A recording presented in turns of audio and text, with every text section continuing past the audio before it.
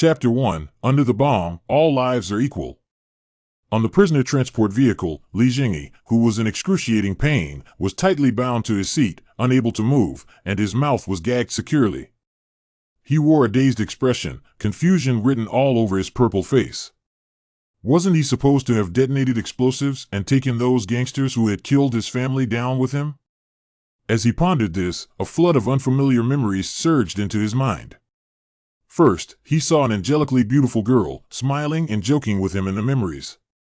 In the next moment, that girl transformed into a tattered doll, having been tortured mercilessly. Her broken limbs and countless wounds testified to the brutal torment she had endured in life. Then, a cocky young man was stepping on his head, speaking arrogantly. "You dare to compete with me for women? I'll kill her and let others play with her, and you won't get a thing." In the next instant, a figure resembling a judge was delivering a verdict. The defendant, Zhengyi, is found guilty of murdering the Chang family. The evidence is conclusive. According to the laws of the Great Zhou Kingdom, you are sentenced to death. Do you have anything to say? Woo-woo. Zhengyi, unable to speak, protested, but a guard hit him on the head with a baton, causing him to feel dizzy. The defendant has confessed. Immediately escort him to the execution ground for execution. Zhengyi regained consciousness once more, realizing he had transmigrated into the body of another Zhengyi in a different world. However, the backstory of this world was Trajish had lost his parents at a young age and grew up in an orphanage. After finally finding a beautiful girlfriend, she was taken away by a bully who toyed with her to death in front of him. In the end, he was framed for murdering his girlfriend's entire family, a true heart-wrenching betrayal.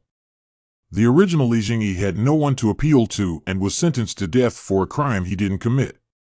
At that moment, the emotions of the original Zhengyi surged forth, and the helplessness and despair almost overwhelmed the current Zhengyi. But he was someone who had killed dozens of people, and soon he managed to suppress his emotions. However, the ferocity in his gaze sent a chill down the spine of the guard beside him. "Hey! Why are you staring at me? It's not like I sentenced you to death." The guard thought Zhengyi was glaring at him in hatred, and he shouted back. "Ugh! You're staring even harder now, do you believe? Calm down, just let him stare. It's not like he's losing any hair." A middle-aged guard pulled the agitated guard back and shook his head, saying, "He's just a poor soul. This guy brutally killed his girlfriend's family, what's so pity-worthy about him?" The third young guard didn't understand the middle-aged guard's words. "Kid, just wait a few more years and you'll understand. Some things aren't as they seem." But the young guard was about to continue. Boom! A loud crash echoed, and the guard was suddenly thrown up by a tremendous force, slamming against the roof of the vehicle. Then, the transport vehicle flipped over due to the massive impact, and before the people inside could recover, a series of crashes continued, causing the vehicle to be knocked off the spacious road and down a slope. Zhengyi, still strapped to his seat, lost consciousness amidst the constant crashing and rolling. In his haze, he seemed to hear a voice in his mind. "The apocalypse has begun, the system is activating. Host's life is in imminent danger, the first gene enhancement is commencing." In the next moment, Zhengyi fainted, only to find himself in the starry sky. The voice he heard while unconscious sounded again. "War system activation successful. Please select your initial battle hero." As the system's voice echoed, a figure resembling a battle nun appeared on Zhengyi's left. She wore sturdy power armor, wielding a large firearm in one hand and a uniquely designed chainsaw sword in the other. Behind her stood a small squad of similarly armored battle nuns, armed with various weapons. High Nun Selena, the High Nun possesses excellent special operations experience. She excels in escort missions and exterminating aberrant creatures. Her devout faith and high morale make her fearless against any evil. Special ability, High Morale. Choosing the High Nun will also deploy an elite combat nun squad under her command. Next, a figure in a lavish officer's uniform appeared on the right. He leaned on a command sword stuck in the ground, gazing forward with withered eyes, while behind him stood several soldiers in green bulletproof armor. Chief Political Commissar Zhengyi. The Chief Political Commissar has outstanding battlefield experience, specializing in brutal trench warfare. He will not hesitate to execute fleeing soldiers or incompetent officers. Special ability, never retreat. Choosing the Chief Political Commissar will also deploy a defense team under his command. Holy crap! Is this for real? Zhengyi stared blankly at the two military forces before him. As a former gamer, he recognized the situation. A system? The benefits of being a transmigrator? He never imagined that he wouldn't be delivered by a massive transport truck, but instead have such an advantage. War system activation successful. Please select your initial hero. The system confirmed again. Zhengyi looked left and right, then made his choice without hesitation. I choose the High Nun as my initial hero. Host has made a choice. The High Nun and her combat nun squad are now in the process of teleportation deployment. Please wait patiently. Bang! Bang! The sound of knocking woke Zhengyi from his unconscious state. He opened his eyes to see a blood-soaked young guard desperately trying to pry open the deformed door latch. The middle-aged guard was now slumped over, groaning softly across from Zhengyi. The guard who had initially confronted him lay in a corner nearby, unconscious, and it was unclear whether he was alive or dead. Seeing everything before him, disappointment washed over Zhengyi's face. Was it all just a dream? But it had felt so real. Moreover, the body that had been in so much pain earlier seemed to hurt much less now. Boom! At that moment, the young guard finally managed to pry the latch open. He forcefully pushed half of the vehicle door open, preparing to escape. Suddenly, a figure appeared right in front of him.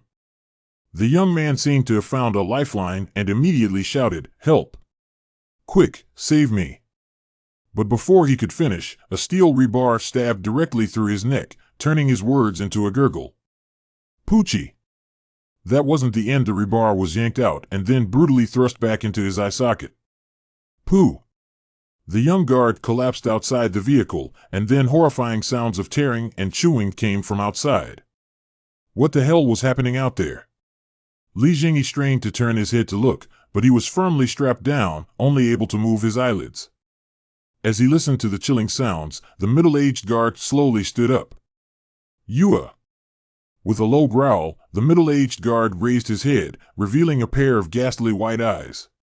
What the hell was this? A zombie apocalypse? Damn it! What kind of vehicle is this? It's really going to get people killed.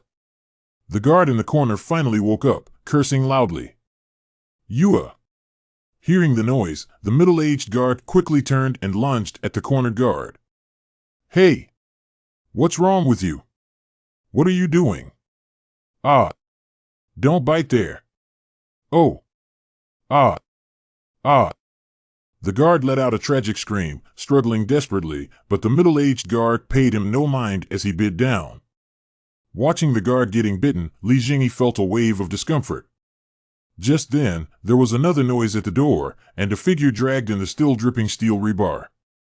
The light at the door was bright, allowing Zhengyi to catch a glimpse of the figure. The person's mouth was torn open, revealing bright red teeth, with strips of flesh hanging from them, making it look extremely gruesome. Yua! A chilling sound escaped from the torn mouth. Dragging the steel rebar, the figure slowly approached Zhengyi.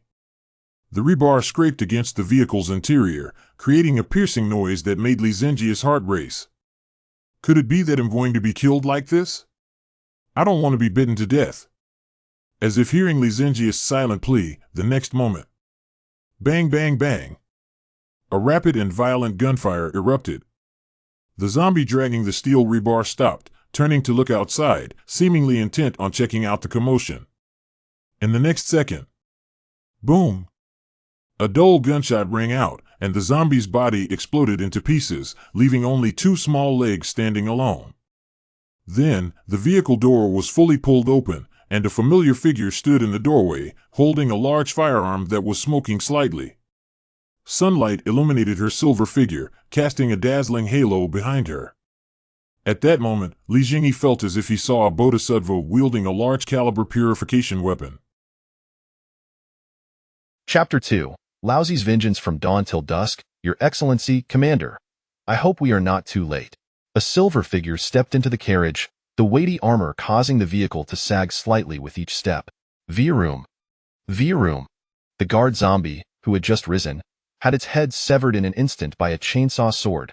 As he beheld the battle nun who had approached him, Li Zhengyi felt a surge of emotion, almost leaping in joy, despite being utterly immobilized. Woo-woo. Li Zhengyi uttered a sound, affirming his vitality.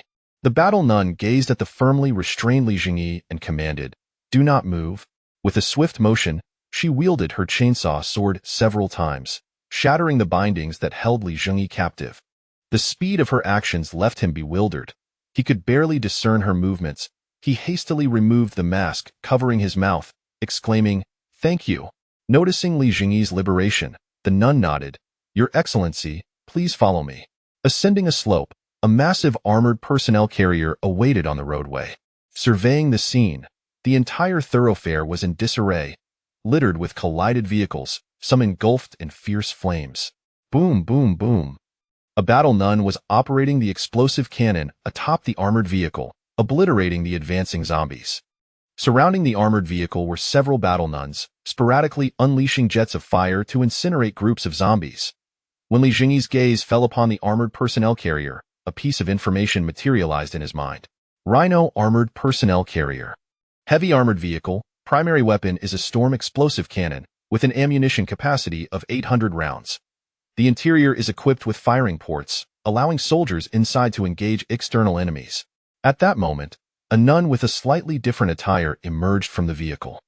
She gently addressed Li Zhengyi, "Your Excellency, I am Lisa, the medical nun of the squad. To prevent unnecessary contamination, please allow me to disinfect you." "Oh, very well, thank you." The medical nun produced what appeared to be a sterilization device and sprayed it over Li Zhengyi. Moments later, she remarked, "All done. Thank you for your cooperation. Commander, please board the vehicle. We must leave this place. Your safety is of utmost importance." Li Zhengyi nodded and followed the nun into the Rhino personnel carrier, with the battle nuns stationed around the vehicle boarding in succession. Once everyone was aboard, the armored personnel carrier roared to life, crashing through various obstructing vehicles and zombies as it began its journey along the highway.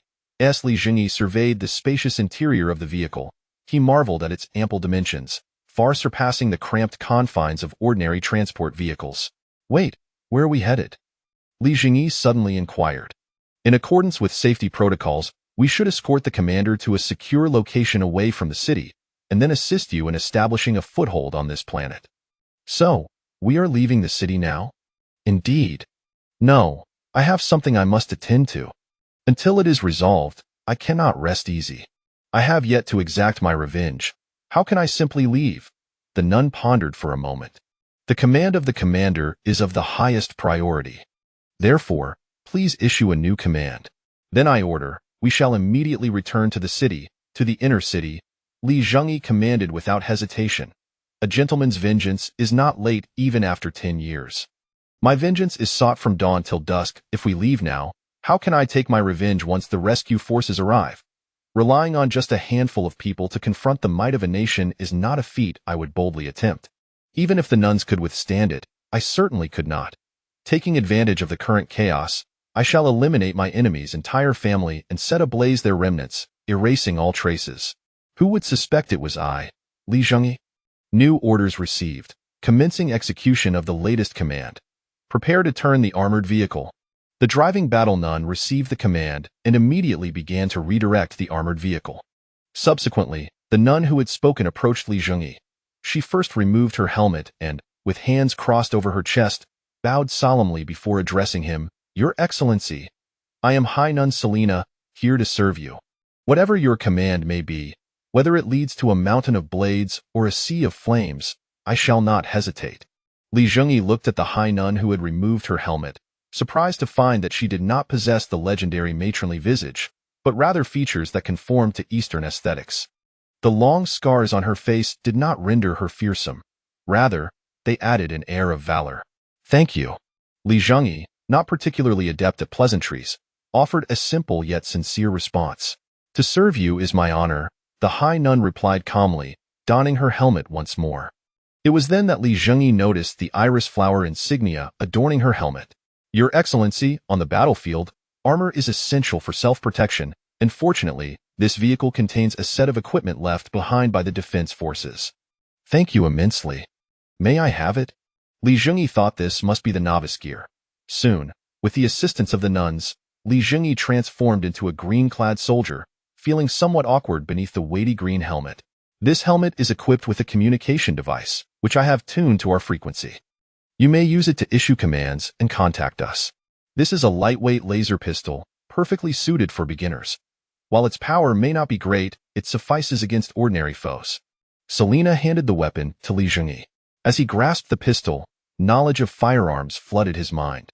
M25 laser pistol, standard sidearm of the defense forces, powered by energy cells with a capacity of 60 rounds. Fires focus beams, the concentrated energy within causing small explosions upon impact, vaporizing the struck area. The high nun elaborated on the usage details. She even opened the firing ports of the personnel carrier, allowing Li Zhengyi to fire a few rounds outside to familiarize himself with the operation. The sensation of firing the laser pistol was nearly devoid of recoil, indeed ideal for a novice like him. After securing the safety on the laser pistol and holstering it, the high nun continued, "Your Excellency, I have something to remind you." "Yes, what is it? Please speak plainly." "Our squad's ammunition is rather limited, sufficient for only one engagement of low intensity. Thus, I urge you to issue combat orders in accordance with the prevailing circumstances." "Ah." Li Zhengyi was taken aback. He had assumed that the battle nun's ammunition was supplied by the system and should be infinite, only to discover that the high nun spoke of limited supplies. "Could you inform me of the exact quantity?"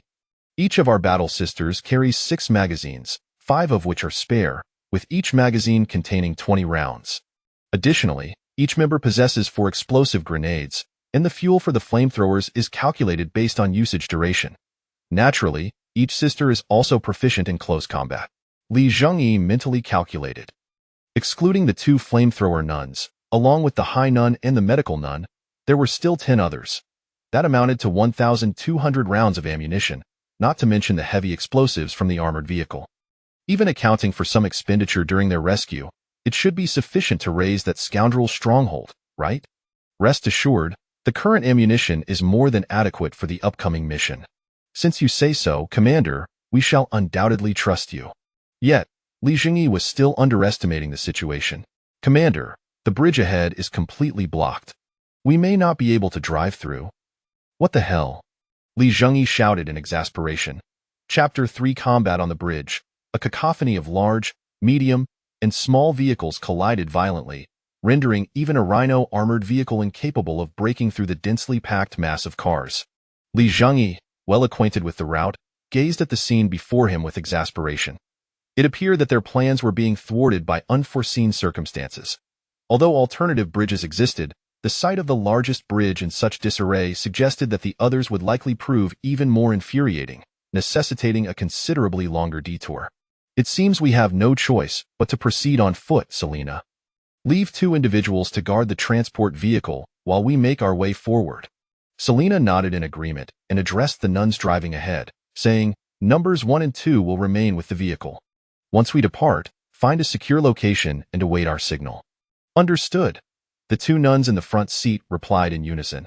The doors of the rhino armored vehicle swung open simultaneously, and the nuns swiftly disembarked, ready to eliminate the zombies drawn by the commotion.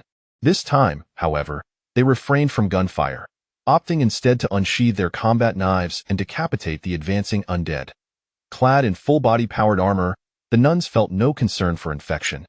Once the majority of the zombies had been dispatched, Li Zhengyi made his way outside at the beckoning of the head in Yuan. As he exited, he caught sight of the medical nun rummaging through the corpses of the fallen zombies. "Commander, these individuals are deceased, yet an unknown virus has reanimated them. Their vitality is remarkably tenacious. The simplest method to eliminate them is to target the head. These zombies possess limited vision but are highly sensitive to sound. Their mouths and nails harbor considerable amounts of the virus, so I advise against any unnecessary contact, Commander." "I understand. Thank you." The rhino armored vehicle roared to life, retreating and drawing more zombies toward it. Seizing the opportunity, Zhengyi and his team circumvented the traffic accident scene, heading directly for the pedestrian passageway. Along the way, they encountered numerous dismembered human remains. This is the aftermath of being devoured. The evidence suggests that these were caused by those zombies. The medical nun quickly assessed. At that moment, the head nun issued a command. Battle formation. Prepare to advance swiftly to the destination. The 10-member squad immediately divided, sending 3 ahead to scout, 4, including Zhengyi, to the center, and the remaining 3 to the rear as a rearguard. The team began to move forward at a rapid pace, and Zhengyi found himself compelled to run alongside them. For reasons unknown, he felt an inexplicable surge in his physical prowess, enabling him to easily keep pace with the nuns. At that moment, a communication from the front nun crackled through his helmet. We have encountered a large number of zombies and are currently engaged in combat. Copy that. We will be there to provide support shortly, the head nun replied through the communicator. Commander, you may follow behind and fire your weapon to enhance your combat capabilities. That sounds splendid. I've been eager to unleash a few shots. With that, Zhengyi drew his laser pistol from its holster, ready to test his skills. Zzz. The laser pistol emitted a dazzling red beam, instantly striking a zombie in the head. Pfft. The beam pierced through the zombie's skull, creating a hole the size of a thumb, as the intense heat vaporized its brain and blood, causing it to collapse immediately. The battle nuns formed a line, blocking the entrance to the pedestrian passage, and with each swing of their blades, they effortlessly severed the heads of the zombies. Among them, the head nun was particularly striking. Her chainsaw sword cleaved through multiple zombies with each swing. The nun's exuberant combat style was a sight to behold. That should suffice. Flamethrowers, advance. Upon seeing the zombies clustering together, the head nun commanded, and 2 nuns equipped with heavy flamethrowers swiftly positioned themselves on either side. Whoosh! Boom! 2 enormous columns of flame surged toward the throng of zombies, the terrifyingly high temperatures igniting them into blazing human torches. These torches struggled to advance for but a few steps before collapsing to the ground. The raging flames would reduce them to piles of charred ash. The air was thick with an indescribable mix of burnt flesh and the aroma of roasting meat. Goodness, I must remember to procure a scent-blocking mask for myself in the future, preferably not in green, Zhengyi mused, pinching his nose. Crack! A fallen zombie reached out with its hand to claw at passers-by, yet in the next moment, its head was crushed under a steel boot. Witnessing the splatter of yellowish-white matter from the crushed skull, Zhengyi grimaced. With the overwhelming power of the battle nuns, Zhengyi and his team swiftly traversed the bridge, entering the inner city. The state of the inner city appeared even more dire. Debris littered the ground, and numerous buildings were engulfed in roaring flames, thick smoke billowing throughout the city. From various locations, the chilling cries of anguish echoed. The ground was strewn with mangled corpses, painting a picture of an apocalyptic world. Zhengyi and his nun squad moved through the city with remarkable speed, clearing only the zombies that obstructed their path, ignoring all else. Along the way, Zhengyi witnessed multiple skirmishes between survivors and zombies. The zombies not only sprinted with remarkable speed but also exhibited a fearlessness toward injury, wielding weapons with alarming proficiency.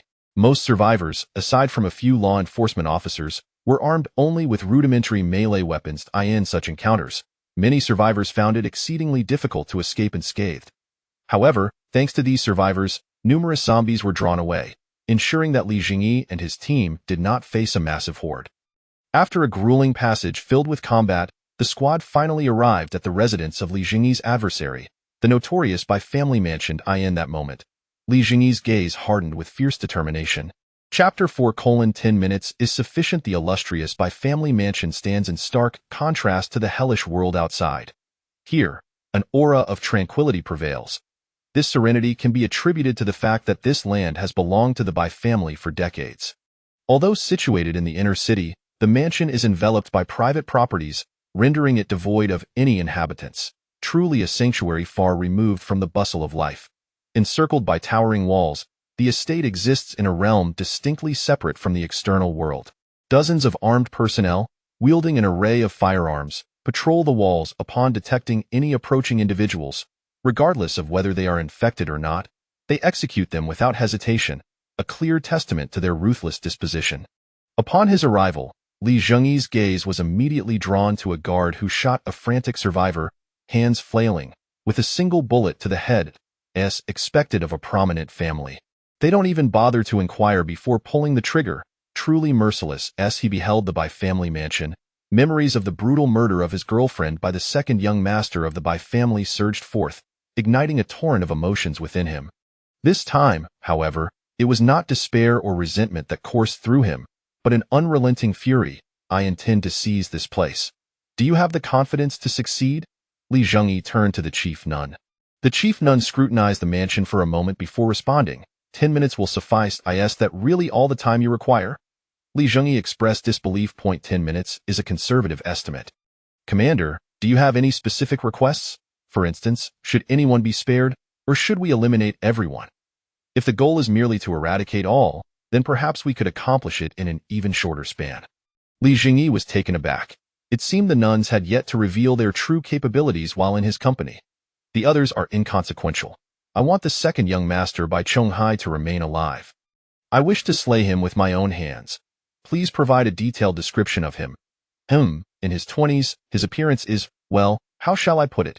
He is simply the young master of the Bai family, so he must have plenty of protectors. Never mind. I can infiltrate as well. I have already engaged in actual combat several times. The chief nun appeared to contemplate for a moment before agreeing. Very well, however, Commander, do not venture too far ahead. Not an issue at all, Li Zhengyi assured her with an okay gesture. Number 3 and 4, advance directly. Your objective is to breach the gate. Understood. Number 5 and 6, suppress and eliminate the guards on the walls. Affirmative. The medical sisters will accompany me to protect the commander. Number 7 and 8, secure the perimeter outside to prevent any escapees. Understood. Numbers 9 and 10, you will wield flamethrowers. Follow in once the gate is breached. Affirmative. Then let the assault commence. Move out. With the chief nun's command, the nuns surged forward like arrows released from a bow. They charged towards the Bai family estate. The guards atop the walls, already aware of their approach, raised their weapons in preparation. What era are we in, that there are still fools clad in metal armor rushing to their demise? Sneered a guard armed with a sniper rifle, a hint of contempt curling at the corners of his mouth. He aimed the crosshairs at the advancing battle nun. Through the scope, her silver armor appeared strikingly clear. Yet, as the sniper noticed the deep footprints left by the charging nuns on the ground, an unsettling sensation stirred within him. Before he could ponder further, the advancing nuns lifted their large firearms. The enormous barrels were aimed directly at his position. A wave of intense fear washed over him, compelling him to pull the trigger without hesitation. The powerful bullet struck the armor, igniting a dazzling shower of sparks, yet the target remained unscathed. Just as he marveled at the armor's resilience, a tremendous force struck him, and in an instant, his upper body erupted in a shower of crimson. His final moment of consciousness was captured in the flash of light before the colossal muzzle. Meanwhile, the other guards quickly reacted, raising their automatic rifles to retaliate against the nuns. A torrential downpour of bullets rained down, yet upon striking the silver armor, they merely sparked without inflicting even the slightest harm upon the nuns. Bang, bang, bang. With each thunderous gunshot, the battle nuns sprinted forward, returning fire. With every shot fired, a guard's body was obliterated into fragments. The terrifying firepower and astonishing accuracy left many in awe, rendering them too intimidated to lift their heads. They could not fathom the nature of the weaponry that could unleash such devastating force. The silhouettes of those clad in armor resembled figures wielding machine cannons. In actuality, the guards had guessed correctly. The battle nuns wielded explosive rifles firing 19mm armor-piercing shells. Upon impact, these projectiles would trigger a violent explosion. The power of these rounds far exceeded that of the 20mm cannon used by light armored vehicles. Thus, the explosive rifles possessed a formidable recoil that could shatter the arm of an ordinary person upon firing.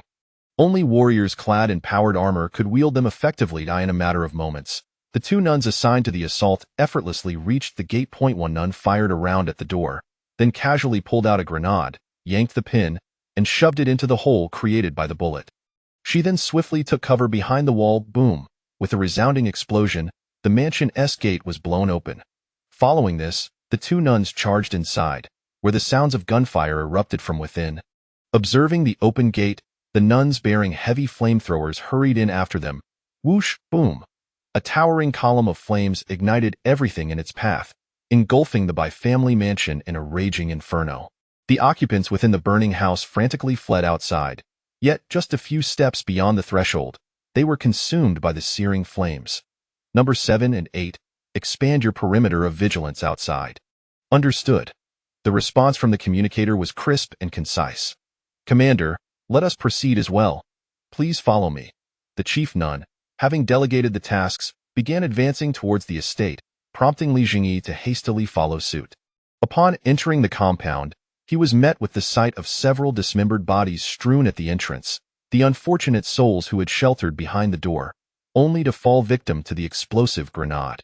Zhengyi surveyed his surroundings and discovered corpses littered everywhere. The nuns' combat prowess was indeed astonishing. Commander, we have identified a potential target. They are heading towards a building in the rear. Keep a close watch on them. I shall arrive shortly. A cruel smile crept across Zhengyi's lips. The remnants of your resentment and fury, let me cleanse you with flames. Chapter 5. I only wish to annihilate you all. Hurry. Master of the house. Quickly come inside. Everyone gathered. Close the door at once. At the innermost part of the by-family estate, within a square 3-story building, the head of the guards was incessantly instructing personnel to take defensive positions. An elderly figure, supported by 2 private aides, approached the bulletproof glass window on the 3rd floor to observe the situation outside. The once tranquil and prosperous by-family estate had been engulfed in raging flames, with thick smoke billowing skyward. What on earth is happening? Who knows who is attacking us? The elderly figure inquired with an authoritative tone. He was Bai Fuhai, the patriarch of the Bai family. Having operated in this region for over a century, the Bai family was undeniably powerful, yet equally had numerous adversaries. However, Bai Fuhai could not fathom which of their enemies could orchestrate such an assault. It is worth noting that his guards had been trained from a young age. Each one was indoctrinated and rigorously trained, exhibiting unwavering loyalty and combat prowess that rivaled that of ordinary soldiers. When the virus first erupted, the Bai family experienced some casualties and chaos, but it was swiftly quelled by his guards. Yet now, his once proud guards were being effortlessly defeated by a few unidentified individuals clad in silver armor, which ignited his fury. Master! To my knowledge, there is currently no force armed with silver metal armor. Therefore, I am at a loss as to their identities, the head of the guards confessed with a look of shame. Dad! What on earth is going on? Why are we being attacked? A disheveled young man appeared at the top of the stairs. He was Bai Chonghai, the one who occupied Zhengyi's thoughts. You little rascal! Speak! Have you provoked some unknown force recently? Bai Fuhai's anger flared upon seeing his disheveled second son. Not at all. Just took care of a few lowlives a few days ago. I've already checked, they had no backing. Father, do not always assume I am a fool. Bai Chonghai retorted, adjusting his clothing slowly before pointing at the head of the guards, saying, If you don't believe me, ask him. He conducted the investigation. It is indeed as he says. This time, the people the second young master dealt with were merely commoners. They could not possibly possess such formidable warriors. Hearing that it had nothing to do with Bai Chonghai, Bai Fuhai's expression softened slightly. Have we made contact with the eldest? He should dispatch troops for our support at once. Master, we are currently unable to reach the eldest. The entire communication system has collapsed. Bai Fuhai gazed into the distance. Not far from Baichuan City was a crucial military base of the Great Zhou Kingdom, where his eldest son held a senior officer position. With such chaos, elder brother should have sent reinforcements to protect us sooner. Bai Chonghai murmured in complaint. You insolent! Ah! Boom! A massive column of fire interrupted Bai Fuhai's words. He watched in horror as the towering flames swept over the guards below, turning them into burning torches one by one. The agonizing screams of the guards, as they were incinerated alive, caused the expressions of everyone inside the building to turn pale with terror. Though the building was designed to be bulletproof and explosion-proof, flamethrowers were the bane of all fortifications. Moreover, the power of the flamethrower below, even Bai Fuhai, who had seen much, had never encountered anything like it. It clearly surpassed the flamethrowers employed by various nations. Quick, bring me a microphone, Bai Fuhai shouted urgently. The microphone was swiftly delivered to him, and he steadied his emotions before speaking into it. To those below, listen. I am Bai Fuhai, the head of the Bai family. Although I do not know where we have offended you, I am willing to apologize on behalf of the Bai family. After a pause, Bai Fuhai continued, if you have any demands, please state them. Whether it be money or anything else, I will gladly provide it as long as I can. I only ask that you refrain from exterminating us completely. Bai Fuhai's attitude was exceedingly humble. If Li Zhengyi had not witnessed Bai Chonghai's misdeeds and the guards of the Bai family executing the survivors, he might have believed Bai Fuhai to be a reasonable man. In truth, individuals like Bai Fuhai, who were both ruthless and willing to set aside their pride, were certainly not simple characters. Very well. Since the head of the Bai family has spoken thus, I merely wish to borrow something from you. Once I obtain it, I will leave at once. At that moment, Li Zhengyi's voice emerged from behind a nearby wall. Through the wall's crevice, he could see Bai Fuhai on the third floor, as well as the detestable Bai Chonghai. From the sound of it, he is a young man. I wonder what it is you wish to take from the Bai family. Very simple. I only require the head of your son, Bai Chonghai. Li Zhengyi calmly articulated his demand. You young man, such a request is excessive. The Bai family believes we have wronged you in no way and should not be unjustly burdened with a death sentence. Ask your precious son if he remembers the family of 3 he killed a while back, or the false accusations he laid upon me. As Bai Chonghai recognized the familiar voice, he suddenly shouted, It's you. Weren't you supposed to be executed? Upon hearing Li Zhengyi's words and Bai Chonghai's outburst, Bai Fuhai's complexion drained of color. Silence, you wretched brat. I should have shot you against the wall back then. He then turned furiously to his head of guards. Wasn't he this investigated? It was merely a few people killed. Just have your men leave, and we are willing to pay you, Dado. And regarding that deceased girl, I could offer you my own woman. Rest assured, she is far more beautiful than that girl. Bai Chonghai continued his nonsensical tirade. On the third floor, having grasped the gist of the conversation, Bai Fuhai began to reason, Young man, the dead cannot be revived, but money can buy anything. Moreover, my eldest son is stationed not far from Baichuan City at the military base. Should you kill us, he will surely pursue you to the ends of the earth.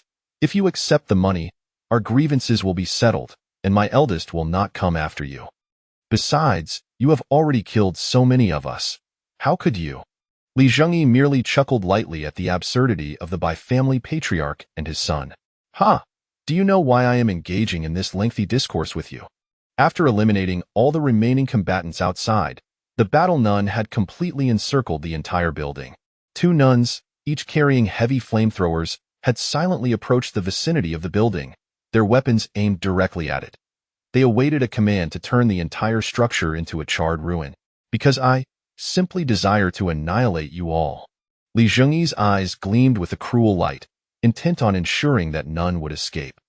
Just then, a dazzling white light suddenly illuminated the distance, followed by an exceedingly dull sound. At that moment, both Li Zhengyi and the Bai family turned their gazes toward the source of the white light. A colossal mushroom cloud had already formed, and its origin was precisely the location of the military base. Chapter 6.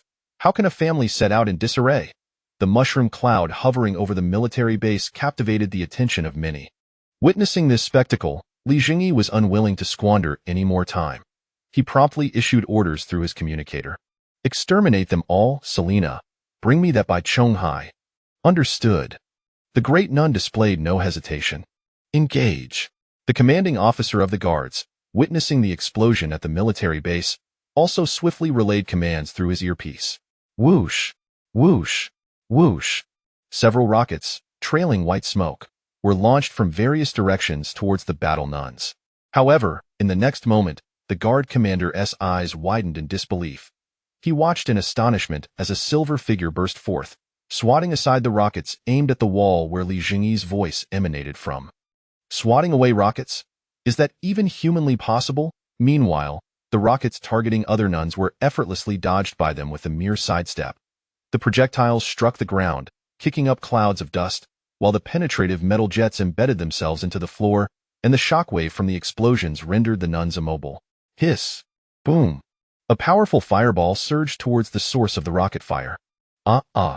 Some guards caught off guard were immediately engulfed in flames from the penetrating shots, emitting blood-curdling screams that rendered all attempts to extinguish the flames futile. even with fire extinguishers. In mere moments, those ignited had turned to charred remains, the horrific power of the scene draining the color from the faces of all witnesses. "Open fire! Fire now!" The commander's anguished cries echoed as the guards upstairs began to unleash a relentless barrage at the figures below. Bullets from various calibers struck the powered armor, producing a melodic clattering sound, yet failing to even leave a scratch. Woo-woo, tut-tut. The alloy doors of the building were severed at their joints by Selena wielding a chainsaw sword, and with a powerful kick, the entire entrance was sent flying. Without a moment's pause, Selena charged inside. With a swift swing of her sword, the guards in her path were cleaved in two along with their firearms, the gruesome sight of torn flesh and splattering blood instilling terror in those who followed. Woo-woo! The death knell of the chainsaw sword echoed once more as Selena advanced towards the upper floors, mercilessly severing anyone who dared to obstruct her. At this moment, nuns number 3 and 4 arrived at the building's entrance, stowing their explosive firearms and drawing battle knives to join the fray, followed closely by nuns number 5 and 6, who brandished their own blades as they rushed inside. 2 fire-wielding nuns took positions on either side of the building, ready to incinerate anyone attempting to flee. The cacophony of gunfire, chainsaw roars, anguished cries, and wails emanating from within the building did not irk Zhengyi. Rather, he perceived it as a magnificent symphony. Coupled with the colossal mushroom cloud in the distant sky, the scene was simply exquisite. His insistence on targeting the Bai family first stemmed from his belief that the chaos would not endure for long. The military base was in close proximity to Baichuan City, and the army could reach the city within hours to manage the crisis. Despite the zombies appearing formidable, they would be obliterated in an instant by the state's heavy artillery. However, he had not anticipated the military base's inexplicable obliteration. Although his time in this world had not been extensive, he understood that a significant military installation could not be casually destroyed. Thus, it was highly probable that military forces had spiraled out of control. There was an even greater possibility that global military powers had also lost their grip. Thus, his opportunity had arrived. After all, heroes emerge in times of turmoil. "Commander, the building has been subdued, and the Bai father and son have been captured and are being brought out." Good. Upon hearing the news, Zhengyi rubbed his hands in excitement. He stepped outside with the medical nun just in time to see 2 nuns escorting the weakened Bai father and son out. The great nun held the severed head of the guard commander, whose terrified expression betrayed his fear.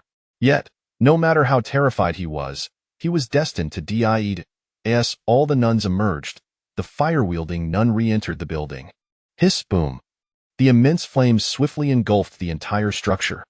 Some members of the Bai family, who had hidden or feigned death, let out terrified screams amidst the inferno. Ha ha ha. This is absolutely delightful. Listen to these exquisite cries. By Chonghai. Surely you never imagined this day would come. Zhengyi revealed a wicked grin. No, please don't kill me. I'll give you money. Dad, quickly, give him money. Let him spare us. Bai Chonghai had long lost his former arrogance, tears and snot streaming down his face. Meanwhile, Bai Fuhai had already lost his will upon witnessing the annihilation of the military base. The Bai family's only hope had turned to ashes. "I preferred you when you were still obstinately arrogant," Zhengyi remarked disdainfully at the weeping Bai Chonghai. "Selena, lend me your chainsaw sword. I've always wanted to experience how it feels to cut through flesh with this thing." Selena dutifully handed over the chainsaw sword to Zhengyi. "Commander, just press the switch on the hilt to activate the chainsaw." "Thank you. Finally, I can properly slice someone up." With a dangerous glint in his eyes, Zhengyi aimed the chainsaw sword at Bai Chonghai, recalling how he had often fantasized about wielding it to wreak havoc. Though he could not slay many, taking one life was certainly feasible. "No, please. I beg you, don't kill me." Bai Chonghai, terrified, immediately dampened his pants. "What a coward. You were quite pleased when you were killing others. Now let me relish this moment." With a bloodthirsty expression, Zhengyi swung the chainsaw sword, determined to slowly end Bai Chonghai's life, just as he had done to the girl who had once been his girlfriend. "Commander, a large horde of zombies is converging on this location. They seem to be drawn by the sounds of battle." At that moment, the vigilant battle nun outside relayed the news. "How much time do we have?" "At most, 10 minutes. That will suffice." In the next instant, with a bloodthirsty expression, Li Zhengyi swung the chainsaw sword towards Bai Chonghai's legs. Ah! Ah! Bai Chonghai screamed in agony. Woo woo! With another swing, he severed one of the younger Bai's arms, the spurting blood staining Li Zhengyi's face. Without pausing, one strike after another fell, filling Li Zhengyi's eyes with the ecstasy of vengeance. A few minutes later, Li Zhengyi spat at the pile of mangled flesh before him, cursing his own lack of skill. To have allowed such a lowly being to perish in such a short time was an injustice. Commander, what should we do with this person? The great nun pointed at the still-dazed head of the Bai family. Burn him alive. Incinerate everything here. How can a family set out in disarray like this? Wiping the blood from his face, Li Zhengyi spoke with fierce determination. With his words, a torrent of flames engulfed the head of the Bai family. Gazing at the patriarch of the Bai family struggling amidst the roaring inferno, along with the estate of the Bai family ablaze, Li Zhengyi sighed deeply, feeling an overwhelming sense of relief after avenging his grievances. However, in the next moment, his eyes widened in sudden alarm. Warning! This city has been targeted by a nuclear missile, expected to arrive above the city in 33 minutes. Please evacuate immediately. Chapter 7. The cruel subway station. A haunting air raid siren echoed throughout the city, signaling an extraordinary state of emergency. Quick this way! Li Zhengyi urged, sprinting towards a street corner. Following the incineration of the Bai family, he and the nuns had swiftly maneuvered around the horde of zombies en route to the city center. While running was inevitable, Li Zhengyi was also aware of another means to evade a nuclear strike. The subway station, particularly the newly inaugurated Line 11, which was reportedly designed with nuclear warfare in mind. Amidst the shrill sirens, countless survivors, sensing the impending doom, were compelled to risk infection and flee their hideouts, seeking refuge in the nearest civil defense facility, with the Line 11 subway station being their prime choice. Among the throngs of desperate individuals, Li Zhengyi's small team stood out remarkably. Their technologically advanced armor, combined with formidable combat prowess, rendered them nearly unstoppable against the advancing undead. A few astute survivors promptly fell in line behind Li Zhengyi, who paid them no mind, as long as they could keep pace. As their numbers swelled, so too did the zombies trailing behind them. Occasionally, slower survivors were overwhelmed, and many more fell victim to bites in the chaos. The relentless wail of the sirens hung over them like an impending avalanche, threatening to engulf them all. Do you see that intersection? That's the subway station. Charge in! Li Zhengyi commanded, leading the battle nuns swiftly into the subway entrance. Woo woo! The head nun brandished her chainsaw sword, cleaving the heads off several zombies that surged up from the subway tunnel. With a swift spin, she sliced through more of the undead, and with a decisive kick, she obliterated a fallen half-dash zombie. It was then that she reported the latest intelligence to Li Zhengyi. Commander! The armored vehicle has relayed that they found a concealed location, but communications may be interrupted for a time. That's fine. As long as they're safe, we can reconnect after we get through this ordeal, Li Zhengyi replied, firing at the zombies ahead as he responded. They raced forward, the ground littered with mangled corpses, while numerous wandering zombies lunged at them. However, with the unparalleled combat skills of the head nun leading the way, the obstructing zombies were swiftly dispatched, allowing the team to arrive at the entrance of the subway's civil defense gate. Selena, you take charge of holding off the zombies inside the station, and two others, shut the gate. Understood. The head nun immediately charged inside with several nuns, blocking the approaching zombies. The heavy protective gate began to close, as survivors trailing behind cried out in desperation, "Wait!" Glancing at the countdown in his mind showing 8 minutes remaining, Li Zhengyi instructed the nuns at the gate, "Hold on for a moment." He then turned to two nuns beside him and said, "Assist them." The nuns nodded, raising their explosive shotguns to eliminate the zombies mingling with the crowd. The gate left just enough of a gap for two people to pass through, and the survivors hurriedly streamed inside. Some gasped for breath, expressing their gratitude with fervent thank yous. Li Zhengyi remained silent, fixated on the corridor ahead, meticulously counting down the seconds. Report, Commander. We discovered a small group of survivors hiding in the lower station. They mentioned a sturdy protective door in the tunnel. Please issue instructions. Just then, the head nun's voice crackled through the communication system.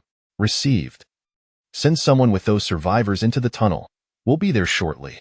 He then turned to a nun beside him and commanded, lead them to the tunnel. Yes. The nun called out to the exhausted survivors, "Follow me." Without hesitation, she dashed towards the lower tunnel entrance, prompting the survivors to follow suit. As the timer dwindled to less than 3 minutes, Zhengyi issued a grim command, "Shut the gate." The door began to close. "No, please, don't close the door. Don't do this." The desperate cries of the survivors echoed behind them. With a resounding thud, the heavy gate sealed shut, isolating the anguished wails from the outside world. The battle nuns swiftly turned the mechanism, securely locking the protective door. "Let us go." "To the tunnel," Zhengyi softly instructed, and the nuns promptly followed. On their way to the tunnel, Zhengyi called out to the head nun still battling zombies, "We can move now." "Keep up." They raced onward until they reached the subway tunnel entrance. "Commander, over here." Beside the partially closed protective door, a battle nun waved while firing at the zombies that had trailed them. Once Zhengyi and the nuns entered the tunnel, the nun pushed against the heavy door, sealing the entire passage, then swiftly turned the lock mechanism to ensure it was completely shut. Only then did Zhengyi have the opportunity to assess the situation within the tunnel. He observed that, aside from those who had followed them, there were also several men and women armed with various makeshift weapons, the survivors the head nun had mentioned. With the protective gate fully closed, the remaining individuals collectively exhaled a sigh of relief. They now had a moment to curiously appraise the nuns clad in powered armor. "This can't be the legendary powered armor, can it?" a young man speculated, hitting the nail on the head. "What if we lock the door and a train crashes into us?" someone questioned. "Fear not. The subway has been completely suspended for hours," another replied. "How do you know?" "Because I work for the subway." Warning: nuclear missile alert. As the warning blared in Zhengyi's mind, a low rumble reverberated through the thick protective door. Everyone seemed to sense the unfolding calamity, their conversations halting as the violent tremors confirmed their fears. Some huddled together, trembling, while others muttered prayers for divine protection. A few quietly wept, haunted by the memories of loved ones brutally slain before their eyes or the agonizing necessity of taking the lives of infected family members. Each harbored their own burdens, worries weighing heavily upon them. Yet, Zhengyi felt none of this. He was not of this world, and his original nemesis had been vanquished. His sole concern was to safeguard his own life. He surveyed the civil defense facility for any potential flaws. The tremors came swiftly and departed just as quickly. Within seconds, the vibrations began to subside. However, the tunnel's illumination abruptly extinguished. "What is happening? Why is there no power?" someone asked in panic. "Perhaps the explosion above destroyed the transformer station," Zhengyi suggested. "Is anyone injured?"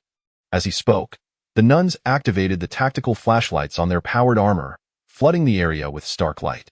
No one dared to respond. They all understood that injury equated to infection. "Lisa, can you check if there are any infected individuals?" "Certainly, Commander. I'll commence the examination immediately." Lisa retrieved a detection device from her medical kit and began scanning each person methodically. "Hey, what do you think you're doing?" a pale-faced man protested. Ignoring him, Lisa scanned him briefly before pushing him aside to check the woman behind him. Beep. The detector emitted a sound, causing the woman's complexion to drain of color, her body swaying precariously. Drawing her combat knife, Lisa's intentions were painfully clear. No, she is just unwell. She is not infected." The man rushed forward, cradling the woman, his love for her evident. However, the others quickly retreated, creating distance from the couple. "Lisa, don't rush. Continue the examination. You all move over there." Zhengyi ordered coldly. Lisa sheathed her knife and resumed the scans, concluding swiftly. Fortunately, no one else was infected, but regrettably, it was only the woman who bore the mark of infection. "It's clear you care deeply for her, but I cannot endanger so many lives for the sake of one. You now face two choices. Either she faces death alone, or you both perish together." Zhengyi's voice was devoid of warmth as he regarded the entwined couple. "Honey, step aside. I don't want to be a burden," the woman pleaded. "No. I want to leave you. Perhaps you want to change. Maybe you possess immunity. You see, you haven't mutated yet. You must have resistance." "Yes, Commander. My wife surely has that kind of immunity." The man's face was alight with hope. Zhengyi turned to Lisa, who shook her head. "Which do you choose, option 1 or 2? "I choose 2. I respect your choice and admire your courage. My people will open the door to let you out. Whether you survive is entirely up to you. Thank you. We'll find a way, the man replied, relief washing over his features.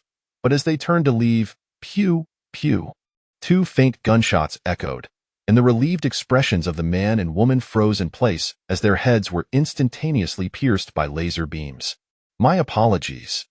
All I can offer is a painless death. Although Zhengyi had wished to let them go and fend for themselves, the subway tunnel's design allowed exits on both sides, leaving him no room for risk. Chapter 8. What on earth is happening? After an unsettling interlude, Zhengyi inquired, "Is there anyone here familiar with the subway routes?" "Commander, I am a subway employee." A man who had previously spoken raised his hand in response. "I am well versed in all the subway lines." Given that Zhengyi donned a green bulletproof suit and helmet, he bore a striking resemblance to a military personnel. Moreover, the combat nuns accompanying him resembled a formidable secret task force, and the nuns consistently referred to Zhengyi as their commander. The survivors in this vicinity assumed he was an officer from some covert military unit. "I presume everyone is aware of what just exploded above the city, correct?" "Indeed. It was a nuclear bomb. Hence, even after the explosion, we cannot return to the surface." With Zhengyi's confirmation, the survivors began to murmur among themselves. "Nuclear contamination will persist for a considerable duration. We must vacate this city. Does the commander mean we should exit through the subway?" The subway maintenance worker seemed to have arrived at the same conclusion. "Precisely, and we must act swiftly. Radioactive dust will be dispersed by the wind, and we must distance ourselves before it spreads. Then what are we waiting for? Let us move quickly." Upon hearing this, the crowd unanimously agreed. "I would appreciate your guidance. Numbers 3, 4, and 5, please lead the way, and report any dangers immediately." "Understood." The nuns received their orders and began to advance under the guidance of the maintenance workers. The main group followed closely behind, and the entire procession moved swiftly. After all, those who had made it this far and survived were predominantly robust, spirited young adults. The frail and weak-willed had already been eliminated along the journey. A cohort of vigorous individuals naturally moved at a brisk pace. Over an hour later, the group arrived at the next tunnel entrance, and to Zhengyi's astonishment, there were indeed other survivors present. However, their condition was markedly worse. The protective gates had been shut, and they lay despondently within the tunnel. Some were weeping, others were foolishly laughing, while some appeared to be asleep. "Commander, he claims to know the situation here." The leading nun introduced a middle-aged man in police uniform to Zhengyi. "Greetings, Commander. I am the security officer for this station. Everyone calls me Old Zhang." Many people had gone mad, engaging in mutual slaughter. Sensing the impending doom, I brought some who trusted me to take refuge here. "May I inquire about the current situation outside? Did you feel the tremors earlier?" "Indeed, such a violent quake. How could one not notice? That was not an earthquake. It was a nuclear bomb detonating above." Zhengyi's voice rang out loudly, capturing the attention of many. "Ah!" Old Zhang's face was a picture of shock. The others nearby, upon hearing the mention of a nuclear bomb, also looked equally astonished. "I am the commander of this small team. We intend to exit the city via the subway. If you wish, you may accompany us." "We will follow. Just a moment, let me gather everyone." Suddenly, a loud shout interrupted. "Hey, what are you doing? Who authorized you to open the gate?" Zhengyi looked up to see the combat nun operating the manual mechanism of the airlock. A plump figure suddenly stood up, vociferously objecting. "Do you have any idea what lies beyond that gate?" The nun cast a glance at him before continuing to manipulate the mechanism. "Hey, Old Zhang. What the hell are you doing? Can't you see someone is trying to open the door?" The rotund man, seeing that the nun ignored him, attempted to intervene but recoiled upon witnessing her formidable powered armor, then turned to the middle-aged security officer. "Oh, it is Director Hu. They are military personnel intending to leave the city via the subway." The middle-aged officer smiled at the rotund man. "Military? Ask them if they have any identification. I've never heard of any military unit like theirs. And do they even know what lies outside the gate?" The plump man spoke loudly, assuming an air of correctness. "Open the gate. Anyone who dares to obstruct will be dealt with ruthlessly." Zhengyi shot a cold glance at the plump man, his expression devoid of emotion. With a nuclear explosion occurring, who would still care about such a petty official? Seeing Li Zhengyi's menacing demeanor, the plump man, accustomed to wielding authority over civilians, quickly fell silent. Soon, a small opening was created in the gate, and the onlookers hurriedly distanced themselves, as if fearing some dangerous entity might emerge. The head nun, accompanied by 4 combat nuns, slipped through the opening. Moments later, their voices echoed back. "Commander, there are only a few zombies here. We have already cleared them out. The radiation levels are also below hazardous thresholds. We can proceed." "Good, continue onward. Those wishing to leave the city should follow us, but do not cause any trouble or face dire consequences." With that, Li Zhengyi followed the combat nuns out of the passage, leaving it to others to decide how many would follow. After Li Zhengyi and his group exited the gate, those from the previous tunnel began to follow suit. "Everyone, hurry up. I have spoken with the commander. He will lead us out," the middle-aged security officer urged those still in the tunnel. "Humph. I believe that so-called commander is a fraud. Who knows if they are even a military unit? I intend to stay and await government rescue. I advise you all not to run blindly and to trust in the power of the government." The plump man continued to assert his authority while opposing the security officer. "Director who you?" The middle-aged officer was exasperated. Even now, he was still playing the bureaucrat. Those willing to leave, follow. Those wishing to stay, remain. With that, the officer hastily joined the group, dismissing any further discourse with such a person. More individuals rose to follow, for the majority were not foolish. With a nuclear bomb involved, relying on the government seemed rather futile. Within minutes, the tunnel was devoid of anyone remaining. The plump man glanced around and then quietly followed behind. The new station was far bloodier than the previous one, with various dismembered corpses strewn across the ground. No wonder those people had been so terrified when the gate opened. It seemed a severe crisis had previously erupted here. "Oh, how is there still electricity here?" "Commander, the subway station has backup lighting. It activates automatically after a power outage, but it only provides illumination." "Ah, well, thank you for the enlightening information." Shortly after they had walked a short distance, Li Zhengyi's expression suddenly darkened once more. "Warning. All nuclear weapons in this world are now in an activated state, igniting sequentially. The estimated scale of nuclear weapons exceeds 300,000. The host must immediately enter a state of shelter. Warning. This city is being targeted by one modular nuclear bomb. The nuclear bomb is expected to arrive in 25 minutes. Warning. This city is being targeted by one modular nuclear bomb. The nuclear bomb is expected to arrive in 35 minutes. What on earth is happening? Could it be that, as previously suspected, the entire world has indeed collapsed completely? In such circumstances, should they truly venture out? One must realize that encountering a nuclear attack in the wild is essentially a death sentence. Everyone, pay attention.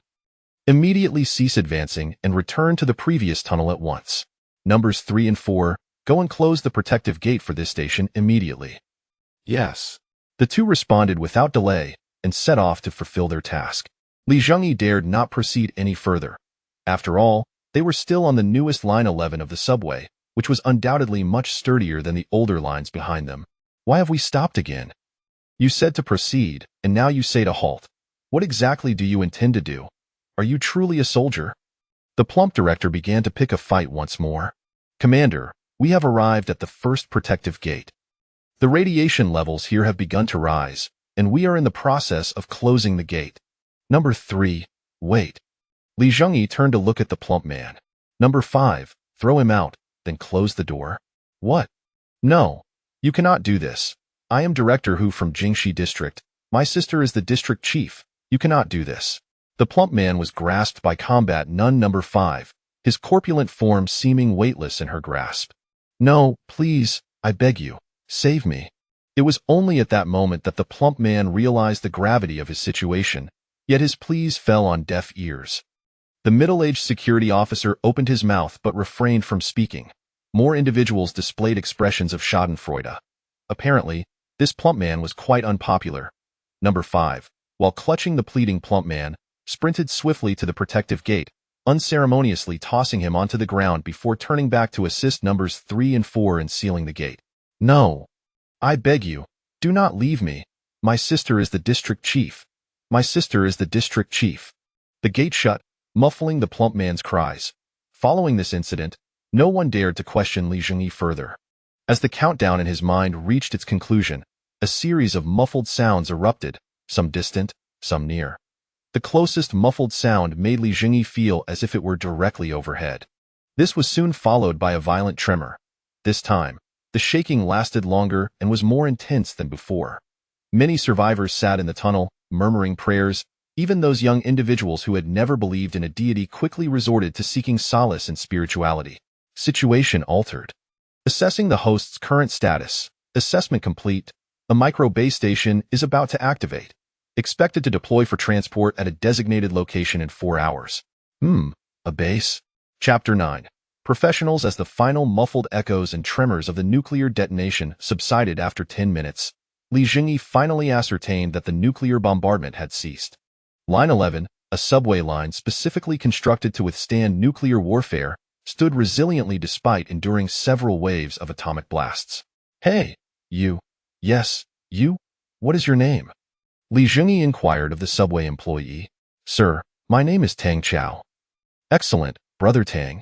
May I ask you a question? Please, go ahead, sir. Are there any suitable locations along Line 11 that could serve as a temporary base? As you can see, we will not be able to exit anytime soon. We must devise a means of survival. Tang Chao pondered for a few seconds. Sir, we could head to Tianfu Station. It is merely 2 stops from here. Tianfu Station is the largest subway station in the inner city, boasting the most extensive network of subway lines and connected to a newly constructed underground mall, which contains a large supermarket. Excellent location. Let us depart immediately, Li Zhengyi exclaimed with delight. However, it is typically bustling with people, and the undead in the underground mall will undoubtedly be numerous, Tang Chao added. He was not part of Li Zhengyi's team and was unaware of their capabilities. No matter, you need only guide us there. We shall handle the rest, for we are professionals. Upon hearing Li Zhengyi's resolute declaration, Tang Chao hesitated no longer. In that case, I shall take the lead. Numbers 3 and 4, pave the way. Number 5, ensure the safety of Tang Chao. Having arranged the advance squad, Li Zhengyi summoned the middle-aged security officer. Old Zhang, we are setting off for Tianfu Station. Tang Chao mentioned there are essential supplies for survival. You are to lead the others in following us. Rest assured, I will keep everyone safe, Old Zhang replied with a squint and a smile. Li Zhengyi nodded and followed closely behind Tang Chao and the others. Everyone, rise and gather your spirits. We are about to embark. The commander has informed us that the upcoming station holds the supplies we require for survival. Quickly, rally and follow. Old Zhang bellowed, his voice booming.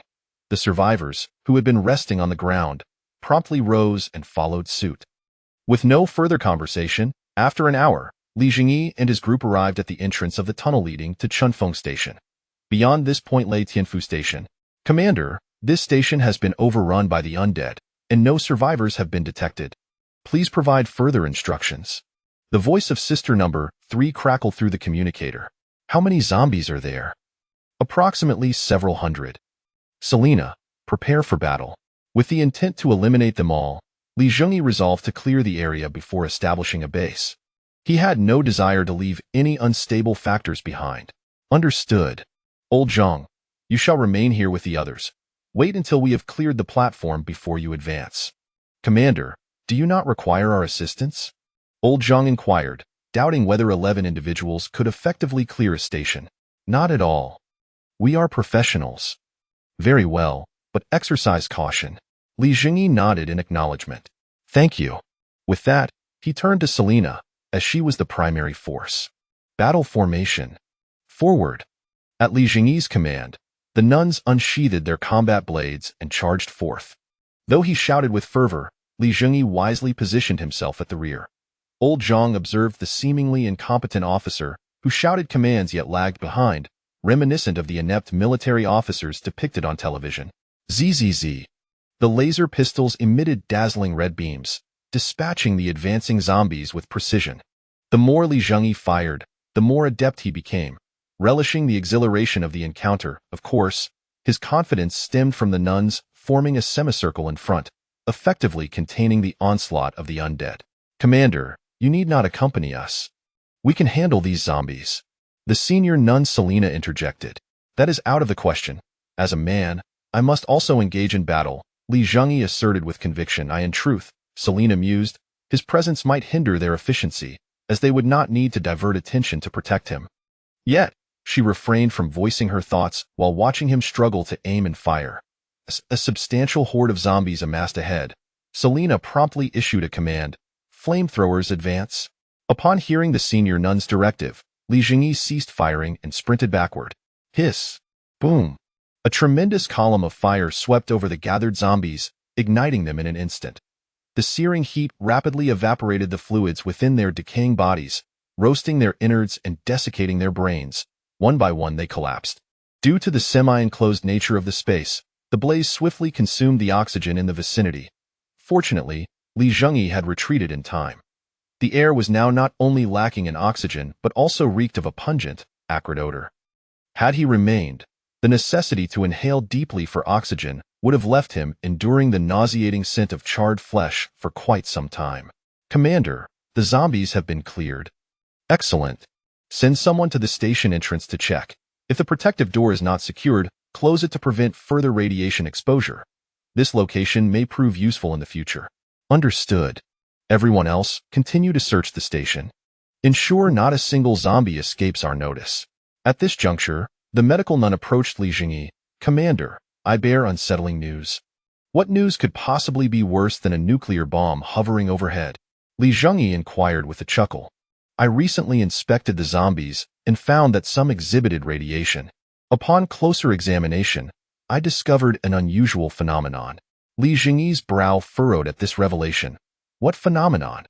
"The radiation is causing mutations. Some zombies have developed hard bone spurs on various parts of their bodies." "Is there anything else concerning?" "If this continues, it won't be long before they transform into monsters. What exactly they will become is currently uncertain, but it is undoubtedly not trivial." "Very well, please monitor their mutations closely." "I shall." "Commander, the upper protective gate has been secured. The Area-S radiation levels remain within acceptable limits." "Excellent. Continue the search within the station. Sister number 3, go notify the others to catch up." Li Zhengyi glanced at the small convenience store within the station. "We can take a moment to rest here." "Receive the order." Subsequently, Sister number 3 informed the survivors who were trailing behind. As the survivors arrived at the station's entrance, the acrid stench of burnt flesh and the sight of countless charred corpses provided an eye-opening experience for those unacquainted with the harsh realities, revealing the true essence of professionalism embodied by the nuns. Chapter 10, Level 1 Base Commander. Our next destination is Tianfu Subway Station, and it will take approximately an hour and a half to walk there from here. At the tunnel entrance of Chunfeng Station, Tang Chao pointed toward the depths of the tunnel ahead. Li Zhengyi glanced at the more than 100 survivors resting nearby, then addressed Old Zhang and Tang Chao. "You both should treat this place as a temporary resting area. Once we finish our cleanup, we will notify you." "Commander, please be cautious. The crowd at Tianfu Station is not comparable to the smaller stations we've encountered." Tang Chao expressed his concern. "Indeed, after we leave, ensure that those capable of combat guard this location. I fear there might be some stragglers trying to slip through. Let those scoundrels come. I shall make them taste the wrath of my baton." Nodding in agreement, Li Zhengyi led the battle nuns toward Tianfu Subway Station. After dispatching dozens of zombies that had wandered into the tunnel, they successfully approached the tunnel entrance of Tianfu Station. "Hurry and clear the station. My base can no longer wait," Li Zhengyi urged, for not long ago, the system had notified him that the micro-base was ready for deployment. Universal Micro-Base. A miniaturized universal manufacturing terminal capable of producing a variety of items, from starch blocks to rudimentary laser weapons, once activated. Upon reading the description, Li Zhengyi was filled with elation. The ability to manufacture laser weapons meant there was nothing left to fear. He was eager to activate the base and become a warlord in this apocalypse. "Commander, the number of zombies here is exceedingly high," reported the voice of Scout number 3 through the communicator. "How many?" "Quite a lot. The subway station has 3 levels, and just in our current 3rd level, there are nearly 1,000. The upper levels will surely have more." "That many?" "According to the scanner, there are also considerable numbers in the underground mall connected to the 1st level." Li Zhengyi pondered for a moment before replying. "We should find a narrower position that is easier to defend, create some noise to draw them in, and once they have gathered, we can incinerate them." "What do you think, Selena?" That is indeed a good plan, however. I fear the remaining fuel for the flamethrower sisters may not suffice to eliminate so many zombies. Such misfortune seems to compound. Let us alter our approach. We are on the 3rd basement level. Everyone, refrain from firing. We must avoid causing too much disturbance. We will gradually clear this area, and once I deploy the base, we can see if we can manufacture more fuel for a large-scale cleanup. A sound idea, Commander. This time, you should stay back. There are too many zombies here, and I worry I won't be able to protect you. Very well, I shall leave it to you. Lisa, are you not joining the front lines? The medical nun shook her head and replied, The battle sisters are sufficient. I will remain here to protect you, Commander. All right then, Selena, be careful. The high nun nodded at Zhengyi. Battle formation, prepare. Swish. The battle nuns unsheathed their combat knives, and even the high nun opted for a dagger instead of her chainsaw sword this time. Onward. The battle nuns formed a line and advanced toward the tunnel entrance. Ugh. Soon, a horde of zombies detected the battle nuns. Like a pack of wolves that had spotted their prey, they surged forward with hungry growls. A brutal melee ensued. There were no cries, no gunfire, only the sound of blades severing heads. The zombies brandished whatever makeshift weapons they could find.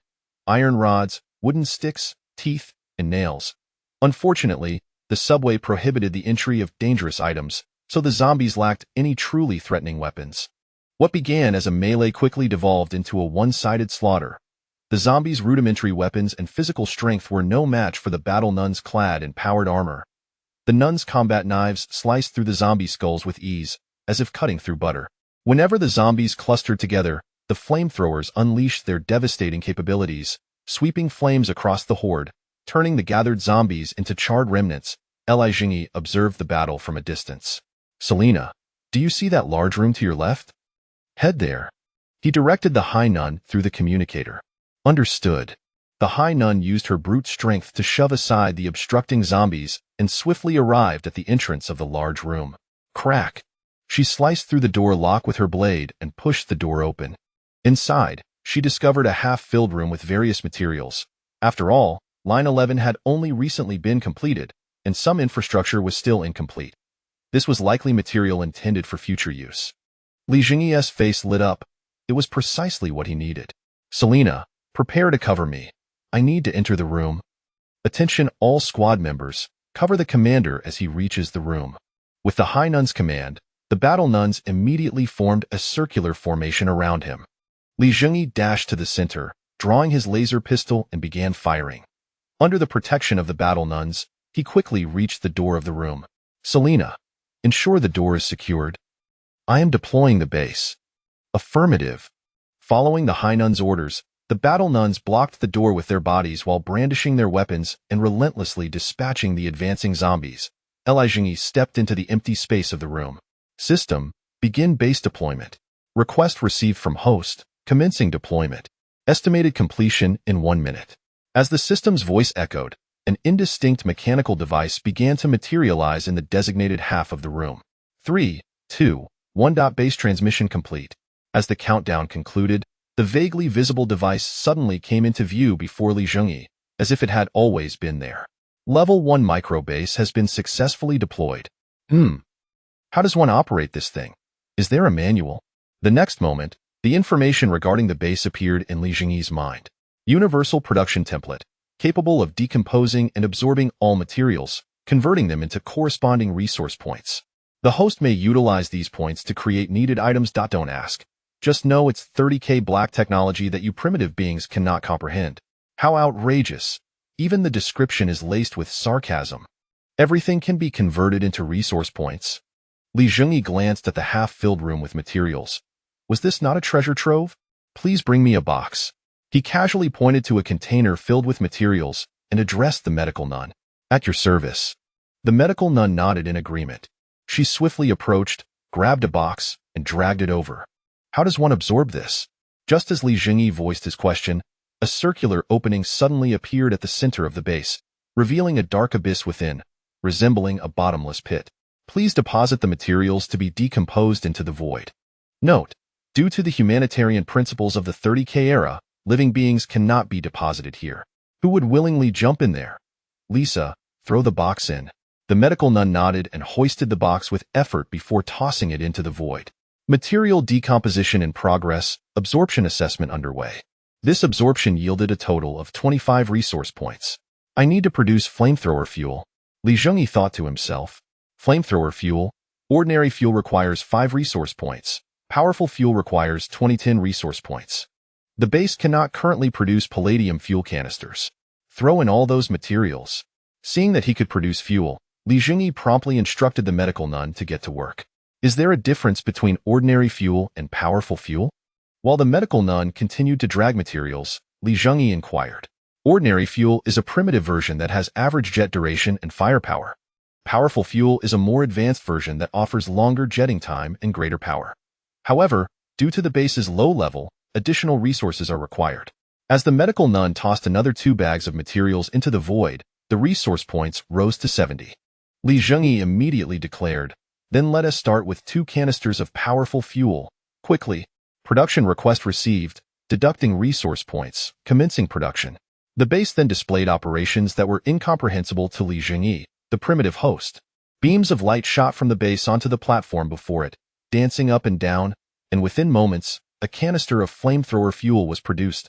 Then, the light began to dance on the opposite side of the platform, and shortly thereafter, 2 canisters of fuel stood before Li Zhengyi. This truly is beyond my primitive understanding. Li Zhengyi clicked his tongue and turned to observe the commotion outside. The nuns were engaged in battle with the swarming zombies. Hey, here comes the oolong tea. Let the barbecuing begin. With that, 2 jets of flame erupted, igniting the dense horde of zombies in an instant. Chapter 11. It is not particularly expensive, but first, provide me with the most economical option. After converting all the materials within the room into resource points, Li Zhengyi exchanged for additional fuel canisters.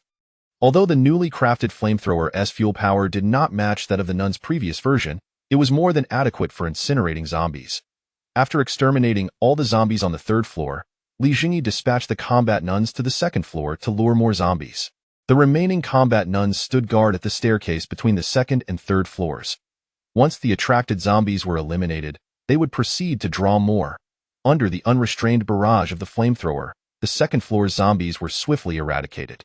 Following the same strategy, Li Zhengyi lured the zombies from the 1st floor to the staircase leading to the 2nd and exterminated them entirely in a similar manner. Commander, the protective doors on the 1st floor have been sealed. The radiation level has slightly exceeded safe limits. Never mind the radiation. I am almost nauseated by the stench. How do we dispose of these corpses? Perhaps we should burn them again. Reducing them to ash would suffice. One of the flamethrower nuns proposed a novel idea.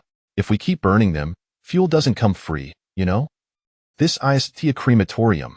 The air was thick with the acrid scent of charred flesh, and Li Zhengyi, overwhelmed by the putrid odor, began to grumble incessantly. Suddenly, he glanced at the base and then at the charred corpses strewn outside the room. A cunning thought surged into his mind. This base is capable of decomposing all materials, right? These corpses should be considered materials, and given that they are unequivocally deceased, there should be no humanitarian crisis involved. With this in mind, Li Zhengyi promptly issued an order. Number 3. Drag a corpse over here. Though puzzled, the combat nun immediately complied with his command. Soon, a perfectly charred corpse was dragged in. Toss it inside and let us see. Li Zhengyi distanced himself from number 3 and her burden, gesturing towards the base's black hole. Without hesitation, number 3 flung the corpse into the abyss. Material decomposition in progress, absorption assessment ongoing. This absorption yielded a total of 1 resource point. This has potential. Although the yield is meager, the number of zombies is vast. Moreover, it conveniently resolves the issue of corpse disposal, truly a multifaceted solution. However, he did not intend to dispose of all the corpses at once. After all, considering the victims, there were at least tens of thousands, and processing them would be exceedingly time-consuming. Selena, you and your team should dismantle and recycle those devices and decorations. Let us accumulate some resources first. Li Zhengyi pointed at the decorations and advertisements in the subway, which were now of little use and could be converted into points. Has the underground mall been thoroughly surveyed? How many zombies are there? Li Zhengyi inquired of the combat nun who had gone to scout. Report, Commander, There are approximately 2,000 to 3,000 zombies in the underground mall. Good heavens, that is quite a number. Bring me a few more canisters of flamethrower fuel, preferably the potent kind. Once the fuel was prepared, Zhengyi drew his laser pistol. Do we have batteries for such weapons? Universal energy battery, 1 unit requires 10 resource points. Level 3 base will no longer incur additional resource costs. Bring me 5 units. I intend to go on a rampage shortly. By the way, can we manufacture explosive rounds? Universal 19mm explosive round, 1 magazine requires 2010 resource points. Level 3 base will no longer incur additional resource costs. Goodness, these are quite expensive. The flamethrower is definitely more cost-effective. Let us start with 24 units, Zhengyi said, wincing at the dwindling resource points. With all preparations complete, Zhengyi and the combat nuns readied themselves to seize the underground mall. Combat formation, numbers 3 and 4 prepare to depart. You may utilize explosive round guns to attract as many zombies as possible. We shall save the flamethrowers until the zombies are sufficiently gathered. Be cautious not to ignite any flammable materials. Given the ample supply of flamethrower fuel, Zhengyi intended to indulge a bit and eliminate all zombies swiftly. Naturally, he did not plan to engage in combat within the mall itself, as the multitude of items could hinder the effectiveness of the flamethrower. Furthermore, some items could be exchanged for resources, and an inadvertent ignition would be wasteful. Thus, his strategy involved having numbers 3 and 4 lure the zombies outside, where the relatively favorable terrain of the subway station could be utilized for combat. We're off, numbers 3 and 4 announced to the group. Stay safe, Zhengyi called after them. Understood. The two swiftly sprinted toward the distant underground mall. The dull thud of gunfire echoed as numbers 3 and 4 endeavored to attract as many zombies as possible. Before long, the heavy sound of running footsteps approached. Numbers 3 and 4 were firing backward while racing toward the position Zhengyi had selected.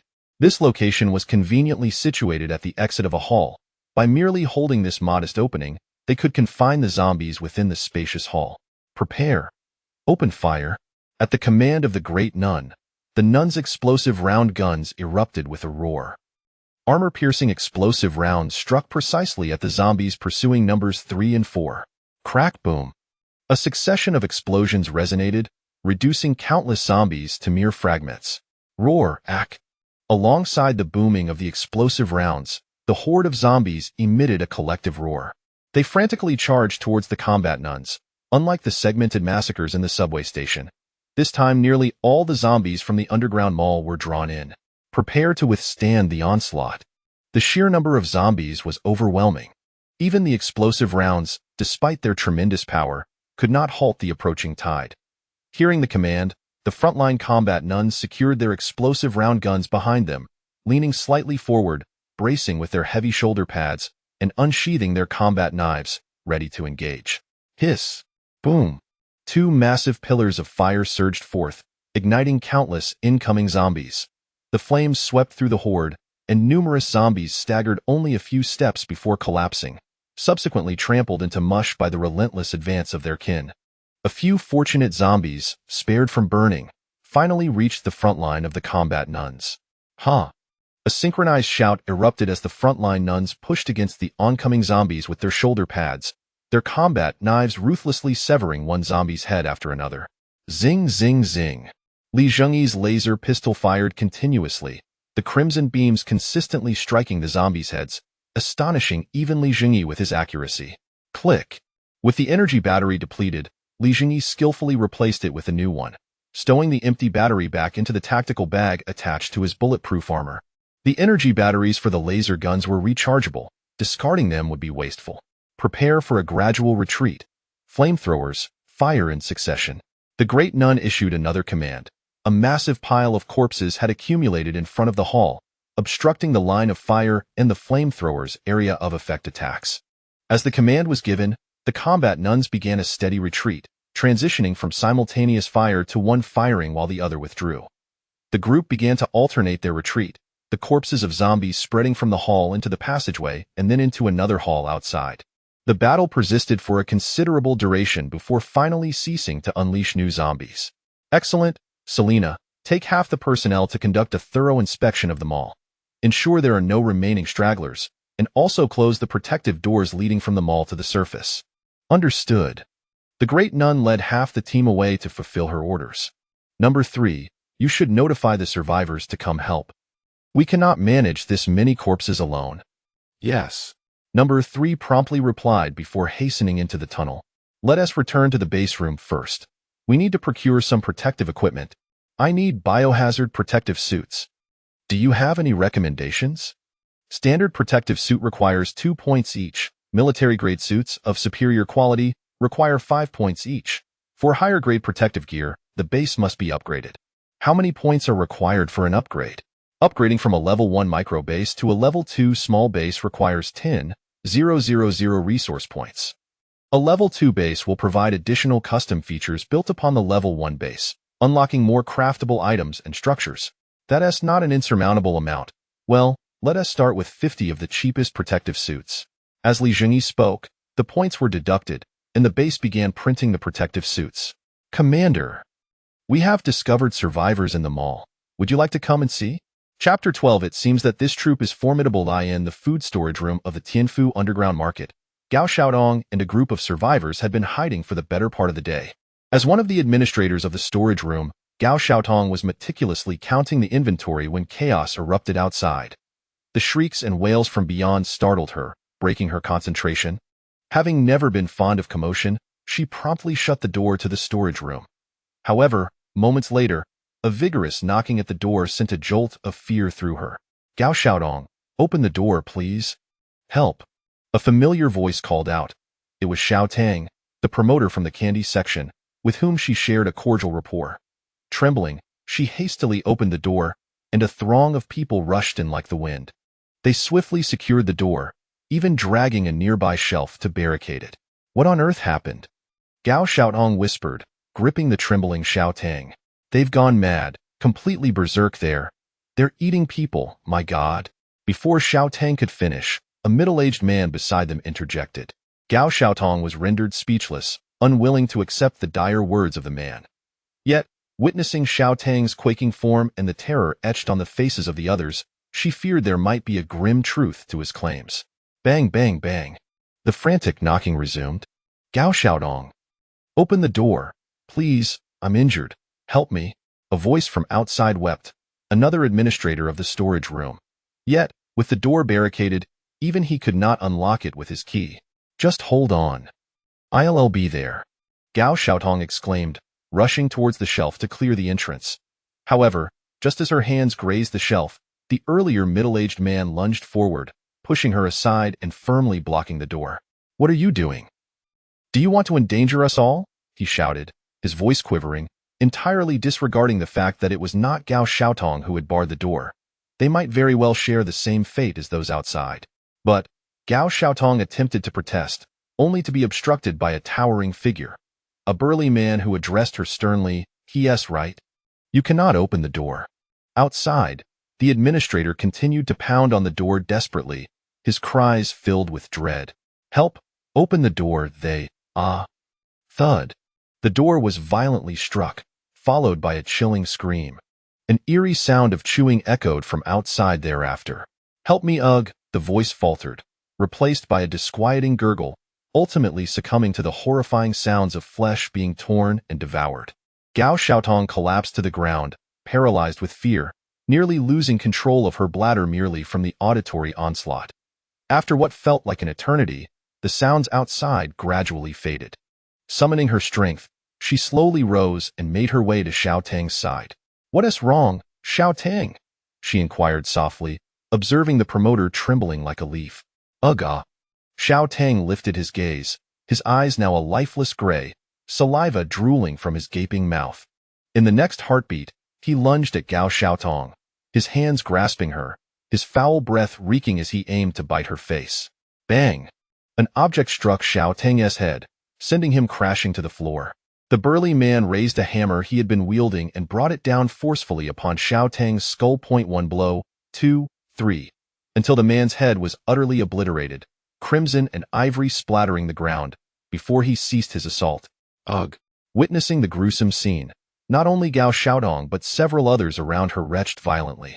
The man's face soured at the sight.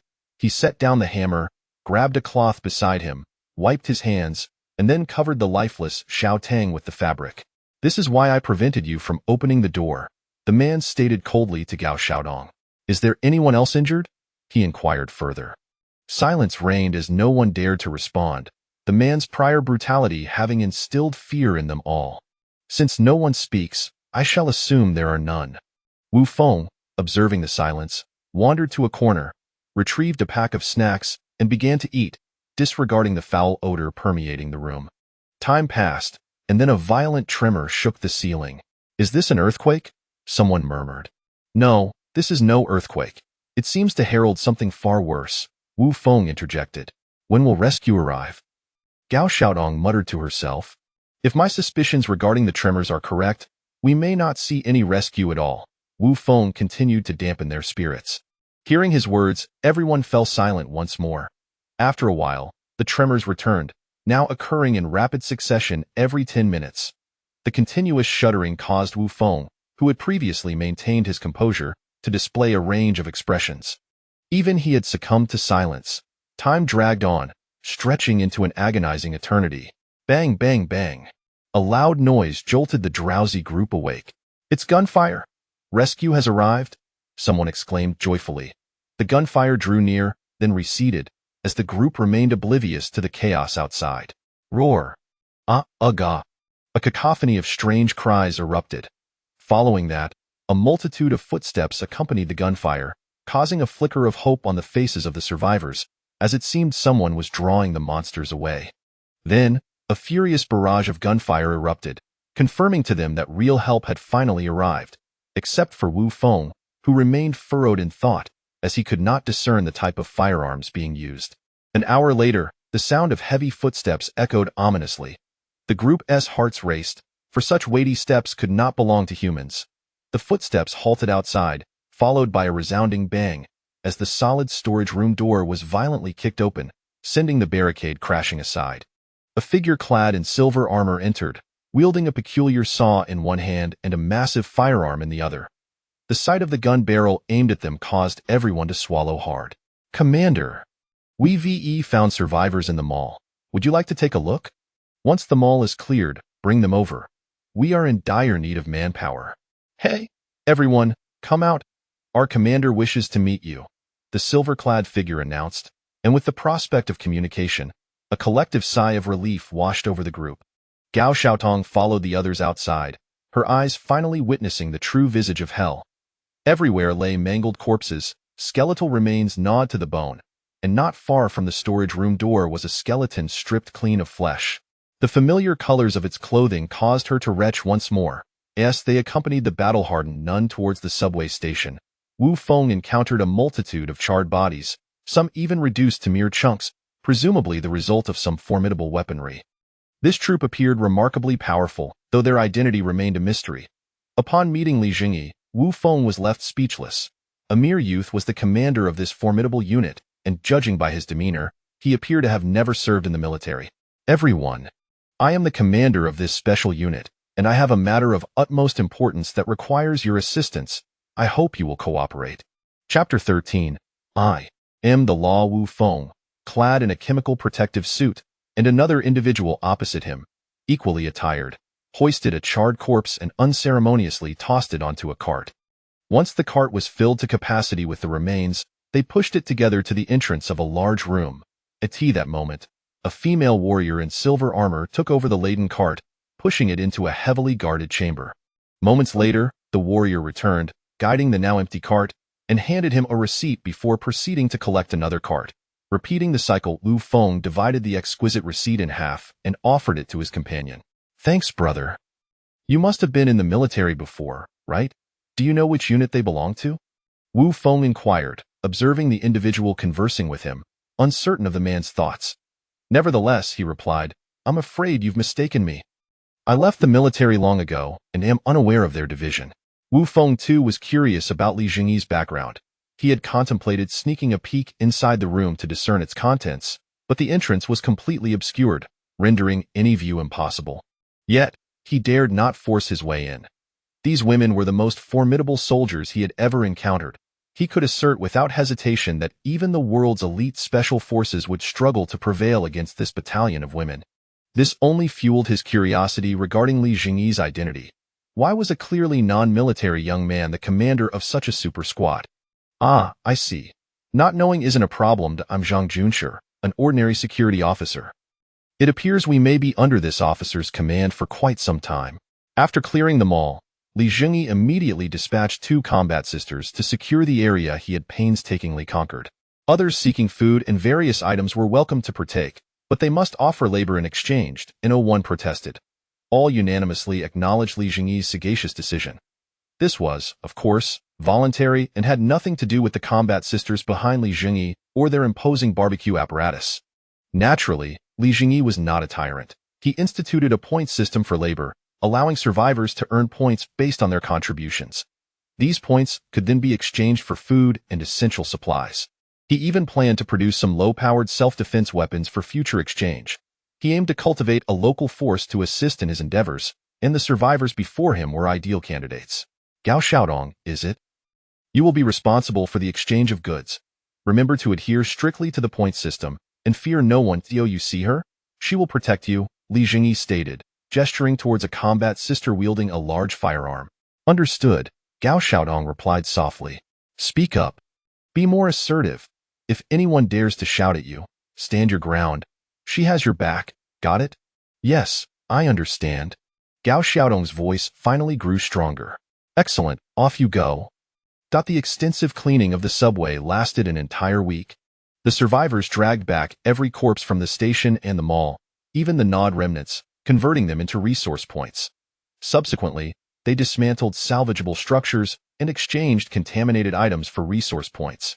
In the end, Li Zhengyi crafted some rudimentary disinfectants, and over 100 survivors diligently sanitized every nook and cranny of the subway station and underground mall. These survivors likely understood that this might be their long-term residence, hence their exceptional diligence. Through relentless effort, the subway station and mall underwent a remarkable transformation. However, not all events were favorable. One night, a menacing man stealthily followed a young girl heading to the restroom, subsequently dragging her to a secluded spot to commit an atrocious act.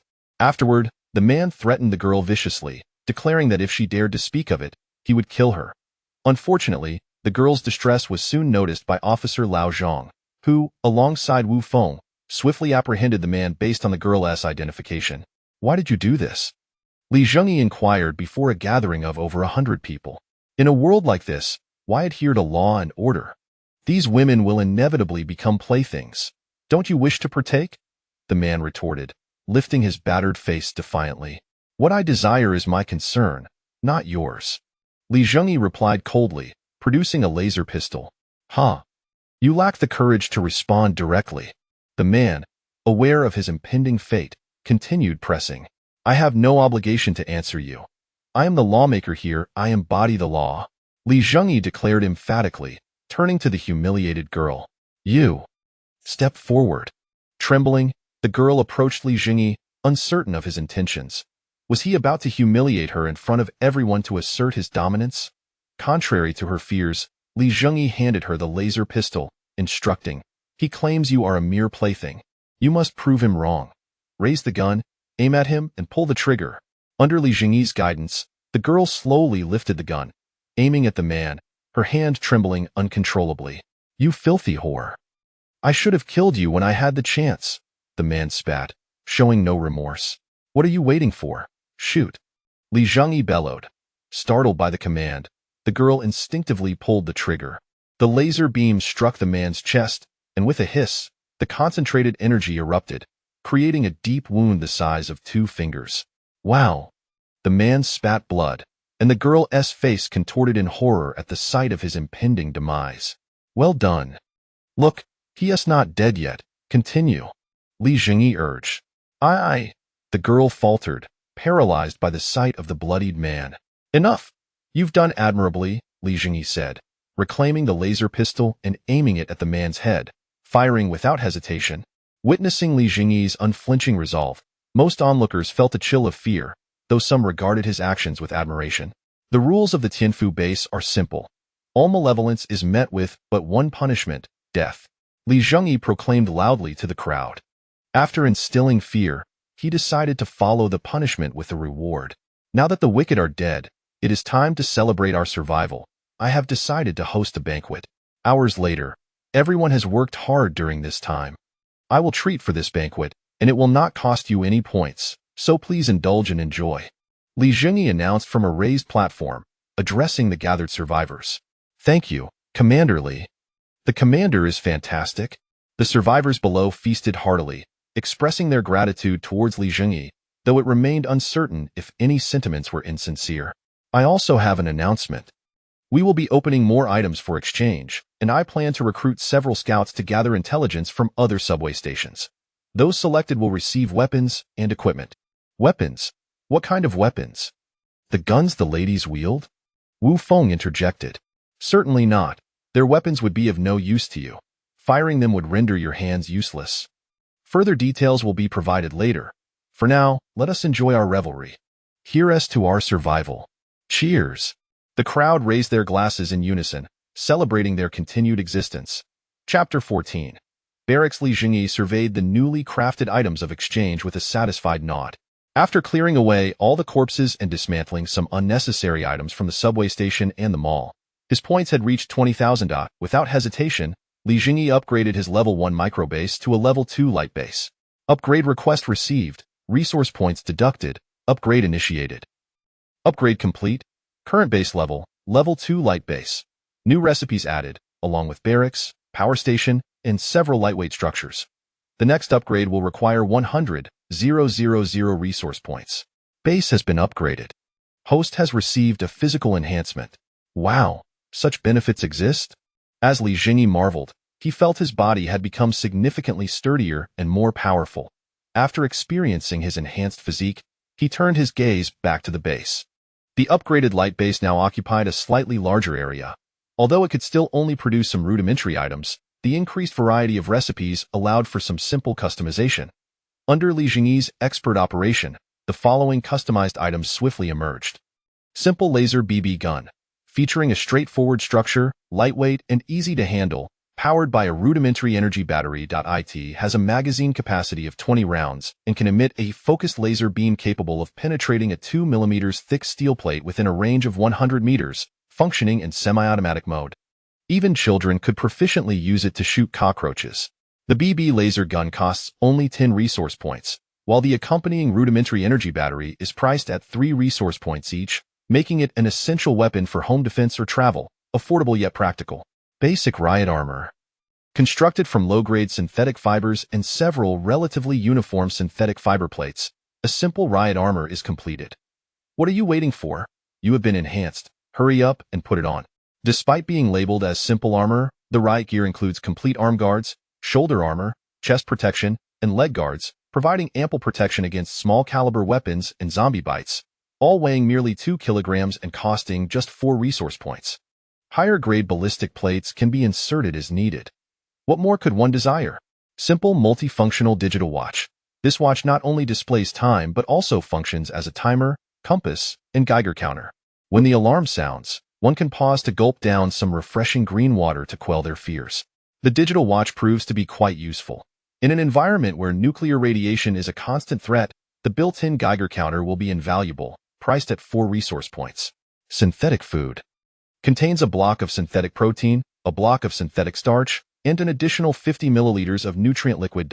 An economical and nutritious food supplement. At the Commander's request, various flavorings have been added to enhance the taste. It's best not to inquire about the raw materials. Synthetic food is not merely an item for exchange. It is also a crucial component of Li Zhengyi's subsequent plans. This product is incredibly affordable, with 10 servings costing just 2 resource points. 1 serving suffices for an adult's daily nutritional needs. Naturally, Li Zhengyi prefers not to know the origins of the ingredients. He certainly has no intention of consuming it. The above-mentioned equipment has been specifically tailored for the explorers. With the addition of a protective suit, a fully equipped explorer can be ready to venture forth. Thus, he can deploy these scouts to gather intelligence from other subway stations, as a commander cannot be expected to handle every situation personally. Arming such an explorer requires only 40 points, making it both economical and efficient, though its only drawback might be its perceived ineffectiveness. Of course, Zhengyi has a backup plan. Those who become official explorers under his command can receive equipment and items at no cost, while others must exchange points for them. Having prepared the announcement, Zhengyi gazed at it with satisfaction once more. Tianfu Base Announcement. Starting today, a brand new resource exchange has been introduced to empower everyone to combat the impending apocalyptic world. The exchange methods are as follows. Exquisitely crafted ride armor, capable of withstanding various sharp weapons and zombie assaults, and even able to repel small-caliber gunfire. This will significantly enhance your safety. Exchange requirement, 100 points. Professional protective suits, offering resistance to various chemical and radiation hazards, allowing you to traverse nuclear war zones with confidence. Exchange requirement, 20 points. Specialized detection watches, equipped with timers, compasses, and radiation detectors, enabling you to swiftly evade terrifying radioactive environments. Exchange requirement, 50 points. Military-grade single-soldier rations. Made from high-quality ingredients, these rations are not only nutritious but also available in various flavors and are conveniently portable, an essential item for home or travel. Exchange requirement, only 2 points per serving. Selena, affix this to the announcement board outside and observe their reactions. Subsequently, Zhengyi arrived at an empty room where all items had been dismantled. Deploy the barracks here. Request received, 1,000 resource points deducted, biochemical barracks commencing transmission. At that moment, 5 structures resembling incubation pods from a science fiction film began to materialize within the spacious room. Some peculiar devices also started to emerge. Before long, a chamber reminiscent of a forbidden laboratory appeared before Zhengyi. This doesn't look like a barracks at all, Zhengyi thought to himself, bemused. Small biochemical barracks. Utilizing biochemical technology to produce biochemical soldiers, these soldiers possess the advantage of being fearless in the face of death, yet they also exhibit a lack of tactical flexibility. Each biochemical soldier consumes 50 resource points. The building can be upgraded. 50 points for my good comrades. Nice, very nice. Zhengyi promptly decided to produce biochemical soldiers, starting with a trial batch of 20.as. He made his selection. The incomprehensible devices sprang into action, and the incubation pods sealed shut, obscuring everything within. Biochemical soldiers are currently in production, estimated to complete all 96 hours. That long? Zhengyi mused. 20 individuals from inception to completion in 96 hours, essentially 5 per day. That is quite a rapid pace, wouldn't you say? He closed the door and summoned a battle nun to guard the barracks. Without my command, no one is allowed to enter the barracks. Just as he returned to the entrance of the base, Tang Chao approached him. Commander, our power system is on the verge of interruption. I am unsure why, but our electricity consumption has escalated dramatically over the past couple of days. Tang Chao scratched his head as he continued, the subway's generator fuel is nearly depleted, and I checked the underground mall. The backup fuel for that generator won't last many days either. I initially considered connecting the 2 power sources to prolong our supply, but for some reason, the power consumption has surged. I suspect there's an electricity thief among us. Zhengyi felt a bit embarrassed, as he was indeed that very thief. He had created the charging station for the laser gun energy batteries and had been recharging all the used batteries. Wait, you know about electricity? Although I'm a subway employee, I'm essentially a jack of all trades, a grassroots worker who knows a little about everything. Besides, the subway station and the mall already have connected lines. I just need to make some minor adjustments. Impressive. How many days can we last? At most, 2 days for the subway.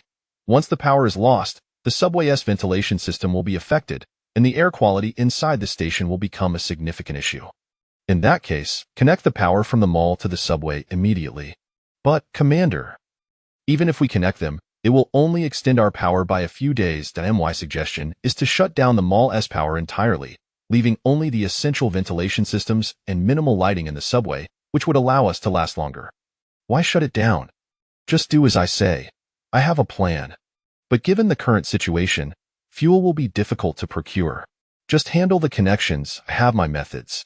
Though Tang Chao didn't fully understand, he was deeply impressed. Oh, fine. You read the commander. Your word is law. I'll start connecting the power lines between the mall and the subway right away. Oh, and by the way, there's no electricity thief, just one rather power-hungry piece of equipment. Don't worry too much about it. Chapter 15. Recruitment Goodness. an anti-explosive suit. It can be exchanged for just 100 points. With this, I shall no longer fear the zombies, exclaimed a young man, gazing at the bulletin board with palpable excitement. 100 points could also procure a month's worth of supplies, but if it can save my life, it's undoubtedly a worthwhile investment. I find the individual rations quite appealing. They come in various flavors and only cost 2 points. Although in the food section, you can trade 1 point for a sausage and a pack of instant noodles, these seem to offer more nutrition, another added. Perhaps we should first exchange for warm clothing. Have you noticed that it seems to be getting colder lately? Ah, you feel it too. I thought it was merely my imagination. Look below, they are recruiting official scouts to explore intelligence from other locations. It's a high-risk profession, fraught with danger. If selected, the commander will provide a set of scouting equipment. Hey, is anyone heading to the front? The commander has announced a new task. There are still plenty of corpses and items there. Bringing them back could earn a significant amount of work points. Is that true? I'm going. I want to save up for a laser gun to play with. It's a childhood dream. Are you all going? Wait.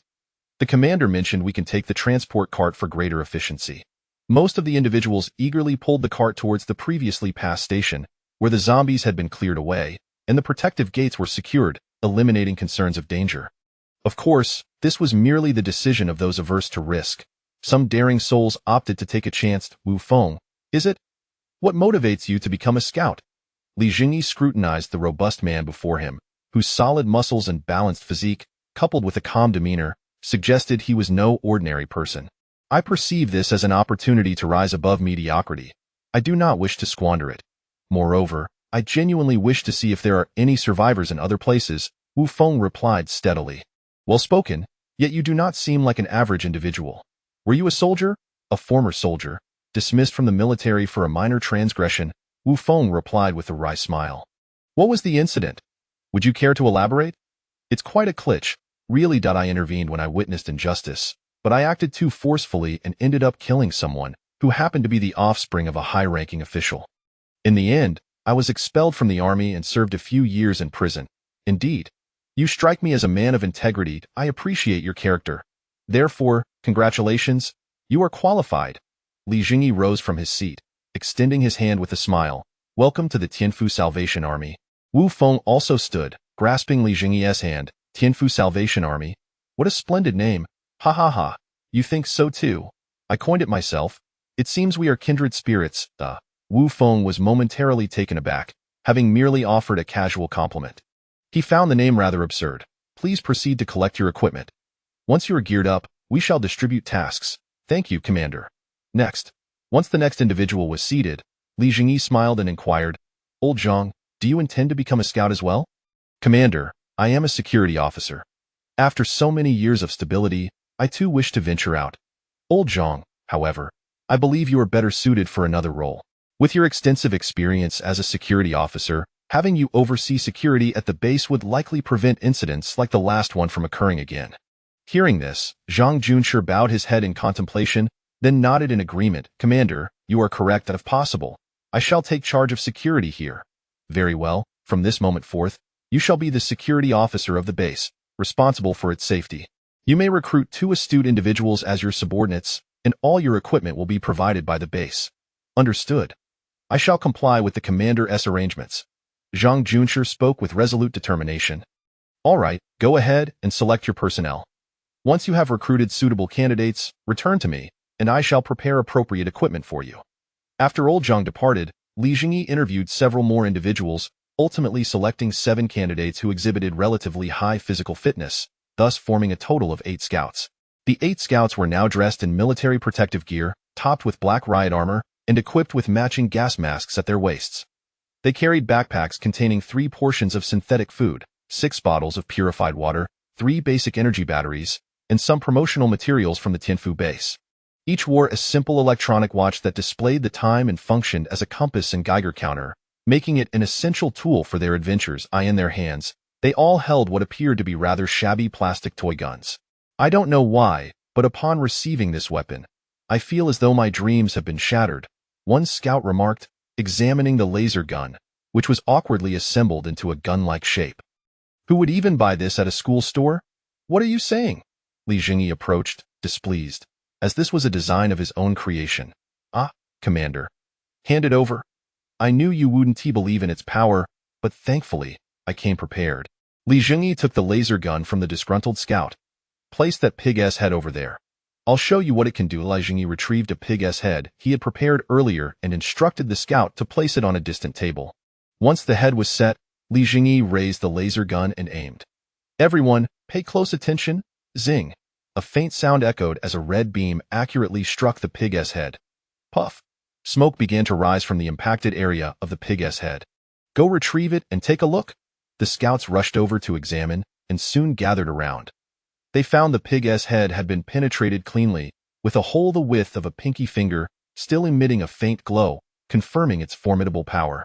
Subsequently, the other scouts took turns firing their BB guns at the pig-ass head, and indeed, as Zhengyi had stated, they were not only lightweight but also exhibited remarkable accuracy. This gun is quite impressive.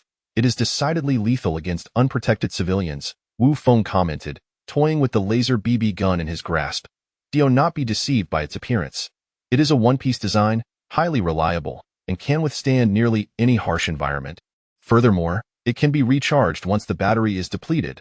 Zhengyi elaborated on the BB gun's merits. If that holds true, then this gun is indeed exceptional, Wu Feng replied, not realizing he sounded like he was performing a duet with Zhengyi.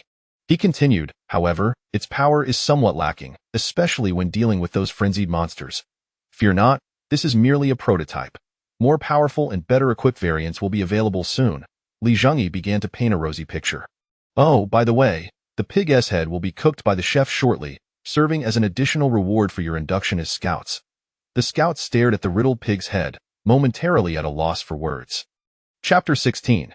The fusion power station. Having dealt with the matter of the explorers, Tang Chao was awaiting outside the base when he spotted Zhengyi and promptly approached him. Commander, the circuits between the mall and the subway have been successfully connected, and several unnecessary lines have been deactivated. The power generators for the subway have also been shut down. We are now drawing power from the mall's units. Well done. Now, lead me to the subway's power room. Follow me, sir. After a brief moment, they arrived at the power room on the subway's third level, where several large diesel generators occupied the majority of the space. This is the subway's generator set, primarily used for lighting, Tang Chao explained. Excellent. Selena, have these two obsolete machines removed, Zhengyi instructed Tang Chao. Understood. Wait, what? Tang Chao was puzzled, yet he dared not inquire further. Shortly thereafter, several nuns entered, lifting one generator and carrying it away, soon followed by the others. Observing the now vacant room, Zhengyi turned to Tang Chao and said, "Go to the mall and shut down the power, then return." "Oh, all right." Tang Chao responded, bewildered, but complied nonetheless. Once Tang Chao had departed, Zhengyi surveyed the cleared area. "Deploy the power station here. Request received. 1,000 resource points deducted. Fusion generator is commencing transport." In the vacant space, a machine slightly smaller than the diesel generators appeared in place of the original generators. Fusion power station. A miniature generator set that harnesses energy through nuclear fusion reactions. Theoretically, a single unit can sustain a small intelligent factory's operations for several centuries without interruption. Do not inquire further. This is 30K black technology, beyond the comprehension of primitive beings like yourselves. Damn, yet another taunt. Zhengyi found himself somewhat speechless. However, with this new addition, the subway's power concerns were alleviated, and it operated almost silently, causing no disturbance to the populace. Wow, what on earth is this? Upon returning, Tang Chao gazed in awe at the futuristic fusion generator, exclaiming in astonishment, "This is the latest model of generator. As for its origin and principles, do not ask. It is simply high technology that you cannot fathom." Tang Chao felt slightly insulted, but refrained from expressing his discontent, merely marveling at the advanced device. Connect it to the subway's power. It will suffice for our needs for a considerable time. Also, from now on, you will be the head of our subway power system. Don Tami, this is a promotion for you. Once you have this sorted, recruit 2 more individuals, and they will report directly to you henceforth. Thank you, Commander. I will get started immediately. Tang Chao replied, exuberant. Work diligently, and I shall not shortchange you. Remember to lock the door when you leave. This will be your domain from now on. Zhengyi patted Tang Chao on the shoulder before departing. Zhengyi returned to his quarters at the base, a temporary refuge guarded round the clock by 2 combat nuns at the entrance. You all should rest as well. I need to catch some sleep. With that, he collapsed onto the bed, soon falling into a deep slumber after a long day of exertion. The senior and medical nuns quietly exited, greeting the guards at the door before returning to their assigned quarters. In the dark, profound tunnel, it seemed as though a monstrous beast lay in wait, poised to devour the unwary. At that moment, several beams of bright light pierced the darkness, revealing the tunnel's unremarkable true form. Wu Feng was leading 3 explorers forward, their destination the park station. After gathering crucial information regarding the station, they would retrace their steps to report their findings. Meanwhile, another group of 4 ventured to a different station. Tianfu Station served as a hub for 4 routes, an intersection of connectivity. Yet, Zhengyi had chosen not to allow them to explore all routes on their first outing. Instead, he divided them into 2 smaller groups to investigate 2 relatively obscure directions first. He intended to wait until the explorers had gained proficiency before probing the other tunnel entrances. We should arrive at the park station in about 20 minutes. Let us have a quick bite to eat before we set off again. Wu Feng, a former soldier, naturally assumed the role of leader within the group. Upon hearing his words, the other 3 halted, retrieving synthesized food from their backpacks. This tastes quite good. The protein bar is surprisingly beef-flavored. This individual ration is indeed impressive, far superior to what I had during my military days. It effectively supplies high-quality protein and carbohydrates, and the flavor is quite acceptable. Wu Feng remarked with a smile while consuming his ration. This nutrient drink is lemon-flavored. Quite delightful. The other 3 chimed in, expressing their admiration as they ate. Wu Gu, were you a soldier? One of them inquired upon hearing Wu Feng mention his past military experience. Yes, but that was several years ago, Wu Feng replied, a hint of nostalgia in his expression as he recalled his time in the service. Noticing his demeanor, the others refrained from pressing further, shifting the topic instead. Wu Gu, what do you think about what Commander Li said when we set out? Upon hearing this, Wu Feng recalled the words Zhengyi had addressed to their group of 8 prior to their initial exploration mission. I do not care whether you became explorers out of selfish motives or genuine intent to serve the public. As long as you complete the mission and return safely, I shall reward you accordingly. If you believe that with your weaponry and equipment you can seize power and not return, that is of no concern to me. Just ensure my men do not capture you. Otherwise, you too shall join the ranks of the corpses we previously dealt with. There's nothing profound about it. Let us focus on completing our mission and not dwell on unnecessary thoughts. Wu Feng evaded the question. Seeing his reluctance to elaborate, the others fell into a contemplative silence, the only sounds being the faint crunching and swallowing of their rations. Zap! A red beam accurately struck a zombie's left eye, the immense heat instantly vaporizing its brain. The fallen zombie hit the ground with a soft thud, startling 2 others nearby.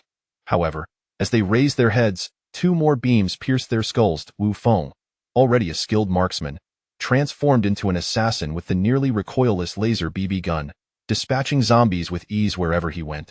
Noticing that the zombies ahead had been cleared, Wu Feng cautiously scanned his surroundings, confirming that no additional threats were present before signaling to the others. Wu Gu, there should be survivors at this station. The access points to the upper levels are all blocked by debris, one explorer whispered. After all, Baichuan has a population of nearly 20 million. It's unlikely that every single person perished. What do you think we should do now, Wu Gu? Another explorer quietly asked. Let us return to report our findings and await the Commander's instructions. It's not a long distance, after all. Thus, the 4 of them stealthily retraced their steps, leaving no trace behind. 2 hours later, at the base entrance. The commander is resting. You should also take some time to rest. I will report to him once he awakens. Thank you. We shall take our leave. Wu Feng expressed his gratitude to the combat nun at the door, before returning with the explorers to the resting area on the subway's 2nd level. The first batch of bio-soldiers has been completed.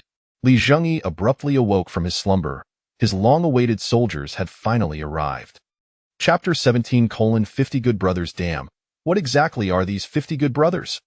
Zhengyi exclaimed as he gazed upon 5 imposing figures, each strikingly similar in appearance yet devoid of any hair or body hair whatsoever. In stark contrast, others with 50 good brothers were equipped with everything from powered armor to electromagnetic rifles. Yet here, My 50 good brothers come with nothing but a large water gun. I thought I had stumbled upon a bargain, only to find that $50 merely afforded me a squirt gun. Follow me. Li Zhengyi waved his hand in resignation. Yes, sir, came the synchronized and powerful response. At least their morale was commendable, which raised Li Zhengyi's hopes slightly. Thus, the 5 bare-skinned men marched in unison behind him towards the base. After a series of operations, the equipment for the bio-soldiers was swiftly produced. Basic laser carbine. Charges using a universal energy battery with a capacity of 50 rounds. Fires a powerful focus beam capable of easily penetrating 5 mm thick steel within a distance of 300 meters in semi-automatic firing mode. Each costs 40 resource points, and the accompanying universal energy battery costs 10 resource points. Death Legion Standard Protective Suit. A protective suit customized for harsh environments, featuring an entirely enclosed helmet equipped with a professional breathing apparatus, along with high-quality alloy ballistic plates that can fully withstand medium-caliber bullet impacts, priced at 30 resource points each.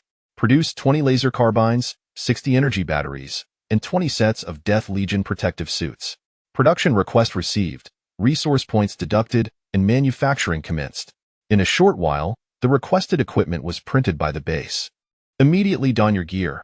Under Li Zhengyi's command, the hulking figures began to equip themselves. Before long, 5 alert-looking soldiers stood before Li Zhengyi. Admittedly, they bore a striking resemblance to the formidable Death Legion, although the costs had now reached 165 resource points per soldier, and this was without any heavy firepower equipped. Moreover, it appeared they would also require sustenance, and even the cheapest synthetic food would accumulate into a significant daily expenditure as the quantity increased. Excellent, you two, go to the first floor and stand guard. Ensure no one enters. The 2 soldiers Li Zhengyi pointed at immediately saluted him and then dashed off to the first floor. Simultaneously, Li Zhengyi communicated that the combat nuns could descend. You two, take your posts at the entrance of the barracks. Remember, aside from myself and the combat nuns, no one else is permitted entry. Yes, sir. The 2 soldiers saluted again and promptly ran towards the barracks, while Li Zhengyi also informed the nuns guarding the barracks that they could return. As for you, stand guard at the base entrance for the time being. Yes, sir. The soldier saluted once more before heading outside to take his position. Not bad. Not bad. Li Zhengyi relished the feeling of being saluted. It gave him a sense of elation. He then proceeded to customize a constable's uniform. Through a series of somewhat mindless operations, the constable's gear was completed. Stylish law enforcement trench coat. Crafted from simple synthetic fibers, lightweight and corrosion-resistant. Comes with a portable lightweight gas mask. While its defensive capabilities are virtually non-existent, its stylishness makes it unnecessary. It's meant to dazzle the enemy's eyes. Costing 5 resource points. Stylish law enforcement laser pistol. A modification of a laser BB gun into a compact handgun, lighter and more portable, yet with a reduced effective range of 50 meters to penetrate 2 mm steel. Powered by a basic energy battery. Though its power has diminished, my charm remains intact. Costing 10 resource points. Though the trench coat lacks defensive properties, it exudes a sense of flair, perfectly suiting the role of a constable. As for protection, simply donning a 2 resource point simple riot vest underneath would suffice. Commander, the scouts have returned, and they are waiting for you outside. A combat nun entered to report. Good. I'll be out shortly. Outside the base, the 8 scouts curiously observed the newly emerged bio-soldiers. Designed to meet the demands of warfare, the soldiers were crafted to the strictest military standards, standing tall in their stylish Death Legion uniforms, thereby attracting considerable attention. Wu Feng expressed admiration, finding these soldiers to be undeniably elite. He had never encountered such beings before, and their sudden appearance intrigued him. It seemed the young commander harbored many secrets. Thank you for your hard work. What discoveries have you made? Li Zhengyi inquired as he stepped out of the base. The 4-man team was the first to respond. Report, Commander. There are zombies inside the New Street station. Initial estimates suggest at least several hundred. We did not disturb them and quietly retreated to report back. Excellent. Though the intelligence is scant, your caution is commendable. You did not recklessly initiate an assault. Li Zhengyi nodded in approval. Report, Commander. The park station is a 2-story facility. We cleared some zombies on the lower level and discovered survivors on the upper level. To avoid alarming them, we decided to return first. Wu Feng continued with the report. Impressive. You 4 dared to clear zombies. Well done. Li Zhengyi clapped his hands in praise. Actually, It was mainly Wu Gu who did the heavy lifting. We merely assisted. Li Zhengyi pondered for a moment before addressing Wu Feng. I will assign 2 personal guards to accompany you to that station and see if we can persuade them to join us. He then turned to the other group and stated, you may need to wait a few days. Go rest for now. Yes, sir. The group saluted awkwardly before departing. Numbers 3 and 4, accompany him on this trip. Wu Feng, you will be in charge of negotiations. Take our exchange list with you and let them know that joining us comes with many benefits. I will conduct the negotiations as you instructed. Wu Feng nodded. But what if they refuse to join? If they choose not to join, that is perfectly fine. The exchange rate simply doubles. I'm not one to force anyone. After all, a coerced partnership bears no fruit. Oh, and do remember to bring ample individual rations.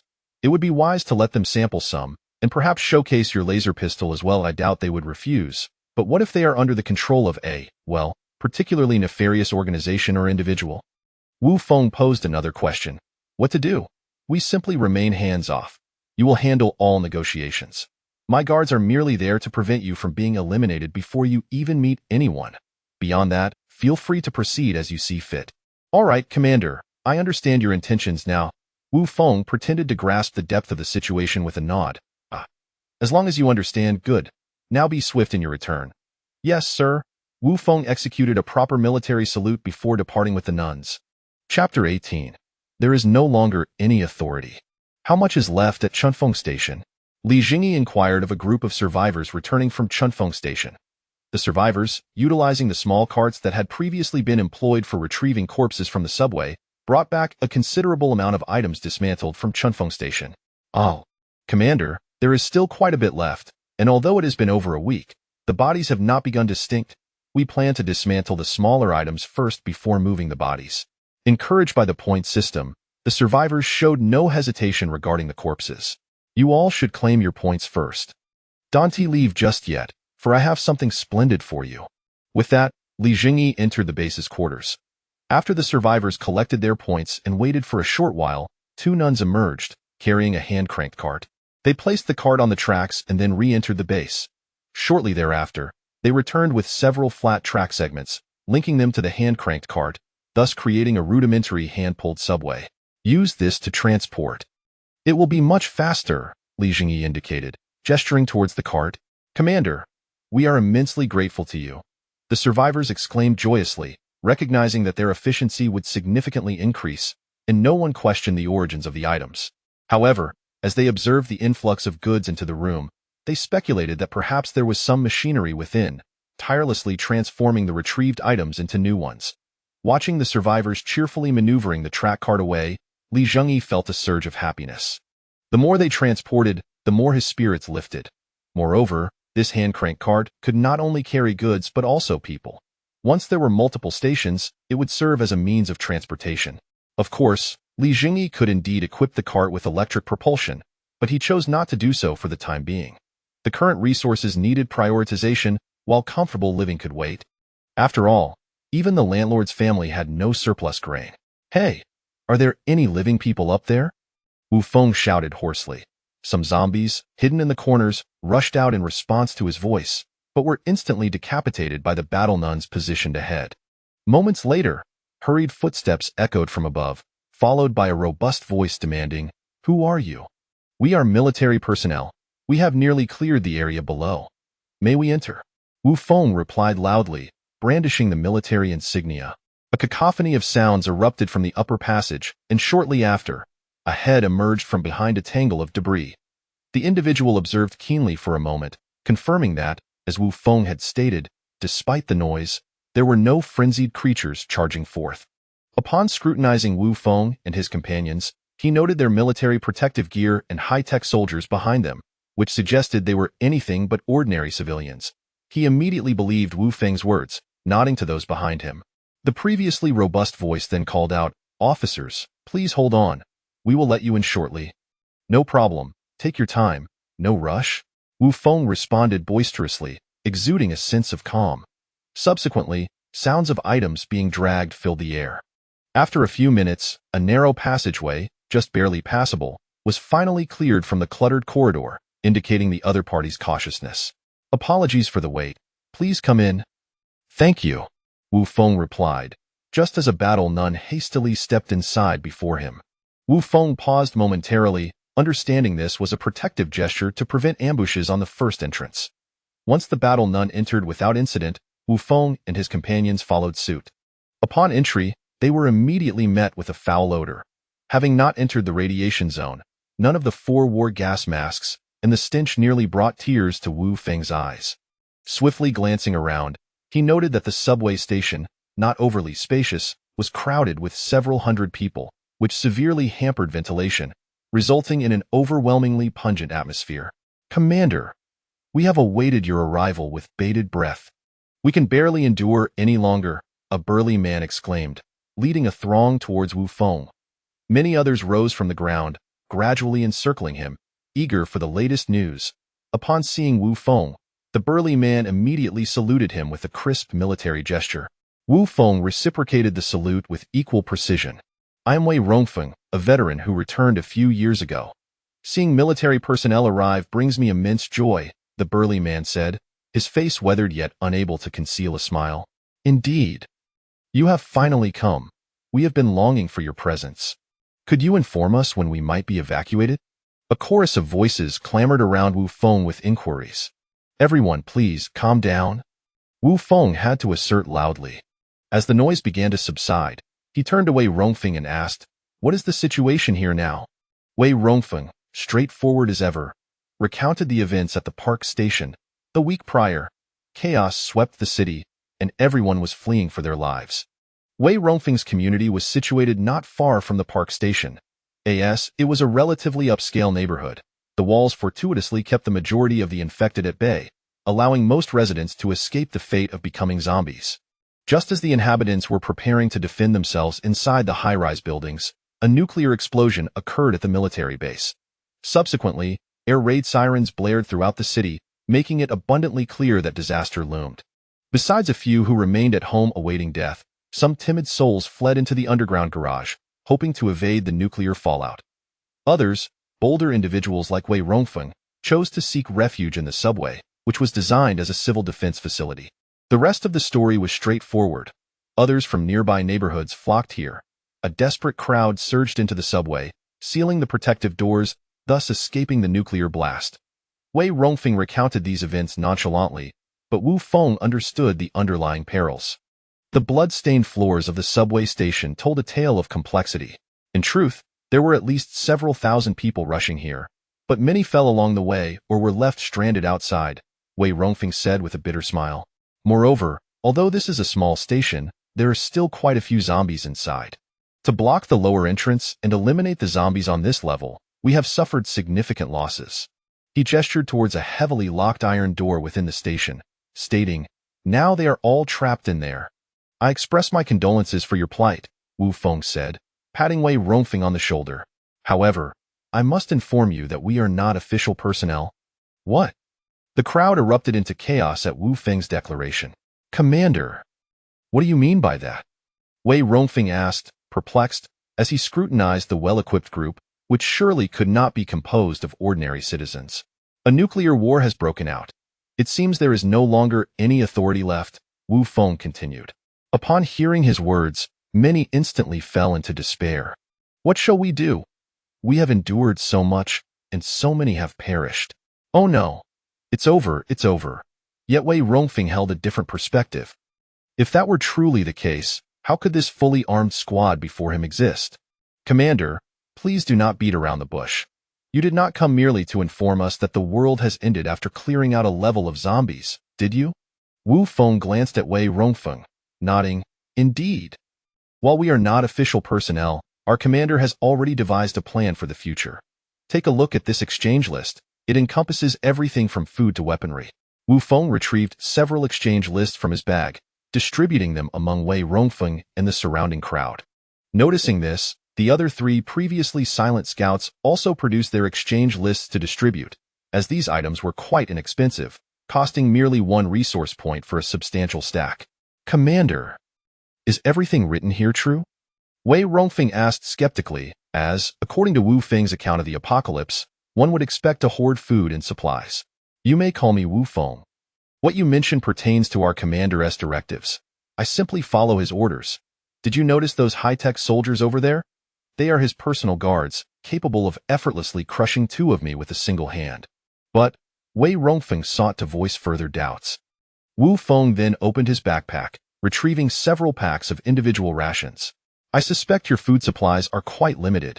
These are our rations. Perhaps you might try them, he suggested, simultaneously signaling the other 3 scouts. They immediately understood and began distributing the rations as well. Upon witnessing the distribution of food, the crowd became agitated, with some individuals even reaching out to snatch the provisions. As the situation threatened to spiral into chaos, bang! A gunshot rang out. Chapter 19. Handsomeness is a lifelong affair, bang! The combat nun drew her firearm and fired a shot at a piece of debris at the doorway, obliterating it into countless fragments. The resounding gunshot and its terrifying power instantly quelled the commotion among the crowd. Commander Wu, I sincerely apologize. We've been out of supplies for nearly 2 days now, and the items in the convenience store have all been consumed. That is why everyone reacted so excitedly upon seeing food. Not at all. It's only human nature. Why don't you give it a try? Those who have received the provisions should do the same. Let us see if my words hold true. Wu Feng called out loudly to the crowd. Wei Rongfeng tore open the packaging, took a small portion, and after sharing the remainder with others, began to gently chew on the ration he had taken. It actually tastes quite good. Wei Rongfeng's eyes sparkled with enthusiasm. Does the commander have any requests? The commander's request is quite simple. Join us. I cannot make that decision alone. We need to consult everyone. In a short span of time, the survivors unanimously agreed to join the Tianfu Salvation Army. After all, when one is starving, there is little energy left to ponder other matters. At that moment, the combat nun approached. The commander has stated that if they are willing to join, we shall escort them to the Tianfu station. However, with so many of us here, preparing to head to the Tianfu station may take some time. While taking the subway might only take a few minutes, walking would require at least 2 hours, and that is at a brisk pace for the young and vigorous. That is of no concern. We have ample time. After saying this, the combat nun pointed towards the door that held the zombies at bay and declared, "Open it." As preparations for the migration at the park station were in disarray, Li Zhengyi contemplated the issue of water. Gao Xiaodong, who managed food supplies, reported that the consumption of drinking water was exceedingly rapid. If the number of people grew too large, the bottled water would likely run out quickly. Moreover, the tap water had been tested by the medical nun and found to contain radiation. At this juncture, Li Zhengyi was deliberating whether to create a purification device to cleanse the tap water or to construct a water extraction facility. After much consideration, he ultimately resolved to build a system for extracting groundwater, as no one could predict when the tap water might cease to flow. Light water purification device. Capable of extracting and purifying groundwater, particularly suitable for harsh environments. Requires 800 resource points for deployment. Since it had to be situated on the ground floor, Li Zhengyi decided to position it at the stairwell of the 3rd floor, allowing everyone to retrieve water simply by descending the stairs. Additionally, with the nuns present on the 3rd floor, the risk of malicious damage to the purifier would be mitigated. Li Zhengyi also instructed the base to construct 3 radiation sterilization arches, placing them outside the tunnel entrances on each floor, ensuring that all individuals returning from other stations would undergo sterilization first. Once all these arrangements were made, Li Zhengyi began to plan the living quarters, as many survivors were likely to be accepted in the future, and a thorough plan was essential. He intended to seal off the ground floor for himself and his troops, making it off-limits to outsiders. The 1st floor would be temporarily reserved, perhaps to establish a trading market later on, while the 2nd floor and the underground mall connected to it would serve as living quarters and dining areas for the survivors. Both the 2nd floor and the mall were sufficiently spacious to accommodate several thousand individuals if they were to squeeze in. Li Zhengyi divided the living quarters into 3 sections: a women's area, a men's area, and a family area. The single women's area would be located within the mall, the family area on the periphery of the mall, and the men's area on the 2nd floor of the subway. For the women's section, simple partition boards would create a makeshift wall, lined with rows of bunk beds, and basic fabric would be used to delineate individual rooms. While not particularly sturdy, it would at least prevent prying eyes. The family area would primarily consist of tents, as privacy was essential for couples. Families would need to register and would be allocated appropriately sized tents based on their numbers. The men's area would be the most rudimentary, merely separated by symbolic boards, with bunk beds also placed within. Privacy was essentially non-existent, yet at least they wouldn't have to worry about the embarrassment of dropping soap in plain sight. Of course, this was merely a rough outline. The specifics would need to be executed gradually.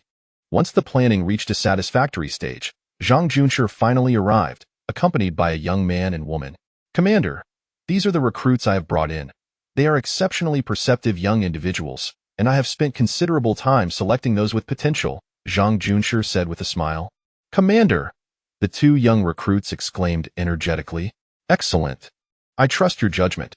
From this moment forth, you shall be the chief enforcer, reporting directly to me, while the other enforcers will be under your command," Li Zhengyi proudly declared, pleased with his chosen title. Chief Enforcer sounds quite impressive. "So we shall henceforth be known as enforcers," Zhang Junshi readily agreed. The two young recruits behind him exchanged bemused glances, somewhat incredulous at their superior's excessive flattery. "Here, this is specially tailored for you, the enforcers." Li Zhengyi gestured towards 3 sets of uniforms laid out on the table. "Go try them on." Shortly thereafter, Zhang Junshi emerged, unable to conceal his delight. As the old saying goes, strength may be temporary, but handsomeness is a lifelong affair. Clad in this attire, he felt as though he had regained at least a decade of youth. His weathered face paired with the stylish trench coat created an indescribable allure. The two younger recruits were equally astonished, admiring each other's appearance in the splendid garments. "If only I could have worn something like this to work before, I can't imagine how impressive I would have looked," Zhang Junshi remarked wistfully. "Your office will be located in the underground mall, adjacent to the food storage room. Currently, the base's population is not large, so your responsibility will be the security of the mall and the second floor." "Understood. We will diligently execute the commander's orders." Zhang Junshi saluted, and the two young recruits mimicked the gesture. Observing their rather unrefined salutes, Li Zhengyi waved his hand backward, signaling for the bio-soldier to step forward. "You 3 shall spend some time each morning learning military posture and shooting techniques from him starting tomorrow. Then we shall depend on you." Bio-soldier production completed. A message from the system echoed in his mind. Adhering to his initial principle of personally assigning tasks to soldiers for peace of mind, Li Zhengyi returned to the barracks.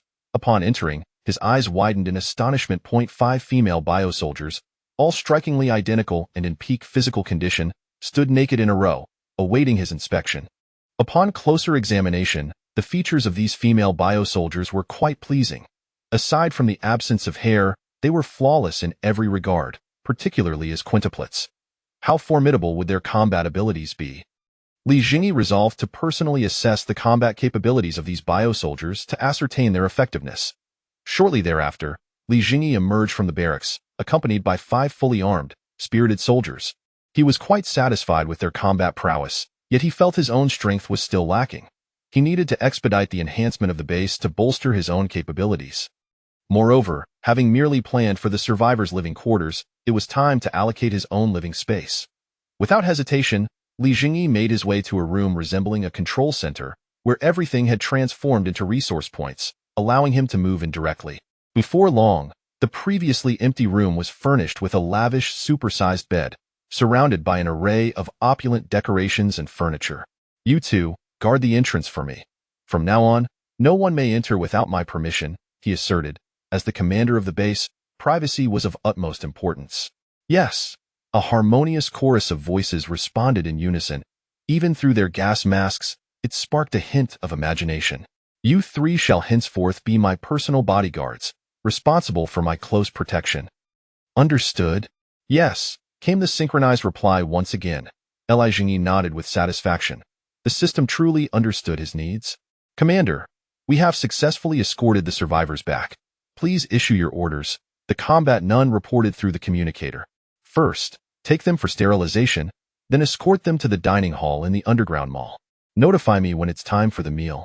With that, Li Zhengyi reclined on his luxurious bed to rest, as the sterilization process would certainly take some time, allowing him a moment to recuperate. Chapter 20. Welcome everyone to the Tianfu Station base. Allow me to introduce myself. I am Li Zhengyi, the person in charge and commander here.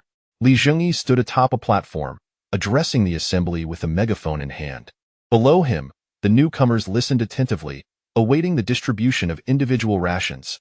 The atmosphere was serene and orderly, largely due to the formidable presence of two battle nuns wielding massive flamethrowers positioned behind him, exuding an undeniable aura of calm. Zhengyi had selected several capable individuals from the survivors accompanying him to serve as grassroots managers. They were now tasked with distributing the individual rations that Zhengyi had hastily prepared, ensuring that each person present received their share in an orderly fashion. Since you all have chosen to join us, you are now part of our family. However, I must make it clear from the outset. Once you join me, you must adhere to my directives. Anyone who dares to undermine our efforts will face dire consequences. After your meal, you may register over there. Each of you will receive 10 points upon registration. These points can be redeemed for goods and food in the marketplace. However, the resources of the base are not infinite. No one can afford to support idlers. Thus, future points must be earned through your own abilities. Now, I shall not ramble on further. Should you have any questions, please consult the managers nearby. What do you think? The commander seems rather agreeable, albeit a touch youthful, Wu Feng remarked to Wei Rongfeng, who was savoring his rations. Indeed. At least there's no sign of bureaucratic nonsense, and his approach is refreshingly straightforward. Wei Rongfeng nodded in approval while continuing to eat. Shall I introduce you to him shortly? Wu Feng offered. Absolutely.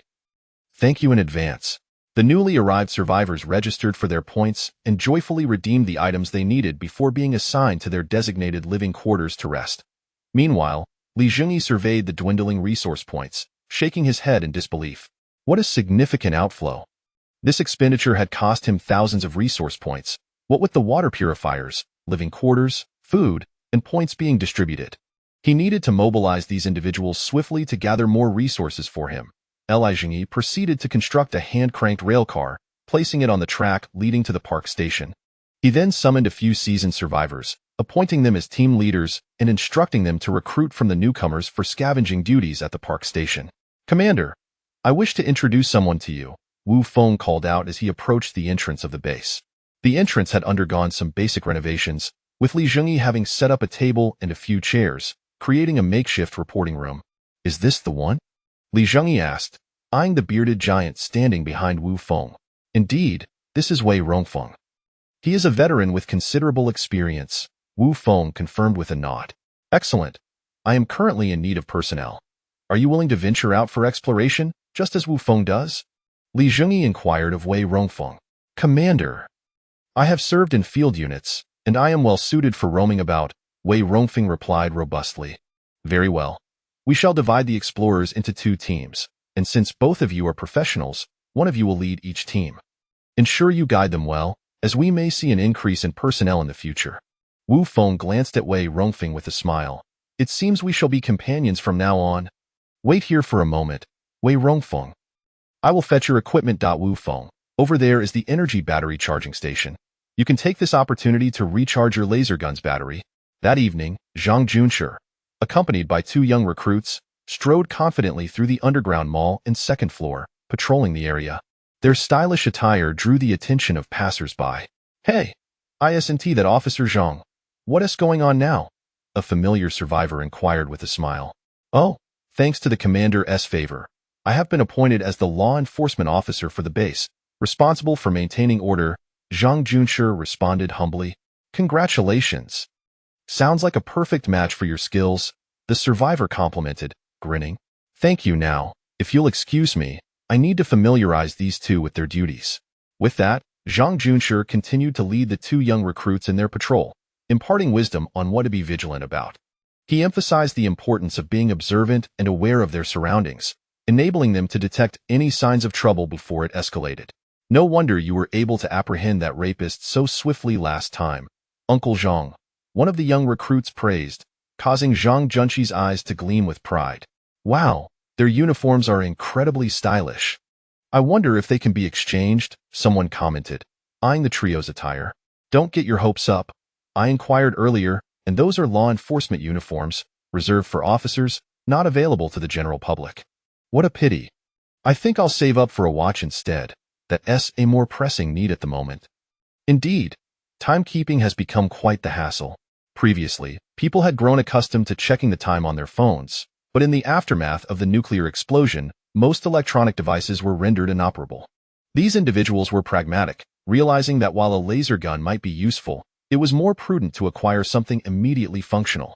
From the following day onward, the base began to stabilize, with newcomers embarking on their journey to earn points through scavenging under the guidance of seasoned leaders. Additionally, with the appearance of 10 biochemical soldiers, the base's security personnel were temporarily sufficient. Thus, Zhengyi dispatched the battle nuns and explorers to clean the subway station on New Street. Of course, he did not forget to reinforce his ranks. Although the points were limited, he continued to recruit 20 more biochemical soldiers. Observing that there was little for him to attend to within the base for the time being, Zhengyi decided to return to his spacious quarters for some relaxation. As he reached the door, he was about to suggest that the medical nun, who had been following him, take a break.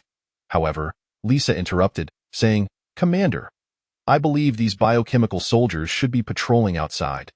Zhengyi replied, slightly perplexed. Lisa had already pushed the door open and stepped inside. The commander's health requires a thorough examination, from the inside out. Zhengyi's eyes lit up at her words. "You three, go patrol outside." "Yes, sir." The 3 biochemical female soldiers immediately formed ranks and began their patrol. Upon entering, Zhengyi found Lisa's power armor retracting, revealing her athletic figure as she leaped out. The form-fitting suit accentuated her alluring silhouette. "Commander, allow me to conduct a thorough health check for you," the medical nun offered sweetly. The normally cold nun now exuded an irresistible charm, creating a delightful contrast. Without hesitation, Zhengyi stepped forward, captivated by her graceful form. Here, the narrative continues with elaborate details. Chapter 21. Regaining Dignity. Commander, all the zombies in the New City subway station have been eradicated, and the protective gate has been secured. However, the radiation levels are alarmingly high, posing a significant threat to unprotected personnel. Moreover, I have observed that some of the zombies have mutated further due to radiation exposure, becoming even stronger, reported the head nun, conveying her latest findings. "Please elaborate on the nature of these mutations," Zhengyi replied, tapping his desk thoughtfully. "Their skin and muscles have hardened considerably, their claws are longer and sharper, and their desire to kill has intensified," she explained. "It appears they have completely mutated towards a more lethal form," the medical nun added. "We must expedite the extermination of the zombies. I shudder to think what they might become if we delay." Zhengyi expressed his concerns. "Commander, we are now ready to dispatch a task force for the cleanup," she informed him. "Excellent. You have all done remarkably well. I shall send a team to mitigate the radiation and recover resources. You may take your leave and rest," he instructed. "Yes, I shall take my leave." The head nun bowed and exited. Zhengyi called out loudly. "Yes." A female bio-soldier entered the room. "Please post this notice on the bulletin board." Zhengyi handed her the freshly written work order. The soldier would affix the order to the bulletin board on the second floor. Upon seeing the notice, teams would sign up and organize personnel for the cleanup of the subway station. At present, every tunnel is equipped with at least one hand-operated subway, significantly enhancing the efficiency of the transport operations. "Commander, we have retrieved all the small items and dismantleable objects from Chunfeng Station. What remains are primarily large items," reported the leader of a scavenger group. "Excellent work. Tomorrow, come to collect the cutting tools before heading back," Zhengyi instructed. "Understood, Commander," the leader acknowledged. "You all performed admirably at Chunfeng Station. Tonight, each member of your group is rewarded with 2 cans of beer." "Thank you, Commander. You are exceedingly generous," the scavenger leader expressed his gratitude. Beer has become a luxury item, costing 3 points per can, which equates to 6 points, essentially a day's wages for them. Likewise, cigarettes have also become a luxury. Zhengyi has cleverly dismantled them, pricing them at 1 point per stick, thus ensuring that the old smokers are left wanting.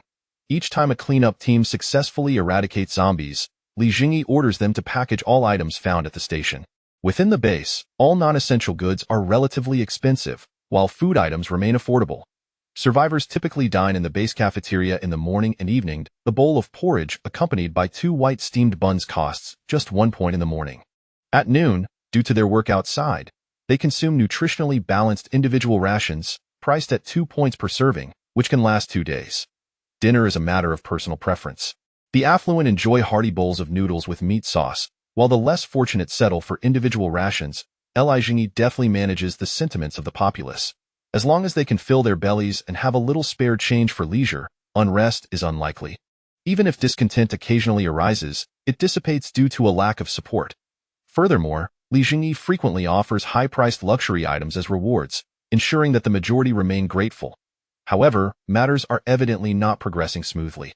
I apologize, Commander. We did not anticipate that they would be armed. In the base's reporting room, Zhengyi was listening to Wei Rongfeng's latest situation report. We believed they were merely ordinary survivors, but those bastards wielded 65-type semi-automatic rifles and launched a surprise attack. 3 of our men were killed on the spot, 1 was captured, and I was the only one to escape, Wei Rongfeng confessed, his face filled with shame. Who are they? Zhengyi's voice was cold. He did not lash out at Wei Rongfeng, understanding that in this apocalyptic world, such incidents were within the realm of the expected. Those bastards exhibited a standard shooting stance, suggesting they have undergone basic training. They were using weapons that have been obsolete for years. I suspect they may belong to a civilian militia. Wei Rongfeng shared his observations and conjectures. Civilian militias are typically controlled by prominent families. It remains to be seen which scoundrel family this militia belongs to, Zhengyi pondered. I care not for their lineage. Since they have taken our men, they must face the consequences, Zhengyi stated menacingly. You shall remain here to recover. I will handle this matter. Zhengyi glanced at Wei Rongfeng's arm and thigh, both stained crimson. Commander, I am perfectly fine. These are merely minor abrasions. I insist on joining the fight to avenge our fallen brothers. Wei Rongfeng declared resolutely. Very well. Such determination is commendable. Lisa, please tend to his injuries. Once Wu Feng returns, we shall set forth, Zhengyi commanded. Under Zhengyi's direction, 20 fully armed bio-soldiers, along with 6 combat nuns, including the head nun, began to assemble, preparing for battle. The newly produced 20 bio-soldiers were equipped only with a laser carbine due to Zhengyi's resource conservation efforts, thus remaining behind to defend the base. Zhengyi proceeded to the base's manufacturing room, seeking weapons suitable for combat against humans. Soon, he discovered several relatively simple weapons that, even by current technological standards, were effective. Simple fragmentation grenade, highly versatile, frequently used, and easy to manufacture throwing weapon, primarily relying on the kinetic energy of shrapnel to incapacitate living targets, with a blast radius of 6 to 10 meters. Costs 3 resource points for every 10 grenades.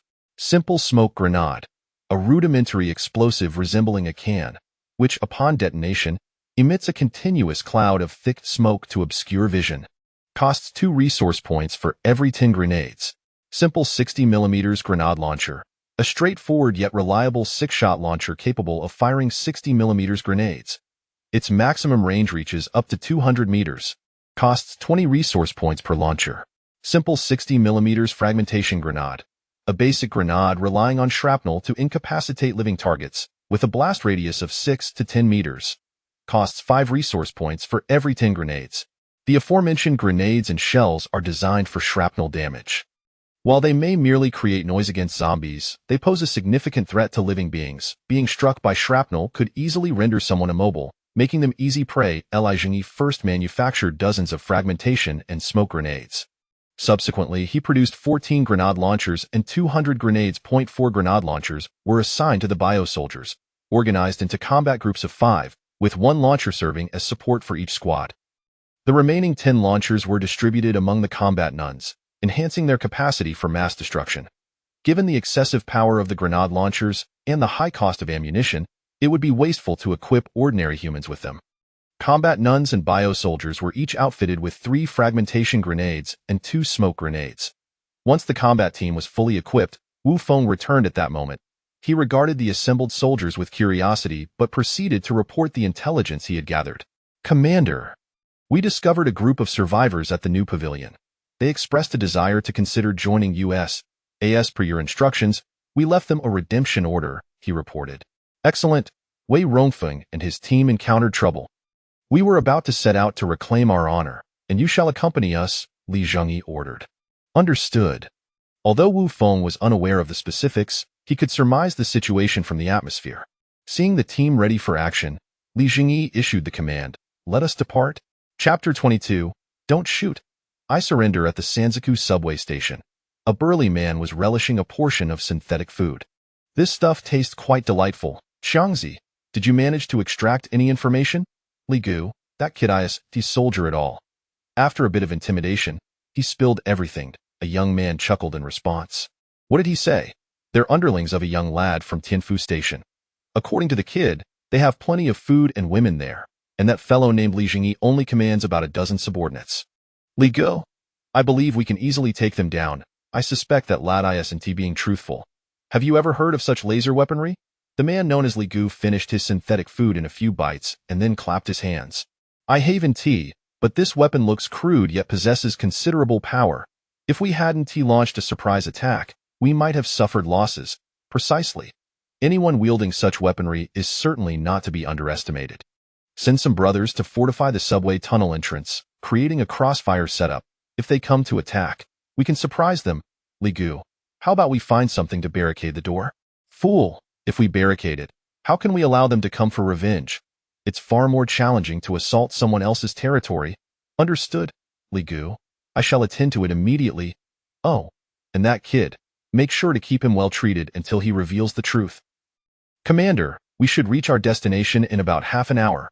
Wei Rongfeng remarked to Li Zhengyi, glancing at the marks he had made earlier. Commander, the detector just indicated that someone has retreated.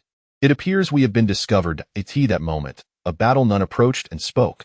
There is no choice. The tunnel is quite confined. As long as a keen-eyed scout is dispatched, they can easily detect our presence, Li Zhengyi replied, resigned. However, as long as they do not block the exit, they are as good as finished. Let us proceed, understood.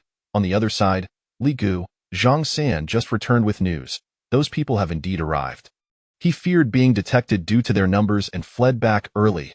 That kid, aside from his pursuits with women, he is utterly useless. The burly man extinguished his half-smoked cigarette with force and stowed it away. Go, instruct everyone to prepare. We have a big catch on the line. Understood. The sound of iron rods striking metal sheets echoed as makeshift alarms rang, and a throng of men armed with antiquated rifles surged forth. Damn it! What is going on now? I was just enjoying myself. A bare-chested giant yanked aside a makeshift curtain, all the while grumbling as he donned his trousers. From the inadequately concealing fabric seams, one could glimpse a young maiden within, covering her face in tears. This was not an isolated incident. Many men, similar to the giant, were emerging from their compartments. As for ordinary men without weapons, they had already been driven out before the doors closed. Hurry! We're under attack. After we deal with them, we'll seize their stronghold. It's said to be brimming with women. Yo-ho! Someone shouted in excitement, as if victory was already theirs. Quickly, take your combat positions. In no time, nearly 200 fighters had surrounded the subway exit. Some debris had been piled up to form rudimentary defensive structures, with 200 semi-automatic rifles trained on the tunnel entrance. Any living thing that emerged would be riddled with bullets. Li Gu, do you think they foolishly rush out? How should I know? Everyone, stay alert. After a brief moment, several grenades were hurled into the tunnel entrance. Following a series of explosions, thick smoke billowed, completely engulfing the exit. Holy crap! They have smoke grenades. Beware of the smoke. Fire at any signs of movement. As soon as he finished speaking, several oval-shaped objects flew from the smoke, crashing directly into the defensive structures. Get down! Boom! Boom! Boom! A barrage of explosions ensued, sending the makeshift defenses tumbling and leaving those within bloodied and mangled. Thud! Thud! Thud! Then, a series of grenades were launched, and the subway combatants, spurred by adrenaline, began madly pulling their triggers at the smoke. Boom! Boom! Boom! Another round of explosions erupted, as if the figures within the smoke knew precisely where the masses were concentrated, raining grenades upon the crowded positions without restraint. Every moment, combatants were falling incessantly. Li Gu, now red-eyed with fury, shouted for them to fire. This was entirely different from what he had learned from the captives he had seized. He had seen no explosive weaponry on the bodies of the captives or the deceased. He had even tested their laser weaponry. Indeed, it was accurate and powerful enough. Yet it was insufficient to breach the defenses they had hastily constructed. Confident in his makeshift fortifications, he believed he could decimate the enemy. However, even with his meticulous precautions, He had not anticipated the enemy's firepower exceeding his imagination. Then, something even more astounding unfolded. Several figures clad in silver armor emerged from the dense fog. Bullets from the Type 65 rifles merely sparked off their silver exteriors, failing to penetrate. Meanwhile, those in armor leisurely brandished grenade launchers, bombarding the crowd and their shelters. Realizing that hiding behind the makeshift cover was futile, some men scattered in panic. As all eyes fixated on the silver figures, a volley of intense red beams shot forth from the mist, instantly knocking down several combatants. Zzz. The speed of the red beams far surpassed that of semi-automatic rifles. In a heartbeat, the scattering red beams suppressed many fighters, as those who dared to expose themselves were met with fatal shots to the head. At this moment, a few members of the reconnaissance team followed the bio-soldiers forward, as Wei Rongfeng grit his teeth and fired at every enemy he spotted. Damn, we're finished. The burly man watched from a distance as the fully armed bio-soldiers emerged from the fog, filled with regret. Eligu, what should we do? It seems we can't. Xiangzi's words were cut short as his upper body exploded. The battle nun had identified him as a commanding figure and took him out with an explosive round. Wait, we surrender. Someone shouted loudly. Don T shoot. I surrender. Once one person cried out in surrender, many quickly followed suit, shouting in unison. Tell them to lay down their weapons and raise their hands, Li Zhengyi commanded from the rear. Lay down your weapons and raise your hands. At Li Zhengyi's signal, the battle nun immediately issued a surrender announcement. Subsequently, the battle nuns stowed their grenade launchers and retrieved explosive rifles, advancing while urging the enemy to surrender. Many combatants, sensing the dire situation, discarded their weapons and raised their hands in surrender. Occasionally, those who stubbornly resisted were met with a bullet, their remains obliterated. This terrifying firepower, coupled with impenetrable armor, ensured that within moments, nearly all surviving combatants had surrendered. Report, Commander. We have located their commanding officer. He is holding a hostage. How should we proceed? The voice of the battle nun crackled through the communicator. Li Zhengyi replied calmly, if he can be saved, then save him. If not, it is simply his misfortune. Chapter 23. What a wonderful device. Do not approach, or I shall take her life. Brotherly threatened the combat nun, while gripping a young girl tightly. Just as the senior nun, following Brotherly's orders, prepared to use her explosive gun to eliminate both of them, Wei Rongfeng stepped forward. Hey, do not be alarmed. We will not fire. You have no avenue for retreat. Surrender now, just like your comrades. Do not even think of my surrendering. Step aside, and I will release her once I exit the tunnel. Brotherly snarled fiercely. Very well. We shall let you. At that moment, Wei Rongfeng's eyes widened in terror as he gazed behind Brotherly. Instinctively, Brotherly turned his head, and in that instant, a crimson beam pierced through his skull with deadly precision. The energy contained within the beam instantaneously evaporated his brain, and Brotherly collapsed, still wearing a menacing expression. How was that? My performance was rather commendable, was it not? Wei Rongfeng remarked with a smile. Quite satisfactory. Wu Feng, who had been concealed in the shadows, stepped forward. The senior nun nodded at the two of them before continuing her search for the remaining troops. If you had arrived a moment later, that girl would have perished. They would have executed their mission without hesitation, Wu Feng observed, watching the silver figure retreat. That is the mark of a qualified soldier. I was merely too indecisive, resulting in the needless loss of 4 team members, Wei Rongfeng reflected with self-deprecation. Wu Feng said nothing, simply patting Wei Rongfeng on the shoulder. The battle had concluded, and nearly 100 captives were crouched in a corner of the subway station, guarded by 10 bio-soldiers. An additional 10 soldiers were busy collecting scattered weapons and equipment. The scouts discovered one of Wei Rongfeng's team members, reduced to a grotesque state. I am sorry, brother. Wei Rongfeng gently helped the disfigured comrade to his feet. It is all right. I knew the commander would not let me off easy, the scout replied, his words slurred. Indeed. The commander has excellent doctors. You will recover, Wei Rongfeng assured as he and Wu Feng supported him out. Commander, aside from the captives, there are also dozens of women, including doctors and nurses. How should we proceed? Let them accompany us back to the base. Understood. How many captives do we have? Report, Commander, including the injured, there are 121 individuals. I am inquiring about those who are unharmed and able to work. Yes. That would be 98 individuals. Bring those 98 back with us. Eliminate the rest. There is no need to squander resources on the enemy. Understood. The bio-soldiers saluted and immediately set out to execute Li Zhengyi's orders.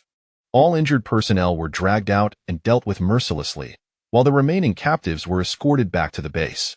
Commander, I found my teammate. Please save him. Wei Rongfeng pleaded, his eyes filled with hope as he looked at Li Zhengyi.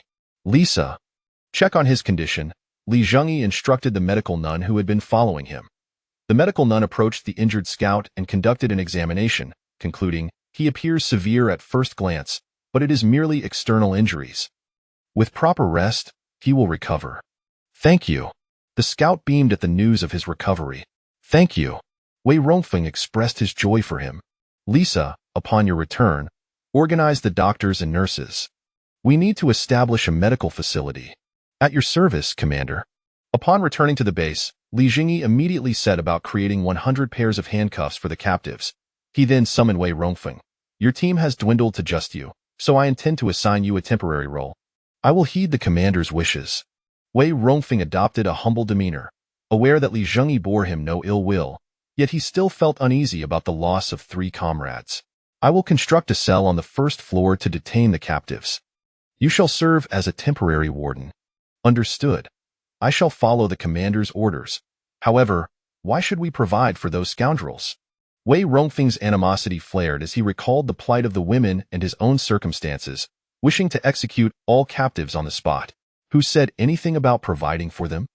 There are vast resources lying on the ground, buried beneath the snow, which they can be put to use. Li Zhengyi had long considered their purpose, not concerned with their demise, especially when free labor was at hand. On the first floor of the Tianfu base subway station, beside the protective gate, 2 combat nuns were lifting a device resembling an archway. This is a specialized decontamination and sterilization device. How effective is it? Commander, rest assured, this device is designed for harsh environments and will undoubtedly perform excellently. At that moment, the medical nun interjected. Is that so? That is splendid. Li Zhengyi donned a suit of Death Legion protective gear. Lisa, please assist us in opening the protective gate. Yes. The medical nun swiftly approached, rotating the protective gate's mechanism, and with a heavy thud, the massive door creaked open. As the door swung wide, a wave of frigid air rushed in. The passage was thick with frost and icicles hung in certain areas, an occurrence almost inconceivable in the inland city of Baichuan. No wonder it has felt increasingly colder these past few days. It seems the fabled nuclear winter has arrived. Fortunately, the Death Legion's standard protective gear was tailor-made for such severe conditions, able to adapt flawlessly even to heavy radiation and nuclear winter. Stepping outside the passage, Li Zhengyi's radiation meter emitted sharp beeping sounds, indicating dangerously high radiation levels. The moment he emerged from the subway exit, he was struck by the desolate scene before him. Once a thriving metropolis, the city now lay in ruins. Towering skyscrapers had been reduced to mere remnants. The sky was shrouded in a gloomy haze, with snowflakes falling like feathers, while the sun was obscured by thick clouds, casting the world into an eternal twilight. The streets were littered with rubble, damaged vehicles, and countless charred corpses, half buried beneath a thick blanket of gray snow. What a truly apocalyptic sight! Li Zhengyi could not help but exclaim as he absorbed the calamitous landscape. Selena, see if you can find a higher vantage point to place this radio amplifier. Understood. The senior nun dashed towards a partially collapsed high-rise not far away. Such an abundance of resource points, lying wastefully beneath the snow, is truly a travesty. Li Zhengyi lamented, resolute in his decision to have the captives put to work immediately upon their return. A short while later, the senior nun returned after installing the amplifier. Let us see if we can establish contact with the armored vehicles. Commander, we cannot reach them yet, but with this device, we should be able to receive their signals shortly. Excellent. Let us return. As they departed, Li Zhengyi cast one last, profound glance at the city of ruins, sighing heavily within. Back on the first floor of the subway station, the 3 of them stood within the decontamination archway, while the nun beside them pressed a red button, releasing a mist that thoroughly cleansed them from head to toe. Commander, there is no longer any radiation present, Lisa reported, glancing at the radiation monitor. This truly is a remarkable device. Chapter 24. Hurry up and get to work. This is your cutting equipment. Any damage caused by negligence will result in deductions from your wages, Li Zhengyi instructed, gesturing towards several plasma cutting machines on the floor. Plasma cutting machine. A device that generates a cutting edge from ionized gas at extremely high temperatures, capable of effortlessly slicing through various materials. The newly developed plasma cutting machines by Li Zhengyi could be easily operated by a single individual equipped with an energy backpack, making them ideally suited for cutting large objects. Moreover, since the objective was to dismantle these items for resources, there was no need for precision in shape. It sufficed to pulverize them for transport.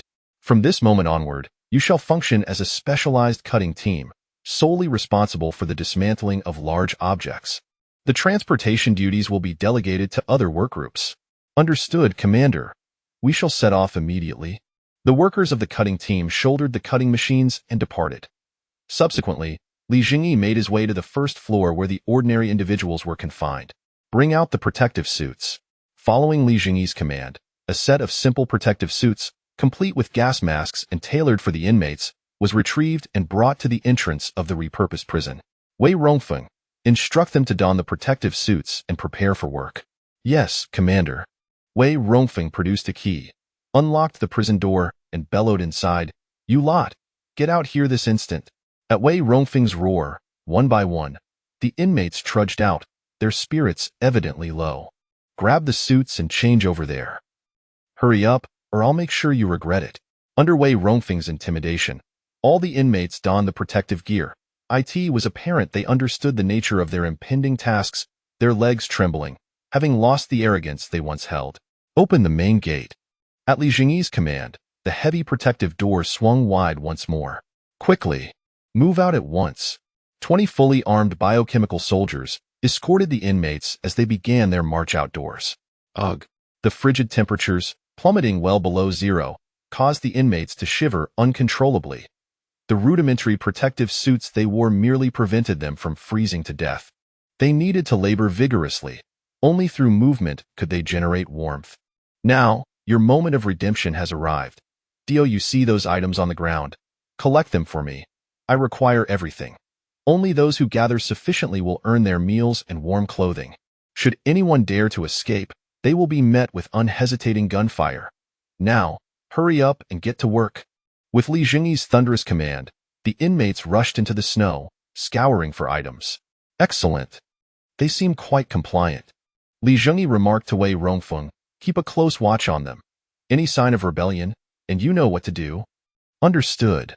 Li Zhengyi nodded, and then turned to return to the base. This was merely the beginning.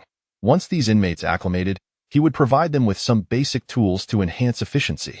Commander, did you summon us? Wu Feng inquired of Li Zhengyi, who had called him over. Indeed. The previous incident with Wei Rongfeng made me realize that your protective capabilities are somewhat lacking, so I've arranged for some enhancements. With that, Li Zhengyi produced several alloy ballistic plates. Lightweight alloy ballistic insert. Crafted from multiple alloys, weighing a mere 1.2 kilograms, it offers formidable protection against nearly all medium-caliber projectiles. Each insert costs 5 resource points. Integrate this insert into your riot gear. It will effortlessly withstand medium-caliber bullets. Combined with your protective attire, unless fate conspires against you with a critical hit, your lives will be entirely secure. This is truly wonderful. With this recent catastrophe, one can only speculate how many weapons have found their way into civilian hands. Among them, the 7.62mm semi-automatic rifles are likely the most numerous. With this, we can indeed feel much more at ease. Wu Feng and his companions joyfully lifted the ballistic plates, for who wouldn't appreciate something that could preserve their lives? As long as we feel secure, that's what matters. Once you've rested, we must continue.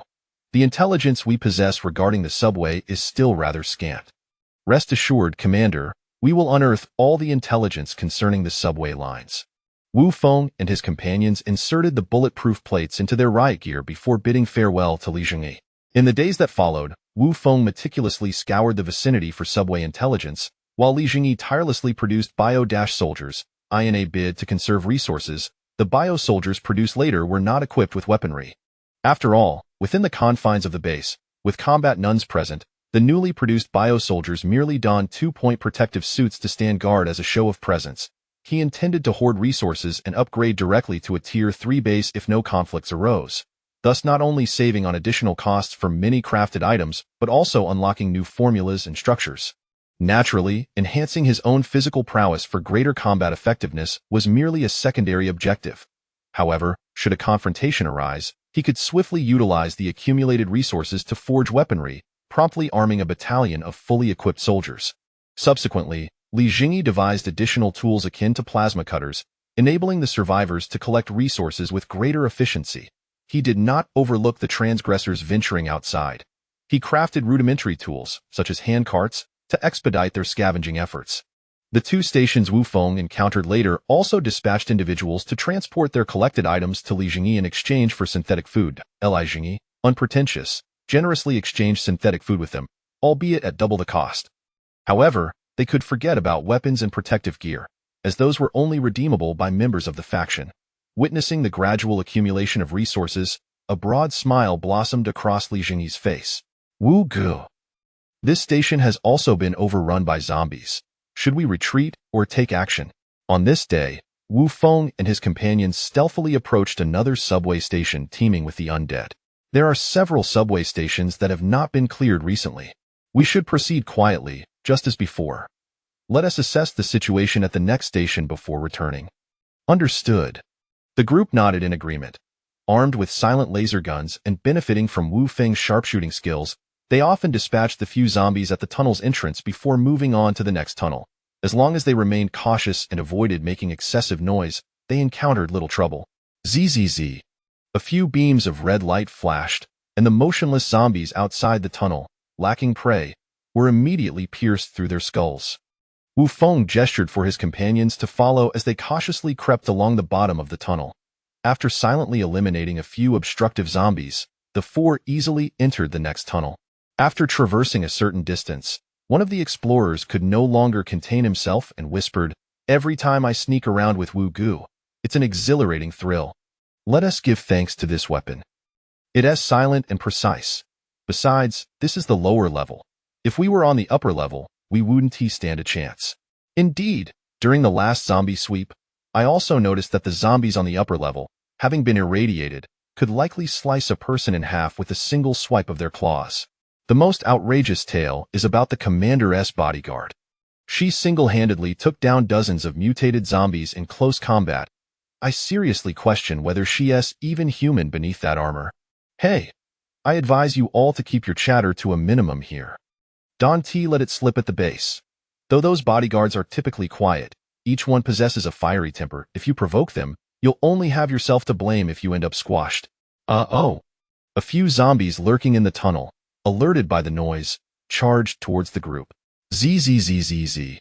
After a flurry of red beams, the zombies collapsed to the ground. All right, let us keep our spirits up. We can't afford to falter. Yes, Wu Gu.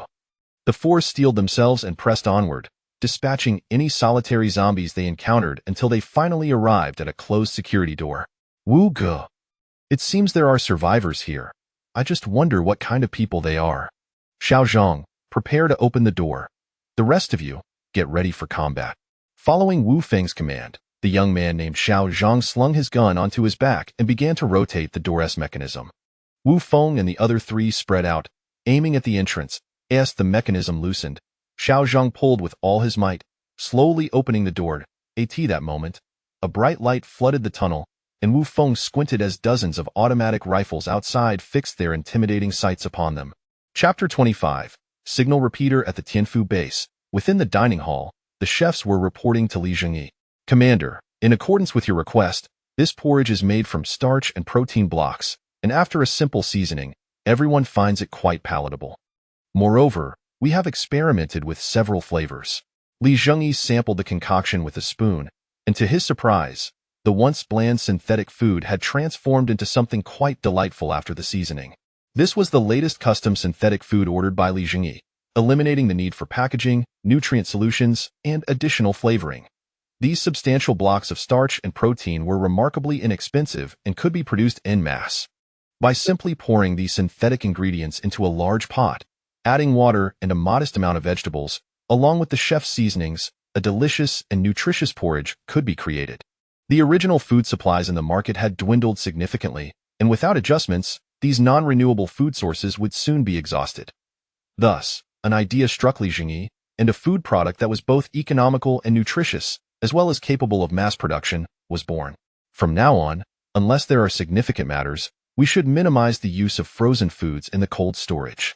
Except for perishables, all other food types will be supplied every 3 days, with meat supplied once a week, and you may allocate the specifics among yourselves.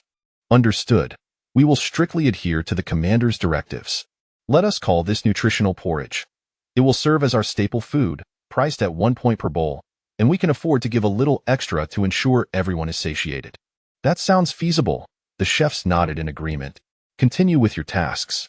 Subsequently, Li Zhengyi proceeded to the item management office of Gao Xiaodong. From this moment onward, the prices of all perishable items will remain unchanged, while the prices of non-perishable items will double. Commander, I will promptly adjust the item prices as per your instructions, Gao Xiaodong replied hurriedly, her timid nature making her wary of Li Zhengyi. Still so timid, don't you wish to inquire why the price increase? The commander has his own considerations. I merely need to fulfill my responsibilities. Well said. I appreciate your intelligence. If anyone asks, simply state that it is my command. After a brief pause, Li Zhengyi added, now that there is no regular access to food and supplies, an increase in prices is warranted. I understand, Commander, Gao Xiaodong responded softly. Good. Keep up the excellent work. Li Zhengyi said with a smile. Individuals who possessed such understanding were worth nurturing. However, his smile did not linger for long, as a report from Wei Rongfeng came through the communicator. Commander, there has been an incident on the surface. We were attacked by a monster, resulting in the death of a prisoner. What of the monster? It has been slain by our soldiers. Maintain caution and vigilance. I shall ascend immediately. Having said that, Li Zhengyi turned to the medical nun and said, Lisa, accompany me to the surface. Before long, the two exited through the open doors and arrived at the surface, just in time to see Wei Rongfeng dragging a bloodied creature to the entrance of the subway station. Commander, this creature suddenly emerged from the ruins of the building and killed a prisoner on the spot. However, it was also terminated by the guards' laser guns. Li Zhengyi approached to examine the creature closely. It resembled a human mutation, flayed of its skin. The muscles, devoid of epidermis, were sharply defined and bulging, exuding an aura of explosive power. Its claws were sharp and menacing, and beneath its drooping head lay a gaping maw lined with serrated teeth. Lisa, ascertain what type of monster this is. The medical nun promptly stepped forward, retrieving her detection device. After a brief analysis, she reported, Commander, this is a zombie that has undergone radiation mutation. Its vision has completely deteriorated, yet its hearing is significantly more acute than that of a typical zombie. Who could believe this abominable creature was once human? Wei Rongfeng expressed incredulity. Indeed, it is as you say, Wei Rongfeng. Are there any other findings? None for the moment, but I fear it is unlikely to be the only one. Of course not. Exercise caution. If necessary, you may abandon them. Li Zhengyi's gaze grew cold as he observed the prisoners laboring in the snow. I know what to do. I will inform you of any unusual occurrences. Wei Rongfeng raised the walkie-talkie in his hand. Through the wireless receiver installed by the senior nun, Wei Rongfeng on the surface could maintain communication with Li Zhengyi underground. Excellent. Continue with your duties. Lisa, take this corpse, and we shall return. Understood. The medical nun hoisted the mutated body, then followed Li Zhengyi back to the base.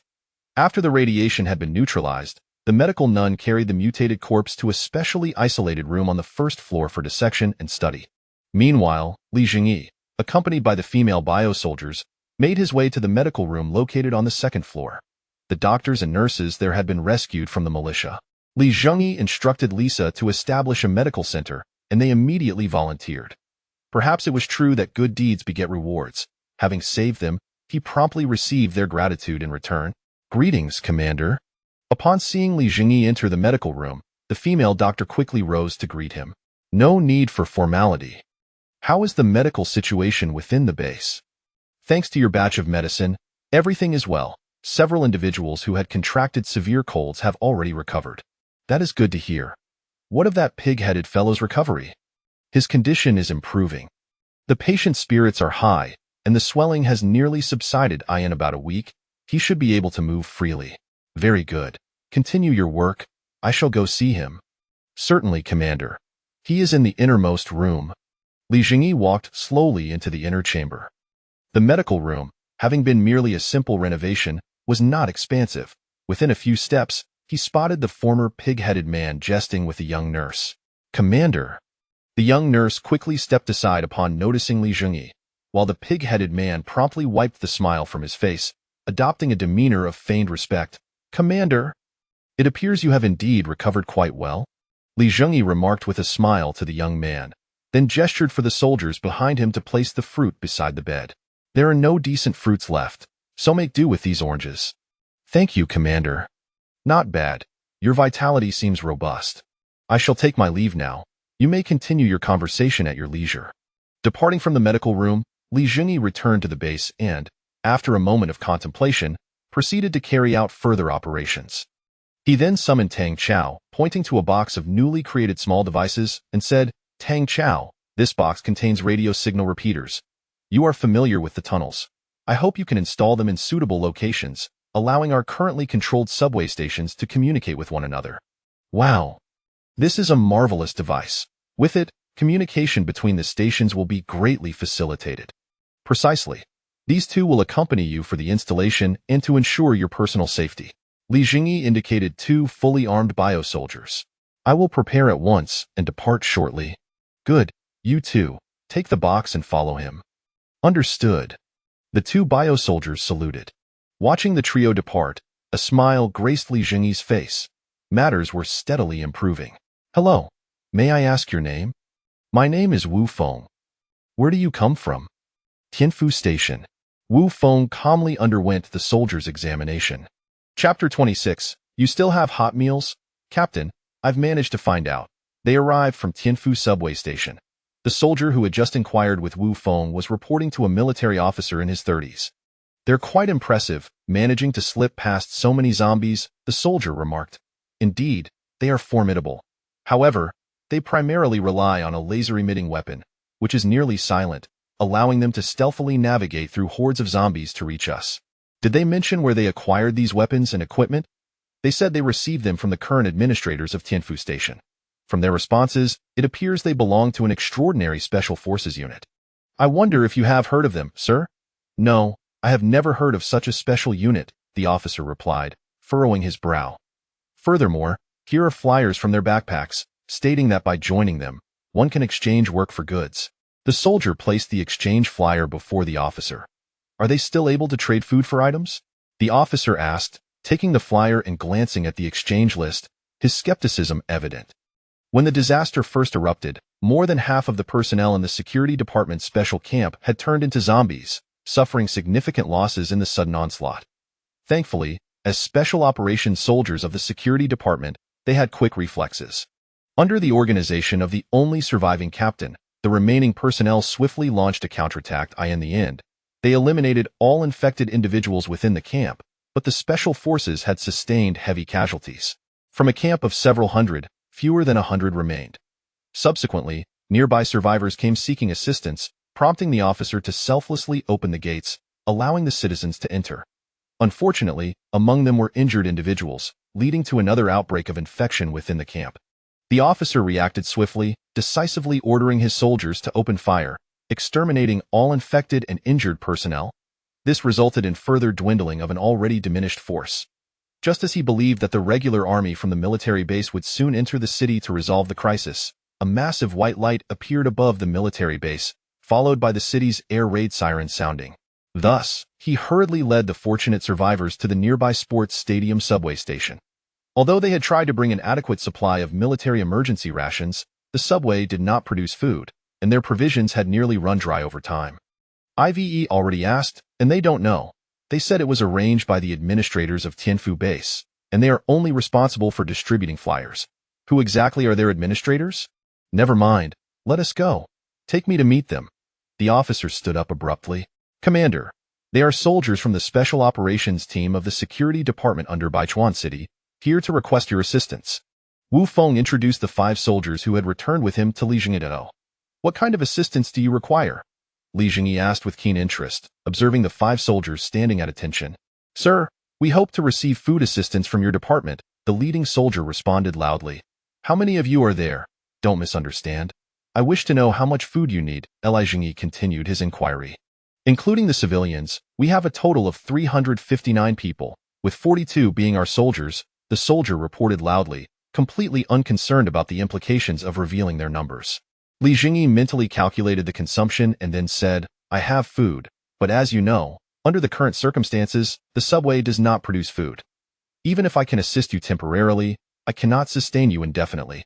I understand that if your department is willing to assist us, we are all willing to join, the soldier replied. Oh, is it really that simple? Li Zhengyi glanced at Wu Feng. Commander, I have already discussed our policy with Captain Li. He agreed to join us, but requested some food first, so they can be assured that we indeed have provisions, Wu Feng explained promptly as Li Zhengyi looked at him. So, they fear we might be deceivers. Understandably so, given the apocalyptic circumstances, Li Zhengyi remarked with a smile. However, you only have 5 people. I fear you may not be able to carry everything. Li Zhengyi then addressed Wu Feng, saying, since you are already here, take them to the 2nd floor and let them tour the mall while I prepare the food they need. Thank you. The soldier expressed gratefully. No need for thanks. Just remember your promise, Li Zhengyi replied. By the way, Wu Feng, you will need to cover the expenses for this time. Later, you can come to me for reimbursement. Thank you for your generosity, Commander.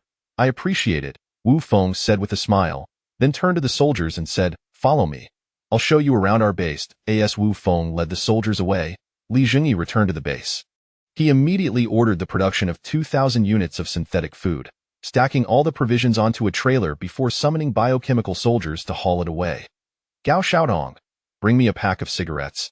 Wu Feng called out grandly. Brother Feng, wait a moment. I'll get it for you, came the reply. Before long, Gao Xiaodong returned with an unopened pack of cigarettes. Brother Feng, here are your cigarettes. It has 50 points for the whole pack. Here, take this. Wu Feng generously handed over 5 10-point tickets to Gao Xiaodong. Upon receiving the points, Gao Xiaodong cast a surprised glance at the soldiers behind Wu Feng. They are comrades from the security department, here for a visit.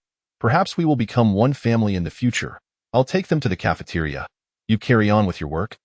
Wu Feng declared, opening the pack of cigarettes and handing 2 to each person.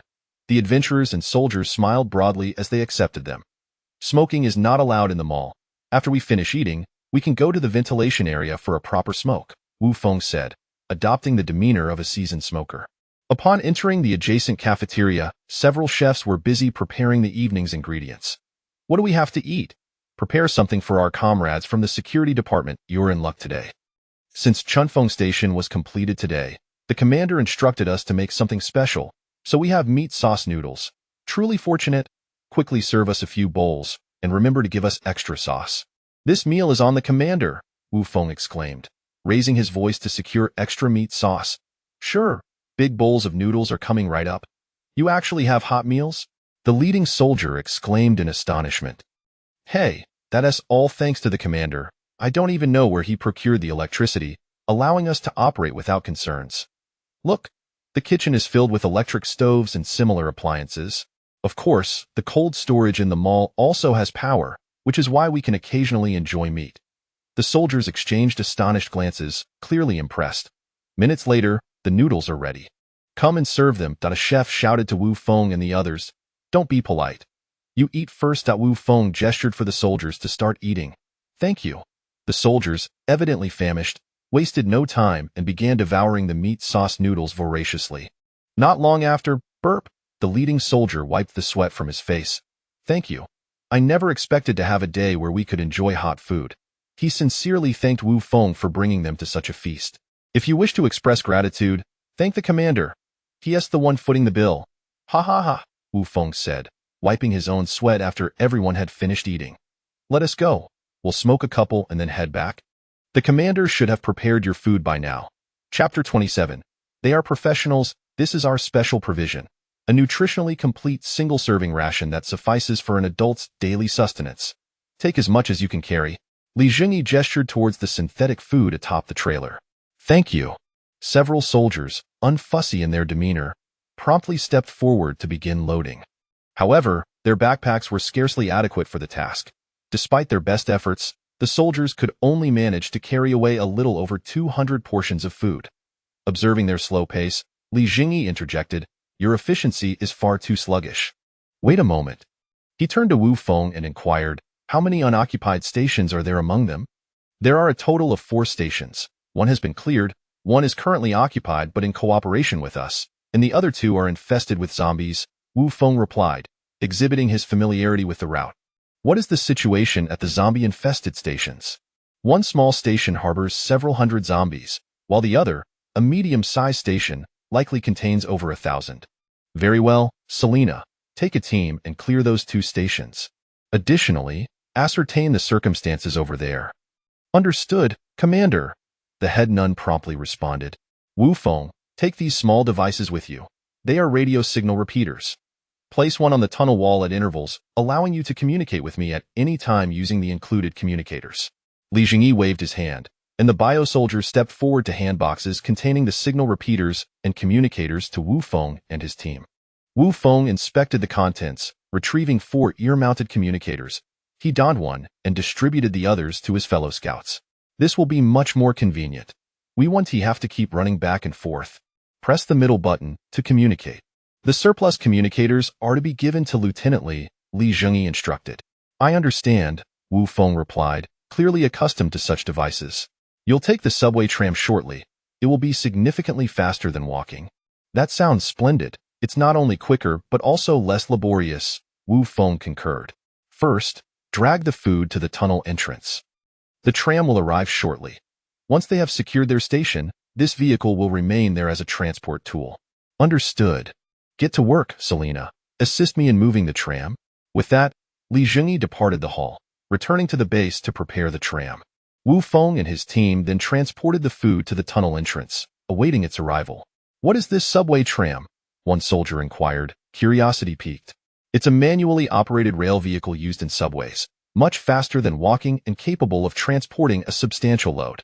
The scavenging team typically utilizes them to transport salvage materials. You'll see shortly," Wu Feng explained.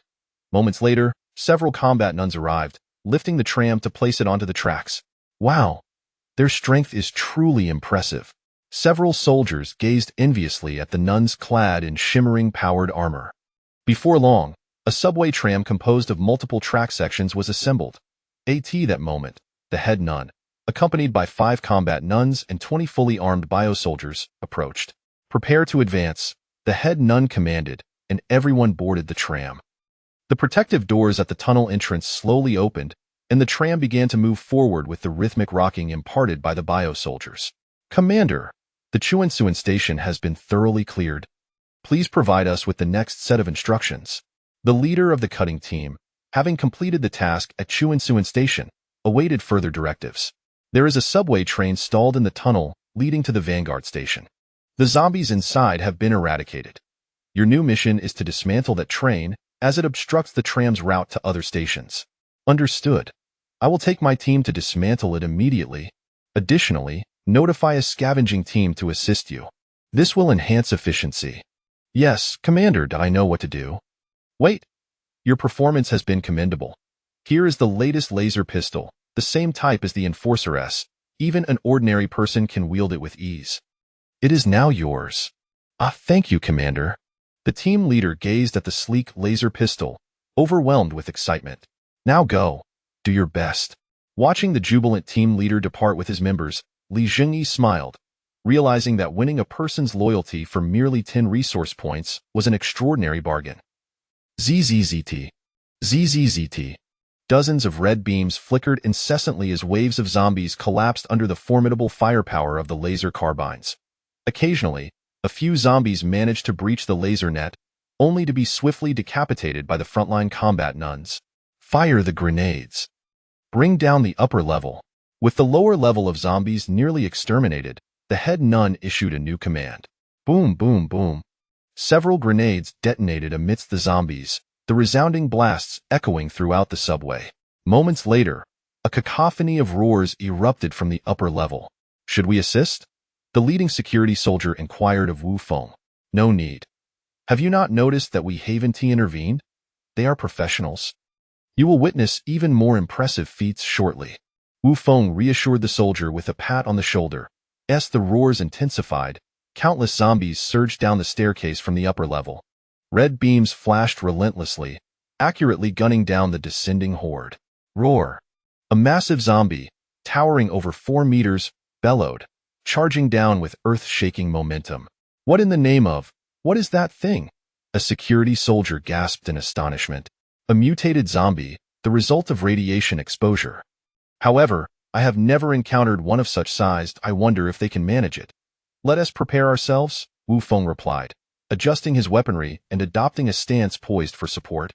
Yet, a dozen concentrated beams fired in unison, and the colossal creature's head was vaporized.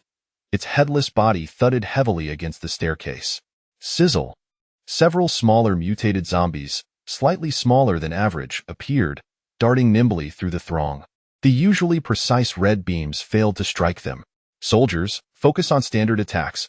We will handle the mutants, the head nun commanded once more. Upon receiving the order, the bio-soldiers redirected their fire at the ordinary zombies, while the head nun and her combat nuns charged forward to confront the agile mutants. Whoosh! With a swing of her chainsaw sword, one agile mutant was instantly cleaved in two mid-air. The other combat nuns swiftly engaged their respective mutants, and in a mere instant, those mutants were left headless. Crack! The head nun crushed the head of a writhing mutant beneath her boot, then raised her other hand. Bang! A shot rang out, exploding the skull of another mutant clad in bone armor. As the number of zombies at the entrance escalated, a fierce conflagration erupted among them, igniting countless zombies in an instant. The flames swept through the horde, reducing many to ashes as they collapsed.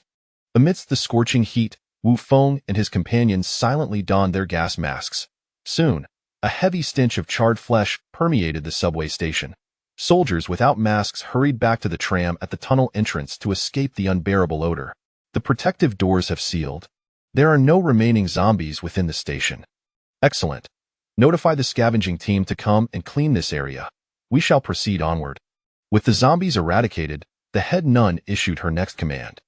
Chapter 28. The Mutant Rats Hiss. With the slicing of the plasma flow, the subway's exterior swiftly transformed into heaps of scrap metal. The personnel behind, donned in thick gloves, hurled the metal fragments into the swaying cart. As the plasma cutter oscillated back and forth, the cart accumulated an increasing amount of debris. Squeak. Did you hear that sound? Inquired a worker pulling a metal piece back. What sound? Replied another dismissively.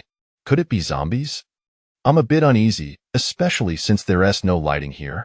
Hey, what are you two whispering about?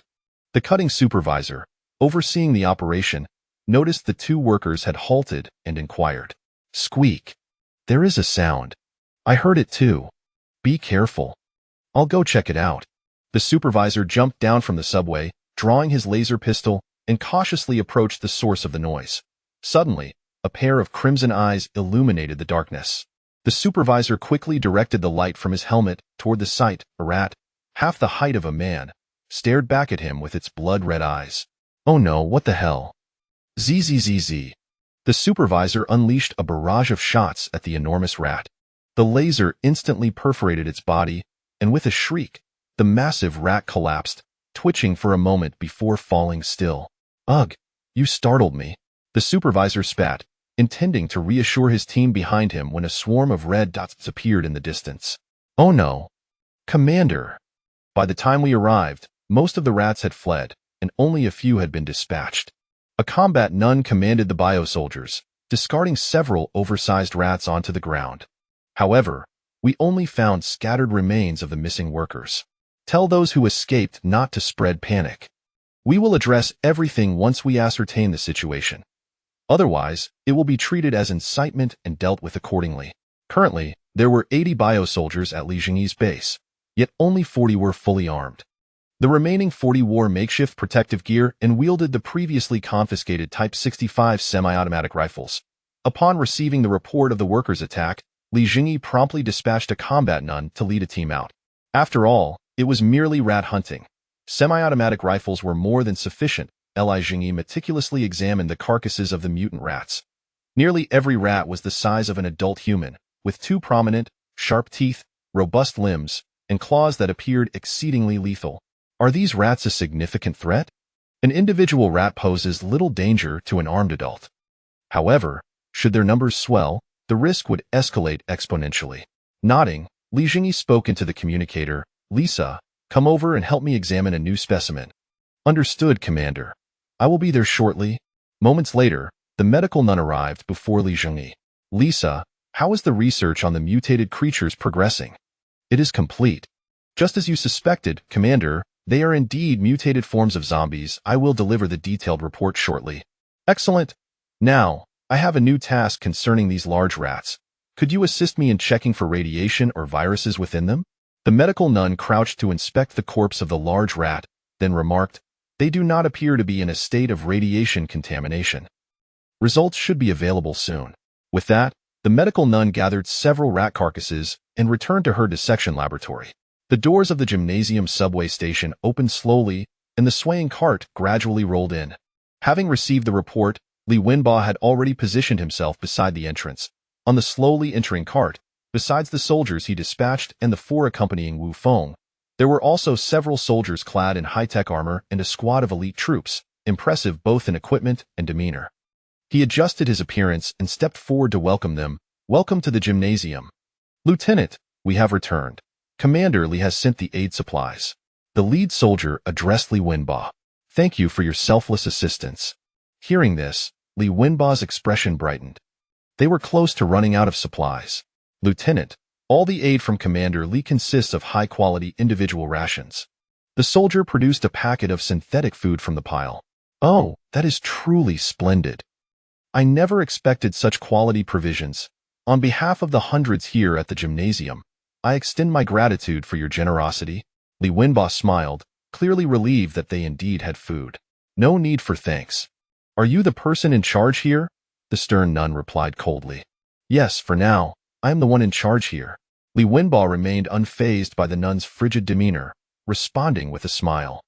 Noticing that Wu Feng and the others had just finished installing a relay device, the nun retrieved a communicator from a box and handed it to Li Wenba.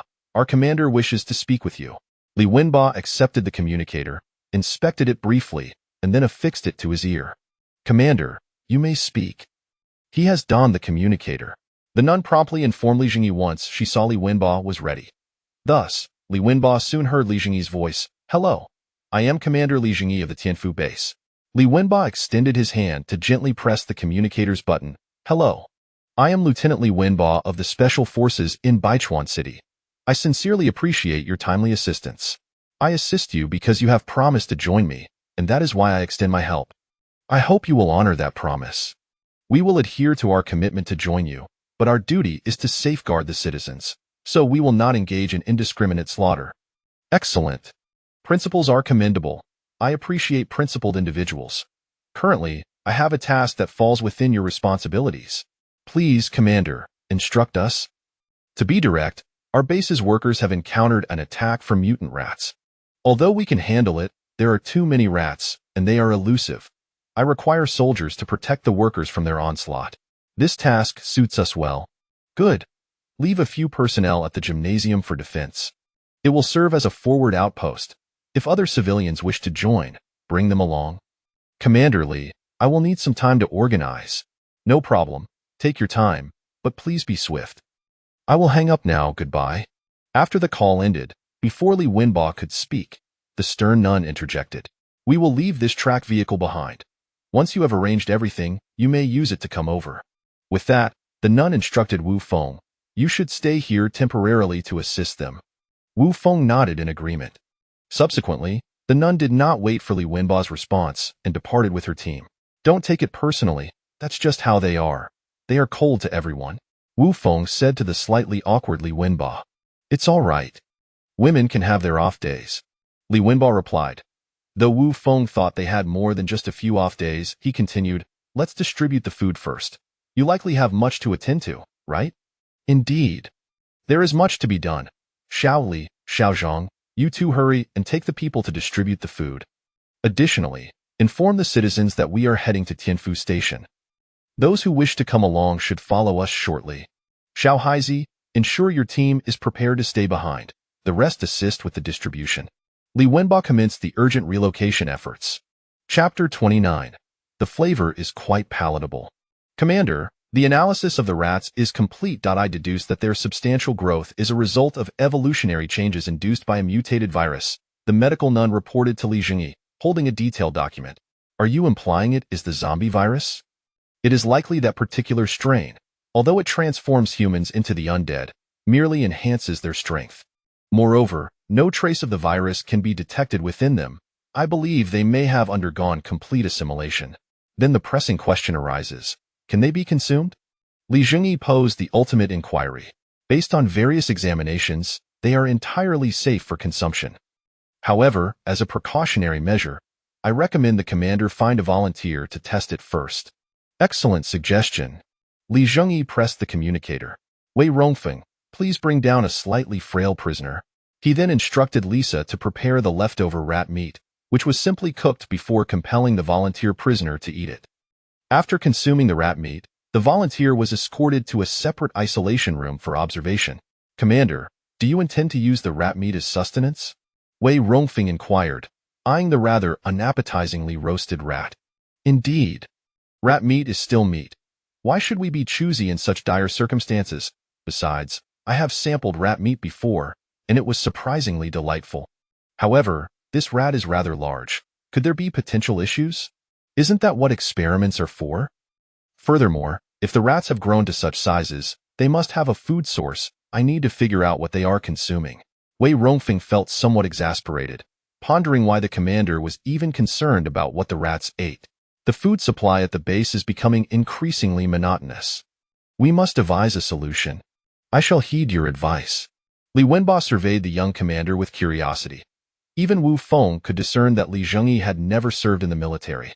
With his experience, he could easily tell. Yet, he refrained from voicing this observation and instead saluted Li Zhengyi. Commander Li, I am Captain Li Wenba from the Baichuan Security Department, here to report to you. Li Zhengyi returned the salute, having been schooled by his personal guard in the art of military decorum. Please elucidate the status of your unit, he inquired. We have stationed 10 personnel at the sports station as a forward defense, and currently, all 32 combatants have arrived at Tianfu Station. The civilians are also arriving gradually.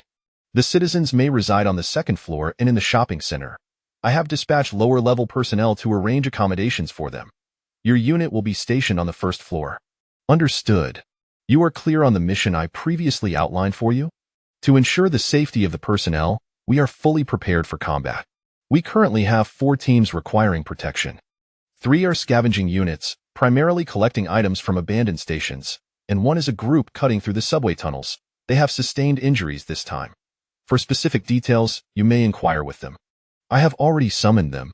Li Zhengyi beckoned, and the leader of the cutting group, who had narrowly escaped, promptly approached. Please convey the details to Captain Li.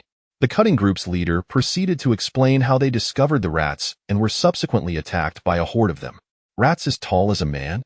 Were this world not so deranged, I would surely think I was dreaming. We need to locate their den? Li Wenba expressed his thoughts after listening. I have other arrangements for the extermination of the rats. For now, focus on your protective duties. Understood. Captain Li, how many teams can you safeguard? 2 teams would be the most secure. 3 is manageable, and I could stretch to 4, albeit with difficulty. Then you shall temporarily oversee 3 teams. I will assign another individual to the remaining team. After the tasks were delegated, Li Wenba departed with the cutting group leader. He divided his combat personnel into 3 groups, each accompanying the workers to the subway station for protection. Wu Feng, do you find Captain Li Wenba reliable? Commander, he is a pragmatic individual and quite cautious. Wu Feng replied after a moment of contemplation, narrowing his eyes. Pragmatic and cautious. Such a person is unlikely to entertain any whimsical ideas. Li Zhengyi nodded thoughtfully. In that case, go find him and request a few men to form a reconnaissance team. They are all professional soldiers, thus more suited for this task than ordinary civilians. Is the commander aiming to expedite the reconnaissance? Indeed. Have you not witnessed the battles between Selena and the mutated zombies? I fear that the longer we delay, the more formidable those mutations will become. They must be eliminated swiftly. Is it truly that urgent? The mutated entities that Wei Rongfeng and his team have slain on the surface are rapidly transforming into entirely different organisms. Very well. I shall consult Captain Li Wenba immediately. Good. Also, inform him that once he joins the reconnaissance team, they will utilize our weaponry. Understood. Wu Feng departed on his mission. Meanwhile, Li Zhengyi set about forming new workgroups, selecting some astute individuals from the experienced staff to serve as leaders. Quickly lead the newcomers into action. Our recent progress has been somewhat sluggish. However, Commander, we have heard reports of large rats. Are they dangerous? Not to worry. I will assign my soldiers to protect you. For each station, I will dispatch 10 fully armed soldiers to accompany you. Then we shall promptly gather our personnel. Go ahead. Reconvene and return. Once the newly appointed leaders had departed, Li Zhengyi immediately summoned the partially equipped bio-soldiers, outfitting them with the standard protective gear of the Death Legion. While they retained the 65-type semi-automatic rifles, they would not require stealth for their duties. The presence of gunfire would serve them well in their defensive roles. Of course, to enhance their firepower, essential grenades would also be provided. Remember, safeguard your designated station, and do not allow my workers to be threatened. Yes, Commander. Subsequently, the newly formed scavenging teams ventured to the recently established station under the protection of 20 bio-soldiers. At this juncture, the medical nun approached Li Zhengyi once more. The results are in. The rat meat is entirely consumable, and the prisoner exhibited no adverse reactions. That is splendid news, Li Zhengyi exclaimed, embracing Lisa in excitement. He then summoned Sister Selena. Selena, I must trouble you to make another trip. You possess detectors, which should enable you to locate the rat nests. I hope you can return with a few live rats and simultaneously ascertain their food sources. Without a stable food supply, they could not grow to such sizes. Commander, are you instructing us to capture a few live rats and identify their food? Precisely, live rats. Ideally, we require both males and females. Investigating their food sources would be advantageous as well. Understood, Commander. I shall attend to this immediately. Selena, thank you. Li Zhengyi expressed sincerely. It is my honor to serve you, the senior nun replied, bowing her head respectfully. Chapter 30. Those mice are quite adorable. Chirp, chirp. Countless red dots flickered in the darkness of the tunnel. Drive them away, the head nun commanded coldly. Hiss, boom. A fierce flame erupted, igniting dozens of large rats in front of them. Chirp, chirp, chirp. The horde of rodents immediately retreated in terror from the horrific flames, disappearing in an instant, leaving behind only a pile of charred corpses. Continue onward, the head nun waved her hand. The 3 nuns trailing behind promptly followed suit. They were traversing an abandoned, relatively dilapidated subway line. After a brief moment, they encountered a massive gaping hole in the old subway wall. Upon seeing the approaching nuns, the rats at the entrance swiftly recoiled. It seems this is the place. Advance and uncover what the commander requires. The head nun strode forward, completely unperturbed by the snarling rodents ahead. Whoosh, with a casual swing of her chainsaw sword, she cleaved a rat that leapt out from a nearby crevice in two. The fire-wielding nun unleashed a torrent of flames into the small hole, instantly filling it with searing heat, and the anguished squeals of rats echoed from within. As they pressed forward, the congregation of rats grew denser, incessantly chirping at the 4, seemingly attempting to intimidate them. However, the head nun and her companions paid them no mind and continued their advance. Eventually, a dozen robust-looking rats charged forth, launching a desperate assault against the battle nuns. A minute later, the valiant charge of the rats culminated in a grim spectacle of carcasses strewn across the ground. The remaining rodents, witnessing this carnage, fled in abject terror.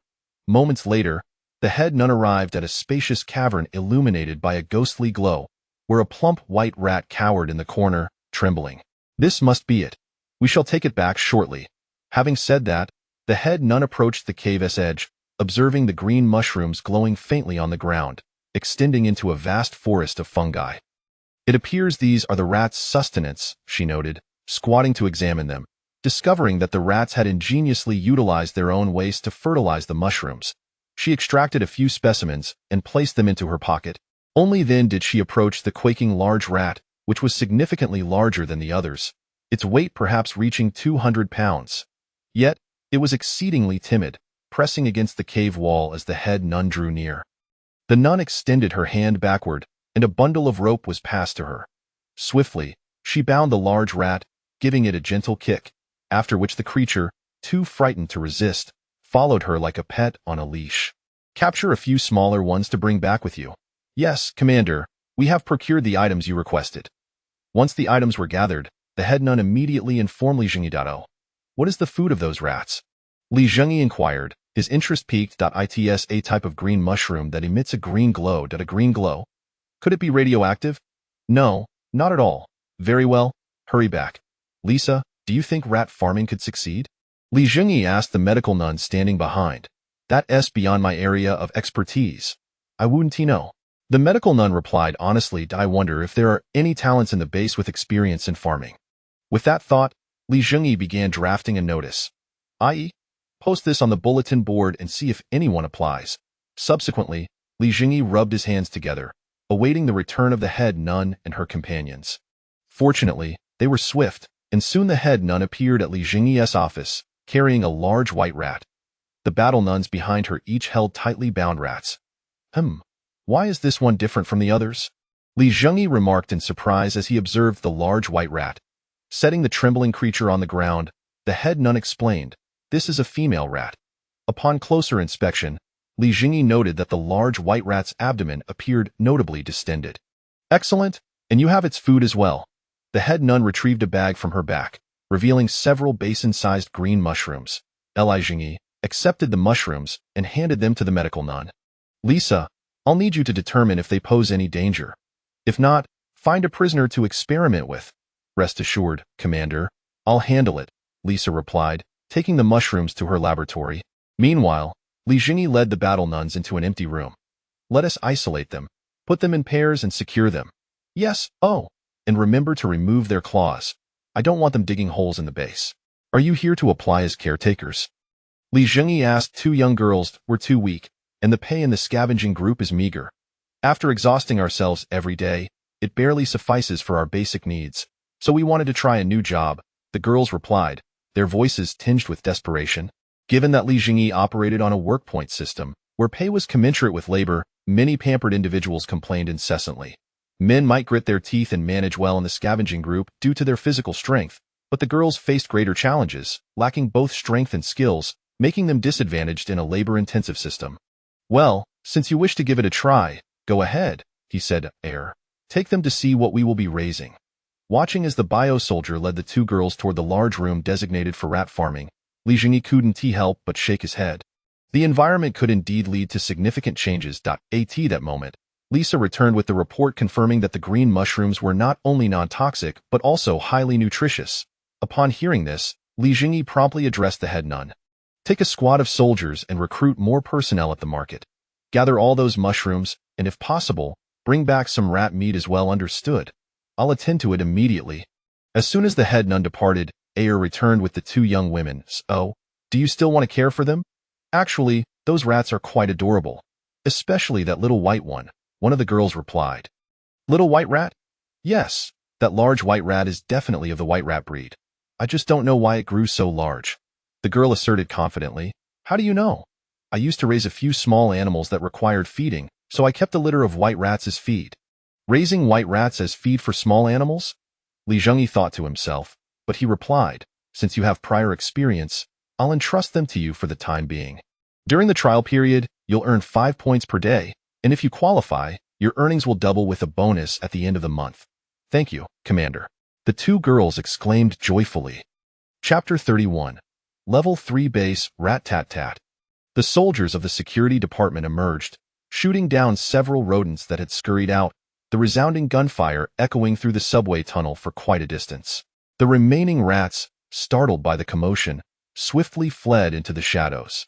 Aside from their size, these rats aren't particularly terrifying, remarked one soldier, who, seeing that the rodents had escaped, approached to drag the lifeless bodies of those he had shot. Their meat is edible. Let us toss them onto the vehicle to take back, though, upon closer inspection, they are somewhat repulsive. Repulsive? At least we have something to eat. If you were starving, you'd happily munch on cockroaches, another soldier quipped. All right. The threat has been neutralized.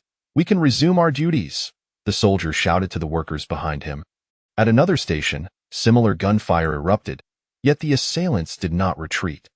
Instead, their numbers seemed to swell. What the hell? Where did these gigantic cockroaches come from?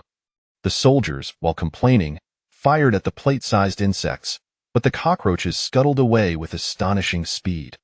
Despite the majority being shot down, many still managed to escape, flying and scurrying away. They've escaped in droves. Should we report this? One soldier inquired, surveying the ground littered with exploded cockroach remains. I was terrified. I thought they would charge at us like in a movie, but they just ran away. Let us report it anyway. Perhaps these creatures could be culinary ingredients. Good grief. You really have a peculiar taste. Should we seal up this hole? One soldier approached the entrance from which the cockroaches had emerged, shining his tactical flashlight inside. This is concrete. How on earth did they bore these holes? Strange creatures are appearing more frequently. Giant rats, massive cockroaches. If something even weirder shows up, I won't be surprised, said the soldier at the entrance, retracting his flashlight as he began to walk back. Whoa! Suddenly, a worm-like creature shot out from the hole with lightning speed, its mouth lined with countless barbs, clamping onto the soldier's upper body. Shit! The nearby soldier gasped, then grabbed his rifle and unleashed a barrage at the monstrous worm. Rat-tat-tat! Several automatic rifles fired in a frenzy at the horrifying creature, splattering green ichor everywhere, while the blood that sprayed onto the ground sizzled, indicating its corrosive nature. Smack! The bizarre worm was finally cleaved in two under the relentless firepower. Concerned for his comrade, a soldier disregarded the powerful corrosive liquid and rushed forward to drag the bitten soldier from the worm's maw. However, upon struggling to pry open the creature's jaws, they discovered that the upper body of the bitten soldier had nearly completely dissolved. Ugh! Despite having witnessed numerous gruesome scenes, several soldiers were unable to suppress their nausea and retched. Hurry, find something to seal that hole, and immediately report this incident. You mentioned there are underground worms that consume humans.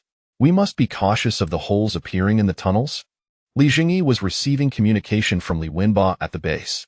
Indeed, their highly corrosive liquid can erode even solid concrete, allowing them to launch surprise attacks by dragging nearby prey into their lairs. Li Wenba relayed the information he possessed to Zhengyi. Tell your team to send over the worm carcasses. We need to examine them, Zhengyi instructed. Understood. I will dispatch someone to deliver the worm remains immediately. After ending the communication, Zhengyi couldn't help but grumble. It's only been a short while since the apocalypse began, and all manner of bizarre creatures are emerging. Who knows if a Godzilla will pop up next? He then intended to contact the nun superior to warn her to be vigilant of the worms. Only after receiving confirmation of her safety did he finally exhale in relief. Putting aside his concerns, he focused on upgrading the base to the next level, feeling that achieving this would significantly enhance his operational capacity. Before long, the soldiers of the security department delivered the large cockroaches and the worm to him. Lisa once again assumed the role of head of the food inspection team, beginning her assessment of whether these peculiar creatures were edible. Subsequently, the nun superior also returned with a substantial quantity of mushrooms and several dead rats. Place the rats in the freezer, set aside some mushrooms as feed for the rats, and send the rest to the kitchen. Inform them that both the mushrooms and rats have been inspected and deemed safe for consumption. They should devise a way to prepare some dishes. Afterward, Zhengyi mixed the remaining mushrooms with synthetic food and fed it to the captive rats. Observing the rodents relish their meal, he felt they were finally on the right track. From that point forward, both workers and soldiers exercised heightened caution. Although their work efficiency slightly declined, safety was largely assured. No further injuries occurred, gradually dissipating the anxiety instigated by earlier casualties. Meanwhile, the cook successfully devised culinary methods for preparing dishes with mushrooms and rat meat. They chopped the mushrooms and incorporated them into nutritional porridge, garnering quite favorable reviews. The green mushrooms, though vibrant in color, possessed an unexpectedly delightful flavor. The rat meat was tender and palatable, regardless of preparation method. Even Zhengyi had to admit that although they appeared unappealing, they were indeed quite tasty. Subsequently, Zhengyi instructed the nun superior to gather soil from the mushroom garden of the white rats and establish a mushroom cultivation plot at the nearest Chunfeng station, assigning many of the physically weaker women to tend to the mushrooms. Since this was only the initial trial, he set up several experimental fields from the outset. The women trimmed the roots of the freshly harvested mushrooms and buried them in the soil, fertilizing them with the base's specially formulated nutrients. To his astonishment, the growth rate of the mushrooms exceeded Li Zhengyi's expectations. These mutated green mushrooms displayed remarkable vitality, growing swiftly. Within just a few days, small mushrooms began to sprout. Ultimately, within 10 days, they were ready for harvest. Li Zhengyi analyzed the fertilization schemes from the experimental fields and determined the optimal cultivation method, transforming the entire Chunfeng station into a mushroom farming base. Not only was the mushroom cultivation successful, but the white rats also produced a litter of over 50 offspring, demonstrating their reputation as relentless breeding machines. Meanwhile, the other two groups of rats also became pregnant. However, unlike the timid white rats, the other two groups exhibited a degree of aggressiveness. Li Zhengyi surmised that the caretaker's assertion about the white rats being a mutated variant of smaller rats was indeed accurate, explaining their docile nature. He resolved to wait until the other two groups had given birth before processing the larger ones, continuing to breed the smaller rats in no time. The offspring would largely lose their wild instincts.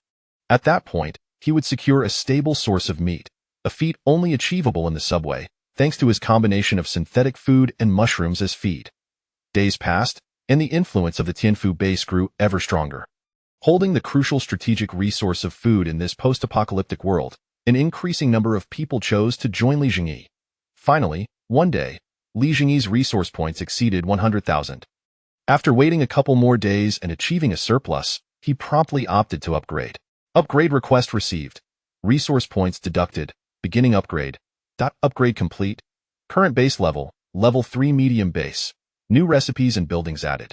Engineering workshop and resource recovery station. Barracks can be upgraded to medium barracks. The next upgrade will require 1,000,000 resource points. Chapter 32. The engineering workshop and the new formula. Li Zhengyi struck a testing device with a powerful punch, and as he gazed at the display reading 1,000 kilograms, his jaw nearly dropped in astonishment. Goodness! After this enhancement, I've become so formidable. After basking in his pride for a moment, Li Zhengyi shifted his focus to a more pressing task. He first proceeded to the barracks, upgrading it to a medium-sized facility. Request acknowledged. 2,000 resource points have been deducted. The small biochemical barracks has been upgraded to a medium biochemical barracks.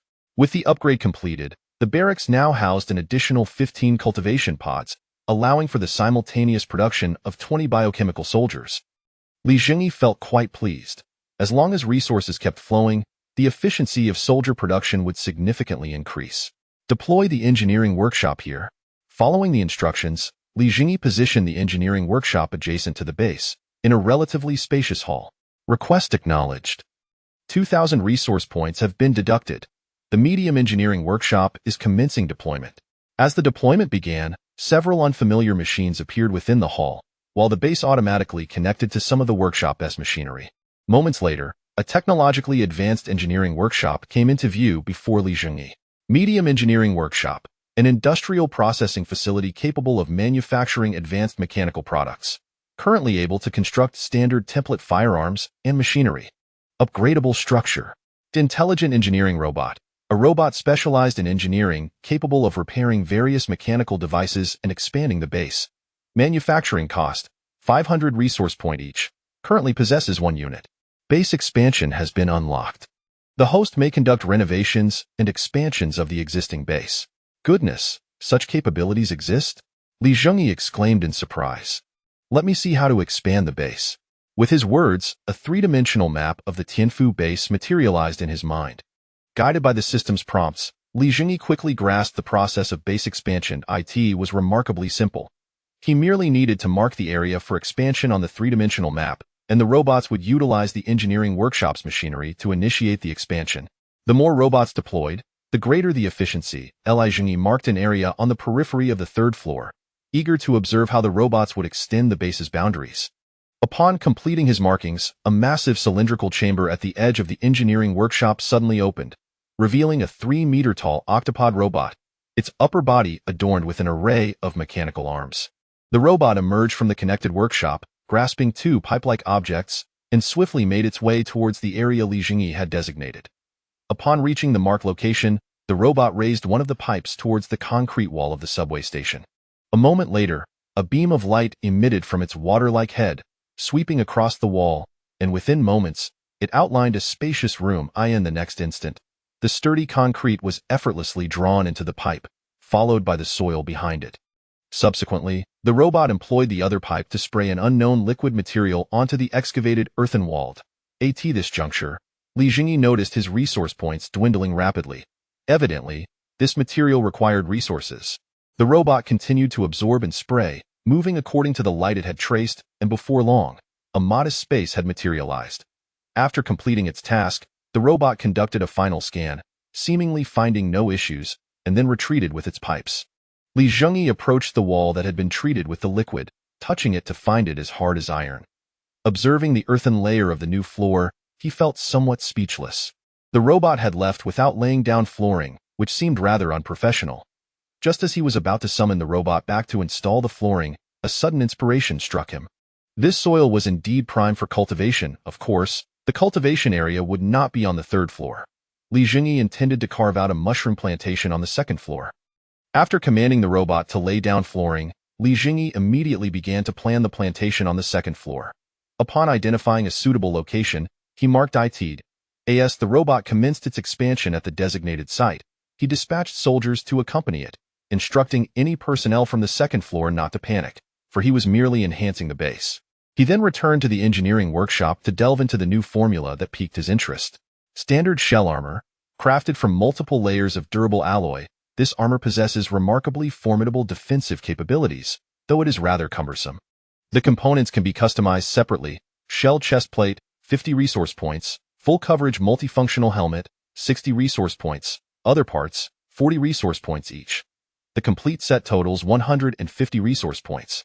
35 Malawian Kwaches, standard laser rifle. Equipped with a high-energy power cell, boasting a capacity of 120 rounds. It unleashes a formidable concentrated beam capable of penetrating a 12mm thick steel plate within a range of 500 meters, featuring an automatic firing mode. The entire weapon weighs 3 kilograms. Each unit requires 100 resource points, while the accompanying high-energy power cell necessitates 30 resource points. Standard flamethrower. A device designed to project chemical substances that inflict burn damage, effective at close range, with its potency reliant on the fuel canister. Each unit requires 50 resource points. 10mm standard automatic rifle. Utilizing 10mm fragmentation rounds, this weapon boasts formidable stopping power, with a magazine capacity of 40 rounds. Its armor-piercing capability is limited, and it has an effective range of 600 meters, operating in an automatic firing mode. The entire rifle weighs 3 kilograms, requiring 40 resource points for procurement, while the accompanying 10mm fragmentation magazine demands 5 resource points. It is also compatible with armor-piercing magazines. Intelligent laser turret. This weapon possesses autonomous motion detection and targeting capabilities, launching powerful focused beams that can penetrate 12mm thick steel plates from a distance of 500 meters. It features a fully automatic intelligent firing mode with an exceptionally rapid rate of fire, necessitating a connection to the base's power supply for operation. Each unit requires 400 resource points. Convenient lightweight spider turret. This weapon is equipped with autonomous motion detection and targeting capabilities, firing 10mm fragmentation rounds from an ammunition box supplying 200 rounds. Once the ammunition is exhausted, manual reloading is required. The turret weighs a total of 30 kilograms and can be deployed anywhere. Each unit requires 100 resource points, while the accompanying 10mm ammunition box necessitates 25 resource points. Zhengyi was quite satisfied with the introduction of the new weaponry. The workshop also housed various civilian machinery, such as woodcutters and forklifts, which were currently of no use to him, so he chose to disregard them. The firearms available were sufficient for the time being. Thus, Zhengyi proceeded to fabricate 2 lightweight spider turrets and a set of exoskeleton armor. Upon donning the exoskeleton, Zhengyi noticed its considerable weight compared to the previous green armor, yet with his enhanced physique, he felt hardly burdened. Due to his allergy to the green color, he opted for a customized black finish. Subsequently, the rejuvenated Zhengyi equipped a squad of biochemical soldiers armed with Type 65 semi-automatic rifles and set off toward the sports complex. Upon arrival at the sports complex, he was met by soldiers from the security department. "Commander, Is there something you require? I intend to establish a recycling center here. All resource recovery in the vicinity will henceforth occur at this location, which may increase your workload. We're quite grateful for the opportunity, as this area has been rather desolate. Having tasks to engage in would be welcome. Excellent. Your spirits are commendable. Once the site becomes a recycling center, your benefits will also see an enhancement. Thank you, Commander. Zhengyi then sought out a suitable room. Deploy the resource recovery station here. A recovery station was precisely what he had long desired. Request received. 1,000 resource points have been deducted, and the small resource recovery station is commencing deployment. As the deployment concluded, a device resembling a black hole took shape, featuring a conveyor belt extending outside the room. Waste could simply be placed on the conveyor, which would transport it into the black hole for resource decomposition. Zhengyi ordered the placement of one spider turret at the entrance of the recovery station to deter any would-be intruders. He then stationed 5 biochemical soldiers there, selecting one at random to serve as the operator of the recovery station. The biochemical soldiers, being rather rigid in nature, were well suited for such straightforward tasks. The recovery station would display the resource points generated from the decomposed input, allowing the biochemical soldiers to merely record the points as indicated. For waste delivered by collaborating personnel, points would be exchanged proportionally. This arrangement alleviated the previous burdens of manpower required to transport refuse back to the main base. In the future, this outpost could directly reclaim waste from nearby stations. Additionally, Zhengyi instructed the scavenging team members to construct living quarters at this station, further optimizing their time efficiency. Of course, as the outpost lacked manufacturing capabilities, the control of supplies would invariably remain in Zhengyi's hands. Chapter 33. Apologies, but it's impossible. Commander, we are under attack from a large horde of mutated zombies. To mitigate excessive losses, we have already withdrawn from the subway station. Listening to Wei Rongfeng's report, Zhengyi felt somewhat speechless. Was this fellow truly reckless, getting ambushed wherever he went? Secure the prisoners, then report back with the specifics. Moments later, Wei Rongfeng stood before Zhengyi. Our forces were assaulted by a massive number of mutated zombies. A rough estimate suggests at least 2,000 to 3,000 of them. What are the losses? Zhengyi inquired, tapping his fingers on the desk. We lost over a dozen prisoners. Elaborate on the details. As per usual, we had the prisoners collect various materials. However, several prisoners ventured into an underground parking lot, inadvertently disturbing a horde of zombies within. They then surged out, and seeing the overwhelming number of enemies, I immediately ordered a retreat. Fortunately, we did not lose any soldiers. What characteristics do these mutated zombies possess? Most are similar to those before, but they are faster and appear stronger. There are a few aberrations among them, akin to the ones we eliminated last time. The deceased prisoners were primarily killed by these exceptionally swift mutants. No wonder we rarely see zombies. It seems they have all hidden away. Wait a couple of days before sending anyone out again. We shall resume operations once they disperse, but ensure that prisoners do not venture into basements or similar locations in the future. Understood. After Wei Rongfeng departed, the Sister Superior promptly came to report, Commander, we have established contact with the armored vehicle team. They were previously hiding in a large underground parking lot. Following the nuclear explosion, they have conducted a reconnaissance drive. All bridges leading into the inner city have been destroyed, and they seek guidance on their next steps. Hold on, inquire about their current location. I will check the city map. Moments later, the Sister Superior relayed, Commander, they are near a place called Tech City. Ah, I found it. Instruct them to conceal the armored vehicle and find a way to access Subway Line 9. Then they can advance towards us through the underwater tunnel. I will send Wu Feng to assist them. Yes, Commander. I will immediately convey your orders. I.e., notify Wu Feng to lead a reconnaissance along Line 9. Understood. However, a day later, Wu Feng returned. Commander, someone wishes to see you. Wu Feng's tone on the communicator was tinged with exasperation. Who is it? Never mind, just bring them here. Zhengyi was taken aback that this individual had not given prior notice, but had brought someone directly to the base. Moments later, the reason for Wu Feng's exasperation became evident. Wu Feng and his companions walked in dejectedly, followed by a young man clad in an officer's uniform, accompanied by a fully armed squad of soldiers. Rather than bringing someone, it seemed they had been brought in as captives, Li Zhengyi immediately sensed something amiss and promptly notified the Sister Superior, who was in the lounge. Selena, assemble the troops and prepare for immediate combat. Understood. The Sister Superior responded without delay. In an instant, Wu Feng and his party arrived at Li Zhengyi's desk. Before Wu Feng could speak, the young officer interjected, "Are you the commanding officer of this base?" "Indeed, I am Li Zhengyi, the head of Tianfu base. May I inquire as to the purpose of your visit? Why can't I see your military rank?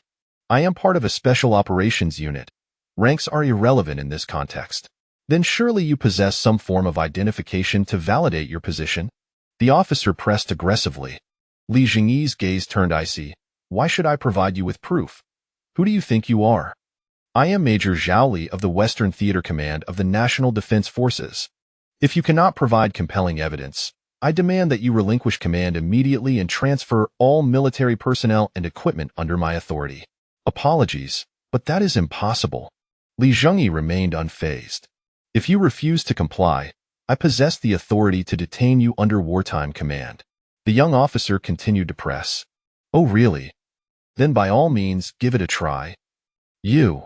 The officer was on the verge of exploding with anger at Li Zhengyi's indifference. "Commander, shall we take them down?"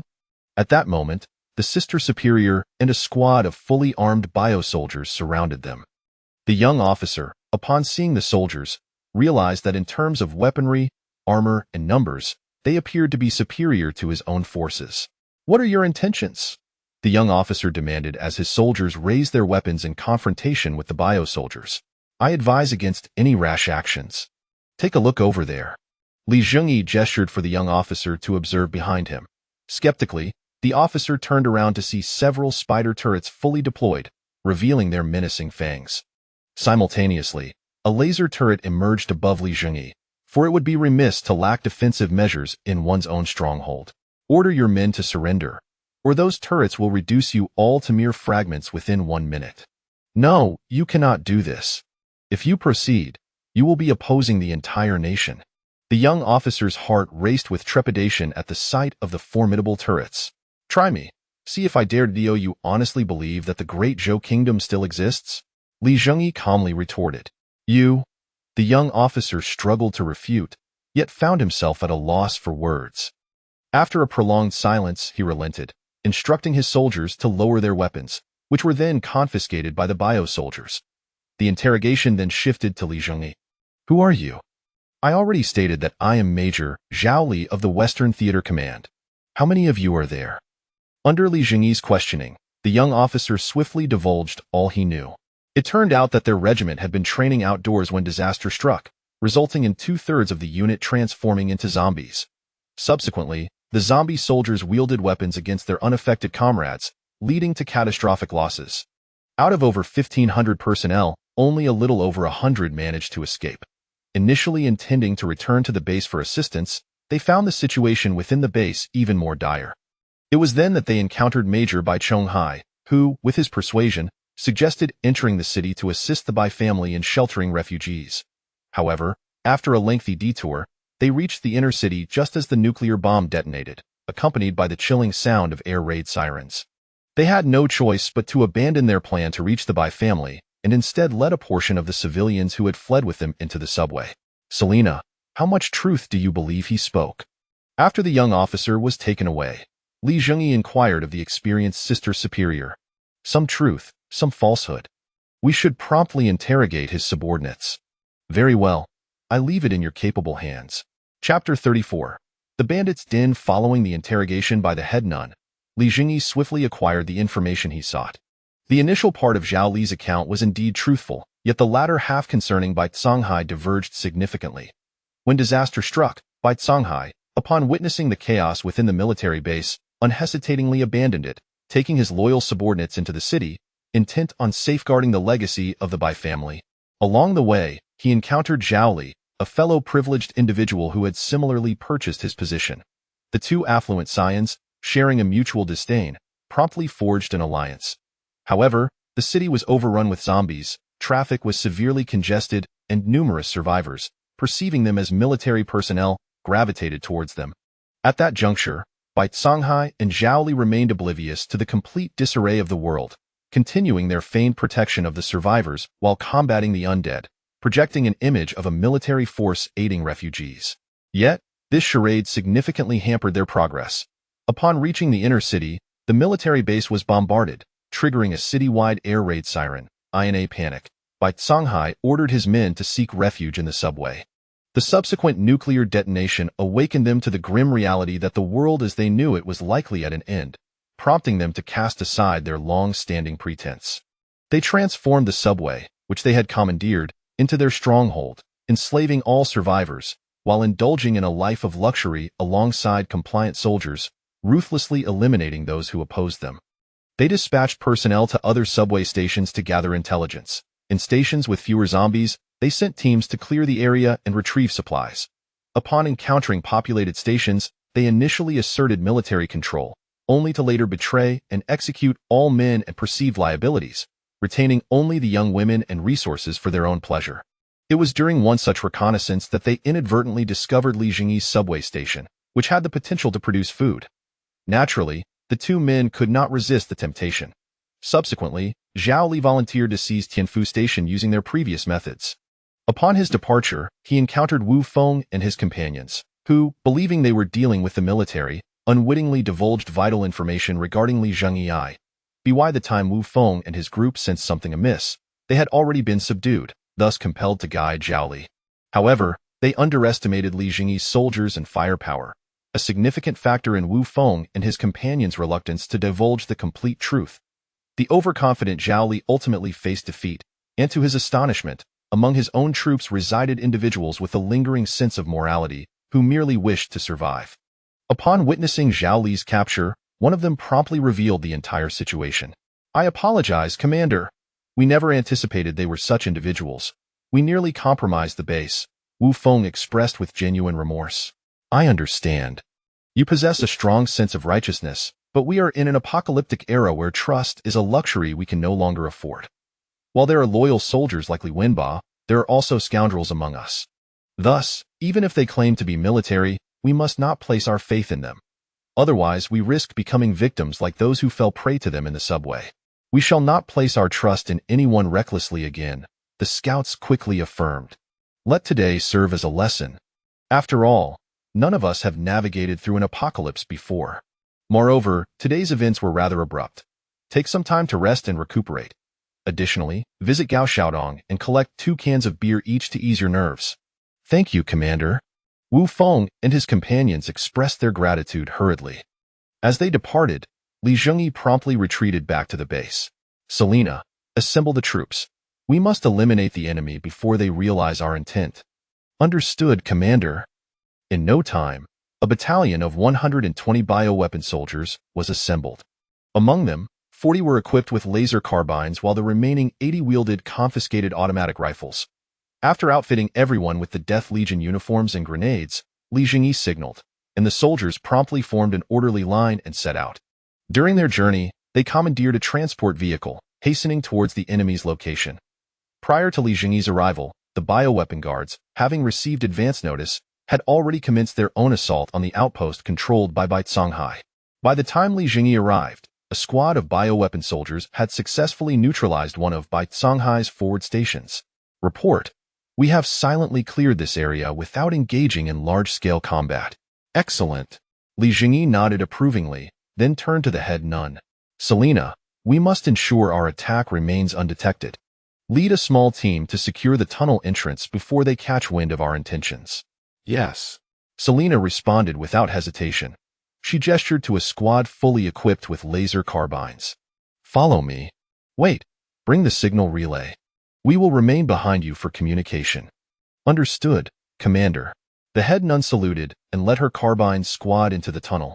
"All personnel, combat formation, prepare to depart." As Selena advanced, Zhengyi followed closely behind with the main force. Within the bustling subway station, Zhengyi indulged in his daily pleasures. Moments later, he emerged from his quarters, bare-chested. "I am ready. The time is yours," Zhengyi declared, taking a swig of beer. "Thank you, young Master Bai." "Oh, young Master Bai is truly exceptional." The soldiers, claiming to be from the Department of Defense, were, in fact, mere private mercenaries of the Bai family. The troops had been recruited through the Bai family's influence and were equipped with resources purchased by them. This explained why, amidst the chaos of the military base, these soldiers chose to accompany Bai Songhai into the city. Listening to the sounds of youthful exclamations from within his chambers, Bai Songhai, rather than retreating, sauntered inside, intrigued. The subway station was filled with women, and Bai Songhai was exceedingly cautious. To mitigate any potential threats, he had already disposed of all men, retaining only women for his amusement. This strategy not only eliminated security risks but also provided entertainment and sustenance in times of scarcity. The entire subway station resembled a den of thieves, and any unknowing visitor would undoubtedly perceive it as such. Chapter 35. Unforeseen circumstances. The soldier stationed at the tunnel entrance stifled a yawn. That woman from yesterday was undeniably exquisite. In the past, a man of his humble means could scarcely have even brushed against such beauty.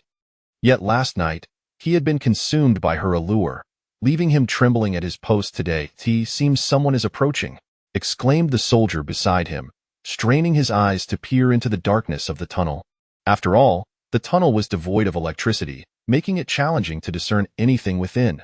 The illumination at the subway station was maintained by fuel pilfered from other stations, leaving no surplus power for the tunnel. Could it be Major Zhao returning? Perhaps there will be more women to entertain. Another soldier leered, a lascivious grin spreading across his face. Though they jested, they raised their rifles, aiming into the depths of the tunnel, and shouted, "Who goes there?" "I am Zhao," came the voice from within the tunnel. "Ah, it is Major Zhao. Did you succeed?" After a brief pause, the voice called out again, "I am Zhao. All right, that we acknowledge you, Major." One of the somewhat listless soldiers turned to a comrade and said, "Go inform Boss Bai. Just say Zhao has returned. I can't shake the feeling that something is amiss." The soldier summoned to relay the message hesitated, his gaze fixed warily on the tunnel's mouth. In the next moment, illuminated by the flickering subway lights, he discerned a group of soldiers shrouded in gray coats approaching. "They are not ours," he thought, just as the impulse to shout surged within him. In a flash, several beams of crimson light streaked past. The heads of the soldiers at the tunnel's entrance were pierced instantaneously, their bodies collapsing to the ground. The soldiers at the subway station looked on in confusion as their comrades fell, and as if comprehending the gravity of the situation, they immediately shouted, "Enemy attack!" Simultaneously, they struck a discarded metal sheet with their iron rods, summoning a cacophony of alarm. The raucous sirens blared throughout the station. Several soldiers who had been jesting atop the platform leaped into the tunnel, intent on sealing the entrance. Bang, bang, bang! The heavy report of gunfire echoed, and the soldiers who had jumped from the platform found their bodies reduced to mere fragments, remnants left behind. Subsequently, the matron, accompanied by bioengineered soldiers, charged forth from the tunnel entrance, engaging in a fierce firefight with the soldiers stationed within the station. However, due to the biochemical soldiers being clad in bulletproof armor, the 5.56 caliber automatic rifles wielded by the soldiers at the station proved ineffective against their defenses. In contrast, the carbines used by the biochemical soldiers effortlessly pierced through the unprotected soldiers. "Grenades ready. Throw." The soldiers on the platform launched a barrage of grenades from their advantageous position. Boom, boom, boom. The offensive grenades erupted in a series of explosions, toppling two biochemical soldiers who were caught in the blast. "What the hell? What's going on?" Bai Songhai, momentarily interrupted from his revelry by the cacophony of explosions, shouted in furious disbelief. "This is bad, Major. We are under attack. Who the hell is so audacious? How many of them are there?" "There are over a dozen, all fully armed, equipped with bulletproof vests. Our bullets can't touch them. We've lost several brothers already. This is utterly useless. Bring up the heavy weaponry," Bai Songhai bellowed, casting a glance at the few soldiers still desperately sprinting and yelling at them. "What the hell are you doing? Hurry up and gear up. Get out there and fight. Quick, charge in and suppress them." Upon receiving news from the Grand Nun, Zhengyi immediately urged the troops to follow suit. The subway station had already erupted into chaos, with Bai Songhai's side enjoying the geographical advantage, while the Grand Nun and the biochemical soldiers held the upper hand in weaponry and armor. Thud, thud, thud. The Grand Nun fired her grenade launcher at the enemies concealed behind cover. Boom, boom, boom. After a series of explosions, several soldiers hiding behind the barricades were obliterated. The Grand Nun shook her grenade launcher, ejecting the spent shells, and prepared to reload. Just then, two heavy machine guns suddenly emerged from either side of the subway station, unleashing a ferocious barrage of fire towards the soldiers in the tunnel. Reacting swiftly, the Grand Nun slung her grenade launcher behind her back and grasped her explosive rifle. Bang, bang. Two shots rang out, shattering the body of a distant machine gun operator. However, the machine gun's bullets had already torn apart two biochemical soldiers. All grenade teams suppressed them with full force. At that moment, Zhengyi, having just arrived at the entrance, witnessed the scene and immediately issued orders over the communication channel.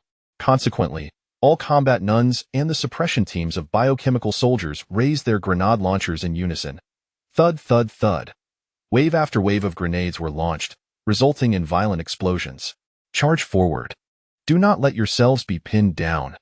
The combat nuns vaulted onto the platform, utilizing their heavy power armor to begin suppressing the enemy with grenades in one hand and explosive rounds in the other. Soon, the fearless biochemical soldiers began to ascend the platform, launching their assault point. Two soldiers dragged away the corpse of the machine gunner, and just as a new recruit crouched down to fire, crack! They were instantly reduced to fragments. The Grand Nun, while charging, used her explosives to eliminate anyone attempting to operate the heavy machine gun. As she charged deep into the enemy lines, she unsheathed her chainsaw sword. Vroom! A soldier was immediately cleaved in two, blood splattering high into the air. With a quick shot, she obliterated a distant soldier who was preparing to launch an RPG.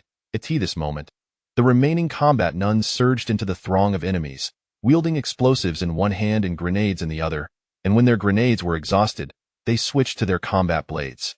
Subsequently, the biochemical soldiers surged forward, unleashing a torrent of deadly crimson light and 7.62mm bullets, claiming the lives of countless adversaries. Grenades and hand grenades were indiscriminately hurled into the throngs of enemies, raising plumes of dust with each explosion. The violent detonations and ferocious firepower left by Summohing in a state of bewilderment. What in the world is happening? Why is their firepower so overwhelming? Summohing watched in horror as his men were felled by single shots, while the enemy soldiers, clad in high-tech armor, remained unscathed even after enduring grenade blasts. The other soldiers, encased in fully sealed suits, could only be brought down with shots to the neck or critical facial areas. Bullets striking other parts would be thwarted by their bulletproof vests.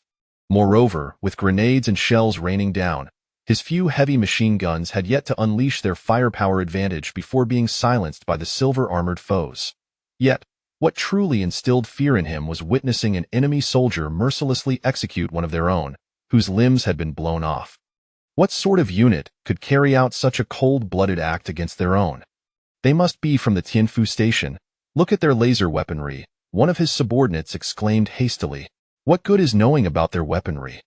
We need to think of a way out. Major, we could open the protective doors and escape from above. Are you out of your mind? We have no protective gear to venture out. Then what should we do? We cannot fight back. Quickly, go and announce that we are willing to surrender and join them.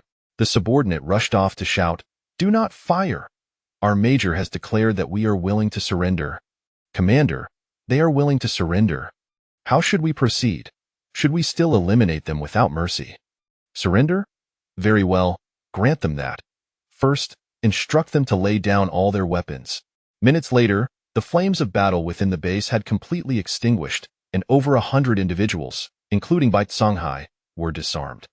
Chapter 36. Steadily Advancing. What are the results? How many men have I lost? Zhengyi inquired. Reporting to the commander, we have eliminated a total of 149 enemies and captured 134. Our losses amount to 19 men, with 27 lightly injured and no severe injuries. Had it not been for Zhengyi witnessing a bio-soldier executing a severely wounded comrade, he might have believed the report. Nevertheless, it was perhaps for the best, as tending to a grievously injured bio-person would be far less convenient than simply recreating one. After enduring several brutal battles, 21 of your bio-soldiers have been promoted to death guards, who possess significantly enhanced combat capabilities and a more agile intellect, now equipped with basic command skills. Oh, they can be promoted? That is indeed splendid. Have all their weapons been confiscated? Yes, they have been seized. Excellent. Is there any other situation to report? There are also 167 female civilians. How shall we handle them? Instruct them to remain in their rooms and not to emerge. Also, bring that by Shanghai to me.as for the other captives. As per our usual protocol, keep those capable of labor and dispose of the rest. Understood. Moments later, the area where the captives were held erupted into chaos as dozens of those deemed incapable of work were dragged out, engulfed in a crimson glow, their final screams echoing through the subway station. The women instructed to hide in their rooms trembled in fear. Bai Songhai glared at Li Zhengyi. Why? We have already surrendered. Why must they be killed? What purpose does it serve to keep those of no utility? When you occupied other stations, those men also surrendered. Why did you execute them as well? Li Zhengyi retorted. They were merely ordinary individuals. Keeping them would only squander resources. We are different. We are professionally trained soldiers. Allow us to join, and your strength will increase exponentially.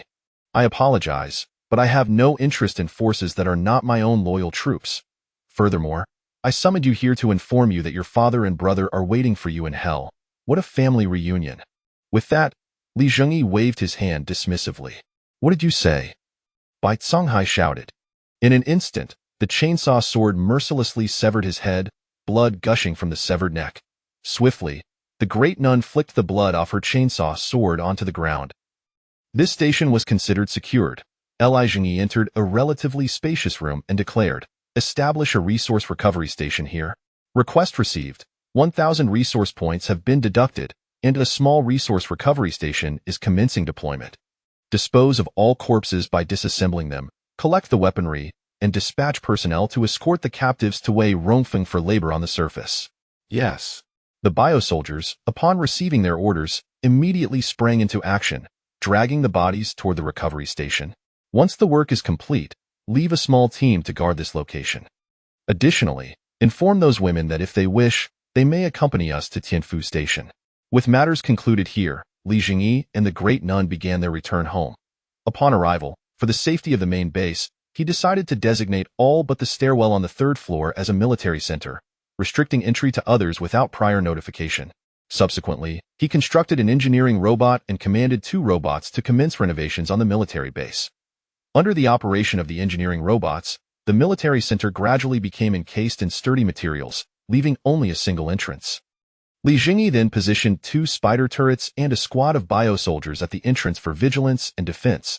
Additionally, he discreetly installed a laser turret on the ceiling, not far from the entrance, as a concealed weapon.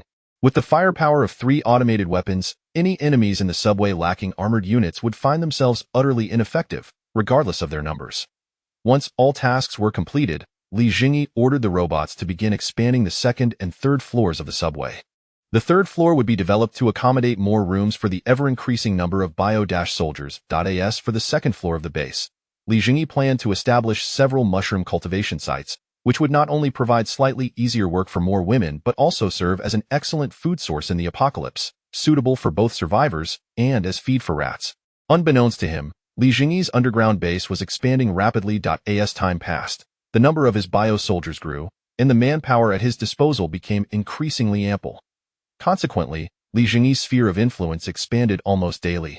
New survivor stations were continually discovered, and more zombie-infested stations were located and cleared. With Li Zhengyi controlling the most crucial resource in the apocalypse, food, those observant subway stations soon began to join his ranks. Each day, new survivors joined the scavenging teams, and an ever-growing quantity of resources was collected, all progressing steadily. Meanwhile, Li Zhengyi issued a series of commands within the base. Establish more work teams and dismantle those abandoned trams obstructing the tunnels. Have the reception department submit the latest population statistics. Calculate the fuel consumption of the generators at occupied stations and gather fuel from the unoccupied ones to allocate to those in need. I cannot provide new power stations for every site at this time. The rodent breeding facility at Tianfu Base needs to be relocated to nearby unoccupied subway stations. The caretaker reported that the base is too crowded, and the noise is startling the mother rats, causing them to abort their litters. Furthermore, after relocating the rodent breeding facility, convert it into a cockroach breeding facility, utilizing the organic waste produced in the base's feed. A large number of rats spotted at the junction? Selena, take a small team to the junction. There is a wild rat population causing trouble. Eliminate them. We cannot allow the wild rat population to grow too large. I do not wish to encounter a scenario akin to 2033. What? Another underground worm attack? Fine, I understand, and I will dispatch a team with flamethrowers to incinerate them. Can they be eaten? Absolutely not. Those creatures are filled with corrosive fluids, and their flesh is toxic. If you're not afraid of death, feel free to consume them. Are there any agricultural experts available? This is significant. Send someone over immediately, and also look for any breeding specialists. If they know how to breed cockroaches, that would be even better. In the communications room of the base, Zhengyi was loudly issuing commands through the communicator. In a mere 3 months, he had transformed from a mere youth into a reasonably competent commander. Those receiving orders, whether they were leaders of the scavenging teams, heads of the cultivation sites, or soldiers on task, executed their duties without delay. Every battle Zhengyi fought externally was won with overwhelming force, which significantly elevated his reputation. Within the subway system of Baichuan City, there are over 400 stations, yet Zhengyi has only claimed a quarter of them. This was not due to a lack of strength but rather because several subway tunnels had collapsed in nuclear blasts, effectively blocking more advanced routes. Zhengyi had dispatched his engineering robots to clear the collapsed areas. However, due to the considerable distance, it was not feasible to utilize the machinery from the engineering workshop, thus requiring a significant amount of time. Chapter 37. Statistics and Rewards, Commander. We have located your personnel, came the communication from Wu Feng. Commander. We have arrived, chimed in the voices of the first and second battle nuns through the communicator. Excellent. Please make your way here promptly, he replied. Wu Feng, you have performed admirably. I have dispatched a squad to your location, and you will be responsible for commanding them. Should you encounter any minor zombie hordes, handle them on your own.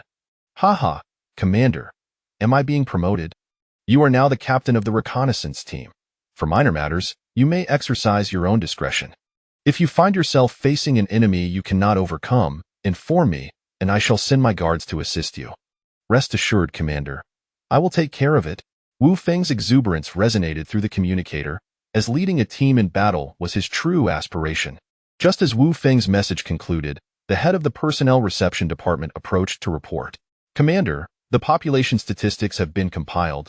We currently have a total of 857 individuals, not including the soldiers.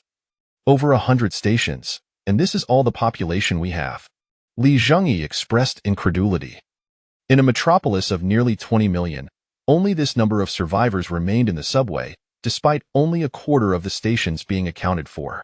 Although there appear to be over 100 stations, in reality, only 17 are occupied. The disaster struck unexpectedly, and with ordinary civilians prohibited from possessing firearms, a typical person armed with cold weapons would suffer immense casualties while attempting to seize control of a subway station. My investigations reveal that survivors often arrive at the stations having already endured significant losses, and the remaining individuals must then contend with the zombies within the station.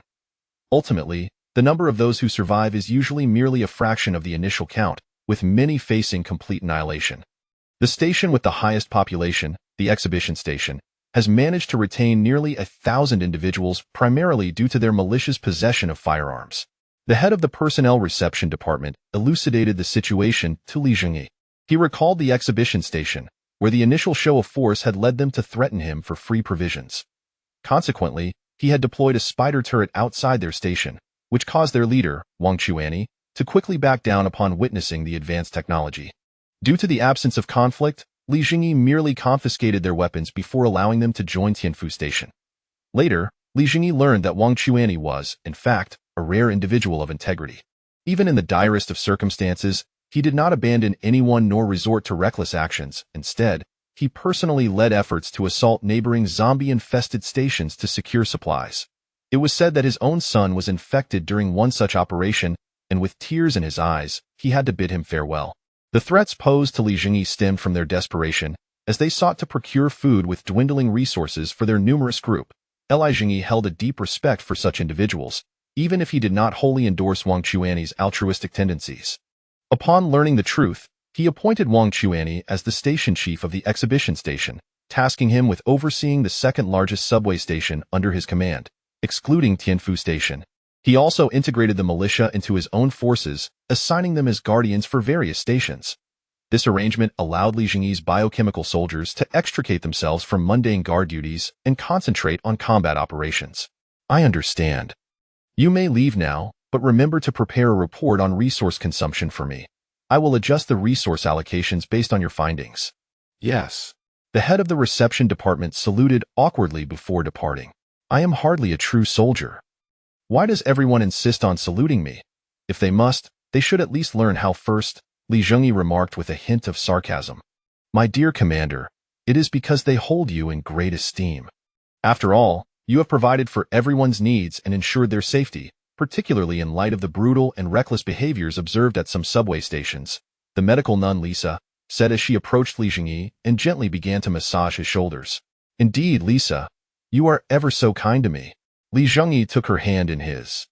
Within the military center, Lisa was clad in standard military attire rather than powered armor, allowing her beautiful face and fair skin to be prominently displayed. Her reputation within the base now even surpassed that of Li Zhengyi. After all, Lisa was not only beautiful but also kind-hearted. Whenever Li Zhengyi did not require security detail, and if she was unoccupied, she would offer free medical treatment at the infirmary on the second floor, garnering immense goodwill and positively impacting the image of the other battle nuns as well. As the two shared a moment of intimacy, the communicator suddenly crackled to life. Commander, this is the second mushroom cultivation site. We have caught several large earthworms. Would you like to see them? Please don't tell me it's another worm. Last time, some fool found a worm and claimed it was an earthworm for vigor, almost poisoning himself and several others. Li Zhengyi replied, exasperated. Commander, I assure you, this time it is genuinely an earthworm, came the earnest voice from the communicator. Very well. Have someone bring them to me. I shall take a look. Understood. We will deliver them to you shortly. The voice on the other end was filled with delight. Since the second mushroom cultivation site was located on the second floor, it wasn't long before several robust women appeared at the military center's entrance, each carrying earthworms over a meter long and thicker than a human arm. The guards at the entrance carefully inspected them, and upon discovering they bore no weapons, escorted them to Li Zhengyi. Commander, look, here they are, the women exclaimed, presenting the wriggling earthworms before him. Li Zhengyi examined them closely, confirming they were indeed earthworms and not any toxic variety. Where did you find these? Right in the cultivation site. After watering the mushrooms today, they surfaced shortly after. We initially thought they were those biting insects that frighten many, but thankfully, Sister Lin had fished with her husband before and recognized them as earthworms. They certainly appear to be earthworms. You have done well. Li Zhengyi responded with a smile, then turned to Lisa. Lisa, I must once again entrust this to you. Please ascertain whether they are toxic and if they can be consumed. The medical nun smiled sweetly. Leave it to me. With that, she took the earthworms and made her way to her laboratory. Commander, regarding the rewards, one of the women hesitated to say, I understand. Once the testing results are in, and if they are deemed edible, you shall receive your due rewards. Li Zhengyi replied readily. Ah, thank you, Commander. The women expressed their gratitude joyfully as they departed. It was Li Zhengyi's decree that those who discovered new edible flora and fauna would be generously rewarded. Hence, these women, who typically trembled at the sight of insects, were elated to have captured the earthworms and brought them forth. Not long after this exchange, the communicator buzzed once more with urgent news. Commander, the surface is under attack by a large number of mutated entities. Repeat. The surface is under attack by a considerable number of mutated entities. Chapter 38. Your elegance may be delayed. Quick, withdraw to the base immediately. Wei Rongfeng shouted loudly, as the soldiers incessantly fired upon the encroaching mutated zombies. However, the number of these abominations continued to swell, with not only prisoners being overwhelmed, but also several guards succumbing to their attacks. Realizing that the situation could not persist, he decisively ordered a retreat to the underground base, simultaneously commanding the closure of the subway gates, leaving the fleeing prisoners ruthlessly outside. Tell me, what transpired during this assault? Li Zhengyi inquired with a furrowed brow, having noticed that not only were prisoners missing, but several guards as well. Commander, the prisoners have adhered to orders and refrained from exploring the dark zones. We had no prior indication of any impending attack. They appeared suddenly, surrounding us. The outer prisoners and guards had no time to react before being overrun. Surrounded you? What was their number? Li Zhengyi keenly sensed something amiss. The initial assault was comprised entirely of agile mutants, and their numbers were not significant, perhaps in the hundreds. However, as they launched their first wave, a dense throng of evolved zombies suddenly emerged from behind, with numbers that seemed endless. I suspect there were at least over 100,000. The front line of agile zombies launched a sudden attack, followed by the main force. Indeed, the agile zombies materialized all around us and immediately commenced their assault. Had it not been for our underground base as a fallback, we would have undoubtedly faced total annihilation, Wei Rongfeng said, his face grave. If what you say is true, this attack must have been premeditated. Could they possibly have a leader? Li Zhengyi realized a critical oversight. Though it is difficult to believe, I share the same sentiment. It seems these zombies have evolved to possess intelligence, complicating our attempts to return to the surface. Li Zhengyi shook his head, sighing. Commander, what shall we do next? We cannot simply sustain these prisoners without purpose. After a moment's contemplation, Li Zhengyi responded, take them to clear the collapsed areas and assist the engineering machines. Understood. With the new directive, Wei Rongfeng set to work. Li Zhengyi, meanwhile, returned to the heart of the base, lost in thought. The mutated zombies on the surface had developed intelligence. For now, he could only relinquish his plans for surface engagement. After all, facing over 100,000 mutated zombies with merely a few hundred regular soldiers was an insurmountable challenge. Since the surface was currently untenable, the focus would shift to the underground. Once he amassed a sufficient army, he would strike the surface in one decisive blow. However, to achieve this, resource collection needed to be expedited.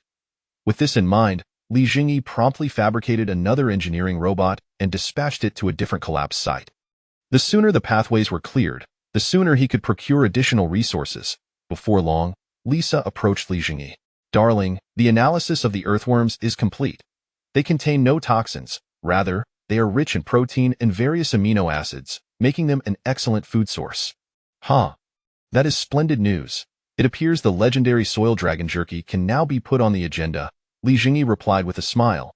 He then instructed the survivors to construct an earthworm farm. These creatures could not be raised directly in the soil, lest they escape. Li Zhengyi ordered the collection of soil at unoccupied stations, which he mixed with rat droppings and some household waste to create nutrient-rich, humus-laden soil. Once the compost matured, captured earthworms would be introduced for breeding. They would consume the compost and subsequently excrete organic fertilizer. The mature earthworms would then be harvested for food, while the organic fertilizer could be used to nourish mushrooms, allowing Li Zhengyi to conserve both fertilizer and food resources. Of course, these processes would need to be executed step by step, but it was undoubtedly a positive development. Simultaneously, to economize food production resources, Li Zhengyi commissioned a protein processing machine. Countless mature cockroaches, after undergoing disinfection and sterilization, would be fed into the machine daily, transforming into nutrient-rich protein blocks. For the specific production process, please refer to Snowpiercer. To expedite the growth of the cockroaches, Li Zhengyi even outfitted the breeding chamber with air conditioning, maintaining a temperature above 30 degrees Celsius to ensure stable egg production, thereby providing more protein raw materials. Despite their repulsive nature, cockroaches contain an impressive protein content of 60-70, encompassing 18 essential amino acids, as well as minerals, vitamins, and various sugars. These components not only help maintain the body's energy balance but also bolster immunity and resistance, making them an excellent nutritional source for survivors living in the subway, where food variety was scarce. The processed protein blocks, when paired with the unknown starch produced at the base and a certain quantity of green mushrooms, were then distributed via shaky vehicles to become the primary sustenance for the survivors. Naturally, some high-performing stations would also offer fresh and delicious rat meat. Once the earthworm farming was successful, they would also include what could be considered a delicacy. Earthworm meat, as for the issue of distaste. Anyone who had gone hungry for a few days could likely stomach live cockroaches. Let alone the processed mushroom porridge, they would probably devour their own tongues. Rest assured, as a responsible leader, Li Zhengyi would never hoard such high-quality food. He would only partake in the less nutritionally rich rat and mushroom dishes. As time slipped by, the refuse at various subway stations diminished rapidly, while Li Zhengyi's resource points continued to grow. Nevertheless, even with this increase, upgrading to a level 4 base remained a formidable challenge. Soon after, good news arrived once more. Commander, the collapsed site has been cleared. Wei Rongfeng's voice crackled through the communicator. Well done. Proceed immediately to the next collapse site and continue the cleanup. Yes. Having issued the new command, Li Zhengyi called for Wu Feng, who had been idling about the base, wasting time. I hear you've been living quite elegantly of late? Heh. A man of my caliber is always in demand, Wu Feng replied with a smug expression. Regrettably, your elegance may need to be postponed. The collapse site has been cleared. Your new mission is at hand. Yes. Please issue your command, Commander. Wu Feng promptly wiped the grin from his face. Gather your team and prepare to head to the new location. I'll assemble them right away. Wait, your equipment is due for an upgrade. It no longer befits your status. Li Zhengyi gestured backward, and a biochemical soldier brought forth the new gear. A standard laser gun and a set of standard armor. This is the latest weaponry. Aside from myself, you are the first to possess it. As Wu Feng gazed upon the robust armor and new laser gun, his face radiated a joy surpassing even that of his previous elegance. Thank you, Commander. For a soldier, possessing coveted advanced weaponry was the pinnacle of delight. Chapter 39. The Fat Sheep. Furthermore, to bolster your firepower, you may bring along 2 spider turrets. Li Zhengyi continued to enhance Wu Feng's resources. Are we still merely scouts at this point? The formidable fire support now vastly exceeded the initial makeshift setup they had. You are now my regular troops. Henceforth, you shall be designated as a reconnaissance company. However, I cannot provide you with many personnel at this moment. Before Wu Feng could respond, Li Zhengyi added, Yet, having too few members is not feasible. Here's what I can do. I can assign you an additional squad, but their only weaponry will be automatic rifles, which are not suited for assassination. Do you accept? Yes, of course. Wu Feng nodded eagerly. More soldiers, especially elite ones, were certainly advantageous. Even if they wielded standard assault rifles, they were still significantly more capable than ordinary troops. Excellent. Now, you may gather your unit. I will instruct your deputy to report to you with the reinforcements. Understood. Wu Feng, beaming with delight, took possession of his new equipment and went to assemble his squad. Moments later, an upgraded Death Sentinel arrived before Li Zhengyi, accompanied by a squad of biochemical soldiers. This 30-man unit had only the Death Sentinel armed with a laser carbine. The others were equipped with seized automatic rifles, yet all donned the uniform of the Death Legion. You are now Wu Feng's aide-de-camp. Take your soldiers to join him. In addition to following his orders, you are responsible for monitoring all his actions. Report any irregularities directly to me. Understood. The Death Sentinel saluted and proceeded to lead his soldiers to report to Wu Feng. Although Li Zhengyi held a high regard for Wu Feng, it did not equate to complete trust in this world. Only the combat nuns and a select few Death Sentinels earned his unwavering confidence. He was wary of the biochemical soldiers, as their limited intellect made them susceptible to manipulation. Wu Feng quickly donned his new gear. However, unlike Li Zhengyi, who was clad in full armor, he opted for merely a chest plate and helmet, discarding the heavier components, as such encumbrance was ill-suited for a reconnaissance team. Once Wu Feng had gathered his squad, the 30 personnel dispatched by Li Zhengyi arrived to check in. After confirming their mission, Wu Feng led his reconnaissance company toward their new destination. In a small cell, a dozen women huddled together, trembling in fear. Bang! The doors swung open, and despair washed over the women, who frantically pressed against one another, as if trying to shield themselves from impending doom. A group of burly men stood in the doorway, and a rotund man clad in an apron entered the room, his gaze scanning the women with the predatory intent of selecting a fat sheep. He reached out and seized the hair of one woman, who still bore a semblance of plumpness, yanking her forcefully from the group. No. Please, let me go. I'll do anything you want. Just don't take me away. The woman's voice trembled with desperation. The obese man displayed no hint of compassion, dragging her out of the room with a cruel resolve.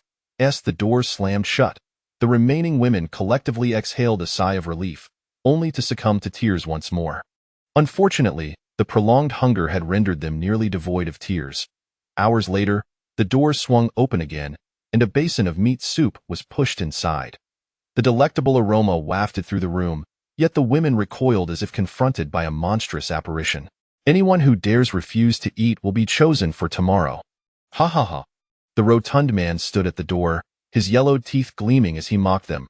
Under the threat of his words and the relentless urging of their empty stomachs, one woman finally stepped forward, ladling a scoop of soup and drinking it eagerly. The others, witnessing this, rushed forward, disregarding the scalding heat as they gulped down the broth. Ha ha ha. Eat more, and you won't waste away. The fat man's mouth widened in a grotesque grin. Boss, we have visitors at the tunnel entrance, someone shouted to the hulking man. More fat sheep arriving? Silence. If I capture new fat sheep, you will have more time to live. Anyone who dares speak will find themselves skinned alive. Seeing the terror in the women's eyes, the man closed the door with a sense of triumph. However, a few minutes later, his arrogance dissipated as a squad of fully armed soldiers secured the tunnel entrance. The guards at the tunnel were swiftly rounded up and detained by the armed troops. Commander, what is happening? We are law-abiding citizens. Wu Feng regarded the red-faced, toothless man and inquired, Are you in charge of this station? I am the temporary manager here. Is there an issue? The rotund man forced a smile. Why are there only men at this station? Where are the women? We came from the construction site. We're all rough men, no women. Is that so? It's been months since the apocalypse. You seem to be faring quite well, don't you? Doing all right. We used to have some hunters among us who frequently caught rats and cockroaches in the tunnels. The fat man's eyes darted about nervously. I haven't had rat meat in ages. Could I sample some?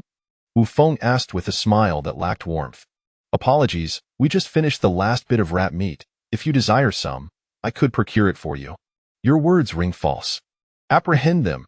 Those who resist shall be executed without mercy. We shall investigate what secrets they are hiding. Wu Feng declared coldly. Commander, you cannot do this. We are truly law-abiding citizens. You have no right to arbitrarily detain us, the rotund man protested vehemently. Only my superior can command me. You are nothing. Take him away and send someone to uncover their secrets. Upon receiving the order, the biochemical soldiers swiftly struck the man with the butt of their rifles, knocking him to the ground. Meanwhile, several soldiers rushed into the station. Moments later, as Wu Feng listened to the reports relayed through his communicator, his muscles twitched with rage, and his eyes burned with fury. To personally verify the intelligence, he took a few of the veterans who had accompanied him since the beginning and proceeded toward the location indicated by the soldiers. Report, Company Commander. They are right inside. A soldier standing at the door announced loudly upon Wu Feng's arrival. Prepare yourselves. Let us see just how cruel they can be. Wu Feng solemnly instructed his companions. The group then stepped into the room, which served both as a kitchen and a slaughterhouse. Chapter 40. Execute them all, without exception. In a room rife with chaos, a severed female corpse lay upon a makeshift table. The abdomen of the corpse had been brutally opened, its entrails absent, and the contorted expression of agony etched upon her face suggested that her death was excruciatingly painful. Nearby, a large pot contained a half-filled broth, within which a decayed arm floated atop the surface, exuding an enticing aroma. Suspended above the pot by rudimentary hooks were several pieces of ribs and smoked ham, one of which still bore half a human thigh. In the corner, a makeshift heap of refuse accumulated various human bones, stripped clean of flesh. Apart from the deathly soldiers and Wu Feng, the others swiftly fled the scene to retch violently. The commander is right. The depths of human malice know no bounds, Wu Feng mused as he cast a lingering gaze upon the hellish scene, vowing to imprint it eternally in his memory. The atrocities he had previously witnessed paled in comparison, and he speculated that even more horrifying events might still unfold. Has the signal relay begun functioning? Reporting to the company commander, it is operational. Without a moment's hesitation, Wu Feng initiated contact with Zhengyi. What did you say? Cannibalism? This is some hellish joke. Commander, I have apprehended all of them. Should I send them to Wei Rongfeng as prisoners? Send them to hell. Execute them all, without exception. As Zhengyi's ferocious voice crackled through the communicator, a smile crept upon Wu Feng's face. He had not chosen the wrong ally. Understood. I will carry out the order immediately. In the future, should you encounter such scoundrels, there is no need to report. Execute them on the spot. There are still a dozen women here. What should we do, Commander? After you eliminate those scoundrels, take a brief respite. I will dispatch personnel to clear the subway station and escort them away. Receive the order. As Wu Feng severed the connection, his smile swiftly faded. Commander's orders. No interrogation required. Execute all cannibals on the spot. Hearing Wu Feng's loud command, the previously arrogant cannibals wilted. A few even attempted to seize weapons, but the bio-soldiers, trained professionals, swiftly dispatched them with a single shot to the head. Gunfire erupted, and in an instant, dozens of cannibals lay lifeless upon the ground. Stand by. Await the arrival of the cleanup team. Hours later, a squad of bio-soldiers arrived, accompanied by a man wielding a camera. Hello. I am a reporter from Tianfu Broadcasting. May I inquire who is Captain Wu Feng? I am. What can I assist you with? Wu Feng stepped forward. The commander believes that such heinous events merit documentation to serve as a reminder to all. I am here to interview you regarding this incident. Wu Feng nodded, agreeing that exposing these events was for the best, allowing people to comprehend the wickedness of humanity. He recounted all that he knew, and since the cannibals had been executed, the reporter only took a few photographs of the scene. Subsequently, Wu Feng led the reporter to the kitchen, where the reporter, quite professional, continued taking pictures before rushing outside to vomit violently. Afterward, Wu Feng and his reconnaissance unit set off for the next station, while the reporter and several women returned to the base under the protection of a contingent of soldiers. Shortly thereafter, a soldier carrying a flamethrower arrived at the wretched kitchen, soon to be engulfed in flames, erasing this malevolent place from existence. At Tianfu Base, within the newly established Tianfu Broadcasting Station, several individuals scurried to organize their scripts. They served as the voice of Zhengyi, disseminating his latest policies to the survivors within his realm of influence. Concurrently, they also relayed some entertaining news, providing a modicum of diversion. Thanks to the signal relay that had strolled through the subway station, survivors could listen to broadcasts during dinner in the respective dining halls of their stations. Testing. Breaking news. Today, Captain Wu Feng of the reconnaissance unit discovered a terrifying cannibal station, where all the inhabitants were demons of cannibalism.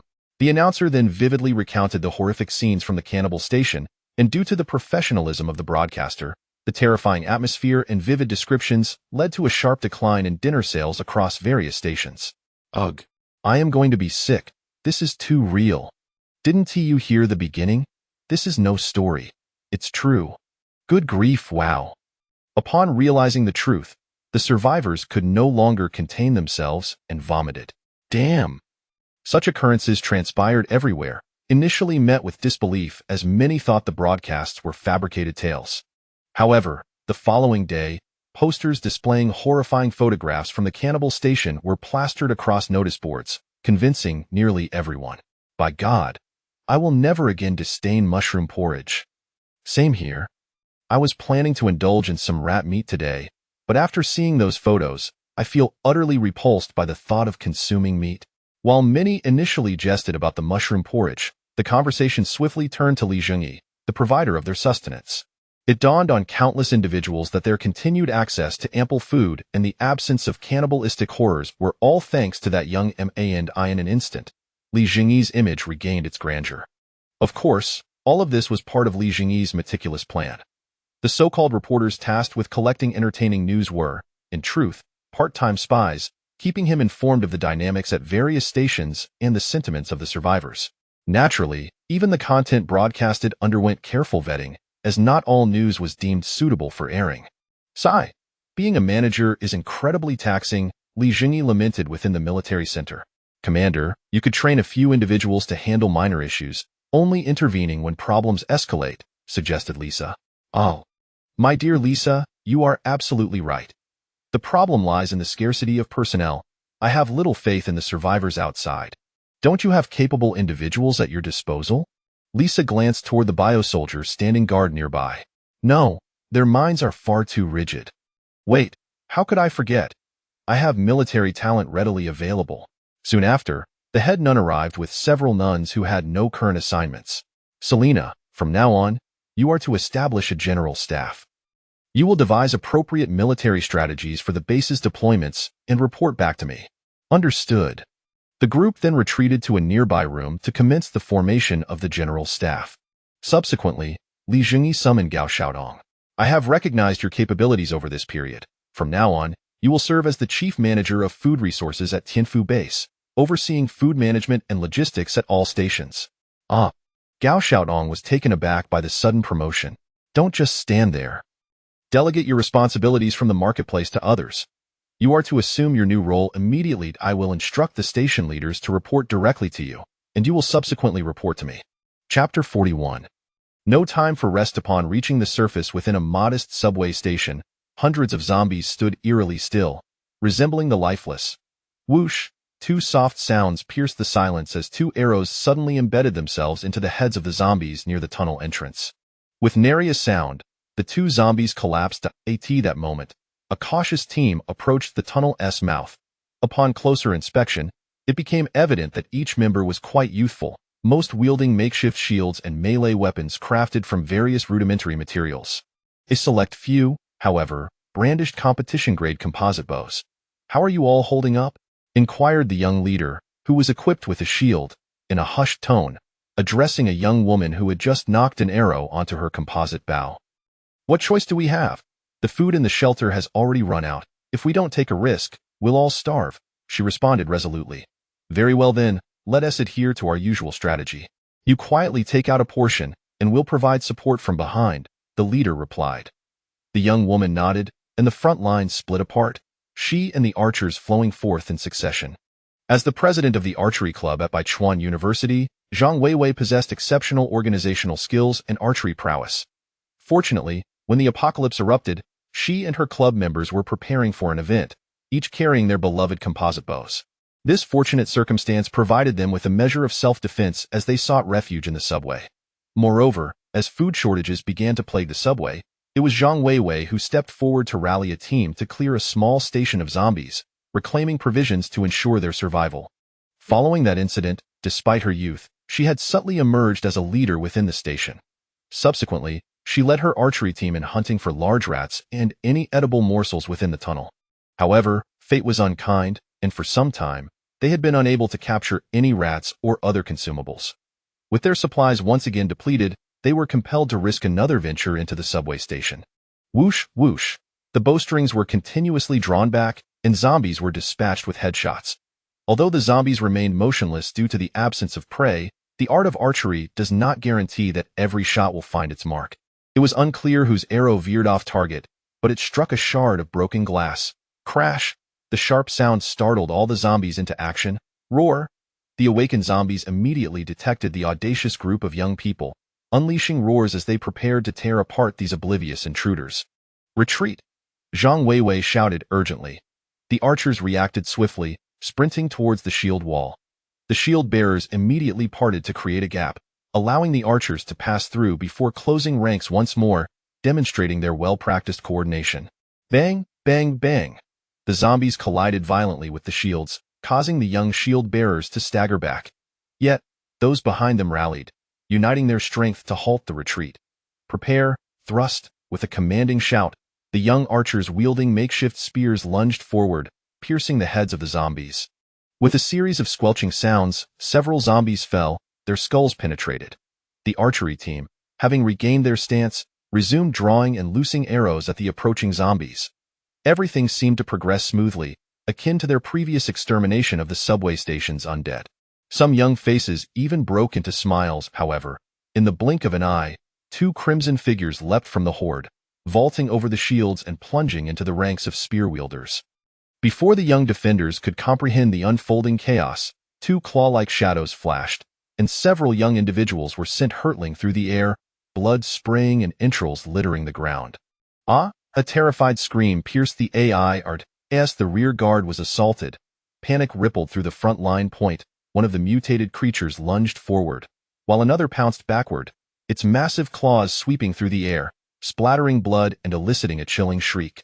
The shield wall finally succumbed to the onslaught of zombies. Several young defenders toppled to the ground, and the zombies descended upon them, their cries of anguish echoing.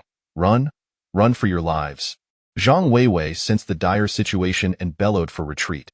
Simultaneously, she loosed an arrow at the mutated creature charging toward them. Alas, the creature's speed was too great. Her shot merely grazed its body, inflicting negligible harm. In an instant, the creature struck down an archer, its gaping maw crushing the terrified defender's skull. "Flee!" Zhang Weiwei ceased to linger, joining the throng of fleeing individuals. Fortunately, the mutated creatures and zombies lacked intelligence. Upon acquiring food, they did not pursue but instead indulged in their fresh prey. Moments later, as the creatures feasted, one suddenly lifted its head, as if alerted by some sound. The next instant, a beam of red light pierced through its skull, and the flickering light continued to dispatch the feasting zombies. Squad leader. There are no signs of zombies remaining. It appears we arrived too late. What a pity, Wu Feng remarked, surveying the mangled corpses that had been ravaged. Deploy personnel to seal the protective gates, install the signal relay, and inform the cleanup team behind us, then we shall proceed. Wu Feng issued commands with practiced efficiency.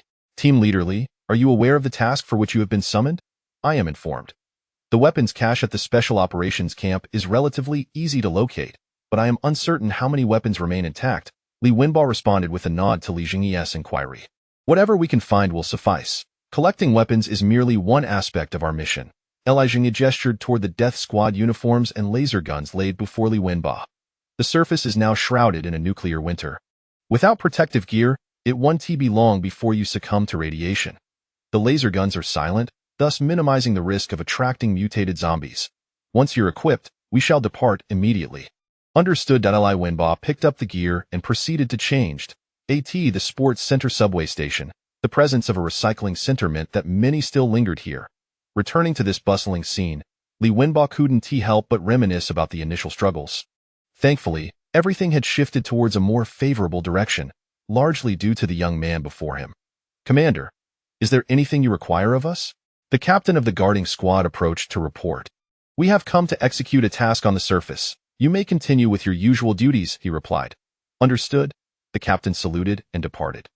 Currently, the station was primarily manned by local militias and select individuals, while Li Wenbo's former special operations team had been restructured into a reconnaissance unit, akin to Wu Feng's, as they possessed far more combat experience than the militia, making their deployment for defense a waste. Everyone, take a moment to rest. Once we reach the surface, there will be no time for respite. Li Zhengyi addressed all present. Chapter 42.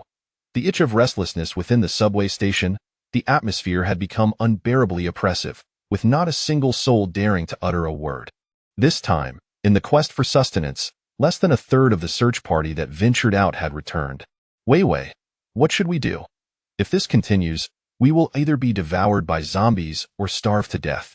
A young girl leaned in closer to Zhang Wei, speaking in a hushed voice. She and Wei were classmates, but due to her lack of shooting skills and physical strength, she had always remained in the subway station, performing menial tasks. I don't know, Wei stammered, her mind flooding with the horrific image of her companion being gruesomely decapitated. Her legs involuntarily began to tremble once more. I said we should never have gone to that station to search for food, a middle-aged man exclaimed, frustration evident in his voice. If we don't seek food, then what shall we eat? You? Retorted a young man from the archery group. Is it impossible to keep catching rats? It has been days since we last saw a rat. Do you think we are mad to launch an offensive against the zombies? It is all for the sake of finding food. Enough. This is my fault. I should never have suggested it. Wei shouted, her voice tinged with tears. Wei, you did nothing wrong. Those people neither catch rats nor assist in fighting the zombies. They only bicker over the rations. After this failure, they still sneer. I say we should leave this place and disregard these ingrates. Who are you calling ingrates?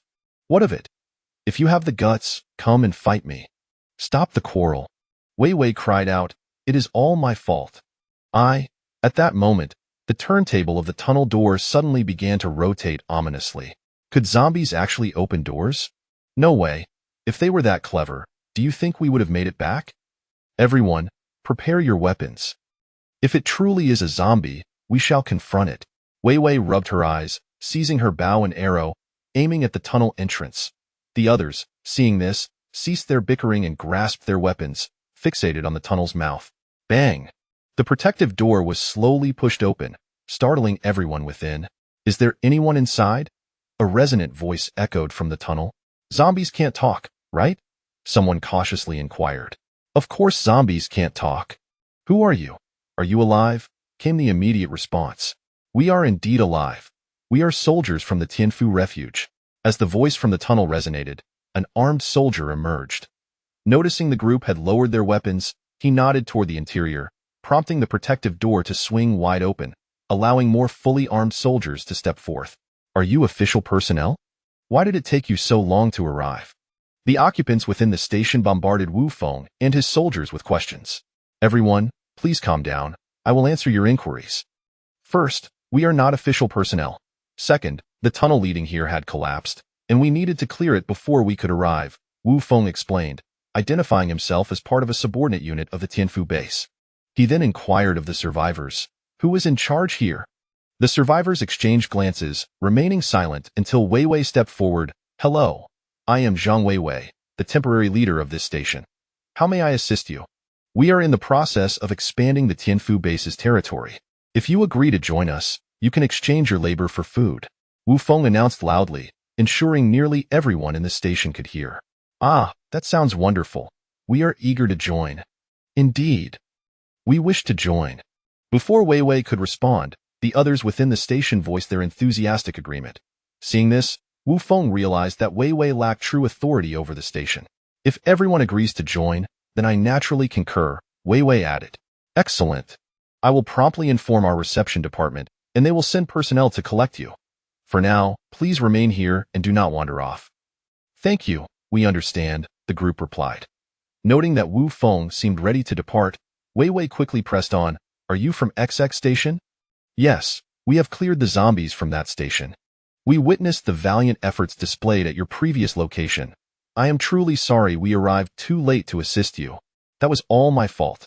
If I hadn't led everyone to search for food, we wouldn't have suffered such heavy losses. We are in an apocalyptic world. Such things are unavoidable.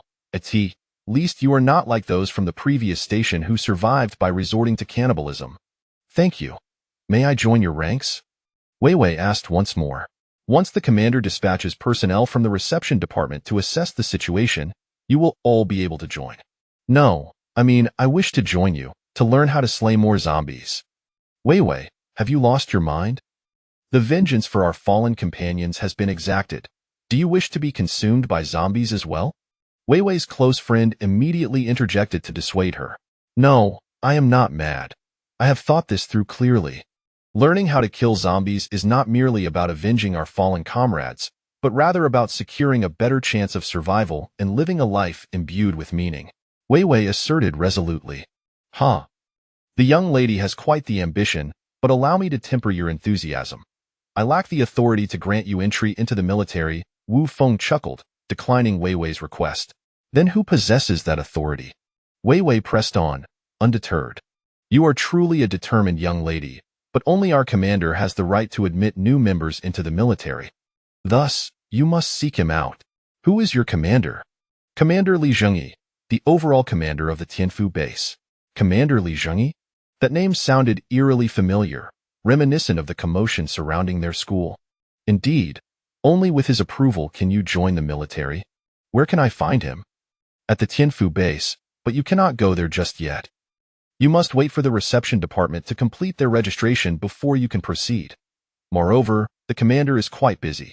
Whether he will meet you is uncertain. Understood. Thank you, officer. You're welcome. Wu Feng's expression froze as he processed being addressed as uncle by a girl young enough to be his daughter, resigning himself to the label.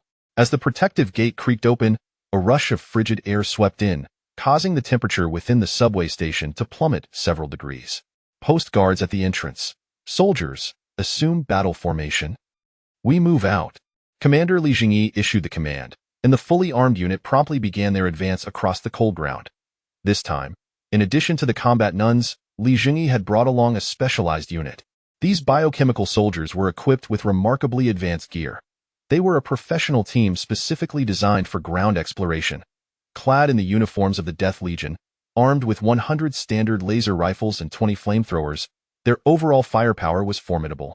Most importantly, both the laser rifles and flamethrowers produced minimal noise.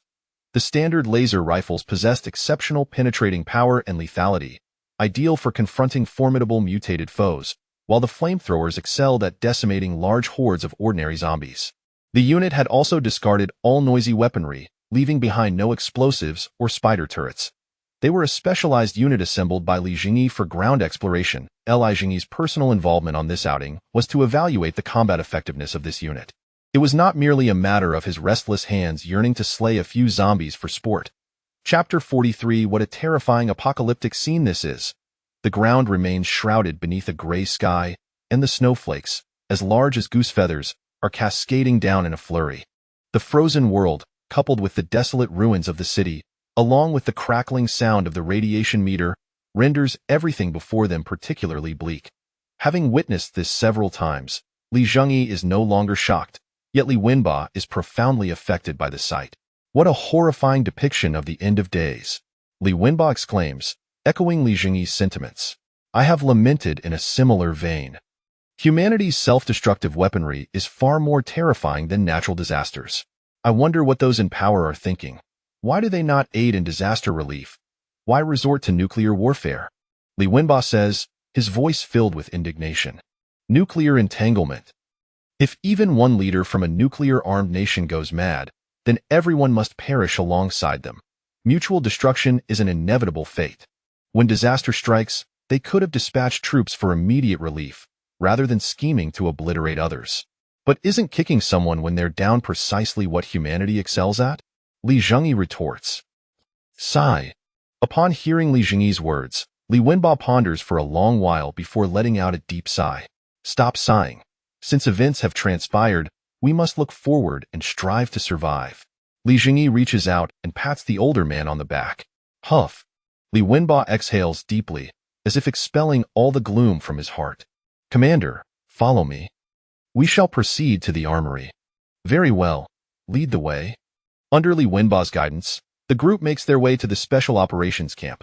Along the way, Li Zhengyi dispatches a portion of the soldiers to disperse and act as scouts and sentinels. He recalls the incident where Wei Rongfeng was surrounded by the intelligent zombies, thus he conducts all affairs with utmost caution.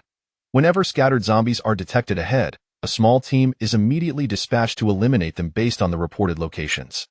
With the formidable firepower of the standard laser rifles, the zombies that are discovered often meet their demise before they can even react. With the advantage of superior equipment, the group swiftly arrives at the Special Operations Camp. The camp appears nothing like a modern structure.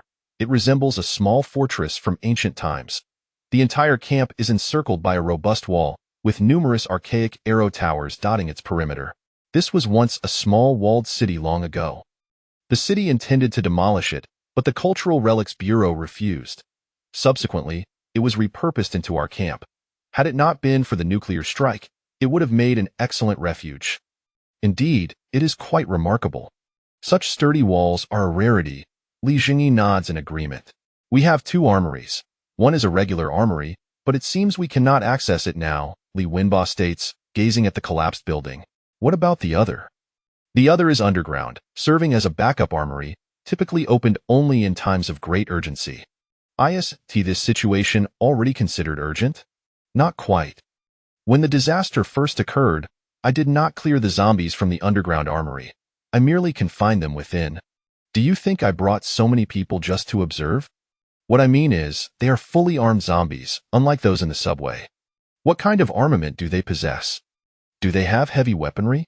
With bulletproof vests, helmets, and automatic rifles, there were no heavy machine guns. However, the latest model of a 12.7mm sniper rifle was present, though I doubted they would make use of it. All right, lead the way, commanded Li Zhengyi. Understood, follow me. The underground armory is located in the parking garage, replied Li Wenba. Secure the camp's main gate, with 3 rows stationed at the city wall. The rest follow me to the parking lot. Moments later, under Li Wenba's guidance, they arrived at the entrance of the underground garage. Commander, there are signs of zombies inside, reported a soldier stationed at the entrance via the communicator. It appears they ran in from the back. We had dealt with the infected in the garage previously. No matter, just a few zombies. Form a combat line and swiftly eliminate them. The squad quickly adopted a formation suitable for indoor combat, and seeing this, Li Zhengyi waved his hand. Attack? The squad rapidly entered the underground garage, the red beams of their laser rifles flashing incessantly. The zombies lurking within were soon eradicated. Commander, prepare yourselves. I am about to open the armory's main door, stated Li Wenba, standing by the flashing electronic lock next to a reinforced door. Proceed. Li Zhengyi glanced at the soldiers who were ready for combat, and then addressed Li Wenba. Beep, beep, beep. Li Wenba swiftly inputted a sequence of numbers on the electronic lock. Creak. The alloy door hesitated momentarily before swinging open. As soon as the door opened, a zombie clad in riot gear, wielding a shield and a baton, charged out. The bio-soldiers immediately opened fire. The formidable penetrating power of the standard laser rifles effortlessly pierced through the shield, creating several gaping holes in the zombie's body. Nonetheless, it continued its relentless advance towards the nearest soldier until a beam of light shattered its skull. Lowering his laser rifle, Zhengyi commanded, "Aim for the head and lower limbs." As the riot zombie fell heavily, a multitude of fully armed zombies suddenly emerged from within. The red beams began to flash intensely once more, and in addition to the riot-clad zombies charging outward, dozens of others armed with automatic rifles began to spray bullets in all directions. Spread out. Concentrate fire on the enemy shooters when they reload. Zhengyi astutely observed that the zombies were firing instinctively. They would only spray bullets at designated locations, and their reloading process was exceedingly slow after expending their ammunition. Following Zhengyi's orders, the soldiers formed a fan-shaped fire net outside the door. The oblivious zombies quickly suffered devastating losses under the overwhelming crossfire. Conduct a thorough inspection of the armory and report any casualties. Soon, the casualty report came in. Only one unfortunate soldier had been struck in the face and perished, while a few others had sustained minor injuries from stray bullets, which they managed to bind with tourniquets, thereby fully restoring their combat capabilities. Gather all portable weapons and equipment. With the new command issued, the bio-soldiers commenced collecting the weapons from the armory and those from the deceased zombies. Before long, dozens of soldiers emerged from the armory, burdened with heavy packs of weaponry. "Everyone, prepare yourselves. We shall return immediately." However, just as Zhengyi's squad was about to depart, news arrived from the soldiers on guard outside. "Commander, a massive horde of zombies is approaching." "What?" Zhengyi was taken aback. They had been extremely cautious, utilizing only silent laser weapons. How had the zombies detected them? "How many?" "Over 5,000, and there are many mutated ones among them." Chapter 44. The sage he stood upon a partially collapsed rooftop, his bloodshot eyes gazing towards the distant Special Operations Camp. Tens of thousands of evolved zombies surged under his command, racing swiftly towards the encampment. More than a month prior, he had abruptly awakened from chaos, surveying the dismembered remains on the ground that he had devoured, only to conclude that it was his girlfriend. Yet, not a flicker of sorrow or any other emotion stirred within him. Only an insatiable hunger relentlessly urged him to continue feasting. Thus, he bent down to consume her entirely. He had forgotten how he had transformed into a zombie, as well as the assault on his girlfriend. The only memory that remained clear was of their refuge in the underground parking garage, where, due to food scarcity, they had ventured out in search of sustenance, accompanied by several others. It seemed they had encountered zombies, and in their bid to escape, the others had callously abandoned him and his girlfriend. When he regained consciousness, he found himself transformed into a zombie, still gnawing on his girlfriend.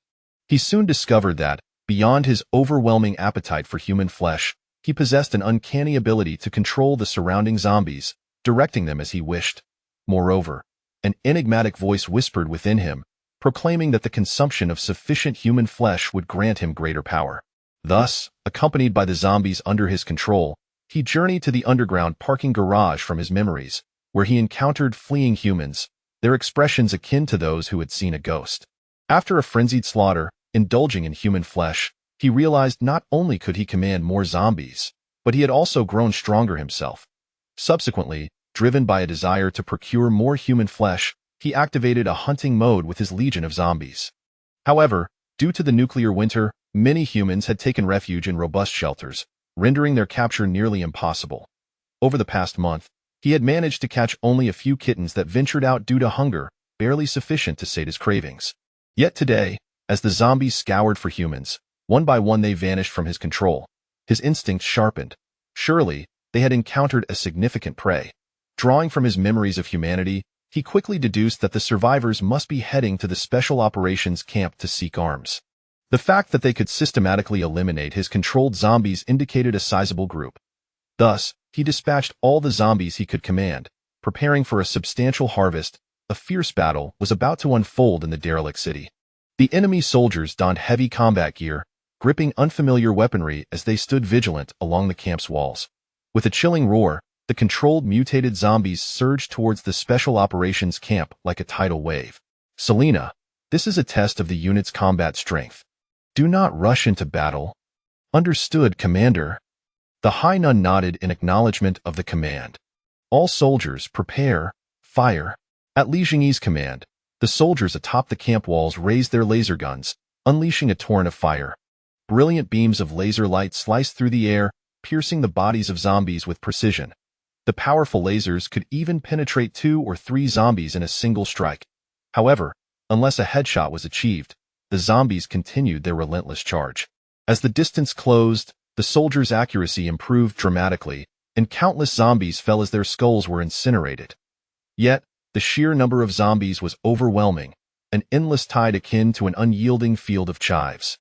As the horde advanced, the flamethrowers among the soldiers unleashed torrents of terrifying flames. Columns of fire swept through, igniting countless zombies and reducing them to charred remains in mere moments, a pungent stench of burning flesh permeating the air. Amidst the soldiers' relentless assault on the zombies, a series of dull thuds echoed from afar.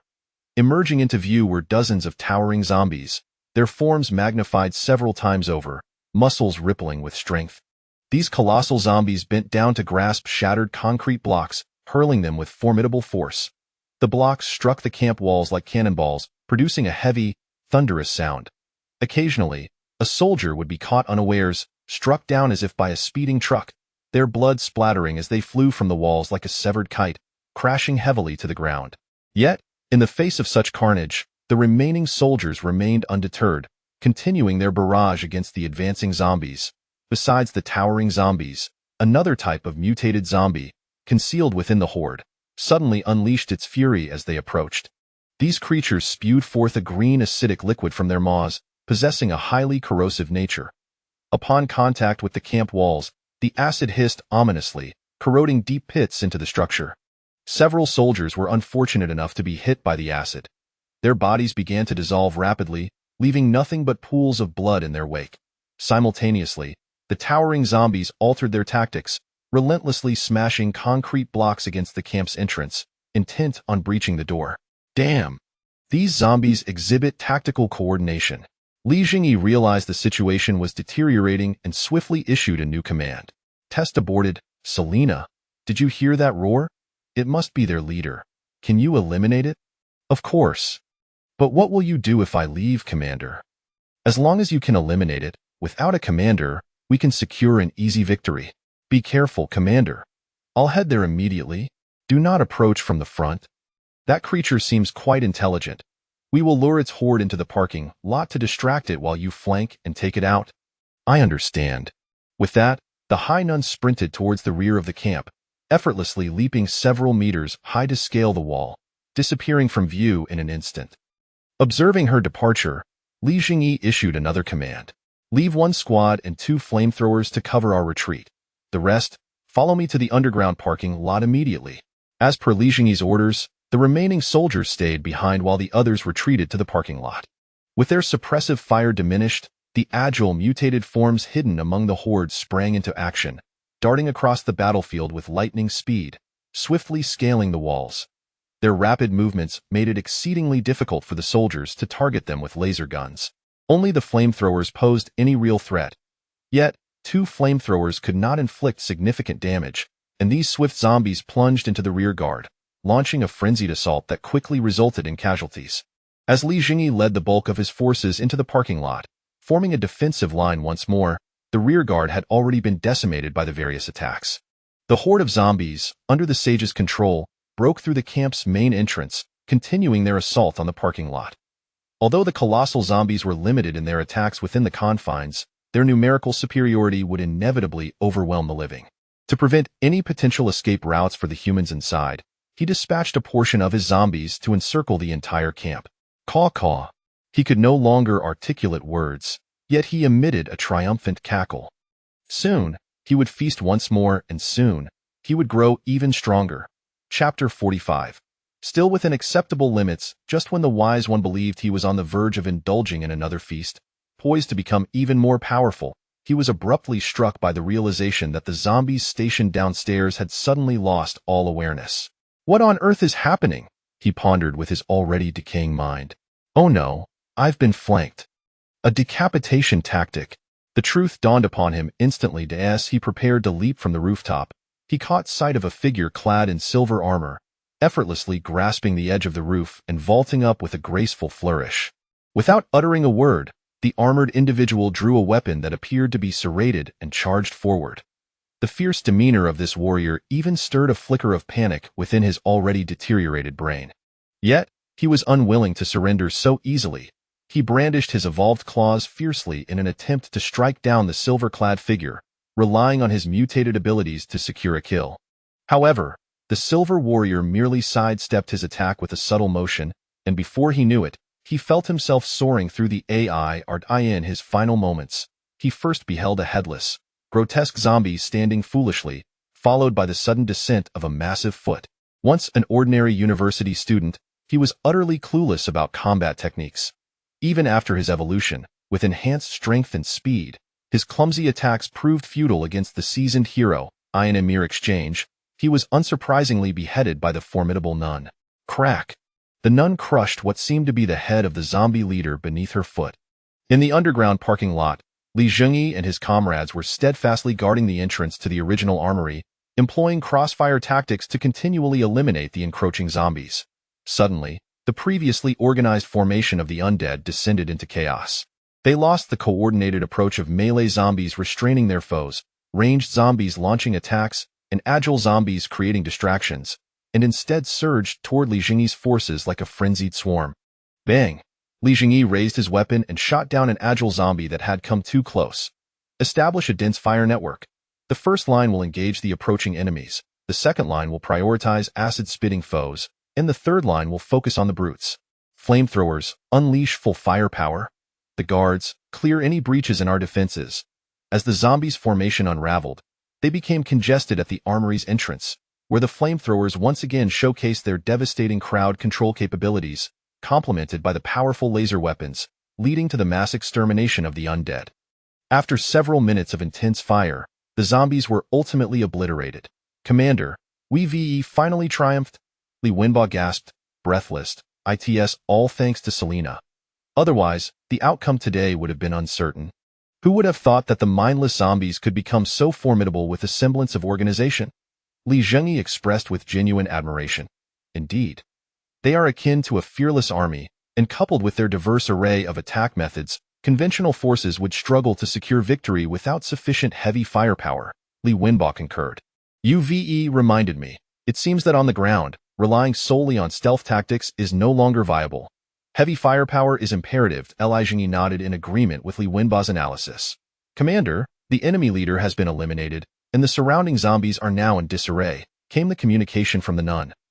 Good. Immediately collect the equipment of the fallen, clear the armory door, and as soon as it is unblocked, return to the subway station. Understood. Subsequently, Zhengyi's forces swiftly gathered the weapons and gear of the deceased soldiers, cleared the path, and after dispatching the zombies at the entrance, returned to the subway station with remarkable speed. Only when the heavy door sealed shut once more did Zhengyi feel his apprehension fully dissipate. Report the losses. Upon returning to the subway, Zhengyi promptly inquired about the casualties. Commander, we suffered a loss of 39 men. Though the losses are significant, they remain within an acceptable range. After a high-intensity battle, 64 of your biochemical soldiers have been upgraded to death guards. The upgraded guards possess enhanced combat capabilities and more agile minds, now equipped with basic command abilities. The substantial upgrade of soldiers led Zhengyi to feel that the losses were indeed acceptable. Lieutenant Li, do you believe there are areas we need to improve upon? Zhengyi humbly sought the counsel of the expert. Commander, to be honest, this was my first encounter fighting an organized zombie army. While I am unsure about the complexities, the sudden emergence of this zombie army suggests they must have employed some reconnaissance methods. We can no longer treat them as mere mindless monsters. Such intelligent zombies should be regarded as a special military force. After pondering, Li Wenbo articulated his thoughts. You are absolutely correct. I had long suspected the existence of intelligent mutants among them, but still underestimated their capabilities. There is no way around it. After all, this is a first for everyone. Nonetheless, The gains from this encounter were quite considerable.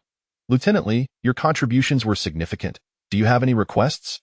Li Zhengyi understood that rewarding merit was essential for winning hearts.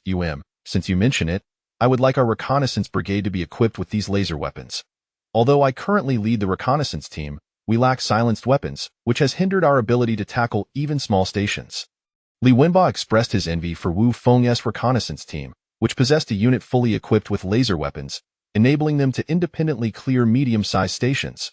Such cutting-edge laser weapons are produced in limited quantities, making it impossible to outfit everyone.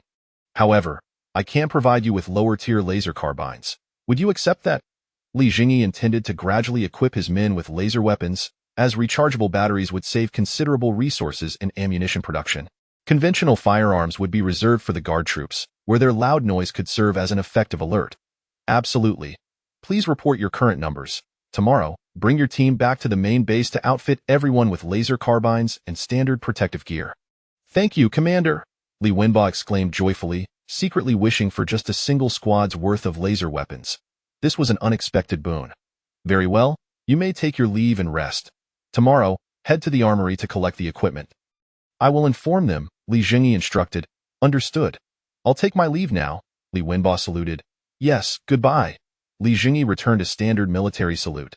After Li Wenba departed, a soldier arrived to report the spoils. Commander, we have recovered over 600 various automatic firearms, along with a considerable amount of ammunition. The equipment of the fallen soldiers has been retrieved, although a dozen items are completely destroyed. I understand. Please tally the conventional firearms and distribute them to the station soldiers while reclaiming the laser weapons they currently possess, prioritizing distribution to the frontline troops. Yes. Once the biochemical soldiers departed to carry out their orders, Li Zhengyi furrowed his brow in contemplation over the recent battle. The reliance on silenced weaponry for ground operations was no longer feasible, as the intelligent zombies had discovered them through means unknown to him. Thus, stealth combat was only suitable for small-scale infiltration missions. Large-scale confrontations necessitated heavy firepower. Had they brought along some of the spider turrets, which were initially dismissed due to their noise, the defense of the Special Operations Camp would have been considerably easier. However, it mattered little. As long as life persisted, the best strategies could be discerned through successive battles.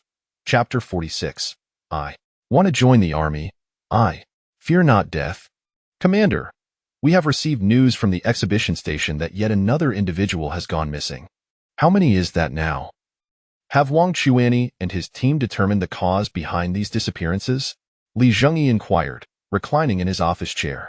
Wang Chuanyi mentioned that they suspect it is not the work of a monster, but rather of a human. A human? Indeed. Wang Chuanyi stated they examined the site of the disappearance and found no traces whatsoever, leading them to conclude that it must be human involvement, as a creature would likely leave some evidence behind. Let me think. Our base has a sheriff, does it not? Have Zhang Junshi take a team to investigate. Solving cases is his forte. Yes, I will inform him immediately. Upon receiving the notification, Zhang Junshi promptly set off to the exhibition station with two subordinates to unravel the mystery. Commander, there are a few young individuals who wish to see you. Shall I permit them entry? Have you inquired about their intentions? They expressed a desire to enlist in the army. Oh, the initiative to volunteer for military service is commendable, though I currently have no need for additional personnel. Nonetheless, allow them in. I shall hear them out. Understood. Moments later, Zhang Weiwei and her companions stood before Li Zhengyi. Upon seeing him, their eyes widened in astonishment. Initially, they had thought it a mere coincidence upon hearing his name, and when informed of the commander's youth, they assumed it to be flattery. However, upon witnessing him in person, their composure shattered. You are Li Zhengyi? The one from Baichuan University? A young man exclaimed incredulously. Baichuan University? Ah, indeed. I seem to have attended there, and my girlfriend was someone I met during my studies. Li Zhengyi lifted his gaze, observing 2 girls and 3 boys. As he focused on the leading girl, memories flooded back. Oh, so it is you, the class monitor. I never expected to see you again. Is it truly you, Li Zhengyi? Zhang Weiwei questioned, astonished. Oh, you aren't the one responsible for the murder of... The young man beside her abruptly halted, suddenly recalling the gravity of their surroundings. Murder, indeed, I have committed murder. However, It was not my girlfriend's family, but rather the Bai Chonghai family. The 3 fathers and sons, along with the entire Bai clan, fell by my hand. Li Zhengyi's tone was laced with menace. Are you suggesting that Bai Chonghai is the murderer of Huir's family? Zhang Weiwei gasped. She and Li Zhengyi's girlfriend were very close friends. Do you truly believe I am the sort to slay my own betrothed? Li Zhengyi retorted.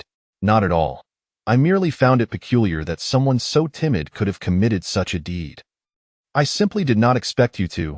Zhang Weiwei trailed off, but her meaning was clear.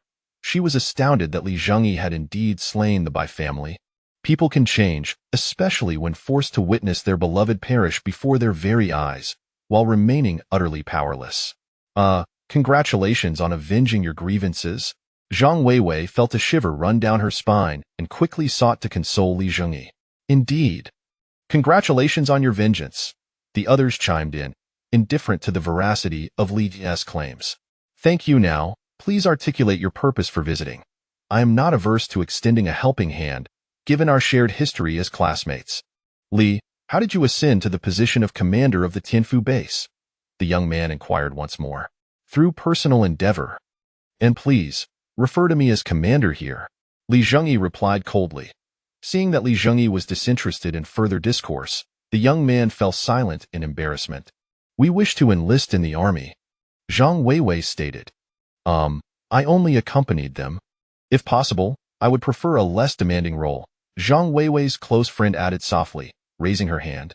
You are Tang Lily, correct? What are your skills? I excel at completing assignments, she answered in a hushed tone. Excelling at assignments. What kind of talent is that? A subway quizmaster. Very well, report to Gao Xiaodong in the food management department and inform her that I have sent you to assist her. Thank you, Li. Commander Li. Tang Lily expressed her gratitude joyfully before quietly bidding farewell to Zhang Weiwei and departing the military center. Now, are you all certain about joining the army? It is a perilous endeavor, fraught with the possibility of death at any moment. Observing Tang Lily easily securing a decent position and hearing Li Zhengyi's warning, the 2 young men, aside from the one shadowing Zhang Weiwei, resolved to pursue employment. True to his word, Li Zhengyi arranged for them to take on relatively light duties. After the 2 young men left, Li Zhengyi turned to Zhang Weiwei once more. Are you certain you wish to join the army? Absolutely. Zhang Weiwei replied emphatically. I am also certain, the young man, seeing Zhang Weiwei's resolute response, nodded reluctantly. Very well. Since you are determined to enlist, I shall make inquiries on your behalf. Li Zhengyi swiftly contacted Li Wenba, and after a brief exchange, he addressed the 2. My reconnaissance company commander has stated that he can only accept the males, as his team comprises rough men, making it inconvenient for women. What about me? Zhang Weiwei asked defiantly. My direct unit can accommodate you, but be forewarned. They are a combat team tasked with routinely cleansing large zombie-infested subway stations. IT is perilous. Do you dare to go? That suits me perfectly. And you? What will your choice be? I will accompany Weiwei. The young man hesitated before responding. Wow. A true romantic, however, I must forewarn you that my direct unit is exceedingly strict. I personally believe it would be better for you to pursue a more conventional job. Zhang Yong, I appreciate your concern, but I am not inclined in that direction at present. You ought to join them in seeking work.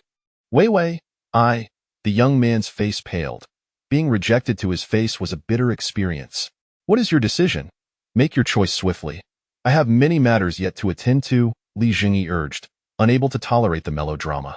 After a brief pause, the young man ultimately resolved to accept reality. I shall seek employment instead. I want to join the army. I fear not death. Zhang Weiwei remained steadfast in her resolve. After a moment, the young man cast a deep glance at Zhang Weiwei before turning on his heel and departing with Li Zhengyi's job appointment letter. Truly, he is a good person. Having someone like him in this apocalyptic world is quite admirable. Li Zhengyi pondered, perplexed by Zhang Weiwei's refusal. I understand, but matters of the heart cannot be forced, Zhang Weiwei murmured, her head bowed. Very well, this is your affair. Wait a moment. I shall find a few instructors for you. Thereafter, Li Zhengyi summoned one of his female bodyguards. You will train alongside these 5. Should you endure for a month, I shall permit you to join my cleanup squad. Thank you, Li. Commander Li, you're welcome. As former classmates, I will do my utmost to assist, but whether you can persevere is entirely up to you. Once Zhang Weiwei departed with the female soldier, Li Zhengyi shook his head, taken aback that he would encounter an old acquaintance. Zhang Weiwei was indeed quite attractive, yet Li Zhengyi was not in want of beauty at present. It was her exceptional intellect that captured his interest. She was the sort who could outmaneuver even the most seasoned chess players without breaking a sweat. Such talent was precisely what Li Zhengyi required. Chapter 47.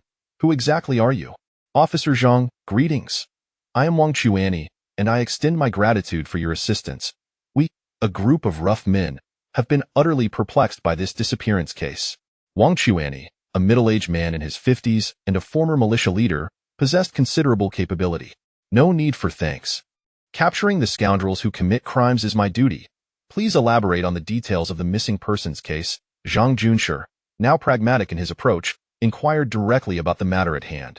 In the past month, 5 individuals have vanished from our station. Initially, when 2 were reported missing, we assumed they had merely relocated to another station.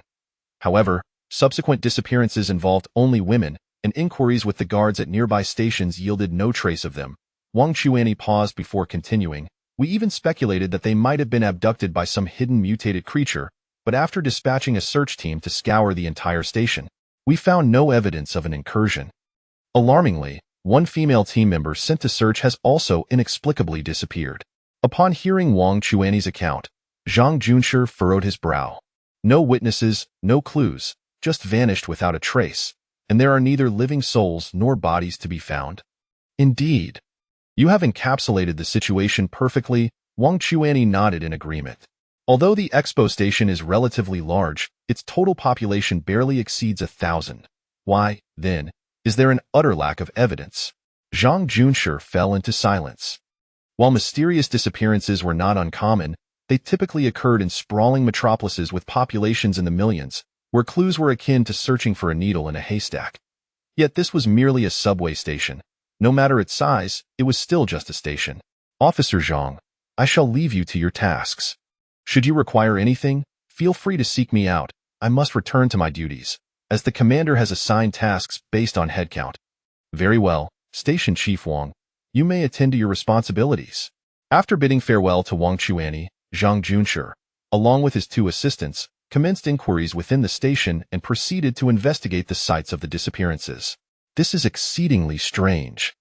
There are no traces of any missing persons, Zhang Junshi remarked as he meticulously searched the expo station, finding no useful leads. Consequently, he sought out Wang Chuanyi once more for additional information. Has there been any prior occurrence of disappearances? None. While there have been deaths due to illness, there have absolutely been no cases of individuals going missing. Could it be that someone from another station is involved? That was my initial suspicion as well. I interrogated nearly all the surviving witnesses, yet no clues emerged. It appears this case will prove quite challenging. Tang Chao, the reason for your summons is that the external stations are still relying on generator power, yet the generators are excessively fuel-consuming. Do you have any solutions to transmit power from our station to others? Commander, the subway's power supply system typically employs a ring network system, meaning the stations are interconnected.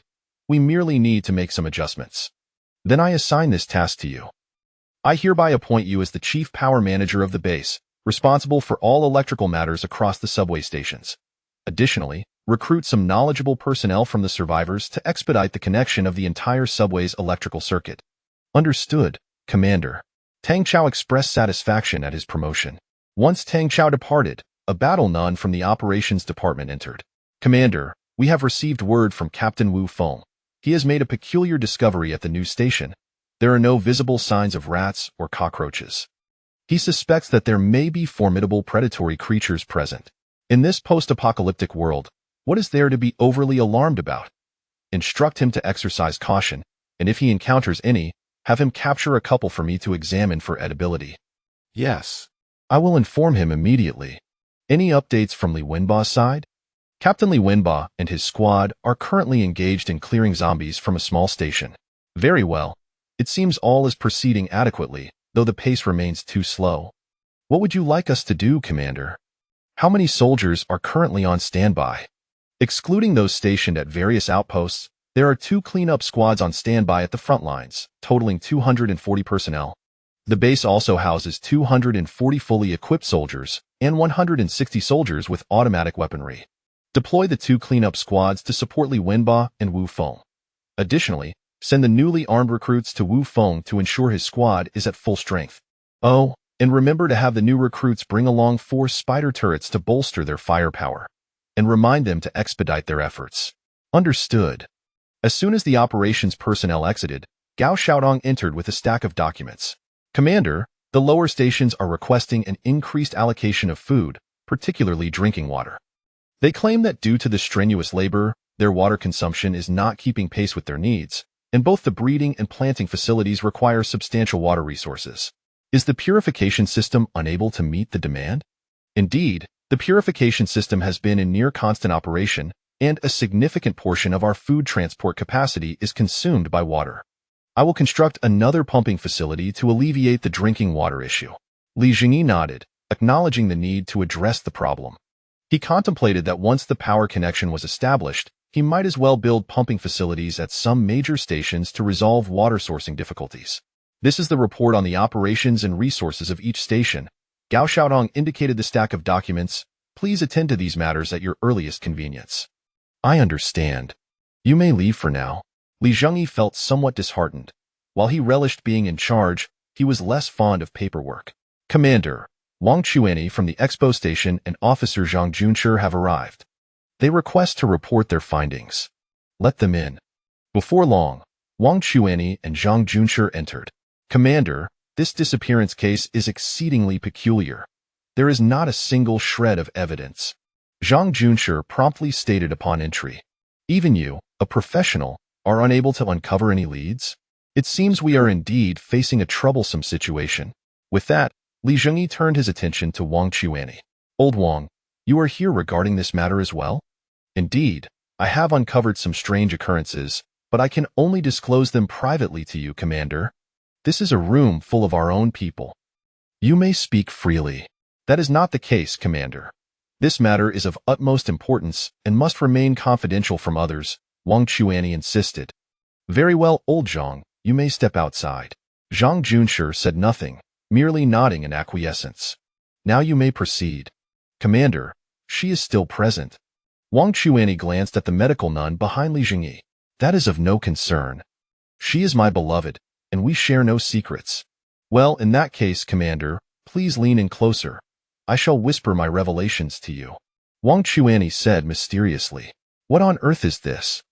Li Zhengyi muttered as he leaned in, curious to see what Wang Chuanyi was up to. At that moment, Lisa suddenly seized Li Zhengyi's arm, her gaze piercing as she fixed it upon Wang Chuanyi. You are not Station Chief Wang. Who are you? Really? Chapter 48. The Shapeshifter. Who on earth are you? Lisa demanded. Upon hearing her inquiry, Li Zhengyi immediately grew vigilant. He could afford to distrust anyone, but he held unwavering faith in the battle nun. Commander, what has happened to your beloved? Wang Chuanyi expressed his astonishment. Bring him. However, Li Zhengyi paid no heed to him and bellowed decisively. Outside the door, the battle nun and the staff from the command center, led by the grand nun, swiftly stormed into Li Zhengyi's office. Seize him. Li Zhengyi offered Wang Chuanyi no chance for rebuttal and issued his command without hesitation. As the battle nun approached, Wang Chuanyi suddenly lunged at Li Zhengyi, his head inexplicably swelling to an enormous size. He opened his cavernous maw, seemingly intent on devouring Li Zhengyi whole. Sizzle! Several beams of crimson light instantaneously pierced through his colossal head.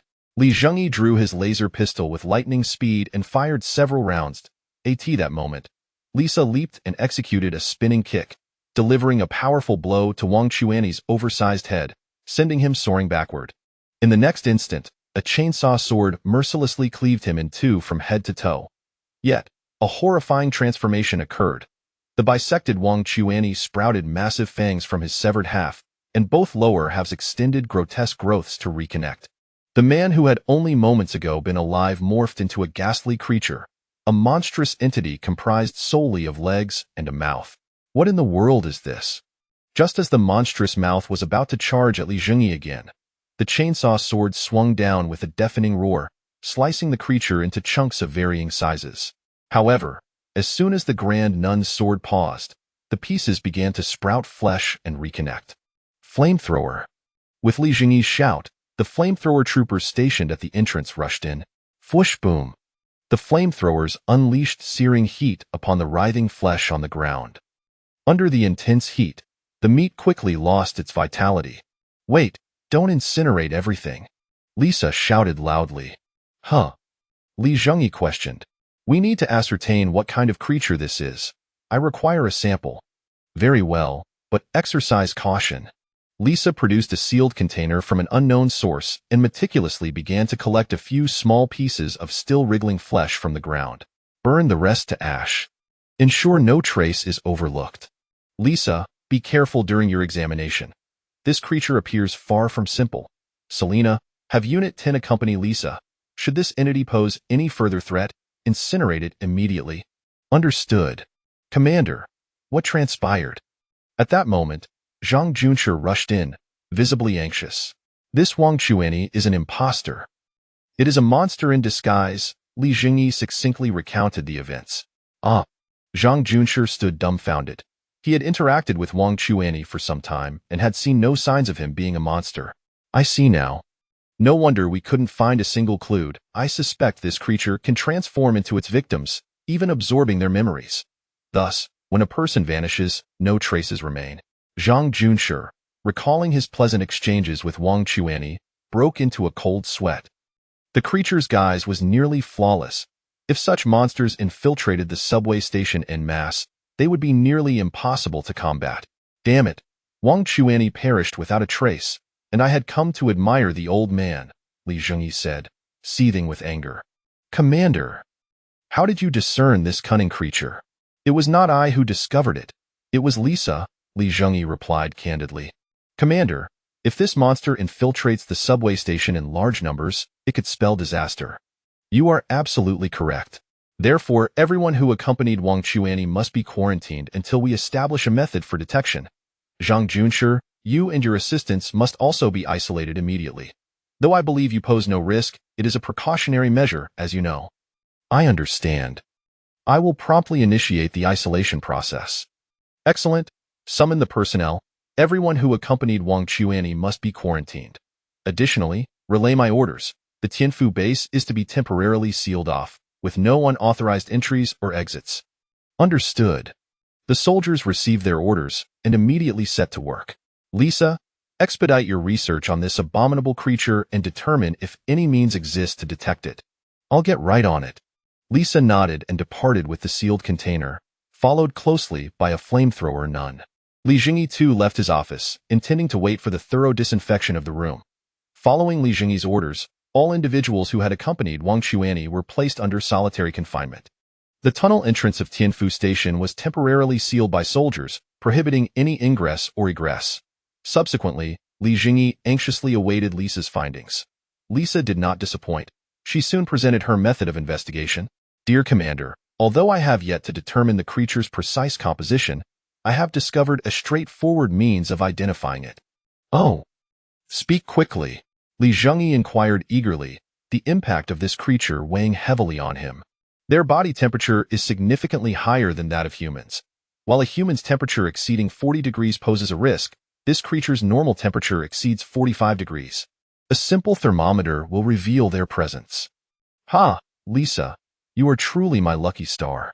Li Zhengyi disregarded the decorum and embraced Lisa, planting a kiss on her cheek. Ahem. The Grand Nun coughed, reminding them to maintain decorum. I must return to my research.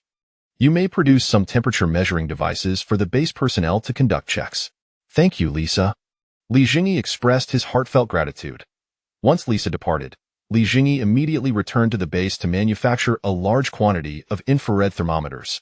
This device was remarkably simple to produce, even with current technology, making it quite affordable.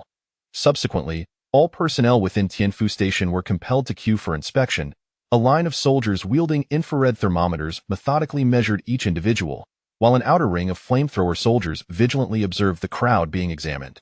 Although some unrest ensued, the inspections proceeded smoothly, revealing no signs of shapeshifters. The lockdown of Tianfu base was lifted, though a permanent infrared thermometer inspection protocol remained at the tunnel entrance. Soon after, a battalion of soldiers armed with infrared thermometers set forth to inspect all subordinate stations, meticulously examining each one until every individual had been checked. Chapter 49. There is only one truth, Commander. A grave insurrection has erupted at the exposition station. Shortly thereafter, the chief nun of the headquarters rushed to Li Zhengyi. What is the matter? Hu Hantian, the former deputy commander of the militia at the exposition station, accuses us of plotting against Wang Chuan. Under his incitement, the guards at the station have defected and are refusing to submit to inspection. The soldiers sent to conduct the inspection engaged in a brief skirmish with the guards, and I have ordered them to retreat to the tunnel entrance of the station, sealing off all access points. Bang! Li Zhengyi forcefully slapped the table. Have they lost their minds? How dare they rebel? No, wait, this doesn't add up. Li Zhengyi's eyes ignited with fury, yet he immediately sensed something amiss. Indeed, Commander, something is indeed amiss. Just as the inspection team was about to commence their duties, the rebellion broke out, and that's not all. Elaborate on the specifics of their insurrection. Yes, Commander. Not only did Hu Hantian incite the rebellion among his own ranks, but he also used a communicator to contact former militia members stationed elsewhere, attempting to incite them to join the uprising. And what was the outcome? 2 additional stations, totaling 50 individuals, have joined the rebellion. They have seized control of their respective stations, while several others have refused to partake in the revolt and have alerted us. Send a message to the guards who refuse to rebel, assuring them that loyal individuals will be duly rewarded. Understood. Inform Wu Feng and the cleanup squad to abandon their current tasks and immediately encircle the exposition station. No one is to be allowed to escape. Additionally, dispatch a small team to apprehend the guards involved in the insurrection. If they dare resist, they are to be dealt with severely. Yes, sir. The chief nun said about assigning tasks, while Li Zhengyi issued further commands. Rally the troops. Let us see what audacity they possess. At the exposition station, former militia deputy commander Hu Hantian stood upon a platform, delivering an impassioned speech to nearly 1,000 individuals below. Comrades, our esteemed leader, Wang Chuan, has recently fallen victim to the treachery of that unscrupulous warlord, who lured him to Tianfu Station and cruelly murdered him. The venue erupted in chaos, many faces displaying confusion. That vile warlord seeks to dominate us, to reduce us to mere slaves. But as long as leader Wang was present, his ambitions remained thwarted. Thus, he resorted to his shameless trickery to eliminate our leader. Just moments ago, they even attempted to seize control of this place directly, audaciously commanding soldiers to fire upon us. Surely not. The commander has always treated us well, hasn't he? Some questioned, bewildered. Avenging leader Wang, others shouted in anger. But I saw the militia strike first. A confused voice protested. Sure, keep your voice down. Can't you see that many have turned red with rage? Of course, there were those who understood. Hu Hantian continued to rally the crowd. Now that leader Wang is gone, if we do not resist, our fate will mirror his. Do you not agree that we must fight back? Let us rise against him. Indeed. We cannot allow leader Wang's death to be in vain. The crowd was easily stirred, especially in the wake of the loss of their revered leader, for nearly all present had benefited from Wang Chuan's kindness. I believe we should not act rashly. We ought to ascertain the truth of the matter first. After all, Commander Li has always treated us well, hasn't he? One individual boldly defended Li Zhengyi, unwilling to see their stable lives disrupted. He is a spy sent by Li Zhengyi. Seize him, beat him, punish this traitor. In the heat of the moment, dissenting voices were quickly branded as outliers, and those who defended Li Zhengyi were soon silenced amidst a flurry of fists and kicks. Witnessing this scene, others who held differing opinions dared not voice them any longer. Everyone, arm yourselves and prepare to resist the advance of that unscrupulous warlord. Hu Hantian was pleased with the effect of his incitement and continued to shout. He nodded at the militia soldiers, who began to retrieve their hidden weapons. The frenzied survivors then surged forward, eager to select their armaments. Xiaoyang, do you truly think we can win? Their weapons are far superior to ours, and who knows if that Li Zhengyi isn't an alien in disguise. He even has robots. Hu Hantian asked a 30-something man among the militia. Of course we cannot win, but we do not need to. We only need to demonstrate our resolve to fight to the bitter end. Given the current situation, the warlord will undoubtedly seek to negotiate. and then you will be Commander Hu, and I will be Captain Yang. And is it true what you said about Wang Chuanyi's death? If he is alive, our plans are doomed. He is absolutely dead. This was quietly conveyed to me by a friend at Tianfu Station. Why would I deceive you? We are all in this together. Let us hope that Li Zhengyi acts as you suggest. If he opts for a scorched earth policy, we will be in dire straits, Hu Hantian said, his brow furrowed with concern. A modified small railcar was slowly advancing, equipped with 2 fixed spider turrets that were scanning the surroundings with a faint hum. This was not the usual manual pushcart, but rather an electric armored railcar crafted in the engineering workshop. Why call it modified? Because the workshop could only produce civilian machinery, but the living cannot be suffocated by the mundane. Li Zhengyi reinforced the railcar with custom features and manually installed the 2 spider turrets. Clang, clang, clang. Rudimentary armored vehicle had emerged. The armored car was powered by a set of energy batteries, its body reinforced with thick steel plates, and it was manned by 3 soldiers, 1 driver, and 2 turret operators. They could manually control the turrets, and when reloading was necessary, they could assist in the process. Even in the absence of time to reload, they could employ their personal automatic weapons to engage the enemy. Though the armored vehicle appeared rudimentary, it was a formidable weapon in the underground, where heavy firepower was lacking. The armor was composed of 25 millimeters of steel, impervious to ordinary bullets. The spider turrets, equipped with 10 millimeter fragmentation rounds, were capable of inflicting grievous harm on unarmored targets. While the vehicle's weight was substantial, traveling on tracks rendered this a lesser concern. Observing the unappealing armored vehicle leading the way, Li Zhengyi remarked, "No matter how you look at it, it is quite ugly. Practicality is paramount. I find it quite impressive. Commander, your creativity is remarkable, producing this in such a brief time." The chief nun, typically sparing with praise, unexpectedly commended Li Zhengyi. "Oh, thank you." The chief nun's compliment left Li Zhengyi feeling somewhat bashful, as he had merely improvised. "Commander Li, are we truly going to battle?" asked Zhang Weiwei, walking alongside a bioengineered soldier. "That depends on their attitude. I do not wish to resort to force unless absolutely necessary. However, given the adverse consequences already set in motion, someone must bear the repercussions. But they are merely ordinary survivors, are they not? No. From the moment they fired upon my soldiers, they became insurgents and my foes." Li Zhengyi paused, then continued, "Yet, this situation is not as straightforward as it appears. The inspection team began their checks and immediately encountered a rebellion. Such timing is suspicious. Moreover, I never disclosed Wang Chuanyi's fate. How could they possibly know? By your reasoning, Commander, there can only be one truth." Zhang Weiwei struck a thoughtful pose. "There must be a shapeshifter among them." Li Zhengyi quickly deduced the answer. Such an obvious conclusion should be evident to anyone not lacking in wit. Chapter 50. The might of the armored vehicle, Captain Yang. They have severed our communication with the outside world. I can no longer reach Xiao Zhang and Xiao Wang. Hu Hantian exclaimed, his face etched with anxiety as he looked at Captain Yang of the militia. "Director Hu, do not panic. We have a considerable number of people here. Even if they are better equipped, they would not dare to launch a direct assault."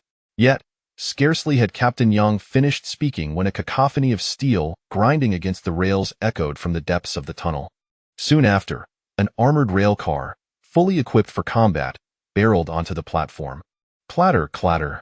The twin spider turrets mounted on the armored vehicle whirled in unison, their dark, menacing muzzles aimed at the station guards defending the platform. "What the hell is this? Damn it, it's an armored vehicle. They actually possess armored vehicles. Captain Yang, what should we do?" Before the guards could recover from their shock, a loudspeaker affixed to the armored vehicle blared to life. "Attention inside. I am Commander Li Zhengyi of the Tianfu base. Surrender immediately and lay down your weapons. I repeat, I am Commander Li Zhengyi of the Tianfu base. I demand that all of you lay down your weapons and surrender at once. Otherwise, I shall execute punishment for treason against all of you." Faced with the heavily armed armored vehicle and the stern voice of Li Zhengyi, some impassioned civilians quickly regained their composure and turned to flee back to their residences. Witnessing the mass exodus of ordinary people, Captain Yang began to panic as well. He had initially hoped to leverage their presence to intimidate Li Zhengyi. "Open fire! That thing's armor can't be too thick. Shoot it down." With that, He raised his semi-automatic rifle and sprang up from behind cover, unleashing a hail of bullets at the armored vehicle. Seeing their leader had opened fire, the other guards gritted their teeth and raised their weapons to shoot. A few die-hard survivors who had not retreated also joined in, lifting their arms to fire in an instant. Countless bullets ricocheted off the armored vehicle's heavy steel plating, creating a cacophony of clanging sounds and sparks flying. "Commander, we are under attack. Please provide instructions." The operator and commander aboard the armored vehicle calmly inquired of Li Zhengyi. "Since you dared to resist, do not blame me for being unmerciful." Li Zhengyi coolly issued orders through the communicator. "Designate all present targets as enemies and retaliate." "Understood." "Orders received. We are ready to retaliate." As the operator sprang into action, the two spider turrets immediately began to scan and lock onto targets. Rat-a-tat-tat-tat-tat. The muzzles of the spider turrets erupted with fierce flames. Barrage of violent 10mm fragmentary rounds struck the designated targets with tremendous force, rapidly deforming, expanding, and ultimately detonating within their bodies. They detonated like miniature bombs, leaving the victims shredded in an instant. The platform was instantly transformed into a bloody hellscape, with muscle tissue, bones, and various organs scattered everywhere as individuals exploded one after another. As the survivors witnessed their comrades being torn apart, they were abruptly doused with icy dread, as if a bucket of cold water had been thrown over them in the middle of winter. They screamed and began to flee, but the programmed turrets showed no mercy. They continued to unleash a torrent of fire, shredding one survivor after another. The guards fared somewhat better. They not only had cover but also possessed a certain level of military training. When the spider turrets opened fire, most astute guards quickly ducked behind cover. Thanks to the low penetration of the fragmentary rounds, the majority of the guards escaped unscathed, except for a few unfortunate souls who reacted too slowly. However, before they could breathe a sigh of relief, a fully armed squad of soldiers burst forth from the tunnel entrance. Upon seeing the guards huddled behind cover, they swiftly drew grenade launchers and fired.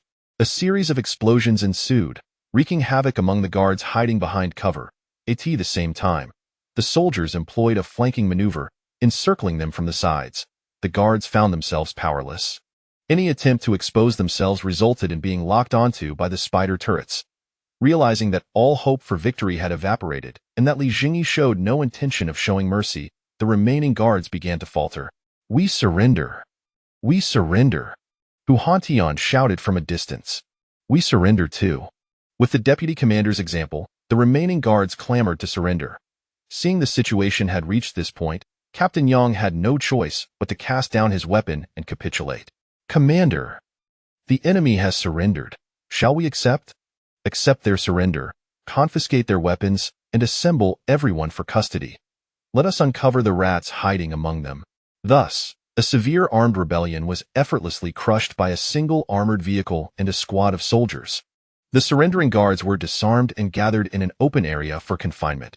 Soon after, a squad of soldiers equipped with flamethrowers arrived at the subway station, joining in the oversight. The detained guards felt a chill as they gazed at the flamethrowers aimed at them. Surely, such a devastating weapon was unnecessary for mere custody? "Commander, the surrendered guards and their commander have been secured. Send someone to gather all individuals within the station. I wish to conduct a thorough inspection myself." "Yes." Before long, all the survivors from the expo station were assembled in the open area, gazing across at the detained guards. Upon seeing the scattered body parts strewn across the platform, many survivors immediately retched. They had not anticipated Li Zhengyi to be so ruthless. Countless lives had been lost under the overwhelming firepower, leaving many beyond recognition. As they vomited, many expressed their relief at having not remained on the platform, for they too might have ended up as mere fragments on the ground. At that moment, a squad of soldiers carrying flamethrowers approached, surrounding the survivors. An uproar erupted among them. "This is unjust, Commander. Commander, we did not join them in rebellion." The crowd began to protest their innocence, fearing repercussions, with even those who had previously fled joining in the cries. "This is merely a precautionary measure. I ask you not to be overly agitated. Should you alarm them, it could be detrimental." Li Zhengyi shouted, gesturing towards the flamethrower soldiers. Under the pressure of the flamethrowers, the tumultuous crowd gradually quieted down. "Commence the inspection, starting with their commander." "Yes." With Li Zhengyi's command, the soldiers brought forth Hu Hantian, the individual most likely to be a shapeshifter, and placed him in the space between the two groups. Li Zhengyi nodded, and a soldier approached Hu Hantian with an infrared thermometer for assessment. Commander, he appears normal. Continue. Next. Li Zhengyi gestured, and Hu Hantian was led aside. Captain Yang was next to be brought forward. The soldier once again brandished the thermometer towards Captain Yang for examination. Chapter 51. No betrayal can be forgiven, ding. The thermometer emitted an immediate alarm, and the soldier glanced down to see a temperature reading of 45 degrees. In an instant, the soldiers raised their rifles, aiming at Captain Yang, while the flamethrowers readied themselves for action. Measure again, Li Zhengyi commanded. The soldier lifted the thermometer once more, and the alarm blared again. It seemed their suspicions had been confirmed. Li Zhengyi raised his hand, contemplating whether to capture this shape-shifting creature alive, as it might yield valuable intelligence. Impressive. You discovered our secrets so swiftly, Captain Yang said with a grin that failed to reach his eyes. What exactly are you? Li Zhengyi ultimately chose to inquire. Guess. Captain Yang replied with a sinister smile before lunging toward Li Zhengyi. Whoa. Li Zhengyi remained still, as the formidable sister wielding the chainsaw sword emerged from behind him, swiftly cleaving Captain Yang in two. In the next heartbeat, a horrifying scene unfolded before the entire exhibition station. The half of Captain Yang's body sprouted razor-sharp teeth, while the two halves grotesquely connected through repulsive flesh. Oh my god! What is that monster? Good heavens, is that really our Captain Yang? How could such a creature exist in our midst?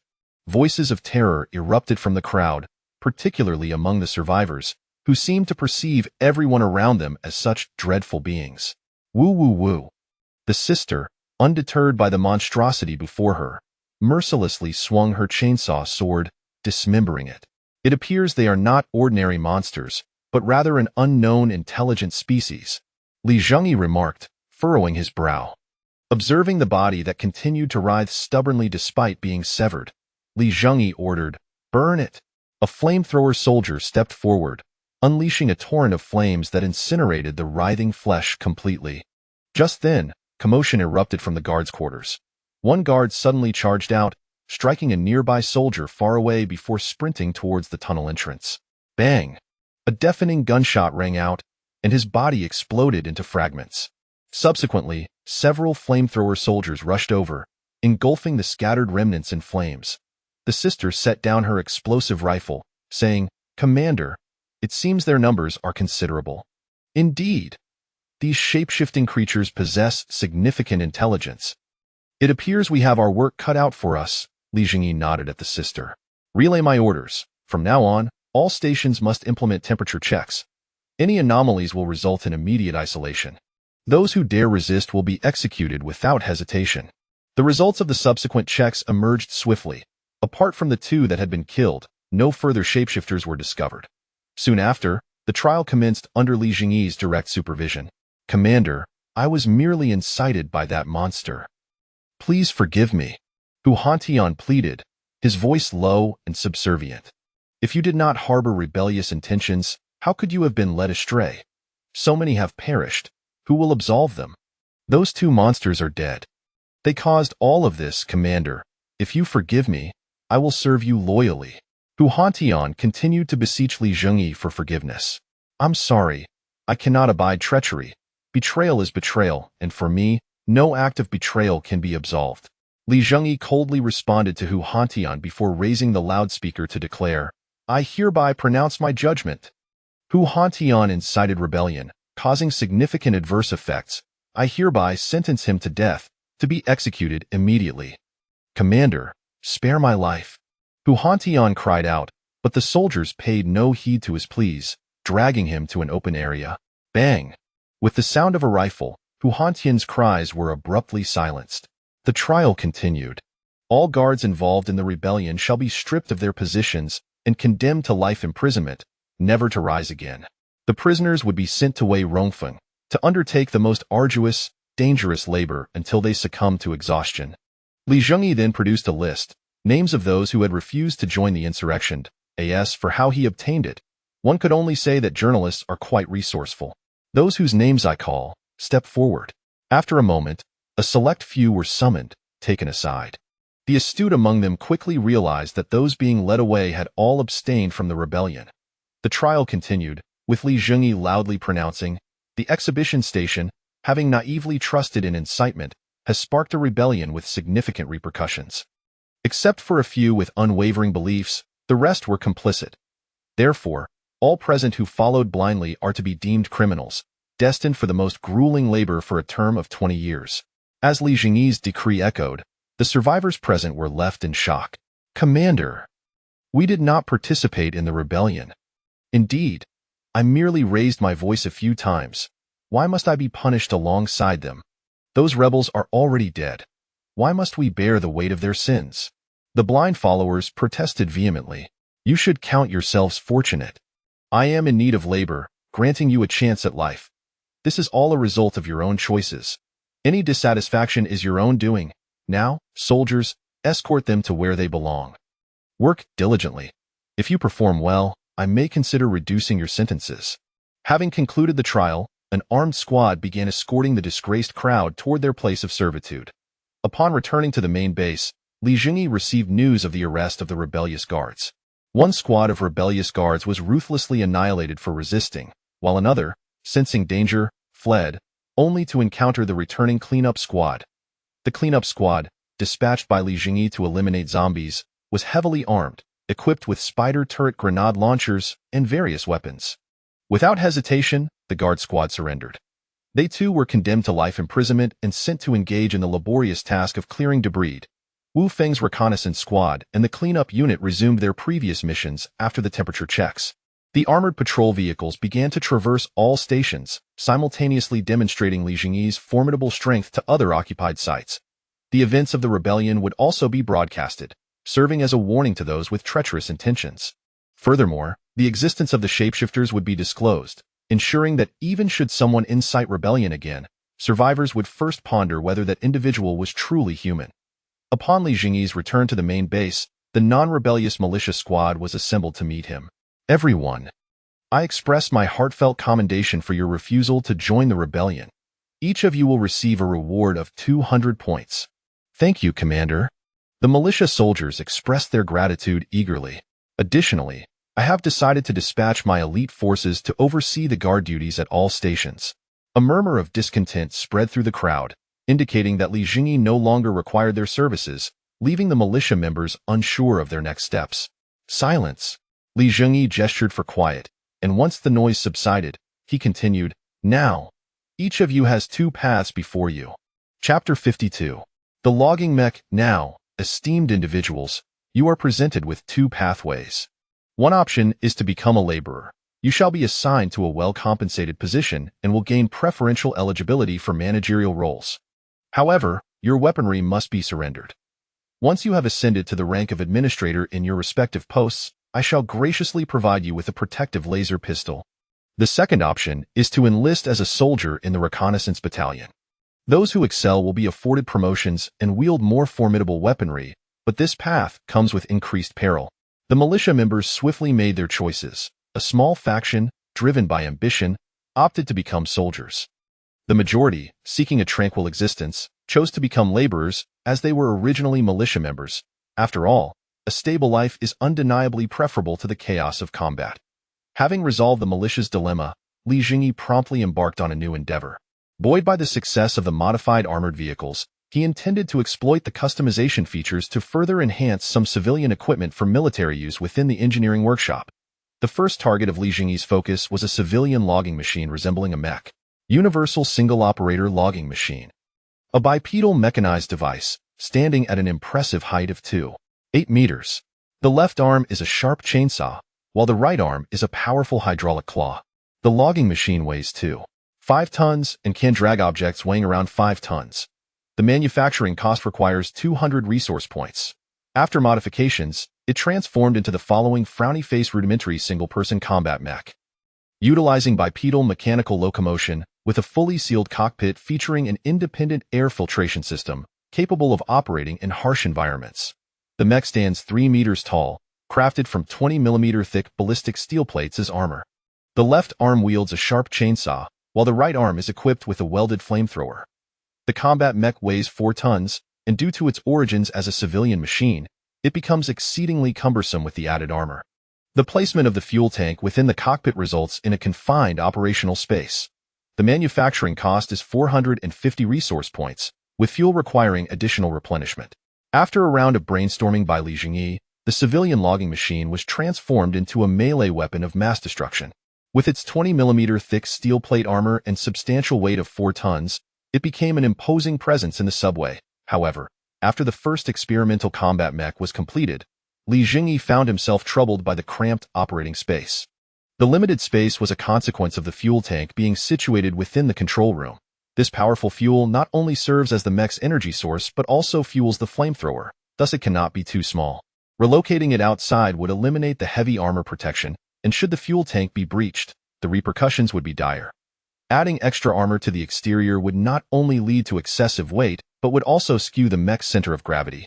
The already cumbersome mech would become even more challenging to maneuver, yet Zhengyi was unwilling to compromise on the overall armor thickness.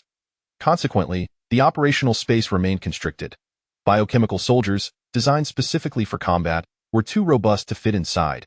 Yet Zhengyi could not resort to the tropes of Japanese animation, seeking ordinary children to operate such a lethal machine. Finally, a sudden inspiration struck him. If weaponry could be customized, why not create a batch of biochemical soldiers specifically designed to operate the mech? I am quite the clever one, Zhengyi declared, immediately making his way to the biochemical military camp, where, as he anticipated, customization was indeed possible. He eagerly engaged in the process, clapping his hands in satisfaction as he exited. The next day, a prototype lowly mech soldier, standing less than 1.4 meters tall, made her debut. Zhengyi promptly escorted the newly emerged mech soldier to the combat mech in the engineering workshop. You give it a try? Okay.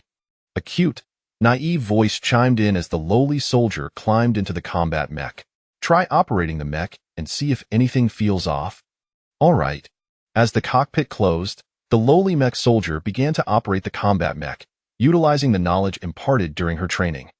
Observing the mech's ability to walk, turn, and execute some basic tactical maneuvers, Zhengyi nodded in approval, though he recognized that more was needed. It was essential to test the limits of both the mech and the pilot to appropriately assign future missions. Follow me. Okay, echoed the innocent voice through the mech speaker. Moments later, Zhengyi led the combat mech to an open area, a space cleared by engineering robots that had yet to be utilized. Let's see how long you can operate under maximum load. Under Zhengyi's command, the mech soldier began testing the mech's performance, while he assessed the soldier's condition concurrently. After a considerable duration, the combat mech came to a halt, having nearly completed its performance evaluation. The combat mech could achieve a maximum speed of 8 km per hour, roughly matching the pace of a brisk walk for an average person. Although the speed left much to be desired, as long as there was fuel, it could continue moving indefinitely, which was a notable advantage. However, agile maneuvers such as running, jumping, or rolling were out of the question. The most dexterous action it could perform was to lumber forward while mechanically swinging its circular saw. After several hours of acclimatization, the mech soldier's operation had markedly improved from the initial attempts. The inherent weight and sluggishness of the mech could be partially compensated for through the pilot's increased proficiency. Additionally, based on the soldier's feedback, Zhengyi identified some shortcomings in the mech's operation. For instance, operating the mech did not necessitate excessive physical strength, but rather demanded quicker reflexes and better balance. Furthermore, due to the sealed nature of the mech's interior, the cockpit became stiflingly hot after a period of use, causing the mech soldier to experience diminished efficiency in the oppressive environment. However, there was no surplus space within the mech to accommodate air conditioning or similar apparatus, necessitating an enhancement in the mech soldier's heat resistance and endurance. Thus, the following day, a new lowly mech soldier emerged, appearing slightly leaner and shorter than the first, yet better adapted to the sweltering environment. After once again having the new mech soldier pilot the same mech, the resulting feedback was significantly more favorable. The new mech soldier demonstrated remarkable resilience even in the stifling, adverse conditions, and the mech maintained peak performance even after hours of intense training. You are the one. Zhengyi resolved to use this data for the production of future mech soldiers. Subsequently, Zhengyi's creativity flourished once more, leading to the creation of a long-range, specialized mech. Rudimentary single-person combat mech, utilizing bipedal mechanical locomotion with a fully sealed cockpit featuring an independent filtration system capable of operating in harsh environments. The mech stands 3 meters tall, constructed from 20mm thick ballistic steel plates as armor. The left arm wields a sharp chainsaw, while the right arm boasts a powerful hydraulic claw. A modified spider turret is affixed atop the mech, fed by a belt of ammunition with a maximum capacity of 3,000 rounds.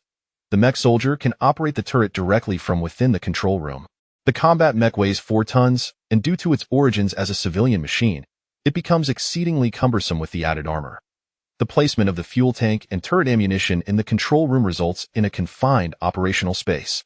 Manufacturing costs amount to 450 resource points, with turret ammunition requiring additional replenishment. Similarly, due to space constraints for ammunition, Zhengyi opted to forego the flamethrower in this variant, reducing the size of the fuel tank to allocate more space for increasing the turret's ammunition capacity. Moreover, the long-range mech retains close combat capabilities, albeit without the area damage of a flamethrower. Subsequently, both types of combat mechs entered production, and the following day saw the emergence of 20 additional mech soldiers, after which the barracks returned to normalcy, continuing the production of combat soldiers. Upon the arrival of the mech soldiers, Zhengyi did not immediately deploy them to the front lines, but instead had them pilot the mechs in a training ground specifically designed by him. Several days later, Zhengyi received a distress signal from Wu Feng. "Commander, we have discovered an enormous subway center housing tens of thousands of zombies I cannot manage alone and require assistance." "Excellent. An opportunity to test the combat mechs has arrived," Zhengyi silently jubilated, clenching his fist in determination. Chapter 53. Just cut off at the ding-ding position upon receiving a distress signal from Wu Feng, Zhengyi promptly responded, "Wait for me. I shall bring a special task force to assist you immediately." "Commander, are you coming in person?" "Of course, I must be present for the inaugural battle of my new unit." "Hee-hee, from your tone, it seems this new unit is quite extraordinary." "Hee-hee. When I arrive, you will undoubtedly be astonished." "Very well. I shall await the surprise you bring, Commander." After concluding his communication with Wu Feng, Zhengyi swiftly issued orders for the battle mechs to assemble, preparing to set off with him. Simultaneously, he summoned Sister Selena from the adjacent command post. "Selena, I will personally lead the mech squad to support Wu Feng. This time, you shall remain here to oversee the operations. But I worry about the possibility of an assassin striking while I am not by your side." Sister Selena expressed her concern. "Fear not, for I am fully equipped. I shall not even remove my gloves outside, and no one will be able to ambush me. Furthermore, I shall not be alone. I will bring Lisa and the elite soldiers of the Death Squad. Oh, and also Units 9 and 10, who previously approached me to complain about their longing for a barbecue." "Very well. I shall manage everything here. Commander, please exercise caution. You must understand that you are our everything." Sister Selena whispered softly. "Thank you, Selena. Having your support is my greatest fortune." Zhengyi, accompanied by numerous soldiers, sat aboard a rail car pulled by an electric tram. The elongated flatbed resembled a diminutive train devoid of compartments, carrying not only soldiers but also ammunition, fuel, and supplies. At the forefront of the flatbed were Zhengyi and his death squad, an elite unit composed of upgraded soldiers from various battles. Trailing behind was a squad of 21 mechs. At each stop, Zhengyi would intentionally pause to display the mechs, akin to a child showcasing a new toy. The survivors, having received word, would eagerly gather to observe the battle mechs, offering their commentary. "My goodness! Has the commander transformed into a robotic cat? How does he possess such marvels? Wow, what is this robot? It appears truly formidable. This is not merely a robot. It is a mech, you fool. If only I could take the controls for just a moment, I would trade my brother's eternal bachelorhood for the chance." Despite their growing indifference towards Zhengyi's penchant for novelty, the survivors were nonetheless captivated by the towering, heavily armored battle mechs. "Hee-hee, you lowly folks, just wait until I unveil the titans. You shall be left utterly speechless." Zhengyi reveled in his pride. "Commander Li, may I have the opportunity to pilot this battle mech?" The question came from Zhang Weiwei, who was envious of the powerful battle mechs. Zhengyi glanced at Zhang Weiwei's height of 1.75 meters and shook his head. "Unless you are willing to saw off your long legs." The interior of the battle mech is designed for smaller, specialized mech pilots, much like fighter pilots have height and weight requirements. You exceed the limit by a considerable margin. Oh. Zhang Weiwei sighed in frustration, regretting her height for the first time. Fear not, larger battle mechs will be developed in the future. This one is merely a child's toy in comparison.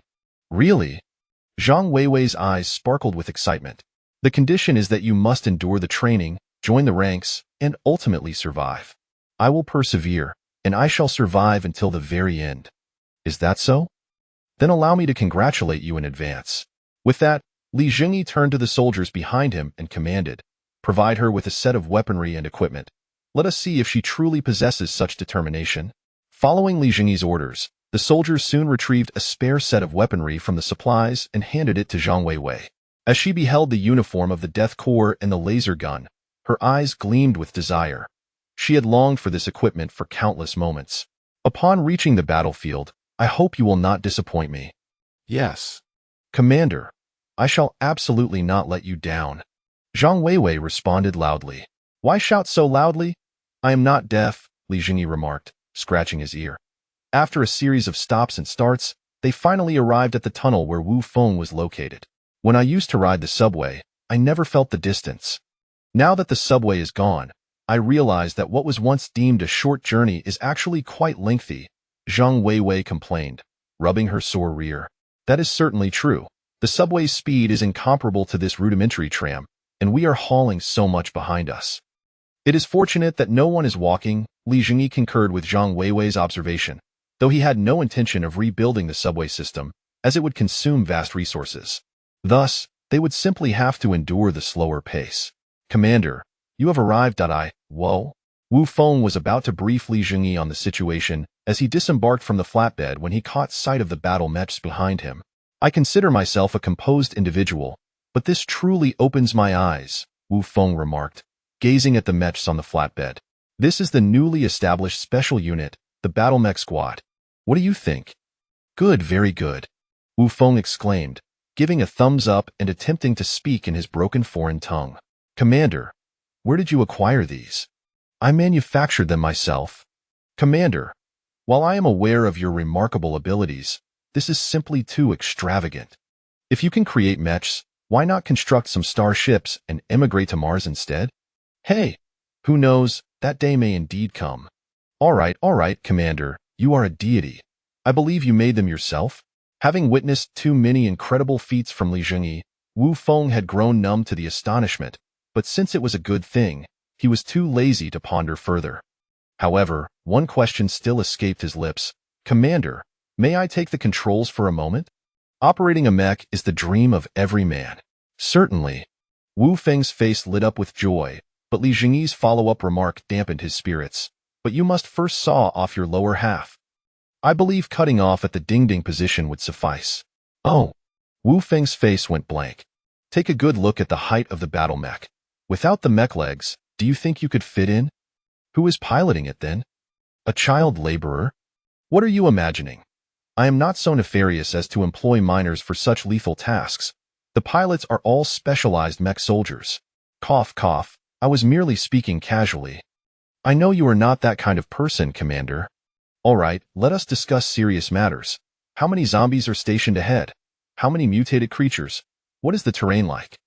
As the conversation shifted to business, Wu Feng immediately adopted a serious demeanor and began to meticulously relay the intelligence he had gathered. It turned out that the subway station ahead connected to Baichuan Railway Station, a major hub linking multiple cities in the mainland, with an average of over 250,000 passengers departing daily. To facilitate traveler transit, the railway station had direct underground connections to the subway, thus rendering it more than just an ordinary subway station. It should be considered part of the train station as well.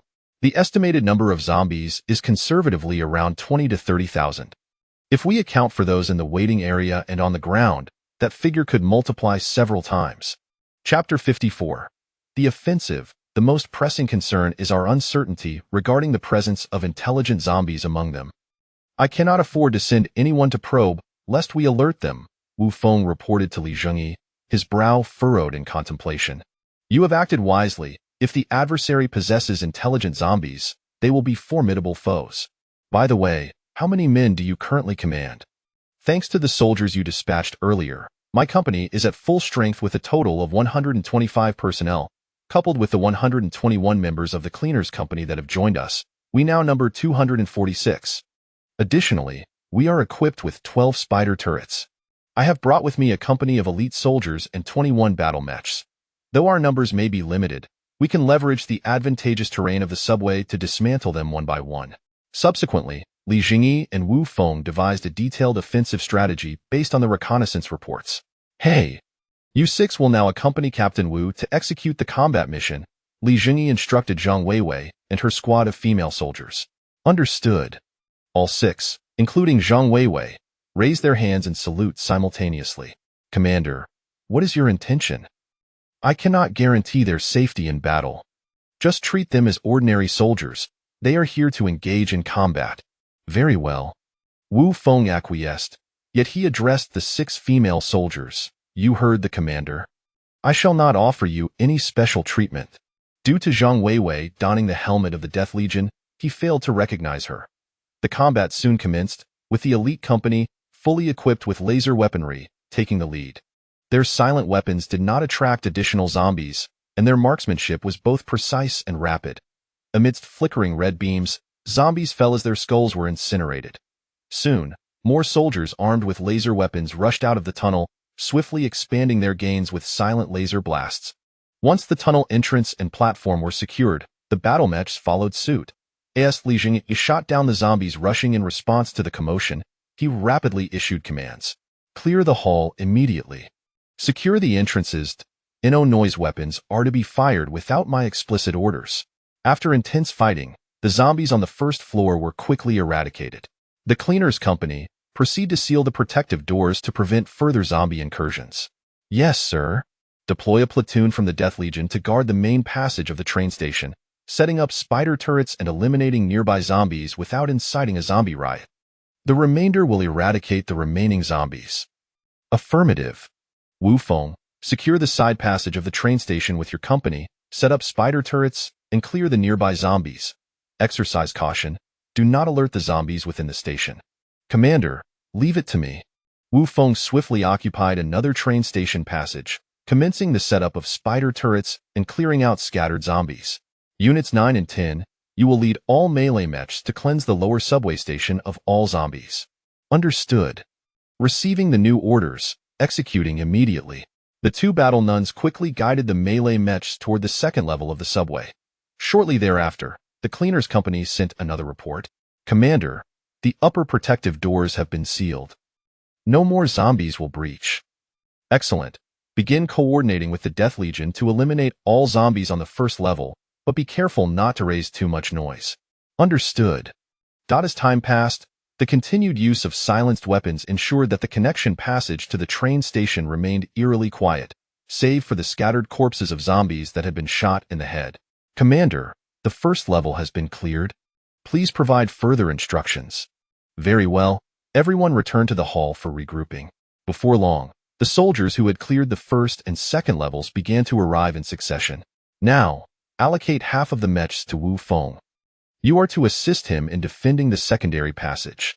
Yes, echoed the response, as half of the battle mechs swiftly departed for Wu Feng's position. The rest of you, follow me. We will defend the main passage. The main passage connecting to the train station was also where the greatest number of zombies congregated. Peering through the passage, one could see the train station teeming with zombies. Li Zhengyi chose to confront the bulk of them himself, bolstered by the battle nuns, battle mechs, and the elite Death Legion.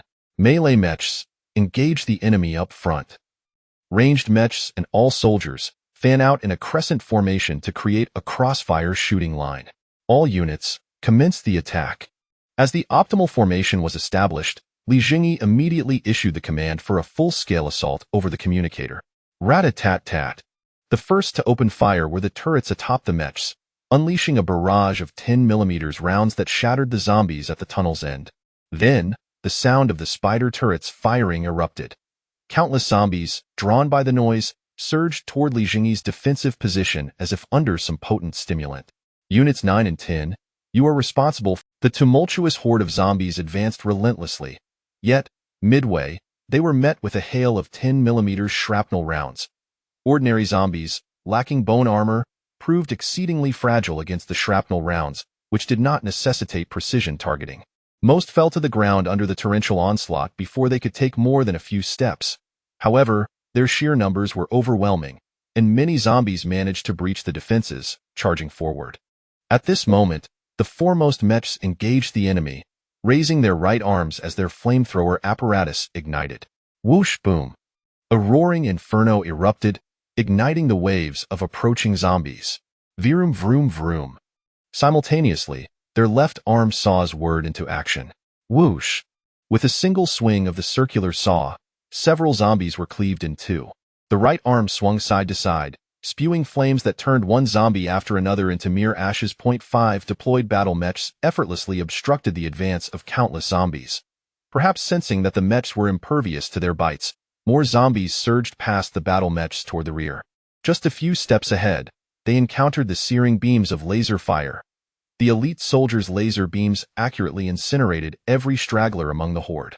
Meanwhile, on the third level, two formidable battle nuns awaited their opportunity to unleash devastation upon the masses. Behind the battle nuns stood versatile battle mechs capable of both ranged and melee combat. Even though the underground passage was relatively spacious, under the barrage of multifaceted firepower, not a single zombie could breach the defenses. Chapter 55. The dog. At the same moment, on the other side, Wu Feng was also orchestrating the defensive operations. Unlike Li Zhengyi's fan-shaped formation, he had dispersed the turrets along the front line, with the mecha stationed beside them and personnel positioned in the... As the zombies surged forward, many would be drawn to attack the spider turrets due to their immense noise, allowing the battle mechas to unleash torrents of flame upon the hordes. Meanwhile, the rear combat personnel could shoot at the zombies with relative ease.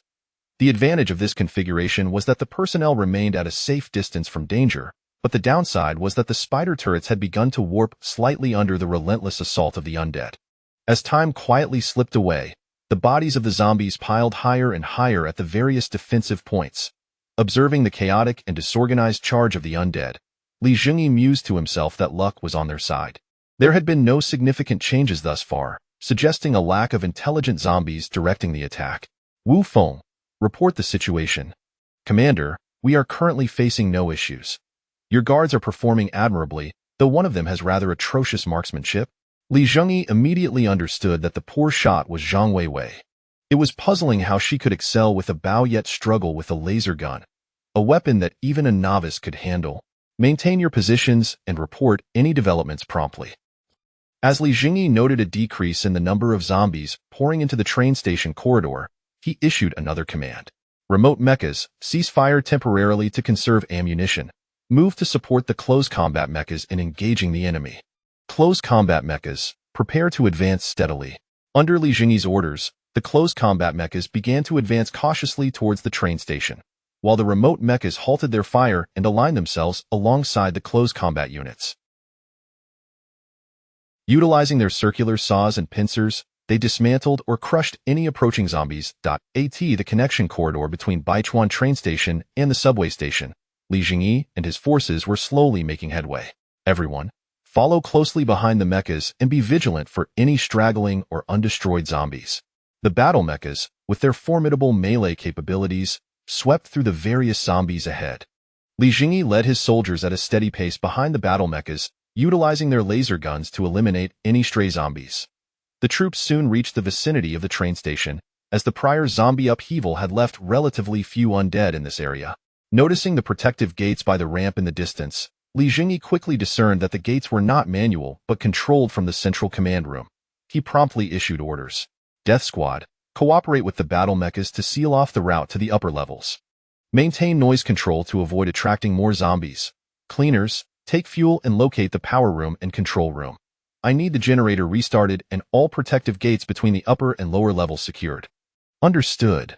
The cleaners also divided into smaller teams to search the lower levels of the train station, hoping to find the power room and control room. Shortly thereafter, the previously dark underground world was illuminated by dim red lights, indicating that the generator had been successfully restarted. Ow woo. At that moment, a sound reminiscent of a wolf's howl echoed from the upper level. Crackling noises erupted from the train station above, suggesting a struggle against the zombies.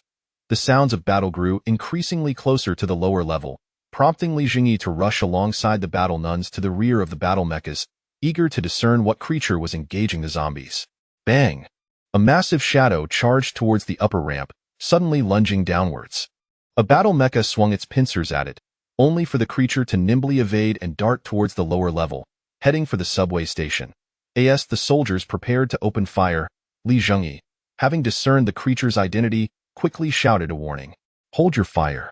Zhengyi clearly saw that it was a large dog, standing at least 1.5. "Hey, come here." Zhengyi continued to coax the dog. If it was rabid, they would have no choice but to eliminate it. The large dog's eyes gleamed with intelligence, as if it recognized that Zhengyi was human and not one of the undead. It wagged its tail and approached him. "Hey, good boy." Zhengyi extended a hand to pat the imposing dog. How could there be a dog here? Zhengyi pondered, slightly perplexed. Nevertheless, he turned to the medical nun, saying, "Lisa, please check to see if it has been infected. Little pup, let me give you a can you sit?" Lisa gently spoke to the dog, which promptly sat down. She took out her instruments and began to scan it, and the dog remained still at a T that moment. Zhengyi realized that this creature was a police dog, though he was uncertain how it had survived. Growl. Due to the dog's earlier behavior, soon, a cacophony of footsteps began to resonate, indicating that a massive horde was likely to follow the dog. "You rascal, look what you've done." Zhengyi began to chide the dog. Just as Zhengyi was about to organize a defensive formation, two enormous protective doors began to close slowly. It appeared that further combat was unnecessary. Click. The protective doors sealed shut, isolating the upper and lower levels. Fortunately, the underground of this train station is 2 levels deep. If it had been directly connected to the surface, things would have been much more challenging. As the protective gates closed, Zhengyi exhaled in relief. "Commander, the dog has numerous wounds, presumably inflicted by zombies, but they seem to have no adverse effect on it. It appears to have developed resistance to the virus, much like the rats. Then can we extract a vaccine from it?" "Unfortunately, no. Like the rats, it has fused with the virus. Any extraction would merely yield a mutated protein." Sigh. "That's unfortunate. What is your name, dog?" "Woof woo." "Apologies, I do not understand canine language. For now, you can accompany us." "A woo." The dog seemed to agree. The battle had largely subsided, with only a few scattered zombies remaining in the station. As Zhengyi walked, he issued commands. "Death Squad, divide into smaller combat units organized by squads to begin clearing the scattered zombies in the lower levels of the train station. Cleaners, assist Wu Feng's squad in eliminating the remaining zombies.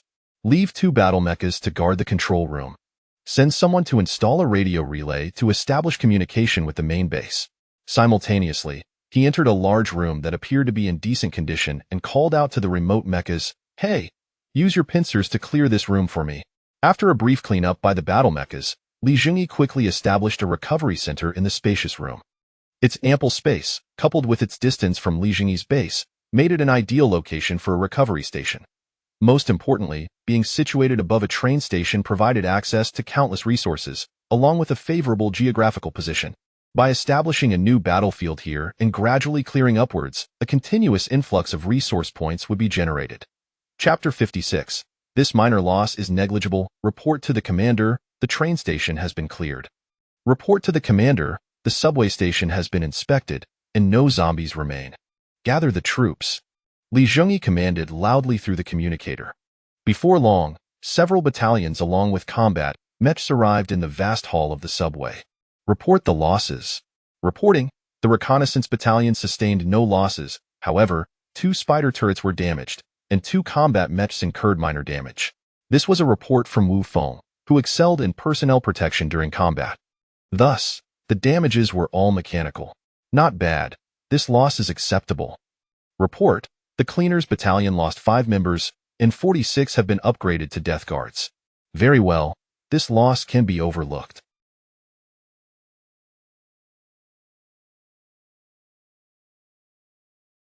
Remember to recover the equipment from the deceased.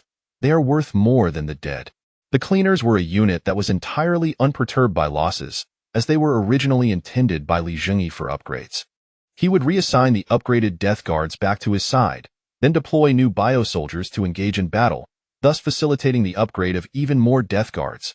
It was akin to nurturing a form of sorcery. Hence, sacrifices were inevitable. The Death Battalion sustained no losses. 12 members have been upgraded to grenadiers. The elite Death Battalion not only faced no losses but astonishingly upgraded to even more elite grenadiers.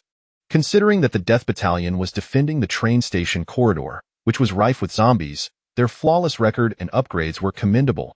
Zhengyi thought with pride, truly, they are my most exceptional subordinates. What is the status of the mech battalion? Zhengyi inquired regarding the primary combat force. The combat mech battalion reports 3 light damages, and 10 mech soldiers have upgraded to mech warriors. Who would have thought mech soldiers could also upgrade? Zhengyi felt a pleasant surprise. The mechs, equipped with formidable firepower and robust protection, upgraded at a significantly faster rate than other soldiers. Currently, the only entities capable of inflicting damage on combat mechs were the larger mutated zombies. Their immense strength could still cause some harm upon close engagement. However, due to the underground setting, only a few oversized mutants had mutated near the heavily irradiated entrance of the subway, but their numbers were too scant, and they were swiftly dispatched by the soldiers' concentrated laser fire. The minor damages sustained by the combat mechs were primarily due to prolonged combat, coupled with the blood and bones of zombies covering their bodies, inadvertently obstructing certain joint connections and conduits. After several encounters with the mutated zombies, Zhengyi had identified the known weaknesses of these aberrations. The hulking zombies, with their immense strength and heavily armored skin, were impervious to 10mm shrapnel rounds and flamethrowers. However, if targeted with penetrating laser weaponry, they could be dispatched with relative ease. Agile zombies, although swift, had thin skin and could be easily harmed by shrapnel rounds, flamethrowers, or lasers. As long as a sufficiently dense barrage of firepower was maintained, their speed posed little threat. Acidic zombies were the easiest to deal with. While they could attack from a distance and their acidic projectiles were indeed formidable, they were the only type of zombie that did not require a headshot to be killed. A shot to their chest would cause the acid to seep from their wounds, effectively dissolving them. Thus, they merely needed to be preemptively neutralized. Once the tally of losses was complete, Zhengyi proceeded to deploy a generator and a water station at the site. He initially intended to establish a barracks and a workshop as well, but the system notified him that a city could only possess 1 barracks and 1 workshop, thus he had to abandon that plan. Subsequently, Zhengyi communicated with Selena, requesting her to dispatch an ammunition resupply team. He also issued orders for several nearby work teams to converge on the train station to prioritize resource collection from that area. Wu Feng, you will maintain command here for the time being. I have arranged for the transport of ammunition and fuel. Commander, what about reconnaissance? Have your subordinates take a small team to handle that. You do not intend to remain a mere company commander forever, do you? It would certainly be delightful to be promoted. But what am I to do here? You know I am not particularly adept at administrative tasks.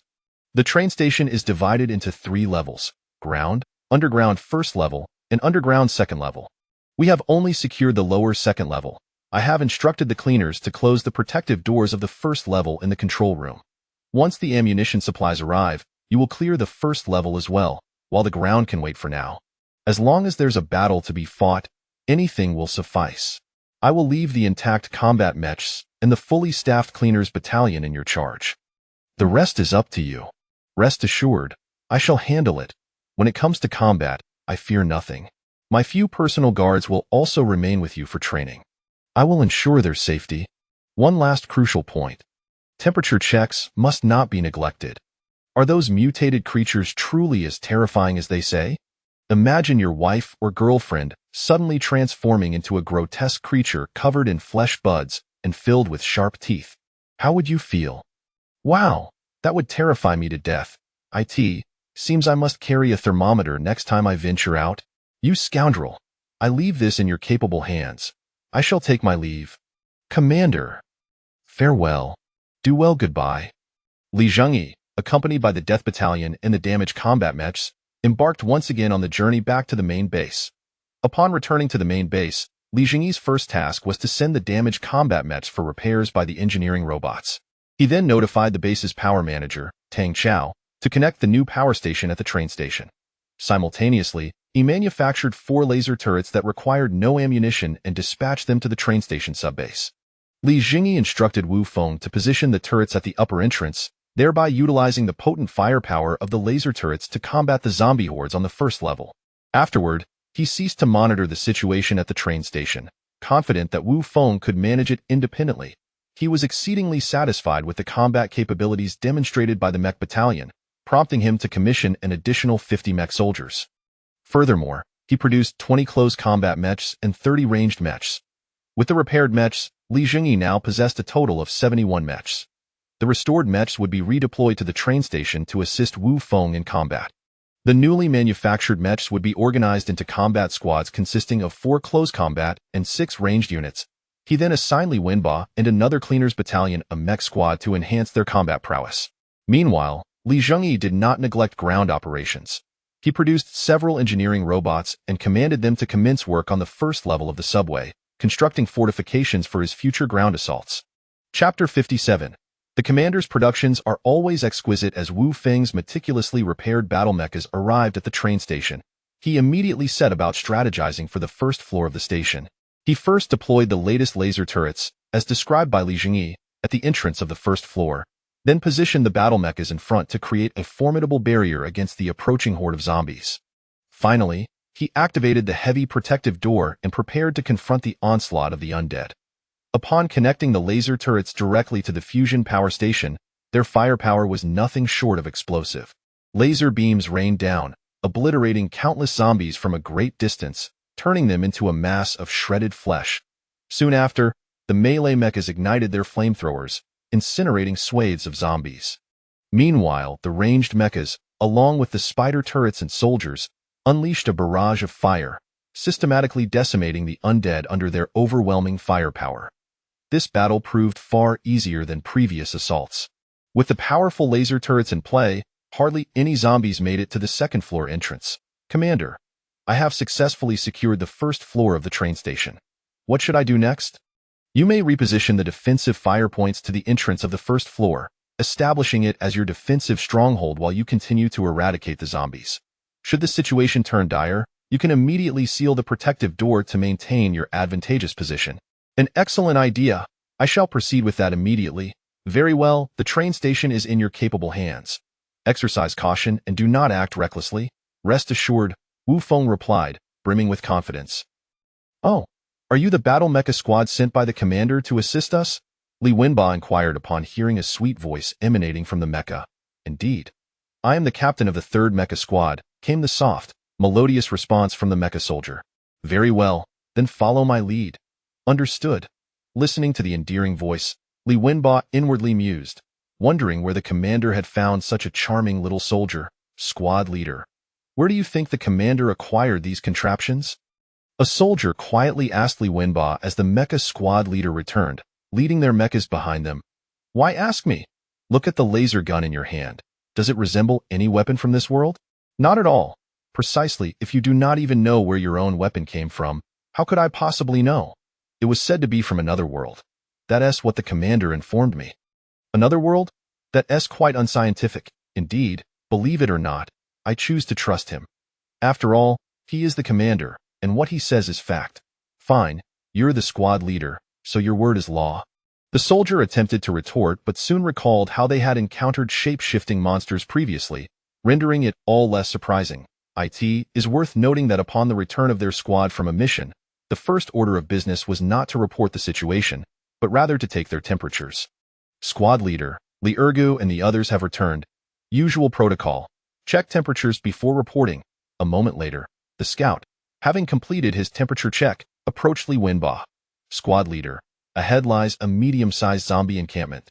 Should we proceed with a direct assault or call for support? Support has already arrived. Just take a look behind you. Li Wenba gestured for Li Ergu to observe the reinforcements trailing behind. Goodness, such a massive contraption is our support. It will surely crush the zombies in front. Surely, the commander's creations are nothing short of exquisite. Whether they are exquisite or not is yet to be seen, but they certainly look impressive. I wish I could pilot one myself. Stop dreaming and quickly report the specifics. Understood, squad leader.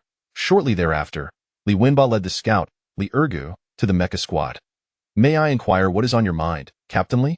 The soft voice chimed from the mecha. Oh, it's like this. My scout has discovered a zombie encampment ahead, and I intend to take it down, hence my request for your assistance. Not a problem at all. Please instruct us, Captain Lee. The sweet voice continued to emanate from within the mecha. Could you possibly step out of the cockpit?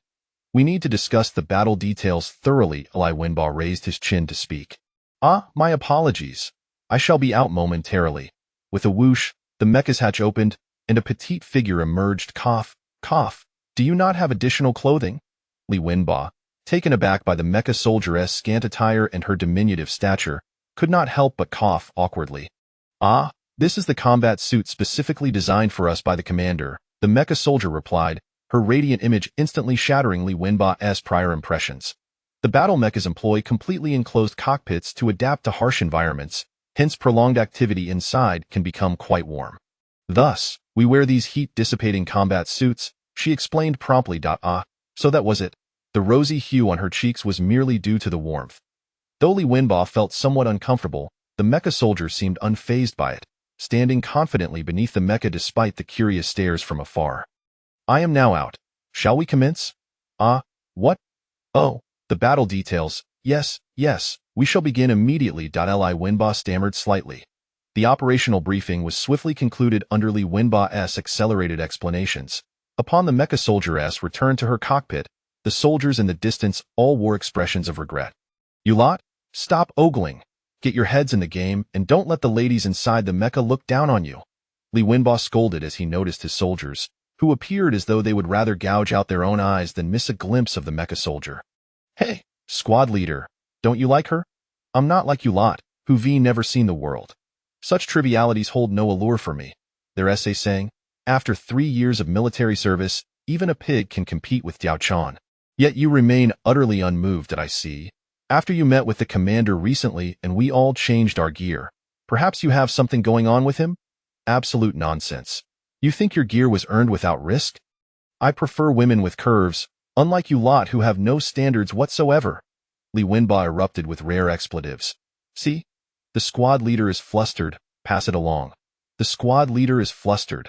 I'm flustered with your nonsense. Amidst laughter and banter, the group arrived at the assembly point, ready to depart. Just before setting off, all frivolity was cast aside, and the soldiers, who moments ago had been jovial, now donned resolute expressions. Check equipment, formation for battle, and advance. With Li Wenba's commanding shout, the soldiers began to march forward, the battle mechas closely following. Chapter 58. Everything is so wonderful. With the triumphant victory at the train station, Li Zhengyi's resource points began to surge dramatically. The train station, aside from disassembling items, provided Li Zhengyi with a substantial quantity of resource points just from the corpses alone.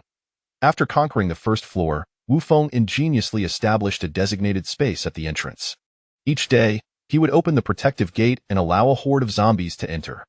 Once the number of zombies amassed sufficiently, he would shut the gate and eliminate the creatures inside. Subsequently, the work crew would dispose of the bodies in the recycling center, and the next day, he would repeat the operation. Li Zhengyi greatly appreciated Wu Feng's method, as it ensured daily upgrades for the soldiers. He consistently dispatched new recruits to Wu Feng, replacing the fallen soldiers in return. The rapid pace of upgrades sometimes left him feeling overwhelmed. Furthermore, this tactic of luring enemies deeper into their territory also yielded a significant influx of resource points for Li Zhengyi. He discovered that particularly mutated zombies now provided additional resource points, no longer limited to the previous fixed amount of 1 point. This revelation only intensified Li Zhengyi's enthusiasm for combating zombies. Days slipped by, and with each passing day, Li Zhengyi's resource points continued to rise. Remarkably, the influx of new population did not lead to an increase in resource consumption. Instead, as various underground farms reached their harvest phase, the expenditure on food significantly diminished.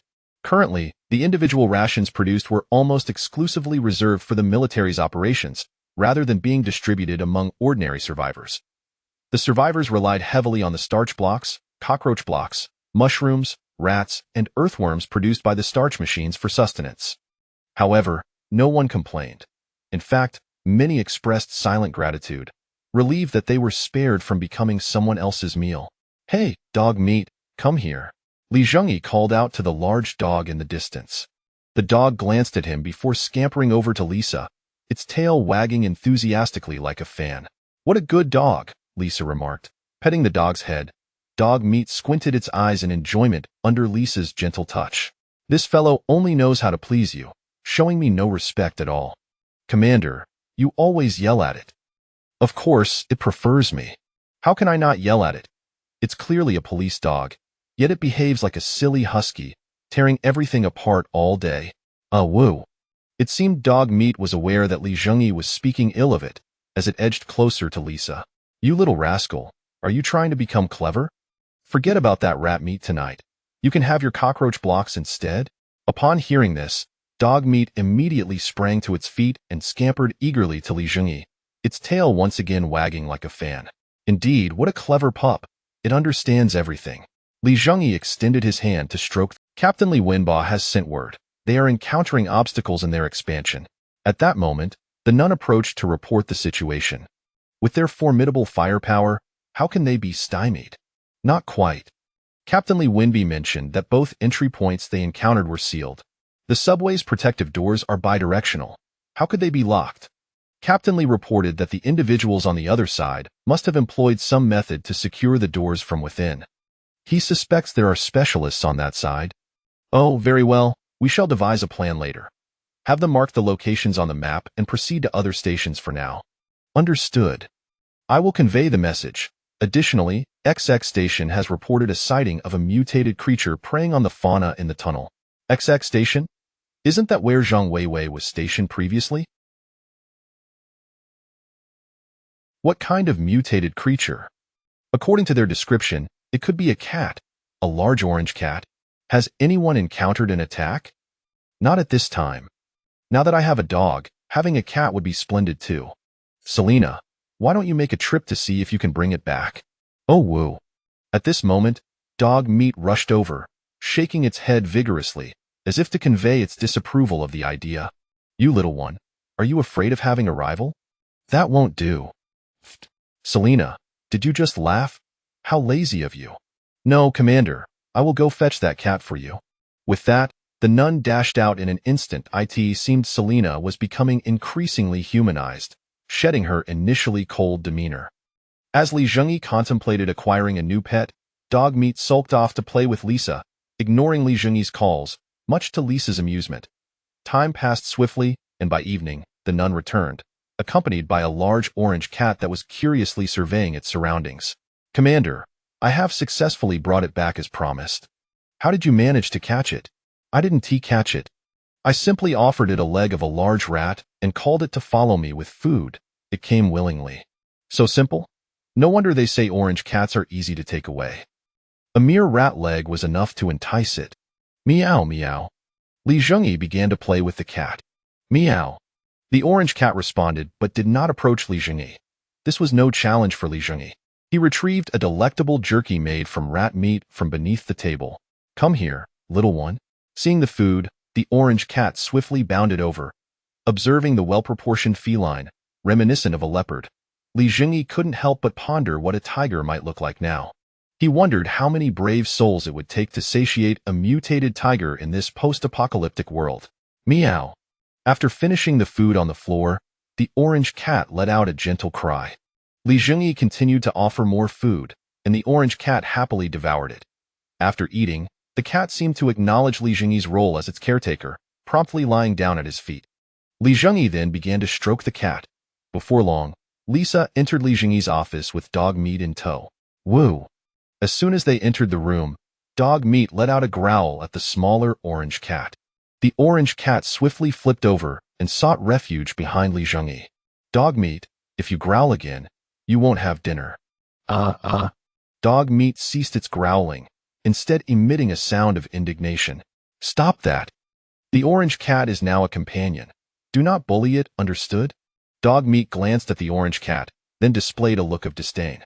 Seeing that Dog Meat posed no threat, the orange cat ignored it and returned to lie down by Zhengyi's feet. Feeling its status challenged, Dog Meat indignantly lay down on Zhengyi's other side, its tail wagging furiously like a fan. All right, there's enough for both of you." Zhengyi extended a hand to pet both the dog and the cat. Everything truly felt so wonderful, Chapter 59. This is hard currency in Shirakawa City. The first underground complex, once a colossal air defense facility, was later transformed into an underground shopping mall. However, it met its demise merely 2 years post-renovation, earning a notorious reputation as an underground ghost town. Yet now, it has finally embraced its true purpose, serving as a refuge for over 2,000 souls. At this moment, in the recruitment square of the shelter, a young man beseeches a robust figure. "Brother Hu, may I accompany you? The shelter can no longer distribute food, and my girlfriend's health is deteriorating. I must find her medicine and nutritious food." Wang Hu, appearing somewhat haggard yet retaining a sturdy physique, scrutinizes the youth who implores him to venture out in search of resources. The young man, equally worn, displays a slight yellowing of his skin due to malnutrition, yet his build remains solid and healthy, meeting Wang Hu's criteria. "It's perilous outside. If you perish, I shall bear no responsibility.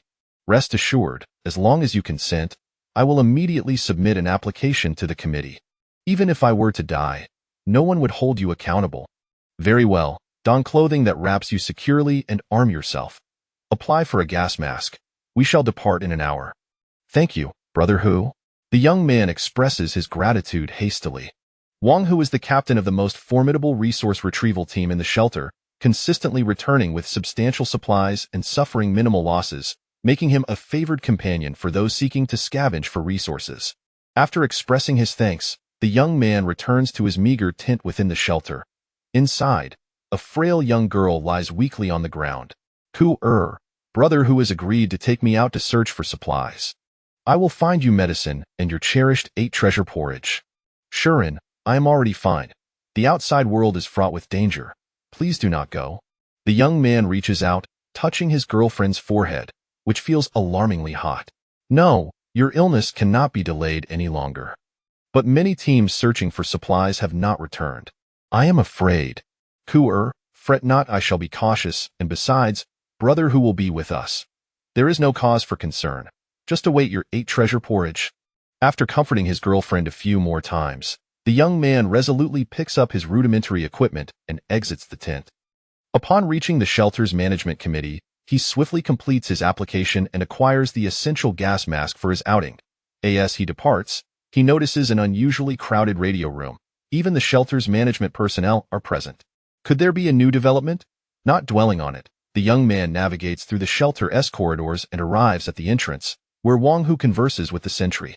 Upon noticing the young man's arrival, Wang Hu pauses his conversation and addresses him. "You've arrived swiftly, but wait a moment. A few others are yet to arrive." After a brief interval, several more individuals arrive at the entrance, all appearing relatively youthful and robust. "Please inform my brother when you see him. Now, kindly open the gate for us." Wang Hu requests the guards point. One of the guards glances at Wang Hu and his companions before turning to the large gate's mechanism, rotating it, and slowly opening a small crevice. "Follow me." The guard passes through the opening, leading to another grand door outside. Once everyone has exited and the inner door closes behind them, the guard continues to manipulate the outer gate's mechanism. After a moment, the outer gate opens just wide enough for a single person to pass through. Don your gas masks, secure your clothing tightly, move swiftly, and minimize noise. Quickly. At the guard's urging, everyone hurriedly dons their gas masks, wrapping themselves tightly to avoid exposing any skin, and then follows Wang Hu out in single file. Once Wang Hu and his team have exited, the guard furrows his brow and casts a glance at Wang Hu before shutting the outer gate. "Did you hear the guard's instructions? No noise and keep your weapons at the ready. Follow me." Wang Hu commands, prompting the young man to grip his crude machete tightly, proceeding cautiously in tow. Wang Hu leads the way, flanked by his seasoned teammates, while the young newcomers follow closely, carefully traversing the underground passages of the facility.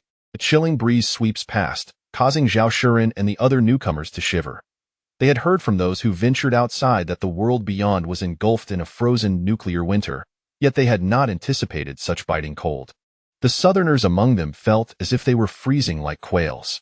Stay away from dark places, especially basements, and try to remain as silent as possible, one of Wang Hu's seasoned teammates advises the newcomers in hushed tones. "Thank you," the newcomers whisper in response. Under Wang Hu's adept guidance, their small team soon arrives at the entrance of a partially collapsed small market. Wang Hu swiftly surveys the area before signaling the others to follow. The group enters the small market, where most goods lie damaged, with snacks scattered about.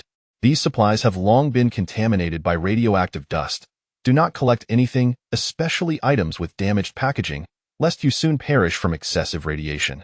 Then how do we gather? Look for items that are shielded and those within cabinets, and ensure all packaging is intact. As Wang Hu speaks softly, he gestures for the group to retrieve their backpacks and begin collecting supplies. Brother Hu, where are the medicines? The young man approaches Wang Hu, inquiring quietly. First, gather food.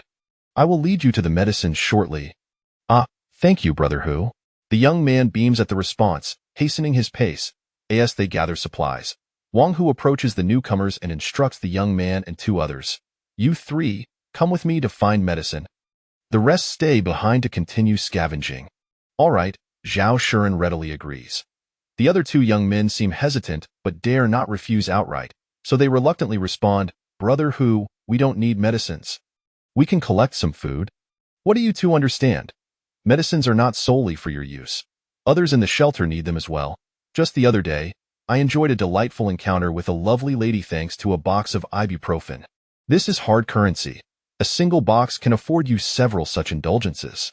Upon hearing Wang Hu's words, the two young men's eyes brighten with clarity. Indeed, we should not be selfish.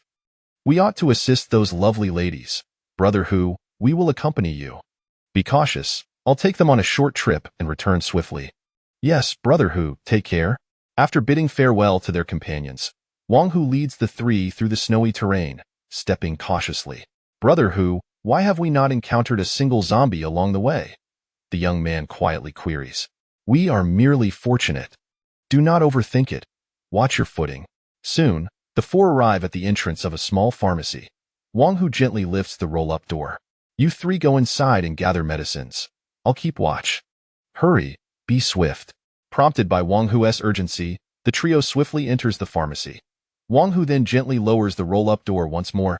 Inside, the light dims immediately, and the three hastily remove their backpacks to prepare for collecting medicines. Click. A faint sound echoes, as if someone is present within. Chapter 60. Is this the prelude to World War? Who is it? A young man immediately inquired. The youth swiftly removed the flashlight from his backpack, a beam of light piercing into the depths of the pharmacy supermarket.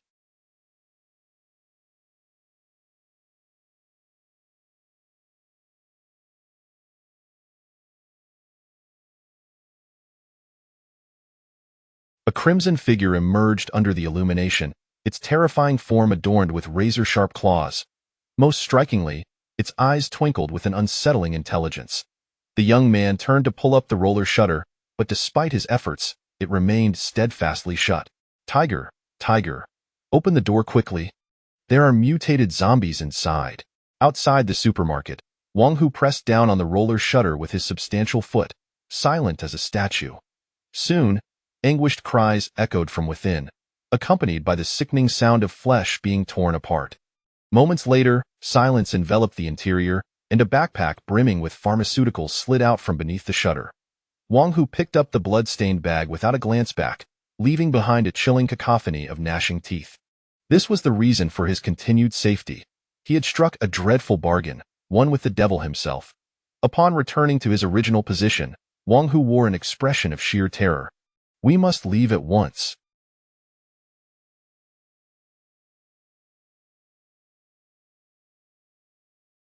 The zombies have discovered us. The three of them have been captured, and I managed to bring back a package of medicine.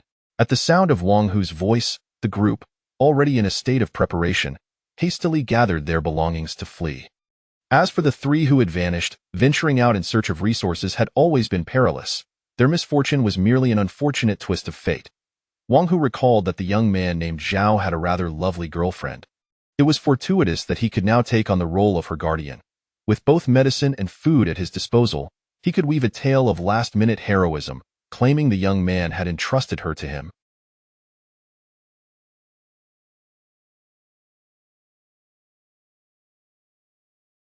After all, this was not the first time, nor would it certainly be the last. Commander, we have utilized the radio amplifier to broadcast a message throughout the city, hoping to reach any survivors, and today we finally received a response. A young man at the— What news do you have? Li Zhengyi expressed interest, as his manpower was currently stretched thin, with many workgroups exceeding their limits. Finding new survivors would undoubtedly be beneficial. We made contact with a local shelter. They claim to be the first comprehensive shelter. Li Zhengyi recalled the memories of his former self. Isn't that the underground mall known as the Ghost City? Indeed, Commander, that is the very place. They are merely a street away from us.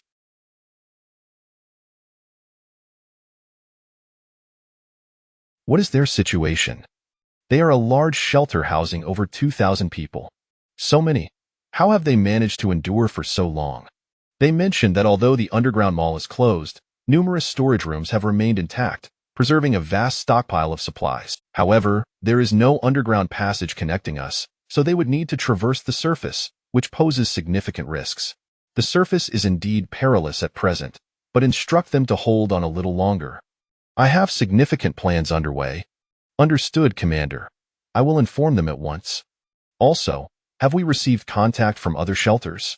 Not at this moment.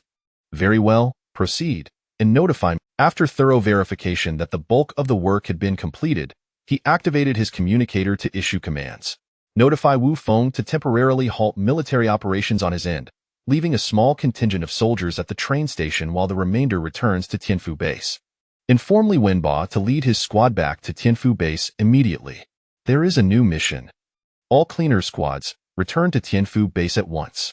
After issuing the commands, Li Zhengyi commenced the production of 60 new mechs and 60 mech soldiers.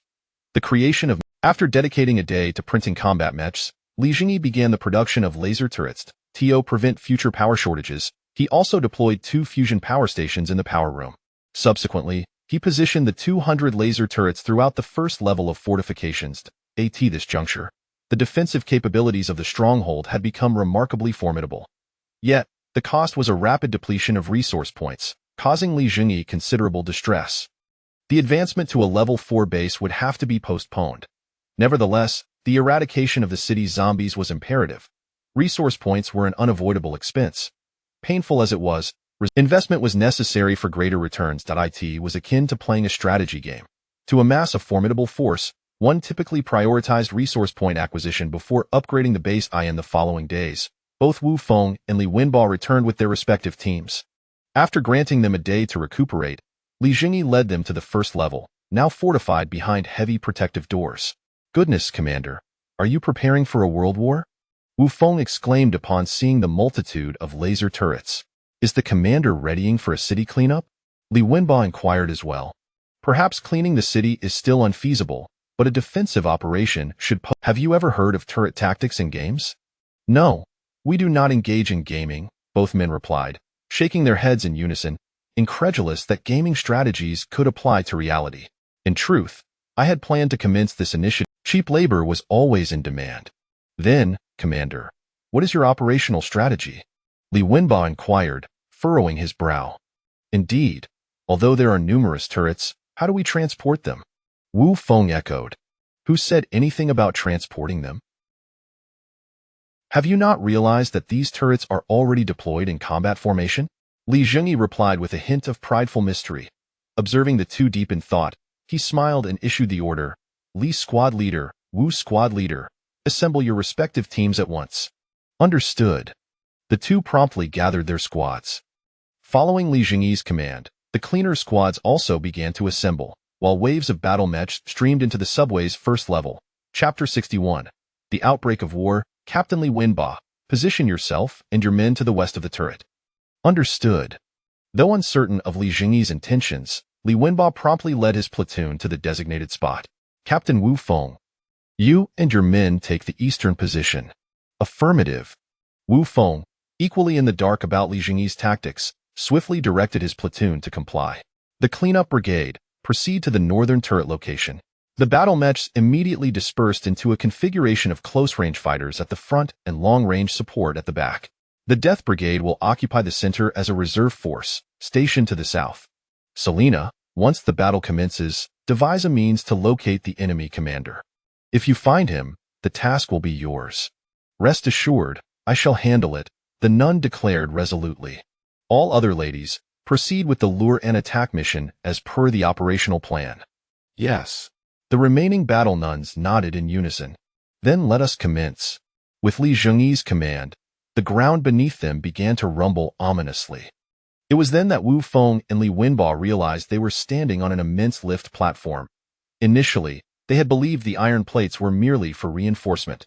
The platform, bearing nearly all of Li Zhengyi's combat strength, ascended slowly. As it neared the surface, a massive gap began to open above them. The commander is truly remarkable, managing such a large-scale transformation without a word. Wu Feng couldn't help but exclaim, feeling his initial intuition validated. As the platform rose to the surface, the positions of the laser turrets continued to ascend, gradually forming a pyramid-like structure. The upper tier was densely populated with laser turrets, the middle tier housed the soldiers of various brigades, and the lowest tier was occupied by the battle mechs. This elevated, staggered network of firepower promised to deliver devastating effects upon the enemy. Furthermore, the apex of the pyramid could shift back and forth in response to the enemy's numbers, effectively adjusting the density of the turret. In the middle tier, energy battery recharge stations were available, allowing for continuous firing while replenishing energy supplies. The lower tier included several small elevators, each capable of accommodating 4 battle mechs simultaneously, facilitating rapid repairs in the engineering bay or resupplying from the underground base as needed. Li Zhengyi nodded at the battle nuns, then pointed towards the direction of the shelter. Let us begin from over there. Several nuns bowed and swiftly dashed towards the shelter, preparing to employ explosive firearms to attract a sufficient number of zombies to their demise. This time, both the defenders and attackers had significantly bolstered their strength. The battle nuns quickly advanced into various shadowy regions, and soon after, the sounds of fierce gunfire erupted from their direction. Before long, the nuns returned one by one, trailed by a horde of zombies. As the zombie throng entered range, the laser turrets immediately activated their scanning systems, targeting every zombie head within their attack zone with frenzied precision. The densely flashing red beams traversed the desolate urban ruins, accurately striking the heads of the advancing zombies, piercing through them one after another. Due to the overwhelming density and penetrating power of the laser beams, a single shot often pierced through multiple zombies, resulting in swathes of the horde being felled in mere moments. In no time, the vast expanse of white ruins was blanketed in a thick layer of black. However, the sheer number of zombies surged forth relentlessly, charging towards the laser defenses with reckless abandon. Fire! At Wu Feng's bellow from the eastern defensive position, the soldiers under his command unleashed a fierce barrage, instantly intensifying the density of their firepower. Even amidst such a concentrated hail of gunfire, numerous zombies continued to surge forward, prompting the frontline battle mechs to engage the enemy proactively. Their flamethrowers ignited the advancing zombies into brilliant torches, while their chainsaws mercilessly dismembered any that slipped through. Rat-a-tat-tat. The final act consisted of a relentless barrage of gunfire, with 10mm frangible rounds serving as the finishing touch, shredding any zombies that had managed to evade the fire net. With the full array of firepower unleashed, even if the zombies emerged from their hiding places, they could not approach the platform. Their bodies formed a gruesome carpet, accumulating to the point where they could trip over their own fallen. Simultaneously, several other directions began to witness sporadic small zombie clusters emerging due to the cacophony of weapon fire. However, the moment they stepped into the laser turret's defense zone, they were swiftly incinerated. Moments earlier, Wang Hu had once again led a team under the pretext of scavenging for supplies on the surface. He exploited this excuse to bring 4 newcomers to the trading post, but just as the transaction commenced, the city was suddenly filled with the sounds of intense gunfire, startling him. In his panic, he failed to secure the roll-up door in time, allowing 2 of the newcomers to escape. Although he managed to capture one, the last slipped away as well. This left him drenched in cold sweat. If that individual returned alive and disclosed his secrets, the shelter would undoubtedly eliminate him without hesitation. Consequently, he abandoned the search for supplies, swiftly slashing the throat of the captured survivor before pursuing the escapee. Simultaneously, the intelligent zombies within the pharmacy, having dispatched 2 survivors, hurriedly exited through the back door without pausing for a meal. The fleeing survivor, being astute, recognized the peril of returning home where Wang Hu's accomplices might intercept him, and the shelter's gates would open long enough for him to be killed several times over. Thus, he hastened towards the source of the gunfire. However, He had not run far before encountering an impassable blockade of zombies surging forth from every shadowy corner. With zombies ahead and ruthless pursuers behind, the survivor glanced around desperately before darting into an unoccupied alleyway to evade capture. Thud! Just as he entered the alley, a machete swung towards him, its sharp edge embedding itself deep into his skull. You think you can escape? I know this area like the back of my hand, Wang Hu sneered as he stepped onto the survivor's body, forcefully withdrawing the machete. For good measure, he delivered another slash to the survivor's throat. Rat-a-tat-tat. The sounds of gunfire erupted 2 blocks away. Is there a military presence? Wang Hu muttered in confusion. He then dragged the corpse into the alley, discarding it before brushing off his hands and departing. After adjusting his demeanor to appear grave, he sprinted towards his team, feigning the delivery of crucial news. Chapter 62. Watching the battle, the lasers radiated a deadly brilliance, while the flames from the flamethrowers infused a modicum of warmth into the cold earth. The 10mm shrapnel rounds adorned the monotonous, desolate ruins with a riot of vibrant colors. The defensive positions efficiently slaughtered the zombies, only for them to suddenly adopt a semblance of discipline. Zhengyi understood that the intelligent zombie had personally entered the fray. Unlike the previous intelligent zombie that tactically leveraged the strengths of various zombie types for its assault, this one did not employ targeted attacks based on the characteristics of the zombie species. Instead, it merely dispersed the mutated zombies into the horde and awaited the opportune moment to launch a surprise attack. However, it had underestimated the situation. The laser turrets had long been configured to prioritize mutated zombies. Furthermore, Zhengyi had thoughtfully established attack ranges for each known type of zombie. The laser turrets utilized long-range scanning for targeting, with a preference for the hulking brutes, as they were the easiest to identify. Their rock-throwing capabilities were formidable, and neutralizing them first would mitigate significant losses. Mid-range threats were the acid-spitting zombies, typically mingling with the ordinary horde, which the soldiers were tasked to handle. Following those were the melee-only ordinary zombies and the agile zombies, which would serve as excellent barbecue material for the outer circle of combat mechs. Though the zombies' assault had taken on a more organized form, Zhengyi quickly discerned that this intelligent zombie lacked tactical command. It merely orchestrated a wave-like offensive against his defensive position. Under normal circumstances, a conventional army, bereft of heavy weaponry such as tanks, might have found itself overrun. However, faced with the virtually limitless energy of this revelation further confirmed for Zhengyi that even among intelligent zombies, significant differences existed. He surmised that these disparities might relate to the tactical acumen of the intelligent zombies prior to their transformation. The last intelligent zombie he had encountered at the Special Operations Camp had clearly understood how to arrange troop attacks. That commanding zombie had not been a soldier in life, but rather a player well-versed in war games. In contrast, the current commander evidently lacked any experience in warfare. Zhengyi was filled with elation. Oftentimes, inept allies could be more daunting than formidable foes. Commander, we have located the zombie commander. Shall I eliminate it? The sister said suddenly to Zhengyi. Have you found it so soon? I noticed it remained stationary in the detector. Amidst such chaos, only the commander could resist the urge to charge recklessly. I see. However, now is not the time to kill it. Let it maintain control over the horde. Just keep a close watch on it. Understood. Observing the relentless waves of zombies being harvested like chives, Zhengyi felt buoyed. Meanwhile, a red figure atop a distant building fidgeted with anxiety.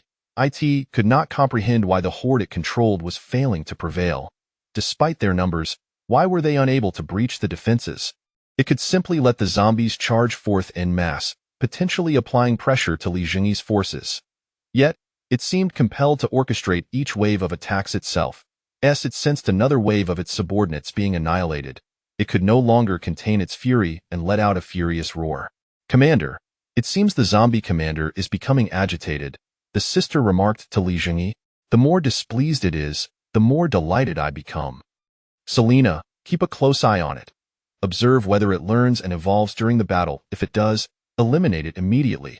If not, let it remain to wreak havoc among the zombies. Understood. In the western city, distanced from Zhengyi's defensive point, a bizarre zombie with pallid skin stood atop a partially collapsed skyscraper, observing the fierce clash below. After a moment, it shook its head. The rival that had usurped its previous territory did not possess the capability to command effectively, in its view. It was a fool skilled in internal conflicts, but utterly inept in external warfare. While it could not best the rival in a one-on-one confrontation, it believed it could easily outmaneuver it in a tactical engagement. Unfortunately, despite commanding many zombies, they would not attack their own kind. Thus, regardless of its strategic prowess, it was compelled to flee, relinquishing all control over the horde. This city had become untenable. The human army was advancing too rapidly. Just months prior, they had merely possessed ordinary soldiers, but now they had mechs and turrets. Remaining any longer would likely lead to dire consequences. The pale zombie felt no attachment as it jumped from the high platform and sprinted toward the city outskirts, with the surrounding zombies emerging from their hiding places to follow suit. The battle raged on for a considerable duration, depleting the ammunition of the battle mechs twice, until the zombie horde was finally eradicated. The once snow-white ground was now obscured beneath a mass of dark corpses, with countless bodies strewn across the entire district. Zhengyi's fears of a coordinated assault from all the intelligent zombies within the inner city did not materialize. Although he had prepared for the possibility of a city-wide zombie siege, intending to retreat underground and adopt a turtle-like strategy, today's surface conflict unfolded remarkably smoothly. Apart from the main attacking horde, there had been no signs of intelligent zombies, nor even a notable ordinary horde elsewhere. Zhengyi sensed that the intelligent zombies might not be a united front. Perhaps, alongside their newfound intelligence, they possessed a sense of territoriality. Given the day's battle conditions, he could only fathom two possibilities.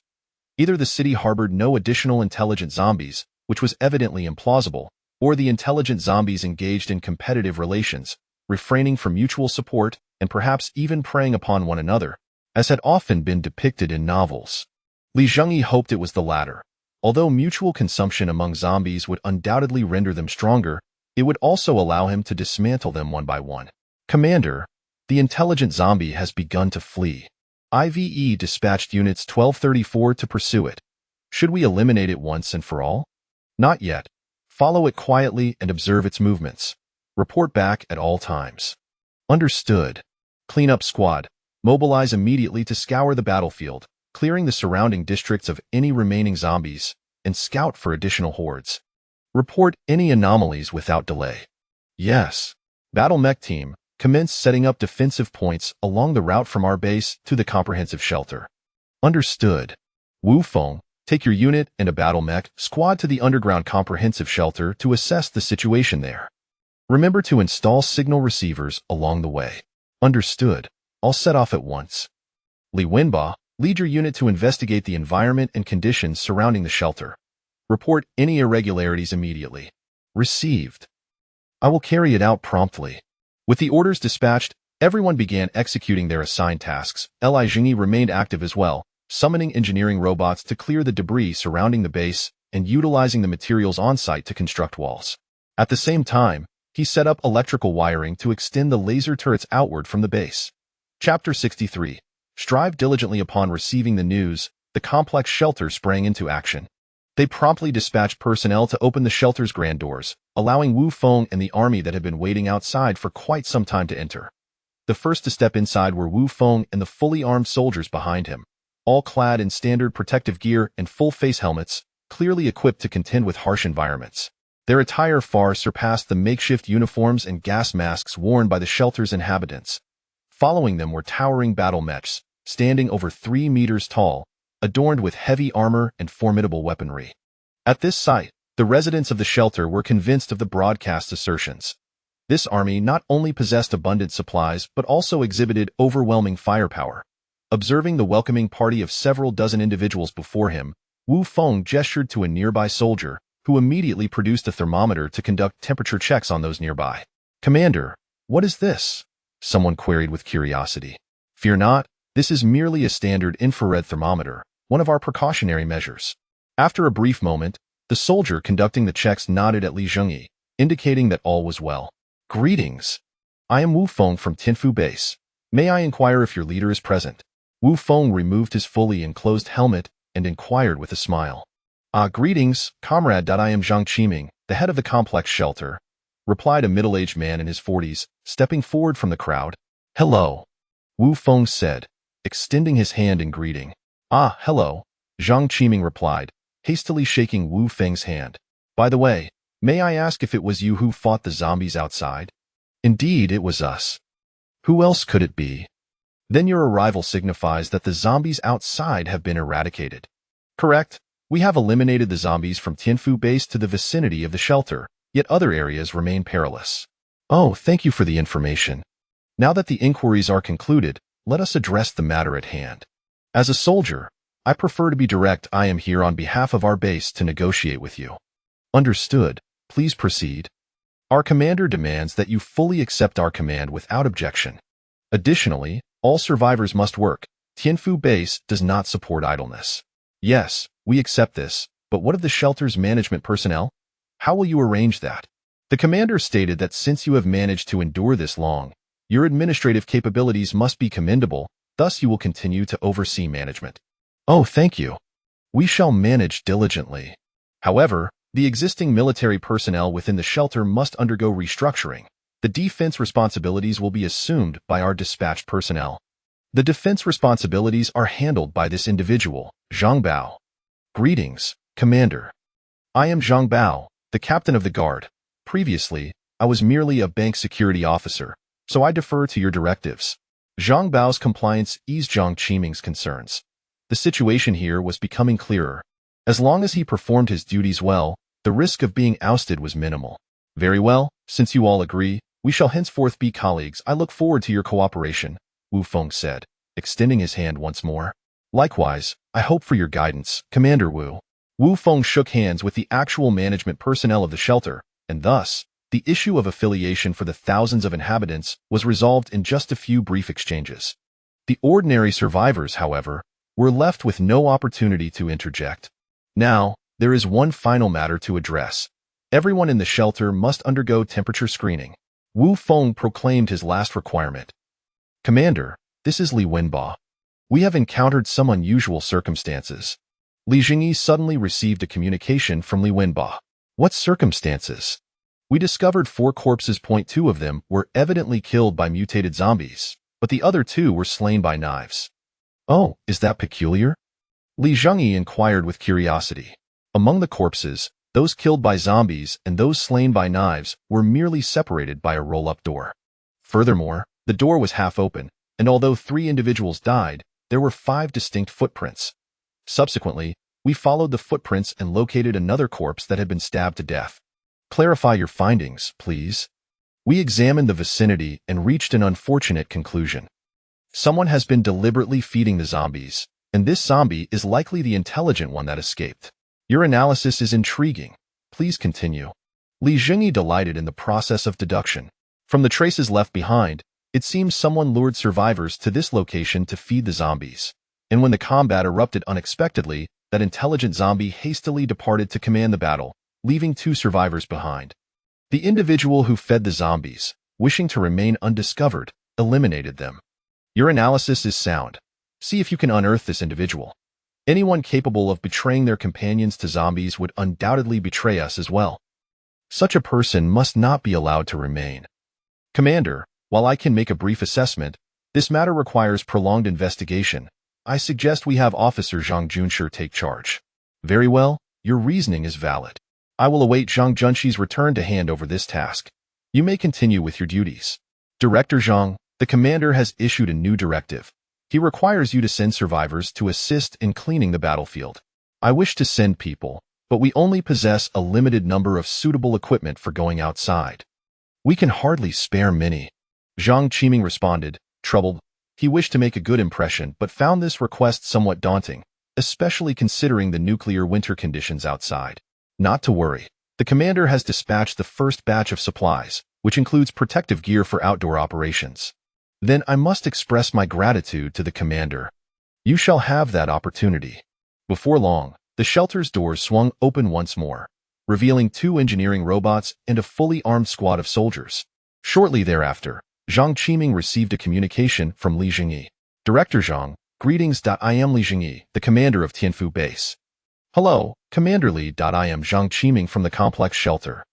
The first batch of supplies has been delivered to you, containing 300 sets of protective suits and starch blocks to provide a hearty meal for your shelter.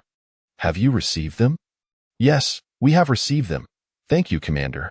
Zhang Qiming not only received the supplies but also sampled a bland, dry starch block. One squad of soldiers will take over the guard duties. The previous guards may choose to become workers or professional soldiers. You may allow them to make their selection. Understood.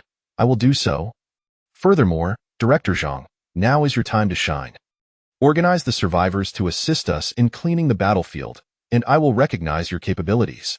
Understood. I will mobilize the survivors to clean the battlefield immediately. No need for persuasion.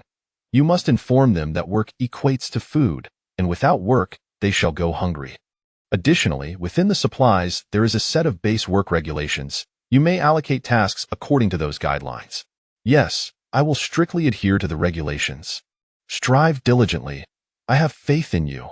As he hung up the communication device, Zhang Qiming sensed that, despite the youthfulness of the voice on the other end, the pressure it exerted felt reminiscent of encountering a seasoned leader. Bring me the base regulations. I shall immediately establish work standards. With his command, an assistant hurriedly set off to retrieve the regulations. Chapter 64. A taste of sweetness. Zhang Qiming, a seasoned manager, swiftly organized a workforce of 300 individuals. The team donned the reinforced protective suits sent by Zhengyi and, under the escort of combat mechs, exited the shelter into the outside world. Upon stepping outside, many who had never witnessed a nuclear winter were taken aback by the brutal desolation before them. Initially, many were reluctant to emerge, but Zhang Qiming shifted from the most basic provisions to a system where food was contingent upon work. Consequently, some, driven by hunger, felt compelled to join. And once they learned that combat mechs and soldiers would serve as guardians, they eagerly signed up, filling the 300 slots almost instantly. Stay behind us and do not wander off. Thank you. A soft, sheep-like voice emanated from the mech, startling even the bulliest of men in the biting wind. If young women could pilot combat mechs, what complaints could they possibly have? Thus, the inhabitants of the shelter followed the lead mech, advancing gradually.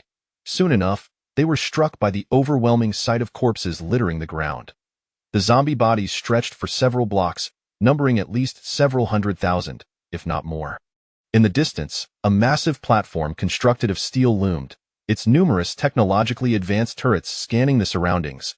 A well-equipped squad of soldiers patrolled the area around the platform while several towering engineering robots maneuvered through the ruins, their 8 mechanical legs scuttling about, as multiple robotic arms swung tirelessly, gradually erecting a makeshift wall from the debris. The scene, rife with a sense of slaughter and advanced technology, left nearly everyone in stunned silence. Your task is to transport the bodies on the ground to the conveyor belt beside the platform. Your protective suits are specially designed, so you need not worry about contracting the zombie virus. We will be here to safeguard you, so please give it your all. The gentle, sheep-like voice echoed once more from the combat mech. The revitalized residents of the shelter immediately threw themselves into the vigorous task at hand. Observing the diligent efforts of the shelter's people from the platform, Zhengyi nodded approvingly. These 300 individuals had been deliberately dispatched by him. They would not only witness Zhengyi's military prowess, but also earn his rewards upon completion of their work. Upon their return, they would spread the word, bringing a wave of positive feedback about the Tianfu base to the others in the shelter. As time passed, the inhabitants of the shelter had been working tirelessly for several hours, and those with poorer physical conditions began to show signs of fatigue. Zhengyi, having returned to the underground office on the 3rd level, calculated that it was time to issue the next command. Xiaoming, send someone to inform the shelter's people that they can take a break on the 1st underground level, where food and water have been prepared.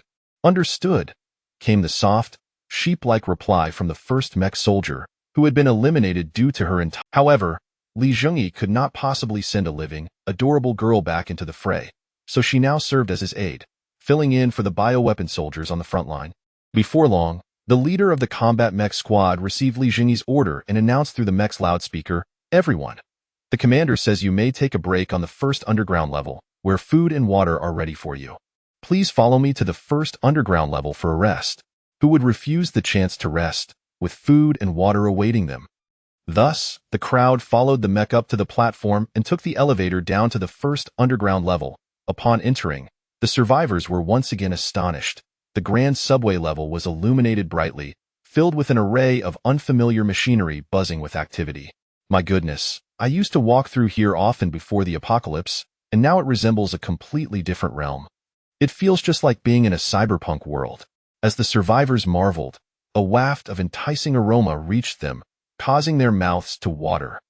On the first level, Zhengyi had arranged for staff to prepare steaming bowls of mushroom porridge, some even containing bits of rat meat. He understood that offering a bit of sweetness would encourage more people to work for him. Please line up and disinfect before the sanitation arch. Thank you. The Met captain continued to guide the crowd with her gentle voice. After completing the disinfection, each person received a bowl of rat mushroom porridge, and those who had gone too long without a satisfying meal were moved to tears of joy. Once they finished their porridge and had a chance to rest, the Met captain spoke again. The commander has stated that if everyone works diligently, upon departure tonight, each of you will receive a ration of individual food supplies and 2 bottles of water as a reward. Thank you. The crowd expressed their heartfelt gratitude, overwhelmed by the generosity of the base commander. Zhengyi, in turn, recognized the worth of these shelter inhabitants. Not only were they willing to work hard, but they also expressed profound appreciation, making them exceedingly valuable assets. When the survivors departed that evening, Zhengyi kept his promise, distributing the promised provisions to each individual. After all, providing them with points would serve little purpose at this juncture, and Zhengyi wanted to observe their reactions first. Upon witnessing the joyous demeanor of the shelter's inhabitants, he instructed logistics to send an additional 1,000 protective suits the following day, allowing even more individuals to join the workforce. As expected, the next day, upon hearing of the benefits offered by Zhengyi, an increasing number of people were eager to lend a hand. Although the 1,000 suits were not fully utilized, an additional 700 to 800 individuals joined the efforts, hastening the work. The number of zombie bodies began to visibly diminish. Furthermore, once the bodies were cleared, workers could directly gather materials from the ruins. Tasks abounded for these laborers. In fact, to facilitate the recovery process, Zhengyi established a recycling center on the first level, where all items placed on the conveyor belt would be promptly fed into a black hole designated for recycling. Once a makeshift wall constructed from the debris had enclosed the pathway connecting the base and the shelter, more individuals would join the ranks of those collecting bodies and refuse. While the wall might not completely deter agile zombies, its several-meter height provided survivors with a sense of psychological security. Zhengyi's engineering robots laid down electrical wiring and set up laser turrets atop the refuse wall. The survivors' sense of safety would soar. Subsequently, Zhengyi would command the engineering robots to construct additional refuse walls further out, thereby expanding the base's territorial reach.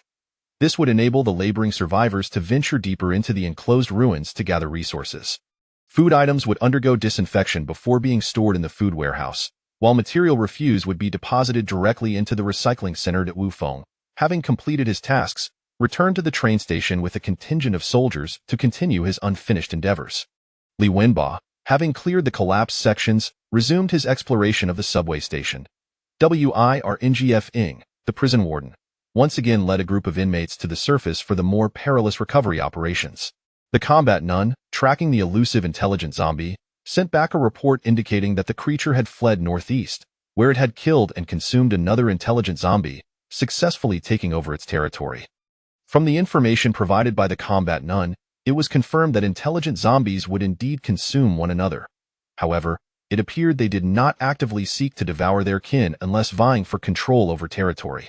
The zombie that had consumed another ceased its pursuit and merely hunkered down in its new domain. Zhengyi contemplated the situation and decided to monitor it for the time being, instructing his team to keep an eye on its movements.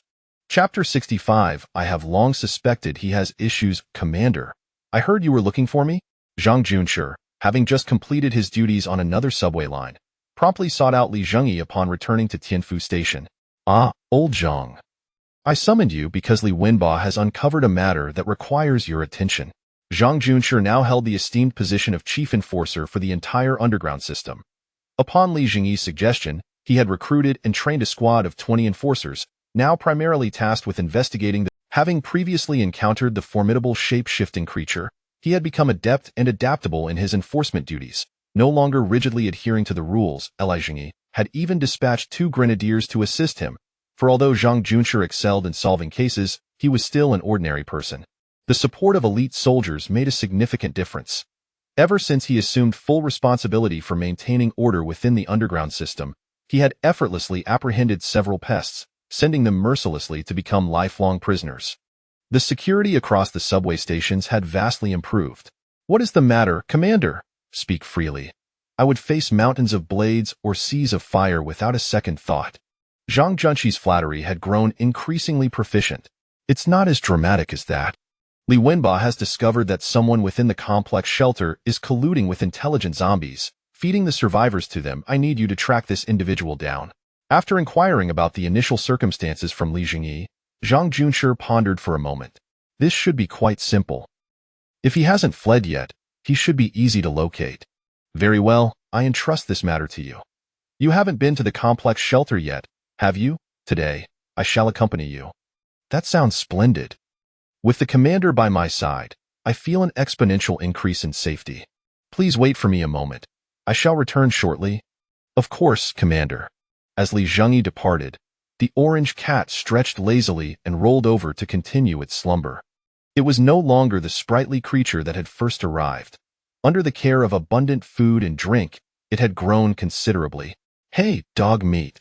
Zhang Junshi called to the canine. Upon hearing his name, the dog, known as Guzi, ambled over to Zhang Junshi, wagging its tail. Zhang Junshi affectionately patted the dog's head. He was quite fond of this police dog, intelligent and quick-witted. It could even comprehend human speech. He wished to have dog meat accompany him on his investigations, but the dog refused, having grown accustomed to serving Li Zhengyi.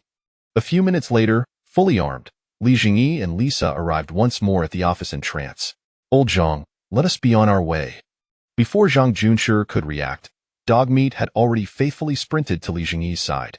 "I am heading to the surface, and you are not suited for this task. Better to seek out Big Orange instead." "Woo." Dog meat emitted a sound of disappointment. "Big Orange has hidden some jerky in its lair." "Woof!" The dog barked excitedly and dashed off, disappearing in an instant. "This dog, what a pity it refuses to accompany me on cases." Zhang Junshi chuckled as he watched dog meat run away. "Of course it wouldn't want to. If I were in its place, I too would prefer the comforts of a well-fed existence." The gates of the complex shelter slowly swung open. Li Zhengyi, accompanied by his guards and enforcers, stepped inside, immediately greeted by a throng of individuals lined up to welcome him. "Welcome, Commander," they shouted in unison. "Thank you all," Li Zhengyi replied, removing his helmet to address the crowd. The onlookers were momentarily taken aback. Was this commander truly so youthful? "Everyone, I am here for a casual visit and, coincidentally, to address a matter." "Commander, I am Zhang Qiming. May I inquire what this matter concerns?" "This is our chief enforcer, Zhang Junshi. He will provide you with the details." Li Zhengyi introduced Zhang Junshi to Zhang Qiming. "Ah, greetings." "Hello." With little difference in age, the two quickly struck up a conversation. While Zhang Junshi briefed Zhang Qiming on the situation, Li Zhengyi began to explore the shelter.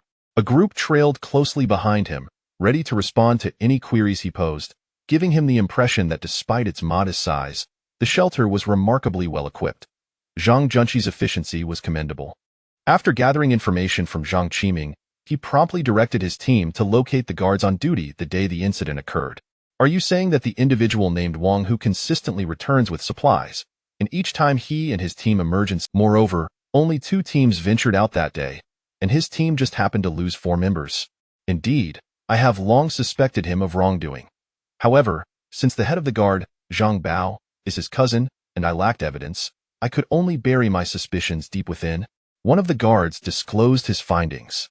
Through a series of inquiries, Zhang Junshi had effectively zeroed in on this Wang Hu character. "Where is Wang Hu currently?" Zhang Junshi asked Zhang Qiming. "Currently, work is required to acquire supplies, so there is no need to risk venturing out. Wang Hu has remained in the shelter, resting due to his surplus of supplies." Before Zhang Qiming could respond, the guard interjected. "What was your profession before this?" Zhang Junshi inquired, curious about the guard's previous occupation. "I was a bank security officer. For safety reasons, I took the initiative to study various books on observation and investigation." "Impressive. Would you be interested in joining our enforcement department?" "Me? I would be more than willing," the guard exclaimed, excitement evident in his voice. Becoming a law enforcer was his dream. "Excellent. Please lead us to Wang Hu. Once we resolve this matter, you shall accompany me back to the subway." "Sure, follow me." Wang Hu has been residing inside for the past few days. Before long, Zhang Junshi, his subordinates, and Zhang Qiming, under the guard's guidance, arrived at Wang Hu's dwelling. Given his consistent ability to procure supplies, he had been allocated a former commercial space as his residence. Such a room, complete with a door, was far superior to the tents of ordinary survivors. Bang bang. The sound of knocking echoed. Who is it? Why are you banging like that? Are you trying to break the door down? A booming voice called from within. I am Zhang Qiming. I need to speak with you, Zhang Qiming replied from outside. Oh. It's you, Director Zhang. I'll be right there. With a clatter, the shop's roller door was raised, revealing a robust man in his 30s. Upon sighting the squad of enforcers and the guard, he suddenly grasped the situation and collapsed onto the ground. He understood that dealing with the devil would inevitably come with a price, but he had not anticipated it would arrive so swiftly. Chapter 66. It was she who killed you. It seems to be him. Cuff him and take him away, Zhang Junshi commanded his subordinates as he recognized the target point. 2 law enforcement officers stepped forward. One produced handcuffs and swiftly restrained Wang Hu. Hey, Brother Hu, what is going on? A somewhat delicate female voice echoed from outside the shop. Zhang Junshi turned to see a girl standing there. Is she an accomplice? Zhang Junshi inquired of the guard. No, she is the girlfriend of a youth who went missing after following Wang Hu not long ago. She must have been deceived, the guard replied, casting a sympathetic glance at the girl. That scoundrel is truly despicable, not only endangering others' boyfriends but also attempting to deceive their girlfriends. Miss, Wang Hu is implicated in a serious case. I must ask you to leave. I'm so sorry.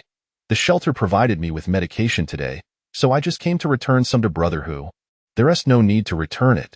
Keep it for yourself, Zhang Junshi said to the girl. He then addressed the guard. I will take him to see the commander. Please take our men to apprehend his accomplices. Understood. Follow me, the guard replied. Zhang Junshi nodded to the law enforcement officers behind him. Apart from the officer who had captured Wang Hu, the others followed the guard to apprehend the remaining suspects. Before long, the commotion of the arrests drew the attention of the survivors who had not gone to work, and they gradually gathered in the square to witness Wang Hu and his associates being brought forth, eager to discover what had transpired. Hey! Isn't that Wang Hu? Why was he arrested? Not just him. Didn't you see that all the members of his team have been captured? Who are these captors? I've never seen them before. Are they from the Tianfu base? They must be. Just look at their impressive uniforms. They certainly aren't ordinary soldiers. But what crime did Wang Hu commit? Ever since the base took over the shelter, he hasn't even gone out. Don't ask. Let us just watch. As the crowd murmured, Zhengyi arrived at the square after inspecting the shelter. Commander, it's them da. We've apprehended all the suspects, and we're ready to take them back for thorough questioning. Why take them back? Conduct the interrogation here. Otherwise, people might think I'm arresting individuals indiscriminately. However, under public scrutiny, if they refuse to confess, we'll be at an impasse. Who says we're at an impasse? They're a major memory restoration technique? Zhengyi replied confidently, his words carrying an air of authority. I'm afraid it might create a negative impression, Commander. If you quietly take them away without saying a word, I wouldn't object. Now that so many people are here, you want to leave. That would create a far worse impression. Conduct the interrogation directly. Very well, as you say, Commander. Zhang Junshi approached Wang Hu and the others, scrutinizing them before pointing at a visibly trembling individual. He instructed the officer overseeing their custody, keep him here. Take the others away and separate them for questioning. We'll summon them back at my command. Understood. Thus, including Wang Hu, several individuals were escorted away, leaving behind a single man whose legs quivered uncontrollably. Hello, I am a law enforcement officer from the Tianfu base. I will ask you questions, and you shall answer. Do you understand? Yes. How long have you been with Wang Hu? I've known him for a long time. Are you friends? Well, yes, I suppose we are friends. Then tell me, why do several people die? It is not unusual for a few to die, is it? But why is it that every time, it's only the newly added members who perish? Why have you remained unharmed? Upon hearing this, the surrounding crowd suddenly awakened to the implications. Indeed, why is it that only the newcomers die while these individuals remain safe? I've always found it strange, one citizen murmured. Yet, The stammering man continued to deny culpability. We are veterans. It's perfectly normal for nothing to happen to us. Are you not in collusion with the intelligent zombies?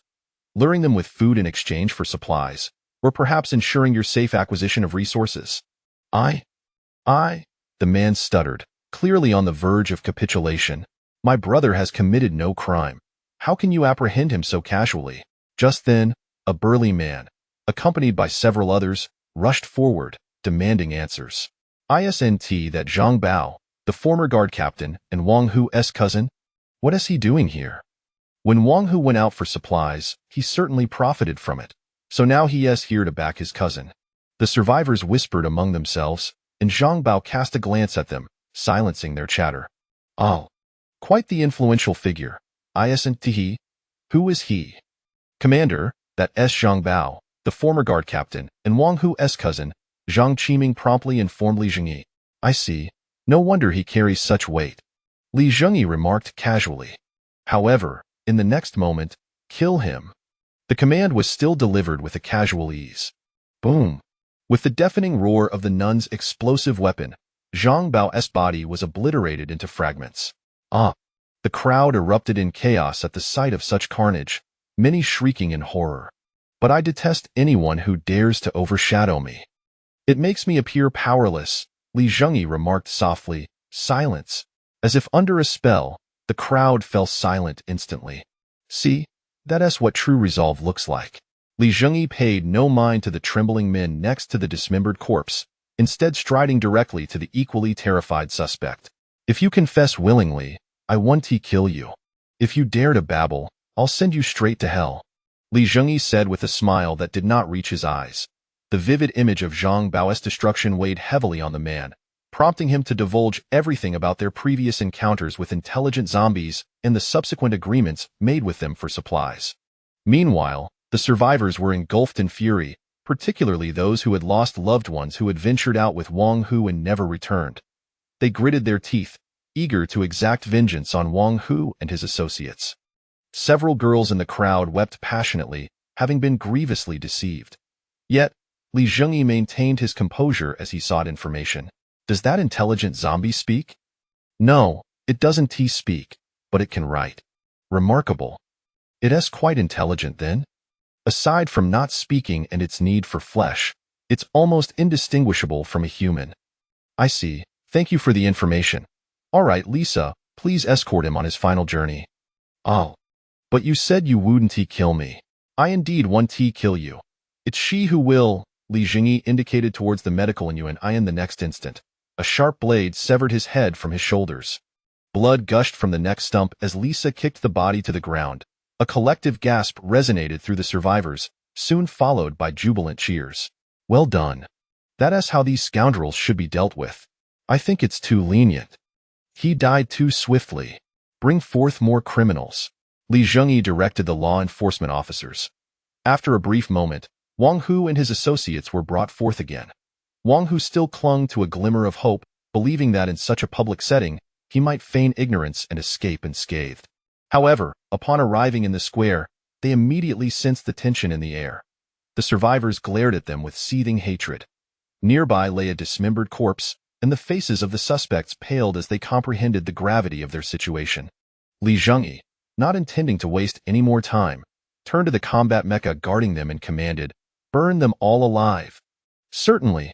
I'll reduce them to ashes," came the innocent-sounding reply, yet the content sent chills down spines. Without a backward glance, Li Zhengyi departed, for he had much to attend to back at the base, especially indulging in some quality time with cats, dogs, and Lisa. As he walked away, anguished screams erupted behind him. Dying in flames was a torment few could endure. In just a fleeting moment, Li Zhengyi left an indelible impression on the inhabitants of the shelter. Chapter 67. Level 4 base time slipped away day by day, and at long last, that joyous day arrived once more. System, upgrade my base? Li Zhengyi exclaimed with palpable excitement.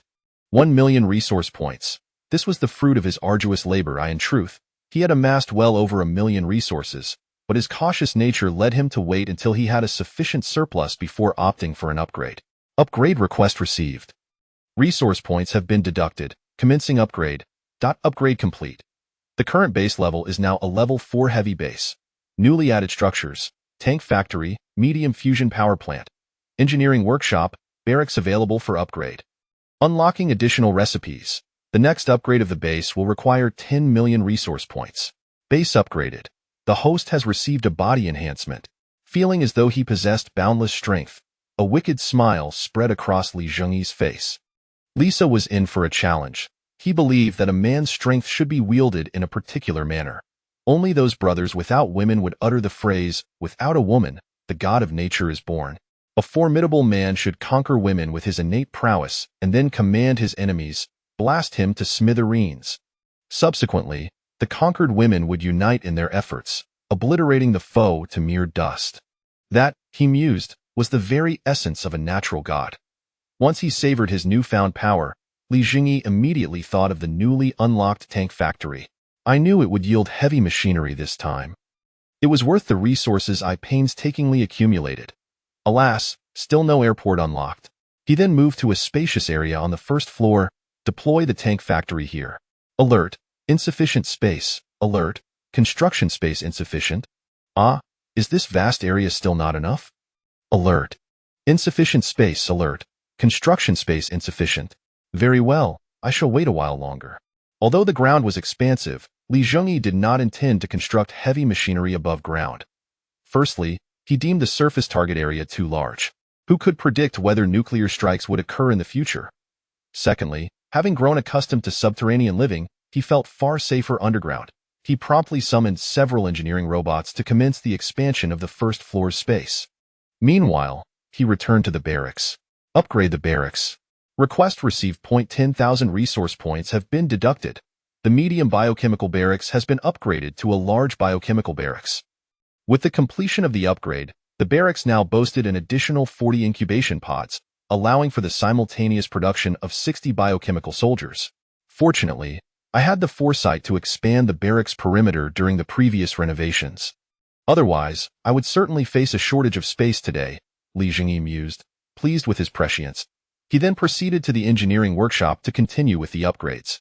Request received. 10,000 resource points have been deducted. The medium engineering workshop has been upgraded to a large engineering workshop, unlocking more equipment recipes and customizable weapons, as well as technician modifications. The area of the engineering workshop had only marginally expanded, with merely 2 new mechanical devices added. Li Zhengyi swiftly opened the recipe list to explore what new concoctions had been added. Upon opening the list, his eyes gleamed at the first item that appeared. X-01 Power Armor. A representative personal equipment of humanoid tanks, the power armor is equipped with a hydraulic feedback system that significantly enhances the user's strength, enabling the wielder to effortlessly utilize heavy weaponry.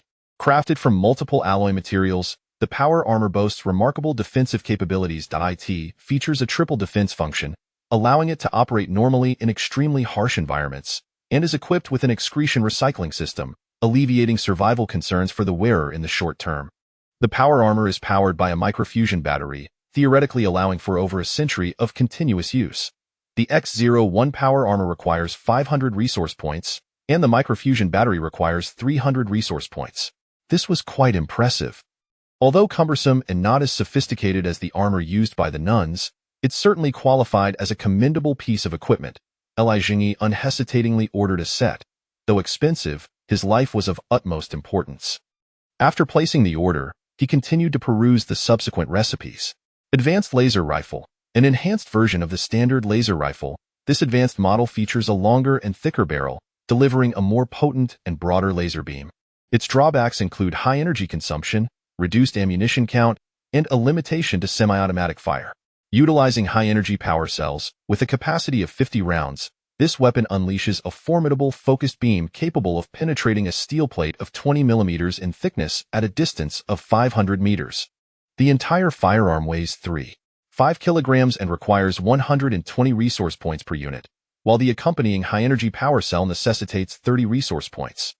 Although this semi-automatic rifle possesses tremendous firepower, it is ill-suited for current engagements, as the primary adversaries are zombies, necessitating sustained fire. The heavy-duty laser sniper rifle represents the sniper variant of the laser weapon. Equipped with an intelligent sight.it features an ultra-alloy barrel that is longer and heavier than that of a standard laser gun, utilizing a specialized focusing mechanism to extend the range and enhance both the power and penetrative capability of its laser beam. Due to excessive energy consumption, it can only fire single shots, as continuous use poses the risk of overload and explosion.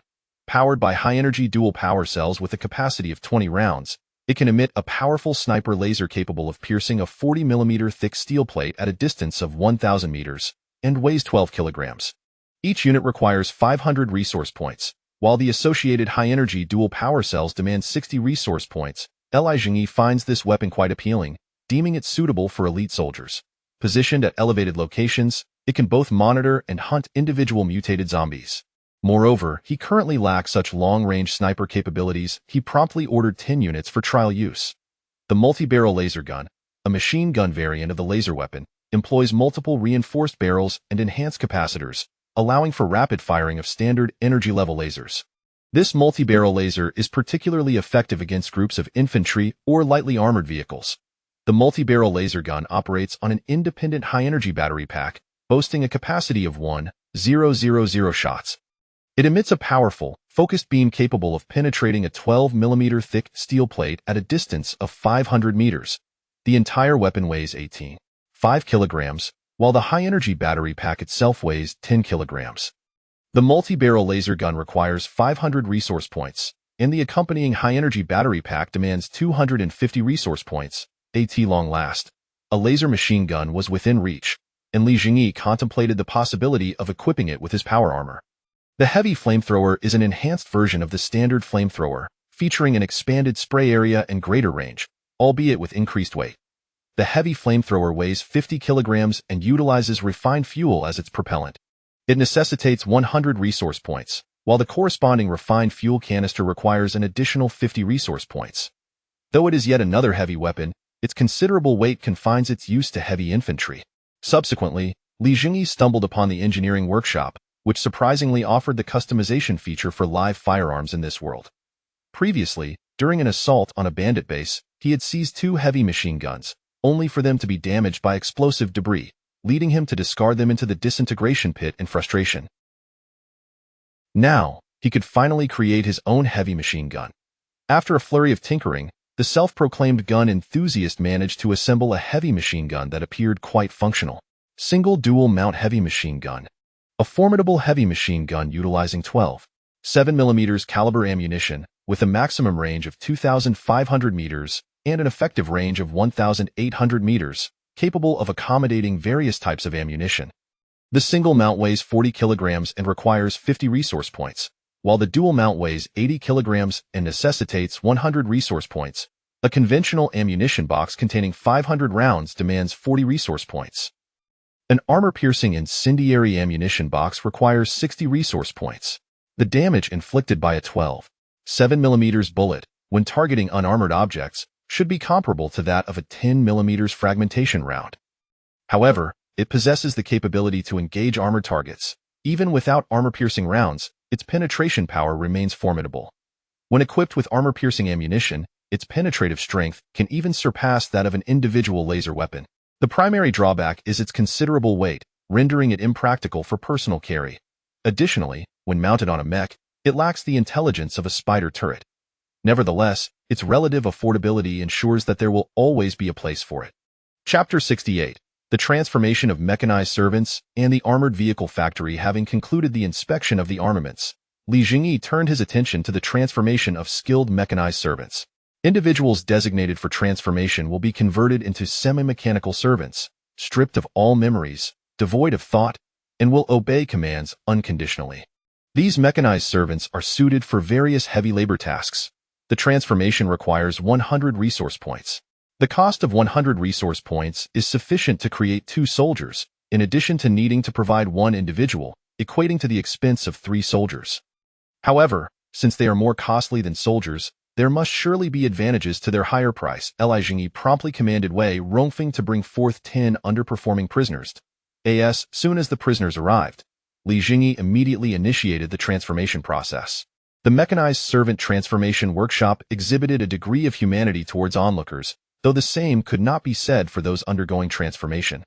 The prisoners, escorted by soldiers, were ruthlessly thrust into a transformation chamber, the doors sealing shut, followed by anguished cries echoing from within. The transformation proceeded with remarkable speed. Within 30 minutes, the door opened to reveal a semi-human, semi-mechanical skilled servant. Expressionless as it emerged, Zhengyi scrutinized it closely, noting that metal supports had been implanted within the prisoner's body, with much of its physique exposed as crude mechanical constructs, rendering it both grotesque and fearsome. One arm had been entirely severed and replaced with a hydraulic claw, enabling it to lift heavy objects. "Go fetch one of your former companions," Zhengyi commanded the hideously transformed servant. "Yes," came the synthesized electronic response. Without hesitation, the mechanized servant ventured outside and soon returned, grasping a prisoner with its modified mechanical claw. The sight of its once familiar companion left the prisoner paralyzed with fear. "Very well, send him to the transformation chamber." The mechanized servant hurled the prisoner into the chamber, prompting another round of horrific screams. Several hours later, 10 transformed skilled servants stood before Zhengyi. "Not bad," Zhengyi nodded in approval. Without requiring any oversight, they could serve as efficient laborers. Most importantly, they possessed no thoughts of their own, eliminating the need for guards, and they could even supervise other prisoners engaged in heavy work. "You lot, proceed to the surface to assist with construction." "Yes." The electronic voices responded in unison as the 10 mechanized servants lined up and exited. "Inform Wei Rongfeng to bring down all prisoners serving life sentences." Those serving life terms were primarily war criminals, and transforming them into mindless servants would be both safer and more cost-effective. Days later, amidst Zhengyi's anxious anticipation, the expansion of the first floor was finally completed. He returned to the newly expanded, vacant area. "Deploy the armored vehicle factory here." Request received, 20,000 resource points deducted, deployment of armored vehicle factory commencing. As the deployment began, numerous technologically advanced machines materialized in the vacant space. Moments later, an armored vehicle factory that harmoniously blended technology with a retro aesthetic stood before Zhengyi. Medium armored vehicle factory, capable of producing various armored vehicles and their accompanying weaponry and ammunition. Building can be upgraded. To note, due to material constraints, armored vehicles can currently only be manufactured from materials available in this world. Therefore, Commander, do not entertain thoughts of global domination with a single vehicle. Notice to Commander. Vehicles from the armored vehicle factory are produced strictly according to protocol and can only be modified based on factory-provided plans. Please refrain from unauthorized alterations. Currently unlocked recipes include Centaur Light Armored Vehicle, a small, multi-purpose tracked armored vehicle with a thickness of 40 mm armor, capable of carrying 5 soldiers, with a maximum speed of 70 to 110 km per hour. The vehicle features an open design, with options to install either a multi-barrel laser gun or a heavy machine gun as armament. Armor materials for the Centaur vehicle include aluminum alloy, lightweight but with poor defensive capabilities, suitable for fast-moving vehicles, costing 600 resource points. Armor steel, high-strength, high-toughness alloy armor, suitable for vehicles requiring defense, costing 800 resource points. Titanium alloy, both lightweight and robust armor, suitable for vehicles needing both mobility and protection, costing 1,200 resource points. Composite armor, layered defense utilizing multiple materials, suitable for vehicles requiring enhanced defense, costing 1,500 resource points. Installing a multi-barrel laser gun requires 500 resource points. Installing a single heavy machine gun costs 50 resource points, while a dual heavy machine gun costs 100 resource points. Weapons and ammunition must be produced separately. Zhengyi, how had they appropriated it without a word, only to accuse him of tampering? Scout-type Sentinel Mech. The Sentinel Mech is a bipedal, all-terrain mech controlled by a single operator, equipped with a gyroscopic stabilizer, allowing it to run at high speeds across any challenging terrain, with a maximum speed of 60 kilometers.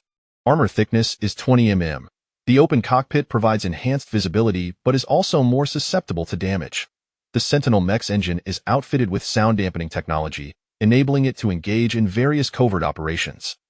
The mech can be fitted with either a vehicle-mounted heavy flamethrower, a multi-barrel laser gun, or a heavy machine gun. Armor materials include aluminum alloy for 300 resource points, armor steel for 500 resource points, titanium alloy for 800 resource points, and composite armor for 1,200 resource points. Fitting a multi-barrel laser gun requires 500 resource points. Fitting a vehicle-mounted heavy flamethrower costs 200 resource points, and fitting a single heavy machine gun costs 50 resource points. Weapons and ammunition must be produced separately. Chimera Medium Armored Transport Vehicle. A medium amphibious multi-purpose armored vehicle with an armor thickness of 100 mm, capable of transporting 12 fully armed soldiers, with a maximum speed of 50 to 70 km per hour. Weapon options for the roof include a vehicle-mounted heavy flamethrower, a multi-barrel laser gun, or a heavy machine gun. The vehicle features firing ports on both sides, enabling soldiers to shoot from within. Armor materials for the Chimera include aluminum alloy for 2,000 resource points, armor steel for 3,000 resource points, titanium alloy for 4,000 resource points, and composite armor for 6,000 resource points. Additional weapons are priced separately. Hellhound Medium Flamethrower Tank. The tank features an armor thickness of 100 mm on the body and 150 mm on the turret. It is equipped with a Hellfire flamethrower capable of unleashing a wide swath of terrifying flames, incinerating enemies hiding in cover. Secondary weapon options include a multi-barrel laser gun or a heavy machine gun. It achieves a maximum speed of 50 to 70 km per hour and requires a crew of 3. Armor materials for the flamethrower tank include armor steel for 5,000 resource points, titanium alloy for 8,000 resource points, and composite armor for 10,000 resource points. Additional weapons are priced separately. Pluto Drilling Machine. A subterranean drilling machine utilized for mining, equipped with powerful multiple cutting heads at its front, capable of effortlessly slicing through rock and soil to rapidly bore tunnels underground. The drilling machine is unarmed and is used solely for mining and tunnel excavation. The Pluto Drilling Machine requires 2,000 resource points. Light Military Truck. Equipped with a heavy machine gun, with a maximum load capacity of 5 tons. Primarily designed for rapid transportation of a small number of combat personnel across complex terrains, it can carry approximately 12 soldiers and their equipment. Maximum speed reaches 70 to 110 km per hour, requiring 200 resource points. Medium Military Truck. Unarmed, with a maximum load capacity of 20 tons, capable of transporting around 30 soldiers and their equipment. Maximum speed reaches 70 to 110 km per hour, requiring 300 resource points. Heavy Military Truck. Unarmed, primarily utilized for transporting equipment and supplies, with a maximum load capacity of 100 tons. If used solely for soldier transport, disregarding comfort, it can accommodate up to 120 soldiers. Maximum speed reaches 60 to 90 km per hour, requiring 800 resource points. Upon careful consideration, Zhengyi deemed the flamethrower tank and the sentinel mech to be the most practical options, while the heavy military truck excelled in transport capabilities. Given the urban and subterranean combat scenarios against zombies, there was currently no need for armored personnel carriers. The formidable armor of the flamethrower tank, combined with its wide-range destructive capabilities, positioned it as a nemesis to the undead. The sentinel mech's attributes allowed it to perform rapid reconnaissance, support, and patrol missions in complex environments, while the heavy military truck could effectively facilitate swift troop movements. As the saying goes, to wage war, one must first scout the terrain. Zhengyi promptly ordered the manufacture of 4 aluminum alloy sentinel mechs, equipping them with the most economical heavy machine guns. In the pursuit of scouting and mapping the terrain, speed was of the utmost importance. As long as one could move swiftly enough, they would remain unencumbered by enemies. Unlike the direct printing of components from the engineering workshop, this process involved various mechanical devices fabricating numerous parts, which were then meticulously assembled together. It took an entire day to produce a single sentinel mech. This is utterly inefficient. Zhengyi grumbled, but he had no choice but to await the gradual production of the armored vehicle factory. Chapter 69. Elite against Elite. A day later, the first sentinel mech was produced. Zhengyi immediately summoned a mech pilot, instructing her to navigate the sentinel mech towards the northern expanse of the city for reconnaissance. The second sentinel was dispatched eastward, the third to the west, and the fourth ventured southward. Subsequently, Zhengyi commenced the production of Hellhound flamethrower tanks, opting for the most economical armored steel available. After all, they were merely combating zombies. 100 mm of armored steel sufficed. Had ordinary steel plates been available, he would have undoubtedly chosen them instead. The construction of the flamethrower tanks began, and fortunately, they did not require the extensive duration dictated by market prices to fabricate. Although slightly slower than the Sentinels, they were completed in approximately 2 days each. Before long, the first Sentinel mech returned, bearing minor damages. It brought back intelligence regarding the entire northern sector, encompassing both the inner and outer city, as well as information on roughly 2 intelligent zombies. In the following days, the Sentinel mechs returned in succession, with no losses reported among them. It appeared that these swiftly constructed Sentinel mechs were indeed well suited for exploration. From the accounts of the returning soldiers, it was revealed that neither the inner nor outer city to the west harbored intelligent zombies. Meanwhile, the solitary intelligent zombie in the eastern inner city had retreated to the northeastern part of the outer city, where it now established its lair in the southern inner city. Only one intelligent zombie remained, yet it seemed formidable, having dispatched countless zombies to pursue the Sentinel mechs. However, the Sentinel mechs, with their remarkable speed, ultimately evaded captured. As for the southern outer city, its status remained uncertain due to the collapse of the previous bridges. Armed with a preliminary understanding of their adversaries, Zhengyi dedicated himself to the full-scale production of flamethrower tanks, as their offensive capabilities would rely heavily upon them. Simultaneously, Wenbo relayed news of their conquest of over a dozen subway stations, suggesting that it would not be long before they secured the entire subway system. Shortly thereafter, Wu Feng reported that the number of zombies within the train station had significantly diminished, and he intended to lead his troops to seize control of the surface train station. Zhengyi approved of his plan and dispatched 2 combat mech squads to provide support. "How goes the situation?" Wu Feng inquired of the platoon leader dispatched for reconnaissance, an elder who had accompanied him since their days as scouts. "The train station is nearly devoid of zombies. The large hordes surrounding the station have been annihilated during our earlier baiting operations, leaving only scattered zombies." "Excellent. The commander has informed us that no intelligent zombies have been detected in this vicinity. Nevertheless, we must remain vigilant, as they may merely be lying in wait. Inform the soldiers to prepare for departure." "Understood. The mech squads will lead the way. We aim to secure the train station entirely." Under Wu Feng's meticulous arrangements, the large contingent finally emerged from the underground and ascended to the surface. Unlike the well-preserved underground station, the surface lay in ruins. The glass walls of the train station were entirely shattered, leaving only a skeletal framework constructed from high-strength alloys. Snowflakes cascaded down from the heavens. Mech squads, establish a defensive line. First platoon, deploy spider turrets in strategic positions. Second platoon, proceed to clear the train tracks, ensuring no zombies remain. Have the engineering robots bring up the wiring. We must set up the laser turret positions atop the train station. With Wu Feng's commands, the defensive stronghold of the train station was methodically constructed. Once the factory robots delivered the wiring, Wu Feng arranged for the surplus laser turrets from Zhengyi's recent operations to be transported here, totaling 20 units. This would suffice to form a formidable laser defense array. Swiftly, Wu Feng positioned the laser turrets at various elevated points throughout the train station. Once activated, these turrets would unleash fire upon detecting any zombies. With the defensive setup in place, they could subsequently await the scavenger teams to commence their collection efforts. Yet, Wu Feng was not content with mere defense. He dispatched reconnaissance squads to seek out any nearby zombie activity and promptly eliminate it. Days slipped by, one after another.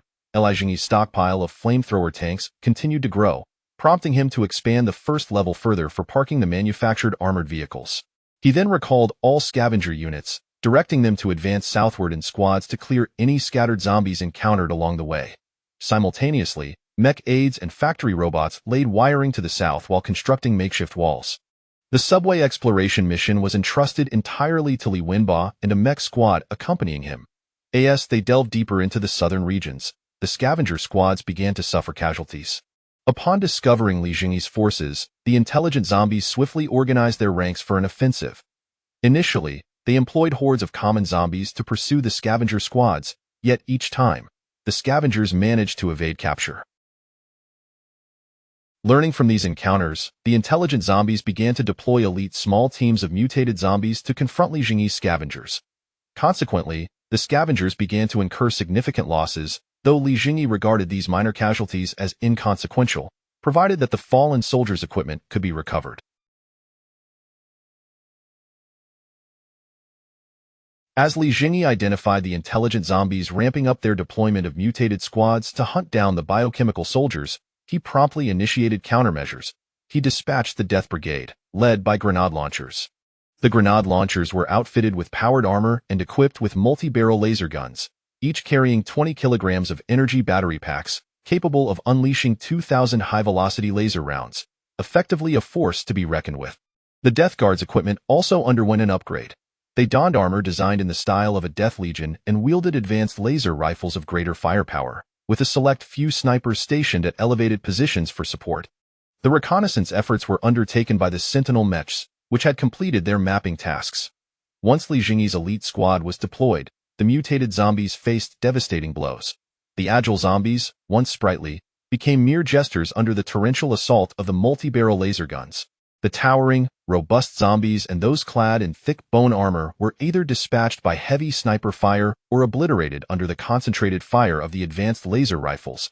The acid-spitting zombies were afforded no. The elite squad achieved a casualty exchange ratio of 0 to end, witnessing their mutated forces dwindle. The intelligent zombies succumbed to a fit of impotent rage, launching a massive assault with their zombie hordes. This was precisely what Li Zhengyi had anticipated. The hastily constructed makeshift walls were adorned with densely arrayed laser turrets. The soldiers, having previously retreated, now stood ready on the walls, with spider turrets stationed alongside every few laser turrets. Heavy machine guns, though cumbersome yet durable and inexpensive, were also mounted beside the laser turrets. Combat mechs formed a defensive formation below the walls. As the zombie horde commenced their assault on Li Zhengyi's defenses, the laser turrets atop the walls unleashed their fury, illuminating the dim sky with countless beams of crimson light, piercing through the surging sea of zombies. The frozen city ruins erupted into a cacophony of chaos in that instant. The combat mechs unleashed their 10mm explosive rounds in a relentless barrage, while the heavy machine guns of the Sentinels joined the fray without hesitation. As the ocean of zombies surged perilously close to the makeshift walls, 20 flamethrower tanks lined up in formation emerged on the flank of the horde. With their formidable weight, they charged into the zombie ranks with the force of a thunderclap. Chapter 70. Who truly is the aberrant? As the fire-breathing tank charged forward, the heavy machine gun mounted on the tank's secondary weaponry commenced firing ahead of its advance. The heavy machine gun, fed by a belt of ammunition, unleashed the choice of a heavy machine gun over a multi-barreled laser cannon was dictated by its superior cost-effectiveness against the undead. Before the flame-throwing tank charged into the horde of zombies, the gunfire had already carved out a corridor of destruction. Then, with an unstoppable force, the flame-throwing tank crashed into the mass of zombies. The robust tank chassis was impervious to any corporeal resistance, as countless zombies were bowled over and subsequently ground into a pulpy mess beneath its heavy treads. Simultaneously, the Hellfire apparatus unleashed its terrifying flames, igniting swathes of the dense zombie crowd. The turret of the Hellhound tank began to rotate, maximizing its fiery devastation upon everything in its vicinity. Along the path trodden by the flame-throwing tank, innumerable zombies burned in fierce flames. Like a vast ocean, the horde of zombies was forcibly carved into numerous charred trails by the tank's relentless advance. Selena, the zombie horde is all gathered here. It is now your turn to act. Identify that commander and eliminate it. Understood, came the calm voice of the Grand Sister through the communicator. The frontline battlefield blazed with fervor as hundreds of battle mechs unleashed torrents of fire from their flamethrowers, reducing the vanguard of the charging zombie army to ashes. Meanwhile, the concentrated fire from the wall above targeted the midsection of the zombie horde, creating gaping voids in their ranks under the overwhelming barrage, thereby disrupting their momentum. In the underground shelters of the South District, some were trembling with fear, wondering why the zombies, who usually came to collect, had that intelligent zombie finally decided to eliminate them all. These small shelters resembled underground parking lots and were typical community refuges. Most occupants were huddled on the second or third underground levels, fortunate survivors of the upper floors that had not completely collapsed. Alas, their luck was short-lived, as they lacked sufficient supplies to endure the post-apocalyptic world following the nuclear blast. At that moment, a zombie delivered a note, promising food in exchange for a living human. Desperate survivors, unable to endure any longer, reluctantly acquiesced, either volunteering or casting votes to select a tribute. True to the bargain, once the tribute was taken away, they received food to subsequently, at regular intervals, zombies would return to collect another person, bringing back food each time. Thus, the survivors clung to their lives in fear, dreading the fate that awaited those taken away, knowing they would soon be next. At the same time, On a high platform in the South District, a grotesque mutated zombie emitted a furious growl from its throat.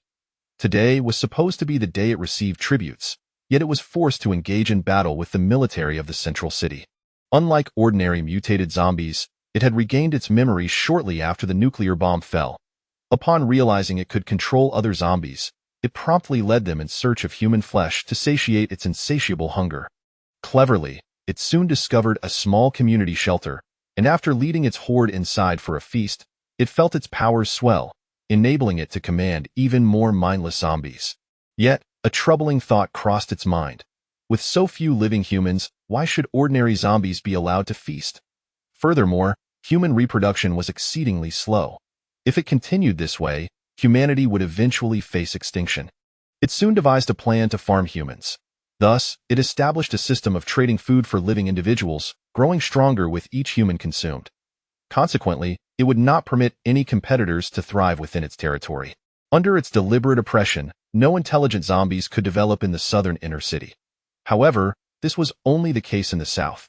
In the east, it had encountered a rival of equal strength.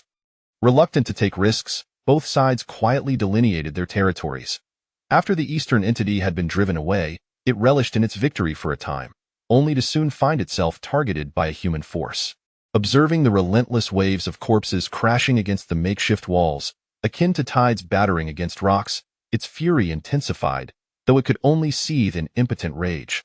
The formidable line of fire would shred it to pieces should it dare to approach. It had to muster all its strength.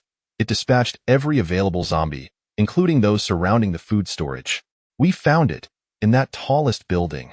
Let us go and eliminate it," declared the Grand Sister, drawing her chainsaw sword as she charged towards the edifice, followed closely by 3 Battle Sisters brandishing their combat blades and explosive firearms.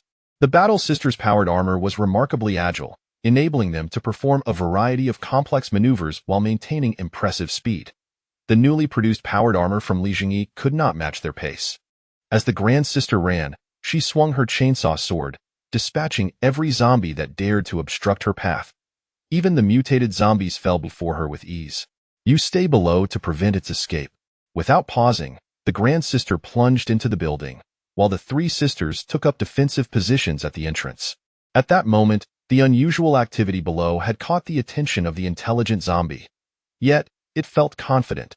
Since regaining its memories, it had been in a continuous state of evolution. It believed it could withstand any human assault, its body encased in a thick exoskeleton. Its streamlined form allowed for remarkable speed, and its razor-sharp claws could effortlessly dismember a person. Moreover, it was not alone. It was accompanied by its personal guard, 4 other zombies, similarly armored and equipped with sharp claws capable of slaughtering an entire small shelter on their own. With its own formidable abilities, it was convinced that, aside from heavy weaponry, no human could pose a threat to it. Bang! The precarious door at the top of the building was kicked open. The Grand Sister charged forward, silent yet resolute, her chainsaw sword roaring as it anticipated feasting upon zombie flesh. Suddenly, the 4 guards lunged at her, and at that instant, she drew her explosive firearm, firing without hesitation. Bang, bang, bang! A rapid succession of explosive rounds flew forth, striking the lead guard 3 times. Crash! Within moments, it was obliterated into a heap of gore. Roar! The chainsaw sword effortlessly cleaved through another guard, severing it from head to tail. Thud! As the 2 halves of its body fell to the ground, the Grand Sister raised her sword to block a guard's claw. Without looking back, she fired 2 shots at another guard lunging from the side. Then with a swift motion, her chainsaw sword severed the claw cleanly, following through to bisect the creature. The sounds of their bodies collapsing echoed in unison. The entire sequence unfolded seamlessly within mere seconds, leaving the intelligent zombie's prized guard unit utterly annihilated. Who, indeed, was the true aberration? The intelligent zombie's mind momentarily faltered, as the Grand Sister wiped the blood from her chainsaw sword. It instinctively leapt from the building. By the time she reached the edge, it was nearly on the ground. The Grand Sister raised her weapon and fired. Bang, bang, bang. Explosive rounds sped toward it. Yet at the moment the gunfire erupted, the intelligent zombie propelled itself off the wall toward the earth. Bang!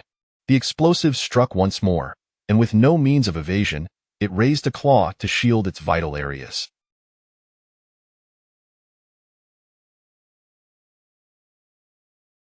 Crack, it was hit, but the force of the bullet propelled it into a blind corner. Only a shattered mutated arm remained at the point of impact. Catch it. Do not let it escape. Chapter 71. You are you. No need to replace anyone. As if an unending horde of zombies could never be vanquished, chaos suddenly erupted among them. Some began to recklessly chase after the roaring flame tanks, while others surged toward the sound emanating from the city walls, with a few even pursuing the sentinel mechas. Zhengyi knew that the High Nun and her companions had succeeded. The flame tanks are advancing southward, drawing the zombies in the central and rear areas together for concentrated incineration. Cease fire on the noise weapons atop the walls. The battle mechas, in the distance, the achievements of the flame tanks were even more astounding. Their hellfire apparatus unleashed a wide arc of searing flames, incinerating hundreds of zombies in a single burst. Clenching his fists, Zhengyi recognized that victory was merely a matter of time. The Wise One was fleeing in a frenzied panic, pursued closely by its relentless trackers, as if the very harbingers of death were at its heels. Having just taken a bullet, it had lost both arms, its body oozing with foul, black blood. It could not comprehend why, despite having consumed so many souls and mutated into such a formidable creature, it could still be so easily defeated. In its desperate flight, it stumbled upon the entrance to an underground parking garage. There, it spotted a small group of people at the exit, their faces etched with terror as they gazed upon it. I have not yet lost. As long as I consume them, I can still evolve. I will surely evolve into an even more powerful being. I will kill those silver-armored pursuers. With this thought, it charged toward the crowd, confident that even without its arms, it could easily slay them and feast upon their flesh. Its arms would eventually regenerate, as long as it devoured them. Boom! One of its legs exploded into fragments, and it collapsed to the ground. Realizing the harbinger had arrived, it ceased its struggles, closing its eyes to await death, much like those it had once devoured. Just when it thought its demise was imminent, the survivors in the shelter caught sight of a silvery figure drawing nearer. The armored figure rushed towards the terrifying wise zombie, swiftly severing one of its intact legs with a powerful blow. Then, she placed her foot upon the monstrous creature, which, once feared, now surrendered without resistance. This act instilled an overwhelming reverence within the hearts of the shelter survivors. Commander, this is Selena. I have captured the wise zombie. Should I eliminate it immediately? What? You have taken that wise zombie alive. No, do not kill it. Bring it back. Perhaps we can learn how to control the zombies from it. Zhengyi replied without a moment's hesitation. Commander, there are still survivors here. What should we do? Inform them to return and wait. Once I have cleared the zombie horde, I will come for them. Understood. Ending the communication, the High Nun seized the Wise One, now akin to a lifeless dog, and handed it over to the battle nun approaching from behind. She then turned to the survivors, saying, There is heavy radiation outside. If you venture out like this, you may not survive long. Return for now, and once we have cleared the nearby zombies, we will send someone to find you. Upon hearing the calm and confident voice of the woman, the survivors began to realize that these formidable warriors were all women. Moreover, from the tone of their voices, it seemed that the zombies posed no threat to them whatsoever. The prowess of the battle nuns loomed grandly in their minds. We will do as you say. May I ask who you are? I am Selena, the captain of the commander's personal guard. After the High Nun politely responded, she returned with the 3 nuns and their captive. The survivors watched the receding silvery figure, unknowingly murmuring, could they be angels? At the defensive position, the final cleanup efforts were underway. Zhengyi scrutinized the grotesque yet fierce wise zombie before addressing the nuns. Confine it in the isolation room on the first floor. Lisa, it is entrusted to you. See if you can extract any information from it. Leave it to me. As long as it retains its consciousness, I will ensure it divulges everything it knows.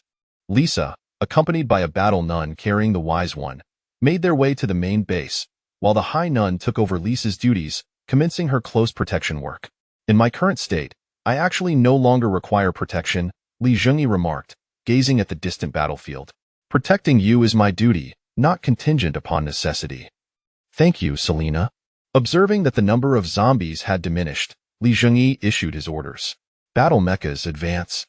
All units shall operate in small teams, dispersing as they proceed to search for and eliminate any zombies encountered. The battlefield was devoid of spectacle, prompting Li Zhengyi to make his way back to the base. In his office, comfortably petting the large orange cat, the High Nun entered to report. "Commander, the battle has concluded. Finally, it is over. Send someone to retrieve the survivors from that small area. Remember to check their temperatures and disinfect them before entry." "Yes." Leave a cleanup unit behind to eliminate any scattered zombies in the south, while also collecting information on the locations of the shelters.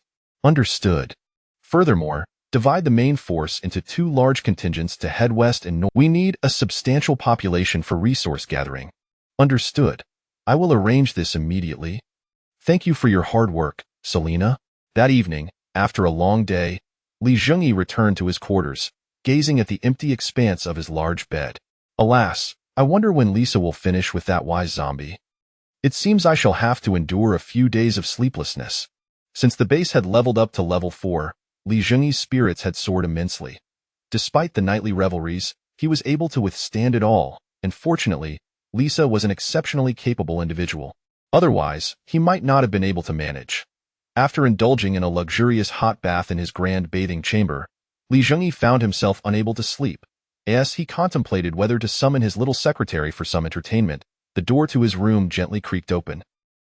Outsiders were not permitted entry into his quarters, as the guards at the entrance would not allow anyone to enter casually. "Lisa, have you managed to deal with that zombie so swiftly?" The newcomer remained silent, causing Li Zhengyi to feel perplexed. He quickly turned on the light. To his surprise, it was the High Nun, now clad in casual attire, her face flushed with embarrassment. "Selena, is there something you need?" I, the High Nun stammered. "I see. You wish to take Lisa's place, do you not? Lisa mentioned she would likely be too busy to accompany you for the next few days, so she asked me to come in her stead."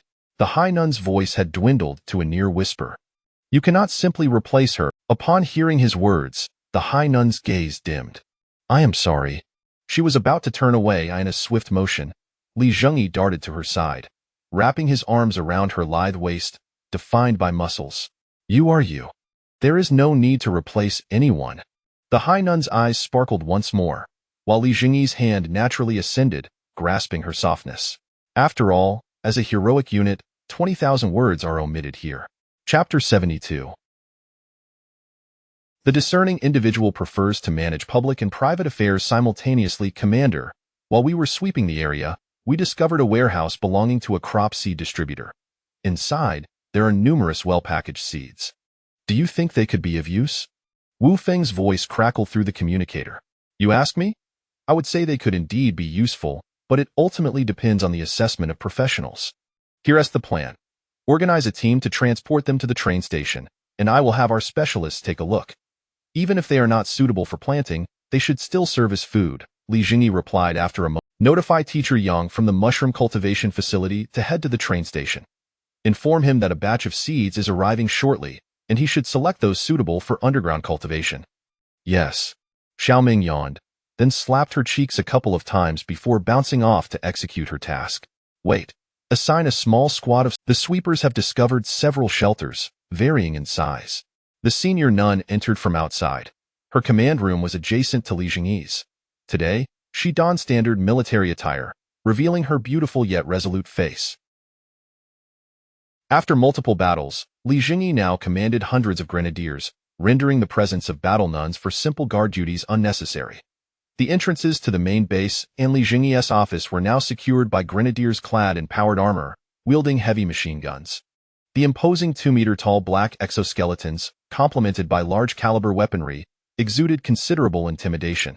Additionally, patrol squads composed of combat mechs, grenadiers, and death guards conducted round-the-clock surveillance within the base. Consequently, the battle nuns primarily engaged in execution missions, spending most of their time assisting Li Zhengyi in the command room. Selena, you look more appealing in your regular attire. Li Zhengyi complimented the senior nun before addressing business matters. Have the sweepers coordinate with the personnel from the reception department for contact. Understood. What is the current situation in the west and north? Li Zhengyi asked, pulling the senior nun closer. Discerning individuals prefer to intertwine their professional and personal affairs seamlessly. Well, the Western Front has encountered little resistance with rapid troop advancement. There are virtually no formidable mutated zombies or large hordes. We speculate that the intelligent zombies in the West evacuated with them when they departed. It seems those intelligent zombies are quite astute to have fled in advance, Zhengyi remarked, a confident expression gracing his face. However, his body language mirrored his words, emphasizing adaptability in the face of changing circumstances. And what about the Northern Front? After a brief pause, Zhengyi inquired with intensity. The northern advance is proceeding relatively smoothly. In the inner city, due to the significant number of zombies eradicated in the last battle, there are currently no pressing issues. Excellent. Maintain this momentum. Before long, the northern section of the inner city will be ours. At that point, we will unify the entire inner city, and once I gather a few more tanks, we shall strike them hard, Zhengyi declared resolutely. Greetings. We are representatives from the Tianfu base, where we have access to water, electricity, and ample food supplies. Members of the Tianfu, do we have any reason to deceive you? The reception officer removed her gas mask. She was one of the original residents of the Tianfu base. Being a public servant, her resources were abundant, and she radiated vitality. We require only two things, loyalty and labor. As long as you are willing to offer these, you will enjoy a good life at the Tianfu base, just like me. The reception officer's words were laced with persuasion, and the starving survivors found it impossible to resist such temptation, readily agreeing to the terms. Similar scenarios unfolded across various shelters. In a world ravaged by catastrophe, few could reject such immense allure. Even if some leaders initially resisted joining, they were swiftly overthrown by their subordinates. As for those cowering underground, it mattered little. They could not remain hidden forever. This disaster had struck too abruptly, and few underground shelters possessed sufficient supplies. They would inevitably surface. Commander, I found several crops suitable for underground cultivation among the seeds at the train station. Agricultural expert Yang Dihai reported excitedly to Xiaoming, pour a cup of mushroom tea for teacher Yang. Yes. The adorably clumsy Xiaoming hurried to prepare the tea. Now, Yang, what have you discovered? Zhengyi inquired after Xiaoming served the tea. Garlic, leeks, chicory, and mushrooms. Garlic can yield garlic sprouts, leeks can produce leek sprouts, and chicory is a high-end vegetable that thrives in complete darkness. So many varieties? And don't we already have mushrooms? We only possess one type of green mushroom. I am referring to varieties like oyster mushrooms, shiitake, and button mushrooms. Very well, you are the expert in agriculture, teacher Yang. Please, let me know any additional needs, and I shall do my utmost to accommodate you. I require a location to serve as an underground vegetable cultivation pilot center. It must be well ventilated and equipped with electric lighting. Zhengyi pondered for a moment, then replied, that is feasible. What else do you need? I also need assistants, preferably eager and motivated young individuals. This way, they can acquire knowledge and ensure its continuity. Consider your wish granted. I shall do everything within my power to assist you, Zhengyi affirmed. Thank you for your trust, Commander. It is I who should be grateful to you. Once your underground plants flourish, everyone will owe their thanks to you. After bidding farewell to the agricultural expert, Zhengyi promptly accessed the 3D blueprint for the base expansion. Contemplating, he decided to clear an area directly opposite the main base entrance, designating it as a specialized experimental center. This strategic positioning would ensure proximity to the main base while alleviating security concerns. Engineering robots were immediately dispatched to commence construction according to Zhengyi's plans. Considering the base's growing size, Zhengyi further deployed engineering robots to create new air ducts equipped with filtration capabilities to facilitate increased airflow. Simultaneously, he dispatched personnel to recruit young individuals eager to learn agriculture. Since Teacher Yang was willing, it was only fitting to support the cultivation of a new generation of agricultural experts. After all, high-protein sources like cockroaches were only suitable for the frail survivors. Robust individuals like him required lighter vegetables. Chapter 73. Agricultural Experimental Center, Teacher Yang. What do you think of this place? I have specifically established this experimental center for you. A few days later, Zhengyi escorted agricultural experts for a tour. They will automatically activate to repel any subterranean worms that venture too close, alleviating any safety concerns. Excellent, excellent. This is truly remarkable. I fear there will be no better cultivation base than this even before the war. Teacher Yang beamed with delight. The room adjacent to the experimental center will serve as your living quarters. It is conveniently located near the second floor, making both entertainment and access to the cafeteria effortless. Commander, thank you so much. I never expected to continue my research in such a world. Teacher Yang, this is the least I could do. Your assistant has temporarily selected 20 enthusiastic young individuals for this endeavor. They will be arriving shortly. Very well, I shall ensure they receive proper training. Additionally, Teacher Yang, not only can you cultivate the plants you mentioned, but you might also experiment with some mutated vegetables, akin to the green mushrooms. You are absolutely right. It is indeed worth exploring those mutated plants. I will have my team keep an eye out for other mutated flora. Should any new discoveries arise, I will have them deliver the findings to you. Thank you. Teacher Yang was already so overwhelmed with excitement that he could barely articulate his thoughts. Once the young future agricultural experts arrived, Yang Dihai guided his students and assistants into the Agricultural Experimental Center to familiarize themselves with their forthcoming work environment. Zhengyi returned to his office, where Selena was already awaiting him. Commander, Captain Li Wenba has sent word that the subway protective doors along their advance route have all been sealed. Here we go again. What conclusions have you drawn? After cross-referencing maps, we discovered that the tunnels connecting the recently sealed doors and the previously closed ones are linked. We suspect that a certain force has taken control of the remaining subway stations. Moreover, they likely know about us, which is why they sealed the protective doors. If it were merely to contain zombies, they wouldn't need to block the entrances. Are you implying that there are spies among our ranks? That is a possibility. In this apocalyptic world, what purpose would espionage serve? And how are they communicating? Only we possess the signal receivers. However, Commander, you have distributed numerous signal receivers. They only need to acquire a few, and every soldier is equipped with communication devices. Very well, I can't fathom their thought process. They seem to believe they can claim dominion over the tunnels, thinking that sealing them off would thwart me. Dispatch a few engineering robots to dismantle the tunnel doors.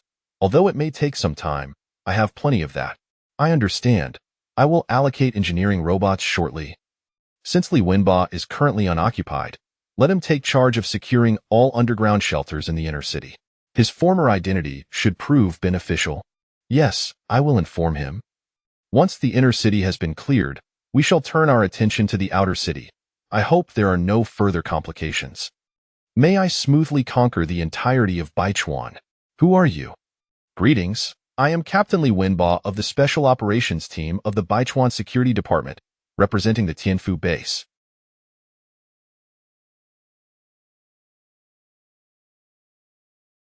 I hope to meet with your leader. At the entrance of a large shelter, Li Wenba was conversing with individuals inside via an intercom. Please hold on. We are consulting with higher authorities. After a brief moment, the lights at the entrance began to flicker, and the heavy protective doors slowly opened a small gap. Please come in, came the voice from the intercom. Li Wenba, along with 10 soldiers from his reconnaissance company, stepped inside the shelter. Upon entering, they encountered a grand slope, and Li Wenba led his team forward. Given that the inner city was largely free of zombies except for the northern region, Li Wenba opted to disperse his men into smaller teams to efficiently contact survivors in various shelters. This shelter is truly vast. How come we have never heard of it before? What is located next to this shelter? The mayor's office and the city council. That makes sense. This shelter was originally intended for prominent figures, so it's only natural that we lesser beings remain unaware.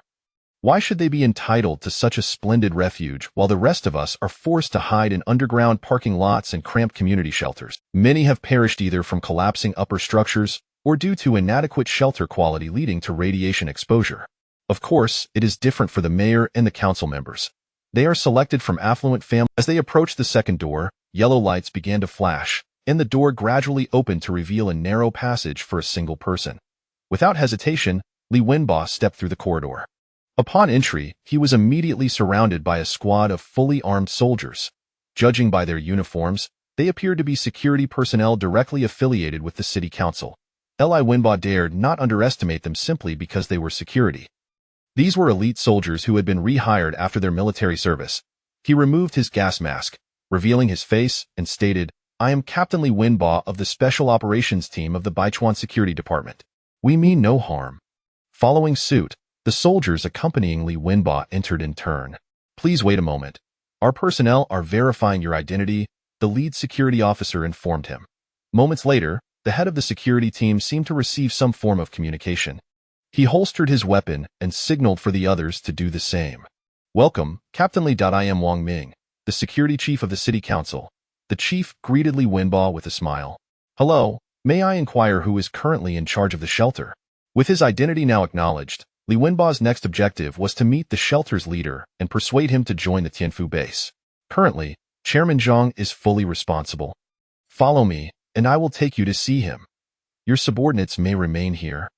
Very well, you all stay here. I will meet with Chairman Zhang. I must mention, I have previously guarded for him. Li Wenba proceeded into the shelter, guided by the security chief. As they walked, Li Wenba observed his surroundings. The entire shelter was remarkably spacious. Not far from the entrance, luxury cars were parked, and various technicians were bustling about, casting curious glances at Li Wenba as they passed by. Chapter 74. The Refuge of the Elite. Is the mayor also in the shelter? In the refuge of the prominent figures, Li Wenba inquired of security captain Wang Ming as they walked.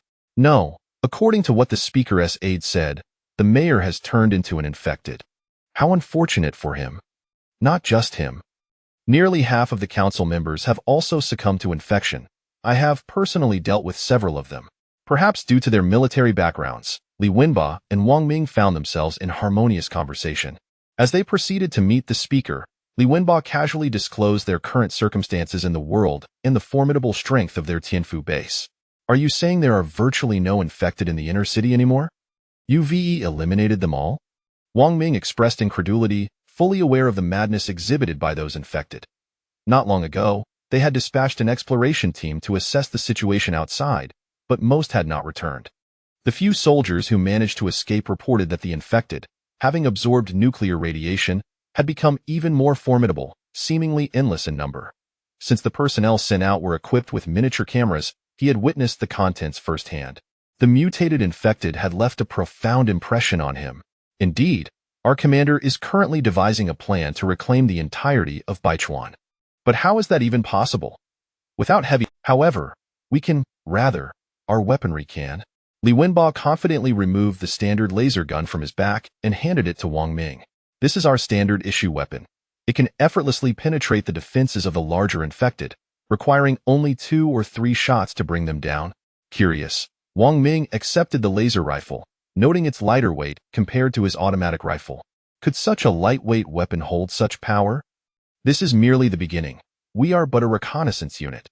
The combat squad is equipped with far superior weaponry, 3-meter-tall combat mechs capable of dispatching the larger infected in close combat. Additionally, we possess large flamethrower tanks that can incinerate hundreds of infected in a single burst, along with laser turrets that provide near-infinite firepower. Li Wenba continued to enthrall Wang Ming, aware that the influence of this security captain was even greater than that of the actual leaders. At that moment, they passed by a training room, and Wang Ming, overwhelmed by curiosity, could no longer contain himself. May I try this weapon? Of course, however, the speaker might have to wait a bit longer. That is fine. This is also part of our intelligence gathering, and the speaker won't mind a few extra minutes. Very well, go ahead. With the owner's permission, Wang Ming eagerly entered the shooting range. The operation of this weapon is exceedingly simple. This is the safety lock. Once disengaged, even a child could hit their target every time. Moreover, a single magazine can fire 120 rounds, and once depleted, it can be recharged on a dedicated charger for continued use. Li Wenba, mirroring the enthusiasm, disengaging the safety, Wang Ming eagerly aimed at a distant target and fired. Zing! A barely audible sound resonated, and through the scope, he clearly saw the red beam strike the target. After firing several more rounds and adjusting the target for inspection, he exclaimed, "This weapon is incredible. Just as you said, even a child could hit their mark every time." Wang Ming marveled at the burn marks on the target, his excitement palpable. "Captain, may I give it a try as well?" One of the security team members trailing behind could no longer restrain himself. Well, Wang Ming hesitated, as this was not his weapon. That's all right. Everyone can have a turn. After all, What soldier does not relish new gadgets? Thank you. The team member, not waiting for Wang Ming's consent, immediately extended his hand to his captain. Wang Ming shook his head but handed the laser gun to the security team member, followed by several others who each took their turns firing. This weapon is simply magnificent. Indeed, if only we could have such armaments. The security team members engaged in animated discussion. As Wang Ming reluctantly returned the weapon to Li Wenba, he suddenly remarked, "Lieutenant Li, your willingness to share so much information is not solely due to our camaraderie, is it?" "Certainly, our rapport does play a role, and what I've shared is merely the truth of the situation." Moments later, they arrived at an elevator leading downwards. "Follow me. Before we meet the speaker, we must first undergo disinfection." Are we really being this cautious? Well, for prominent figures, it is only. They stepped inside, leaving the security personnel who had followed them on the upper level. The elevator began its descent, moving slowly at first. "It seems the guards at the elevator are not from your team?" "Indeed, they are the speaker's personal guard." "And what lies below?" "It is the living quarters. This shelter is exclusively constructed for the elite. The lower levels serve as their living quarters, while we and the technicians reside above. This place not only stores vast amounts of supplies, but also incorporates compact farming and breeding facilities. According to the technicians here, it can sustain autonomous living for at least 5 years without any outside contact. I did not expect such thorough provisions, but what happens after those 5 years? I cannot say. According to the technicians, being able to live for 5 years without significantly decreasing living standards in an apocalyptic scenario is already quite commendable. Li Wenba nodded in agreement. Had he not witnessed numerous exaggerated claims from Li Zhengyi? "The speaker has been waiting for you." "Well, we are here now. Let us go." Wang Ming gestured for the bespectacled man to lead the way. "Please follow me." Moments later, Li Wenba found himself face to face. At that moment, Speaker Zhang sat in a wheelchair pushed by a nurse, his face adorned with a warm smile. "Welcome, welcome." Chapter 75. If you don't agree, don't even think about coming out. Welcome. Although 2 years have passed, I still remember your exceptional vigilance during my speech in the square, Lieutenant Li Wenba. The chairman, seated in his wheelchair, smiled as he addressed Li Wenba. "Greetings, Mr. Chairman. I am surprised that you still remember me. Of course, I recall vividly the impression you left on me back then. Thank you for your kind words." The two engaged in a formal exchange of compliments. "Now, let us discuss." "Lieutenant Li, I have heard that you hail from the Tianfu base. Is that the same as the Tianfu subway station?" "Indeed, Mr. Chairman. I am currently the reconnaissance company commander at Tianfu base, here to establish communication with you. Could you—" The difference this time was that Chairman Zhang would occasionally interject with questions, to which Li Wenba would respond accordingly. "So, it follows that your commander is not an official personnel." "I cannot say for certain. When I first met the commander, he already commanded this elite unit. In our Great Zhou Kingdom, we do not possess such specialized forces, and according to your description, his personal guard does not appear to be composed of Great Zhou citizens." Chairman Zhang reiterated his denial of Li Zhengyi's identity, asserting that he was not part of any special unit. "However, everything he is doing is advantageous to us. Countless individuals are able to fill their stomachs because of him, rather than struggling to survive in this apocalypse." Li Wenba immediately defended Li Zhengyi, a pragmatic individual who valued actions over words. "While I acknowledge his capabilities, I am the highest authority in this city. If he is willing to become my subordinate and relinquish command of Tianfu base, I could appoint him as one of our council members." "Impossible. The commander would never agree to that." "He may not agree, but you can, provided you align with us and catch him off guard. That is out of the question." "I will not betray the commander. Our Tianfu base was established for the benefit of all, and Mr. Chairman, your vast shelter has not a single civilian. How could I possibly betray him for your sake?" Li Wenba vividly recalled the rows of luxurious vehicles outside, as well as the pampered dogs he had seen on his way to meet the chairman. These privileged individuals would rather bring their pets than allow a single civilian refuge. He shuddered to think what would become of Tianfu base in the hands of such people. "Since you are unwilling to join our upper echelon, we have nothing further to discuss. Captain Wang, please escort our guests out." With the conversation faltering, Chairman Zhang coldly issued the dismissal. Simultaneously, the nurse behind him silently pushed his wheelchair away. "Lieutenant Li, let us depart. Perhaps the chairman will reconsider." Wang Ming It was unlikely they would embrace an unfamiliar individual. Li Wenba sighed heavily, nodded, and followed Wang Ming toward the elevator. Do they truly believe they can hide here for 5 years, only to emerge and continue ruling the populace? By then, the world will have undoubtedly transformed. They have enjoyed peace for too long, becoming adept at bloodless political maneuvering.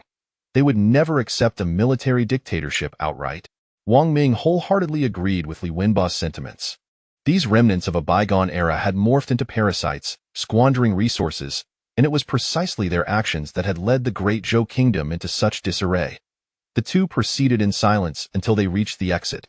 Li Wenba's subordinates were still regaling the security personnel with tales of their experiences, captivating the audience. When Li Wenba and Wang Ming arrived at the door, all conversation ceased, as everyone noticed the grim expression. He is not an obstinate man, and there must be a reason behind his stance. Li Wenba nodded. They may wish to rot underground, but you need not live this way. You understand my meaning. With that, he produced a communicator. Though most were small community-type shelters, this significantly increased the population under Li Zhengyi's command. As Li Zhengyi absent-mindedly stroked a cat, contemplating the implications of a growing populace, the great nun entered. Commander, Lieutenant Li Wenba has transmitted a message. Oh, what special news could warrant such a transmission? Li Zhengyi inquired with curiosity. He had entrusted Li Wenba with full autonomy, so what could possibly require his intervention? He has located a large shelter, which serves as the refuge for the chairman of Baichuan City and the prominent figures of the council. And what of these prominent figures? Is Li Wenba attempting to curry favor with them to persuade me to do the same?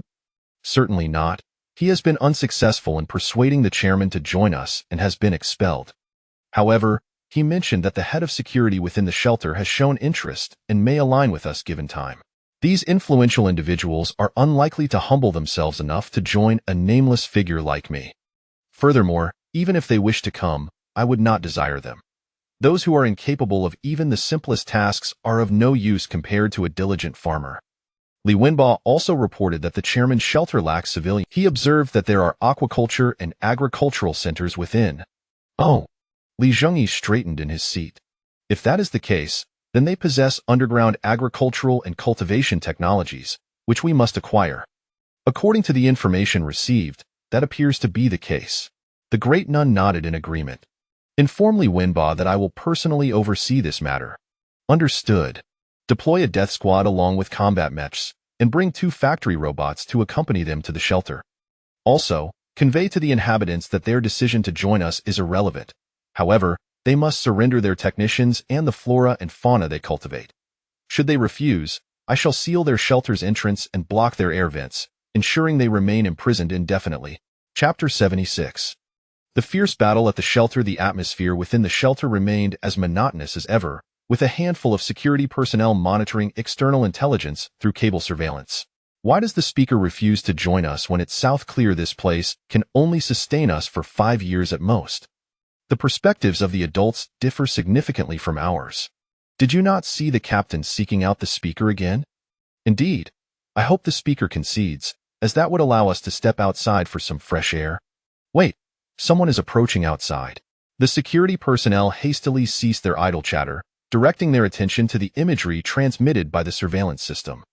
Before them stood a squad of fully armed soldiers at the entrance, among whom were exaggerated power armor and combat robots. The heavily armed team addressed the intercom at the door. The commander has issued a directive. Your compliance is irrelevant, but you must surrender the technical personnel and the cultivated flora and fauna. You have 24 hours to comply. If the door remains unopened, we will dispatch an engineering team to weld your entrance shut and seal the ventilation systems, ensuring you remain eternally confined underground. The security personnel gazed at the colossal 8-legged robot positioned behind the soldiers, fully aware that the threat was no jest. Quickly, alert the speaker and the captain. The security personnel immediately triggered the alarm, one of them seizing the internal communicator to report the situation. What is happening? Why has the alarm been sounded? Upon returning to the first floor after a failed attempt at persuasion, Wang Ming was met with the blaring alarm of the shelter. That moment, a security officer rushed toward him. Captain, the people from the Tianfu base have come knocking. They've laid out their demands, and if we refuse, they will seal the shelter's entrance and ventilation. Is it Li Wenba? No, It's not, Lieutenant Lee. These soldiers are entirely different, equipped with legendary power armor and combat robots. Let us go see. Wang, engaging them in combat would be tantamount to delivering oneself to slaughter. Conversely, refusing to fight would result in the sealing of the entrance and ventilation. Once the ventilation is obstructed, not to mention 5 years, they would be fortunate to survive even 50 days, ultimately suffocating. At this juncture, there was but one viable option, which Wang Ming had also contemplated, to join them. Open the door. But the speaker has yet to agree. What if he continues to refuse? Do you intend to suffocate here together? Upon hearing this, the security personnel in the monitoring room hesitated no longer, promptly activating the door mechanism. What is happening? Who authorized the opening of the door?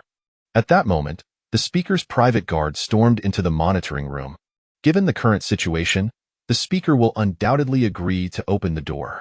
I'm sorry. Our orders explicitly prohibit the opening of the door. Are you fools? If we do not open it, we will all perish. This is not our concern. My orders are to keep the door closed. Please shut it immediately, or we shall execute you for insubordination. Wang Ming exchanged glances with the others, and the security personnel near the control panel began to operate it. However, just as the soldiers from the speaker's guard turned to look, Wang Ming swiftly drew his pistol and fired at the nearest guard. Bang, bang, bang. The monitoring room was instantly filled with the cacophony of gunfire. The external guards, responding to the gunfire, immediately retaliated against the security personnel, who were all seasoned veterans, returning fire without hesitation. Close-quarters combat erupted in an instant, with soldiers from both sides dropping one after another. Fortunately, the security personnel held a numerical advantage. After incurring the loss of several men, they eliminated all the guards present. Moments later, Wang Ming, clutching his injured shoulder, picked up the internal communicator. All security personnel, listen up. This is Wang Ming. The speaker has issued an execution order against us. Pay heed. The speaker has ordered our extermination. All personnel, please rush to the monitoring room for support. Upon hearing Wang Ming's warning, the security soldiers immediately made their way to the monitoring room, opening fire whenever they encountered the guards along the way. In an instant, the entire shelter was engulfed in gunfire. Seal the routes and block them. Await the opening of the door. Wang Ming, while hastily bandaging his arm with makeshift tape, issued commands. Finally, the second door was opened, and upon receiving the news, the death squad surged in. Witnessing the imposing power armor and combat mechs before him, Wang Ming swallowed hard. Greetings, I am Wang Ming, the security captain of this shelter. May I inquire if Lieutenant Lee is present? The situation is now under the direct command of the commander. We are the commander's personal guard. We have already secured portions of the upper levels. The speaker and his private guards are barricaded at the elevators and exits. Excellent. We shall now take over the battle. You need only guide us. Certainly. Wang Ming no longer bore the burden of leading the way, especially since they were intent on eliminating him.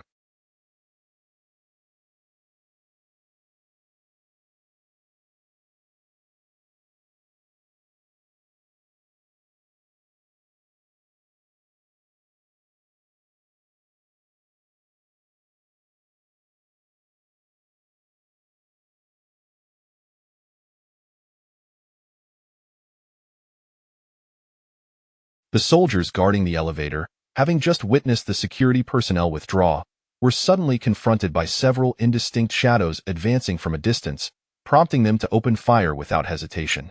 Bullets struck the shadows, exploding in a shower of sparks. Subsequently, a torrential downpour of red light erupted from the shadows. The guards struck by the beams had no time to even scream before being mercilessly shredded by the relentless barrage of lasers. With the devastating firepower of multi-barreled laser guns, the soldiers clad in black power armor emerged from the darkness. The guards' automatic rifle bullets were utterly ineffectual against their armor. In mere moments, the guards were decimated under the onslaught of the powerful laser fire. Wang Ming and the other security personnel, observing from a distance, could not help but gasp in astonishment. Under the command of the frontline grenadiers, the rear echelon of death soldiers swiftly dispersed, commencing their takeover of the entire upper shelter. Meanwhile, in the lower levels, the dignitaries found themselves engulfed in panic. How did these people get in? How dare they attack us? Do they not know whose territory this is? What about the security personnel above?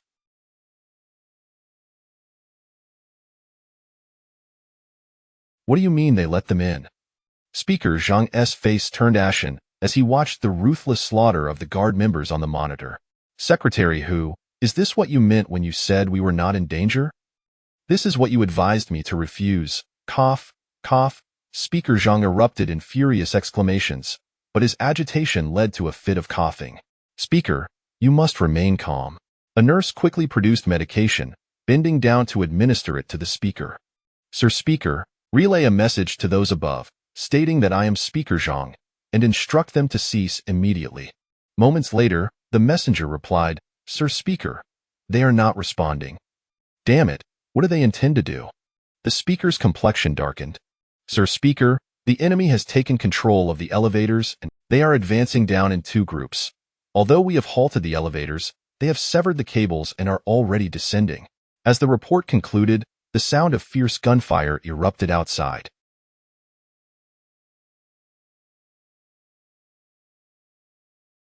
However, the gunfire was swift to dissipate, fading almost as quickly as it had begun. Soon, heavy footsteps echoed ominously, and everyone present understood that they were doomed. Surrender. Shortly thereafter, the door to the room was pushed open, revealing a soldier clad in power armor that existed only in theory. Before long, the entire shelter was under control, with everyone being herded to the first floor.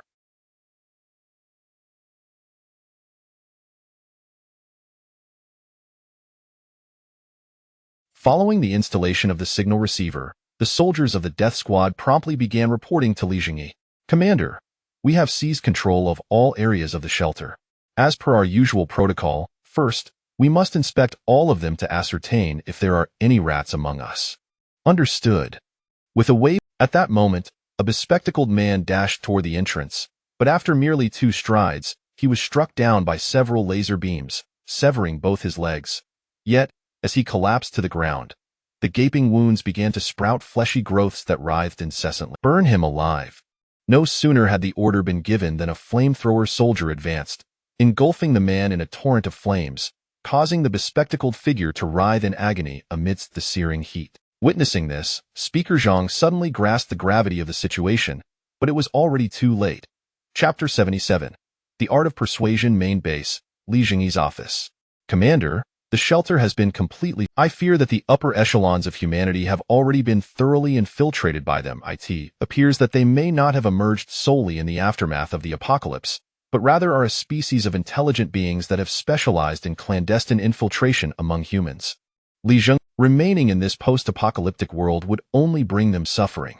For their sake, your team shall escort them. Yes, sir. With a mere casual remark, Zhengyi had sealed the fates of the city's elite. He did not even deign to glance at their appearances.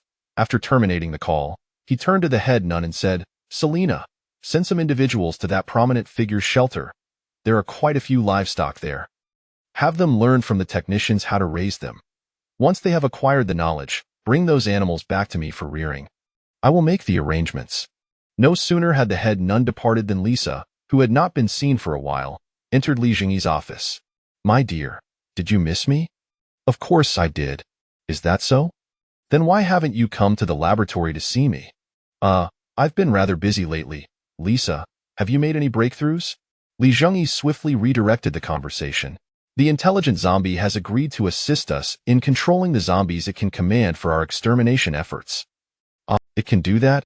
How did you persuade it? Any intelligent being can be persuaded. If you cannot persuade it, it simply indicates that your grand persuasion skills are still lacking. Upon hearing this, Zhengyi gave Lisa a thumbs up, exclaiming, impressive. However, there is a catch to having it control the zombies. What issue? It requires fresh human flesh. The more zombies it controls, the greater the energy consumption, and the only way it can replenish its energy is through human flesh. How peculiar. Is rat meat not sufficient? Not at all. Through research, I have discovered that currently living humans possess an unknown substance which dissipates shortly after death. This is precisely why they crave fresh human flesh. Consuming it allows them to acquire this substance. I cannot decipher what this substance is. The plan is thwarted. Zhengyi picked up the communicator. Notify Wei Rongfeng that the heinous prisoners no longer need to be sent to the Reformation machines. Confine them instead, as I have other uses for them. Setting down the communicator, Li Zhengyi turned his gaze back to the medical nun. All right, Lisa, tell me what I should do. We can place that zombie in an armored vehicle and take it to an area dense with zombies. It can then control the zombies and lead them into the positions we have prepared. Could it command the zombies to remain still and let us eliminate them? If there are only a few zombies, it can indeed manage that. However, if there are thousands, it can only issue simple commands. The more zombies there are, the vaguer the instructions become, and vice versa. All right, I understand what to do. After a moment of contemplation, Li Zhengyi immediately devised a plan. Selena, come here. Seconds later, Selena entered the office. Upon seeing Lisa, she momentarily froze, a hint of unease crossing her face. Selena, do you remember what we used to say? What is yours is mine. Now continue. What is mine? At this moment, the head nun finally spoke up. Commander, what do you require of me? Selena, you are far too serious. You could learn a thing or two from Lisa. Ah, I shall make an effort to learn. You are just too serious, however. I believe you need not change. I quite like you just as you are. Li Zhengyi felt a sense of satisfaction within. Who wouldn't appreciate a nun with formidable combat prowess and a striking contrast of cold exterior and warm heart? Nevertheless, he refrained from teasing Selena further and instead solemnly issued a new command. Selena, have the flamethrower tanks return. I need to prepare for the next offensive. Understood. Days later, Li Zhengyi issued a new offensive order. This time, he did not deploy soldiers but rather a contingent composed of 24 flamethrower tanks, 1 Chimera armored transport, and 10 sentinel mechs. Currently, dealing with zombies did not necessitate the coordination of infantry and tanks, as the zombies had yet to possess the capability to contend with tanks. Li Zhengyi simply needed to dispatch the flamethrower tanks and accompany them with sentinels capable of traversing any terrain. They could easily wreak havoc among the zombie hordes. Once the order was given, this purely armored unit promptly set out. They would commence their journey from the relatively gentle western front and then penetrate the outer city. Following this, they would sweep from west to south, clearing the large groups of zombies in the outer city. The sentinel mechs had already moved ahead to scout, hoping to draw out any intelligent beings in the vicinity. Within the midst of the armored cluster, inside the Chimera armored vehicle, the once mighty intelligent zombie was now secured within. Its limbs had been severed, and its fangs extracted. Were it not for the fact that its large mouth could still move, one might easily mistake it for dead. The command from the commander is to simply clear the large groups of zombies. The remaining zombies will be dealt with by the cleanup team following behind. If any intelligent zombies are discovered, I will lead the charge to eliminate them. Lisa will be responsible for directing it to guide the zombie masses towards the flamethrower tanks. The head nun was methodically issuing orders. At that moment, communications from the sentinel mechs came through. They had begun to detect a significant number of zombies ahead and were investigating for any signs of intelligent zombies. After a while, the sentinel mech reported back, indicating that an intelligent being appeared to be commanding the zombies. Lisa extended her hand and gently tapped the face of the commanding zombie, saying, "Time to get to work." With that, she drew a dagger and sliced off a piece of flesh from a nearby living prisoner, tossing it into the prisoner, dazed and oblivious to the pain, was under the influence of a drug that Lisa had administered. He not only felt no pain but also remained in a euphoric state, keeping his body perpetually fresh. As the intelligent zombie consumed the fresh flesh, its eyes lit up, and it began to exert control over the nearby zombies. Meanwhile, in the distance, an intelligent being commanding the zombies to hunt the sentinel mechs suddenly sensed an intrusion upon its control. It closed its eyes to perceive the source and identified it as a much weaker intelligent being. Without hesitation, it abandoned the pursuit of the sentinel mechs and charged directly toward the sensed intelligent being. Chapter 78. Strengthening is merely preparation for the great battle. Inside the armored vehicle, the wise zombie emitted indistinct groans. Are you saying that the wise one is coming for us? The wise one nodded affirmatively. Selena, it claims that the intelligent zombies here are charging towards me. Your opportunity to showcase your prowess has arrived. Very well, let it discern the direction from which they approach. I shall intercept them. Did you hear that? From which direction? Southwest. Lisa promptly relayed the information to the High Sister. All right, who knows if the commander might be sneaking a snack back at the base. The High Sister stumbled momentarily. Just teasing you. Dispatch it quickly, but do exercise caution. Understood. The High Sister leapt from the opening door and the Wise One nimbly navigated the ruins, eager to consume the feeble creature that dared to invade its territory. However, it failed to notice a stern figure blocking its path. The moment it burst forth from the debris, revealing its form, bang. Bang, bang. The explosive gunfire rang out, and the Wise One barely had time to comprehend who was ambushing it before being obliterated by the onslaught. After effortlessly dispatching the foe, in the distance, the flamethrower tank was wreaking havoc among the horde of approaching zombies. As the master of this domain had perished, the Wise One within the armored vehicle assumed command.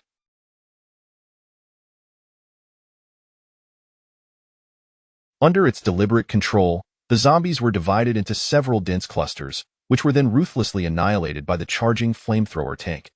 After a considerable duration, the majority of the zombies had been eradicated, leaving only a few stragglers hidden in obscure corners. At that moment, Sister Number 1 leapt from the armored vehicle and swiftly vanished into the ruins. Shortly thereafter, a heavily armored rhino vehicle came into view, rapidly joining the armored convoy. The armored cluster did not pause, swiftly returning to the base for rest and preparation for the next assault. Meanwhile, squads of cleaners entered the southern district to eliminate any remaining threats while uncovering various hidden shelters under. Those areas constitute the Old Town, where the roads are narrow and numerous alleyways abound. The flamethrower tanks cannot execute a large-scale offensive there, and I also wish to conserve resources. Zhengyi scratched his head and continued, therefore, I propose that only the armored vehicle shall enter, thus drawing the attention of the enemy's Wise One. At that point, Selena, you and your team can devise a way to eliminate it, allowing the zombie horde to be manipulated into self-destruction outside the city. What do you think? That seems plausible, though it may require considerable time and depends on whether the opposing Wise One falls for the trap. That is of no concern. We can take our time. We do not need to annihilate the entire horde at once. It is preferable to eliminate their Wise One first. The remaining zombies can serve as training fodder. Commander, what about the Wise? What I mean is, wait, I have conceived a new idea. Please, Commander, share it. The High Sister displayed no impatience. That creature is timid, a bully who preys on the weak. We should drive it away. Let it engage in a self-destructive conflict with the Wise One in the north, while the zombie horde in the northeast can serve as training material. Upon mentioning this, Zhengyi's expression turned serious. However, driving it away amidst the multitude of zombies presents considerable. Should you not reward us both today? Huh. What? Zhengyi momentarily faltered, but upon observing Lisa's mischievous grin and Selena's flushed face, you both shall receive your due. A resolute expression graced Zhengyi's face. The enhancements to his physique were indeed intended for such grand confrontations. The following day, the High Sister and her team set off early, brimming with vigor, equipped solely with the Rhino armored vehicle and several Sentinel mechs. Zhengyi, however, ambled into his office just before noon. Commander, many reports have already arrived. Upon entering, the voice of the diligent aide, Xiaoming, reached Zhengyi's ears. Any noteworthy updates? Yet, how should we handle the offenders? Detain them for now, then transfer them to Lisa's pet. Understood, I shall relay the response immediately. What else? Today, a shelter has that is indicative of a problematic shelter. Dispatch an engineering robot to seal their entrance. If they do not wish to emerge, they shall remain confined indefinitely. Very well, I will record that and convey the orders shortly. Proceed. Captain Wu Feng has requested to engage in frontline combat. This lad has grown weary of the train station. Very well, let him lead his squad to the northeast to assist Selena and send along a cleaner squad to reinforce him. Understood. Just as the military matters concluded, Gao Xiaodong entered the scene once more. Commander, our food and logistical pressures are mounting significantly.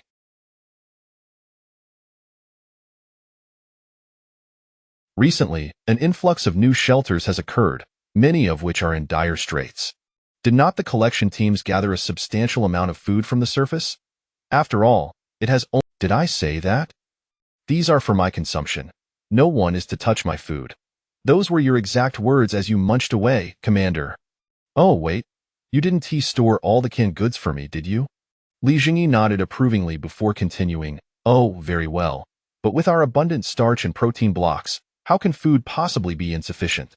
The primary issue is that the products from our subway station require processing. The synthesized food primarily supplies the troops engaged in external operations." That is indeed true. Supplying the scattered shelters is quite cumbersome.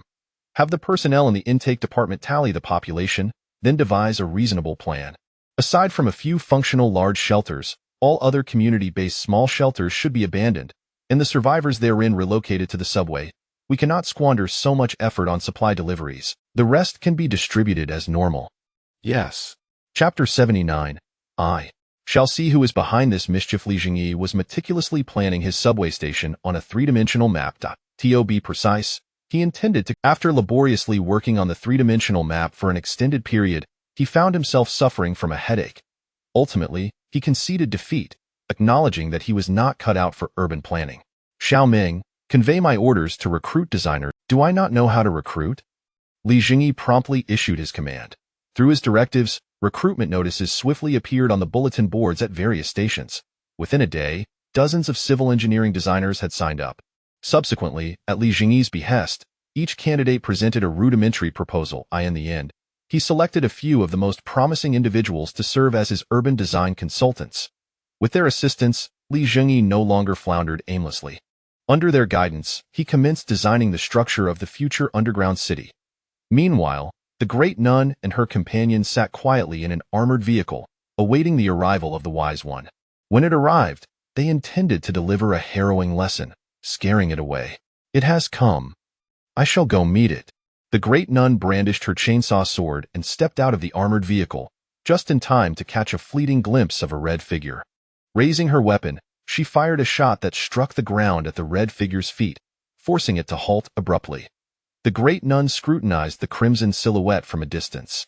Clad in blood-red skeletal armor, its form was streamlined, and its claws appeared exceptionally sharp. The great nun discerned from its posture that it had once been a woman.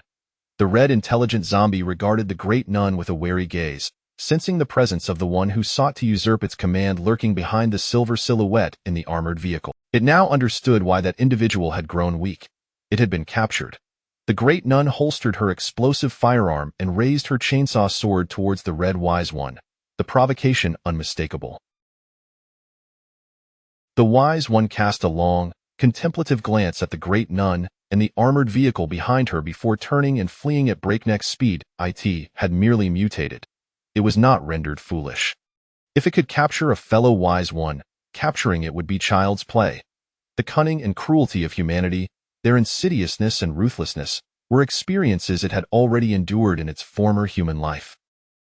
Thus, without hesitation, it turned to escape, for survival was the key to becoming stronger. It needed to vacate this city immediately. It aimed for the southern cities, where humans were more abundant. If it consumed more humans, once it grew stronger, all the inhabitants here would perish. Bang, bang, bang. Its fleeing form was obliterated by gunfire, scattering flesh across the sky. "I must eliminate it," Lisa lamented as she lowered the heavy explosive weapon mounted on the roof of the armored vehicle. The great nun sheathed her weapon. "Send a message to the commander. The enemy has been dealt with, and we can now commence military exercises." Shortly thereafter, Li Zhengyi received the great nun's report. If it is dead, then so be it. After all, its legs are its own, and if it... Following extensive discussions among his advisors, Li Zhengyi ultimately opted for a honeycomb structure for the underground city. From a structural mechanics perspective, hexagons possess excellent compressive strength and high spatial stability. When subjected to external geological pressures, the edges and angles of hexagons effectively transmit and disperse stress. Moreover, a honeycomb structure composed of multiple hexagonal units would exhibit remarkable. Once this was established, Li Zhengyi promptly initiated the production of 10 engineering robots, assigning them new construction tasks.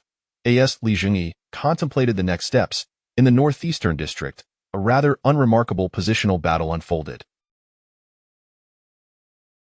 Zombies stumbled forward like foolish dogs into the designated open space, only to be gunned down by soldiers stationed above.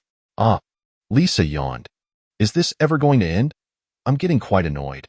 "Lisa, are you already... Do you regret allowing the great nun to return early?" A sister of the combat nun jested at Lisa. Since there was little left to do, the great nun had returned to the base ahead of schedule. Meanwhile, Lisa had to remain to control the wise one. Had I known, I should have just eliminated it from the start. Lisa glanced at the intelligent zombie, unexpectedly noticing one could only wonder how terrifying Lisa's persuasive skills were to instill fear even in a zombie. However, with it, our tasks have become significantly easier, and the commander is pleased. It is precisely because the commander is pleased that I have kept it. I shall take a nap for a while, as it always summons this many zombies to kill. You merely need to feed it a few pieces of meat after each wave is eliminated. With that, Lisa retreated into the spacious armored vehicle and fell asleep.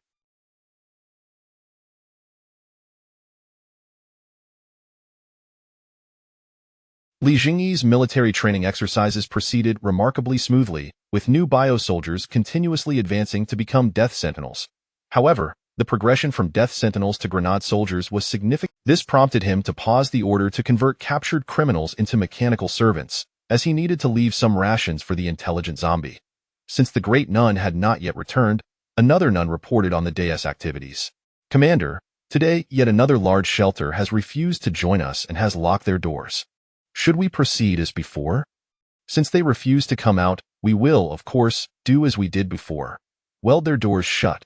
If they do not wish to emerge, they may remain inside. The reception department has arranged for the inhabitants of the small shelters to be placed in the subway.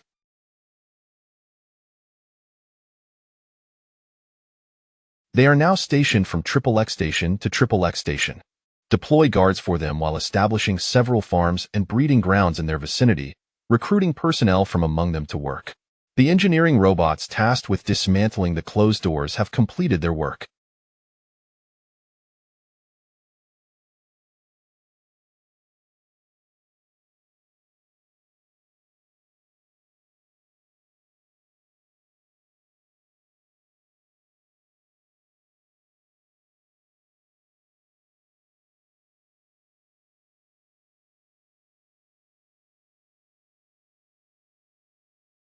Several sealed entrances have already been removed. Send 2 death squads to each sealed entrance. I shall uncover who is orchestrating this mischief. Understood. Chapter 80. Have they fled? The dog meat cast a resentful glance at Zhengyi before scurrying off to play with the big orange. Oh, did he divulge anything? He mentioned that someone had informed him of a cannibal station within the subway. While capturing humans, they sealed off the gates leading to their domain. He did not speak the truth. How could an armed faction capable of controlling dozens of stations fear a mere cannibal outpost? Your intuition is truly sharp, Commander. You are correct. However, we may never know, for during the interrogation, he suddenly perished, his body dissolving into a pool of liquid. A shapeshifter? Not a shapeshifter, but a poor. We just need to wait for Lisa to analyze it, and perhaps we will gain insight. Have the others within the station been tested? Testing is underway, but I doubt there will be any results. Indeed, what kind of method could cause a person to... I had thought this was an ordinary world. It seems my assumptions were entirely erroneous. Do not worry, Commander. My sisters and I will support you. After Selena spoke, she gently bestowed a kiss. Cough, cough. I nearly choked on that sip of water, Lisa remarked with exasperation. Setting down her water bottle, she inquired of the sage, how many zombies remain? Is this the last group? Splendid. Truly marvelous. We can finally return.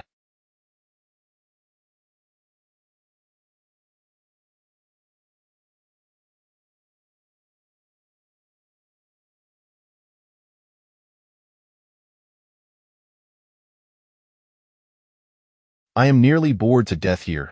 We cannot slash at people, heal them, or even torment them.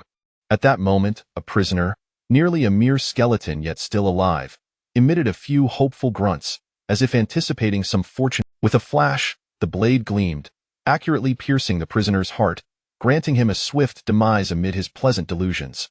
The blade flashed again, and a heart appeared in Lisa's hand. This is your reward. Continue to work diligently for me. Nom, nom. The sage consumed it eagerly, satisfaction gleaming in its eyes. This fool even expresses gratitude. Lisa found it somewhat amusing. Let us go. We shall fetch the commander. The aftermath here can be left to those biochemical beings. The rhino armored vehicle roared to life and began its journey. Commander, I have good news and bad news to share. Selena, you have taken a page from Lisa's book, keeping me in suspense. The chief nun chuckled as she replied, First, the good scouts in the Northern District report that 2 sages have fled with their subordinates. They fled? Li Zhengyi inquired in astonishment. Indeed, and here lies the bad news. Training troops has become— Those were my resources. Wait, immediately dispatch flame tanks to intercept them. They have been on their way for some time. Zombies run at an incredibly swift pace and do not require rest like humans. Even if we send out flame tanks now, catching up to them in the deep snow may take considerable time. Let them escape. After all, we know nothing of the world outside. Our foremost priority is to expedite the construction of our own city.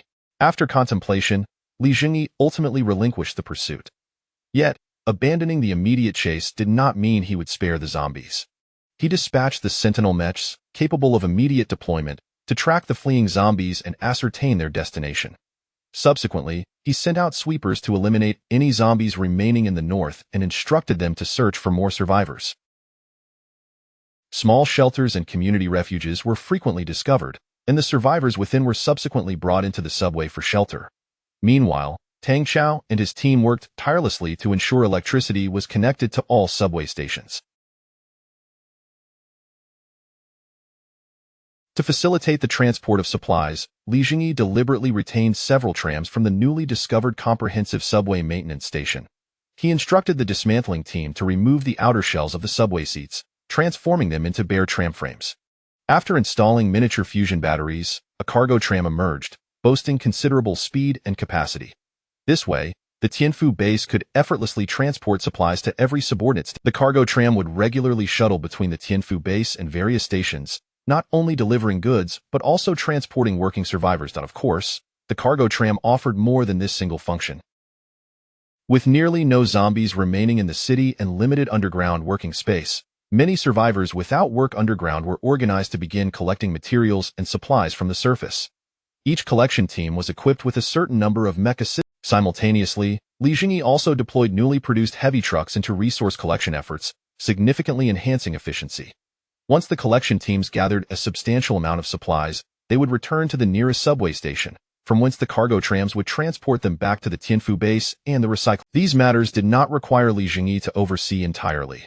Under apocalyptic conditions, people grew rapidly. Li Zhengyi merely needed to delegate tasks, and those below him would naturally select the optimal solutions, devoid of bureaucratic hindrances.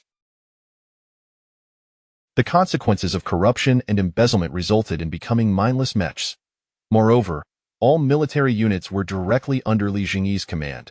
Even if someone contemplated rebellion, they could not stir a ripple. As time passed, the number of discovered shelters increased, along with the population. Humanity, akin to cockroaches, demonstrated remarkable resilience, with many fortunate or tenacious individuals surviving amidst the dual cataclysms of zombies and nuclear strikes.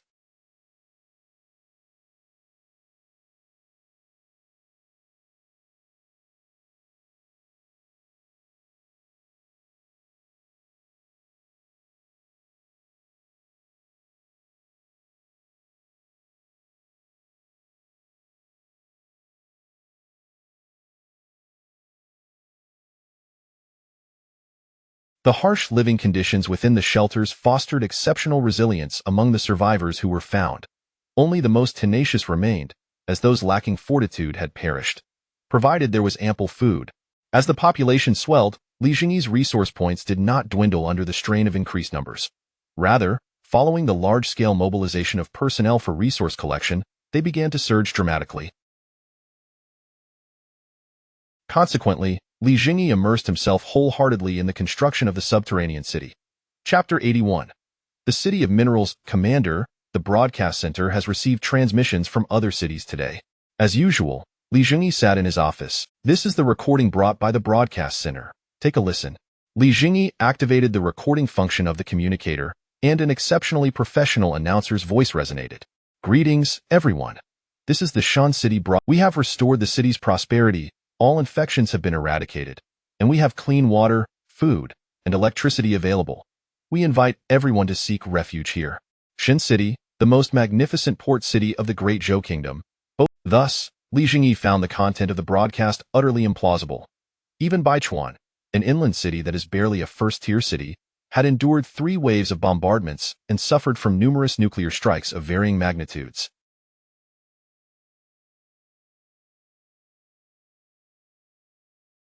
Therefore, for Shun City, the most developed and prosperous metropolis in the Great Zhou Kingdom, to emerge unscathed would be an affront to its status as a megacity.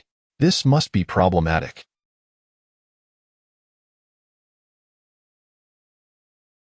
I suspect a formidable intelligent zombie has emerged in Shun City. IT has corralled the surviving inhabitants, and to top it off, it has set up a broadcasting station to deceive the gullible.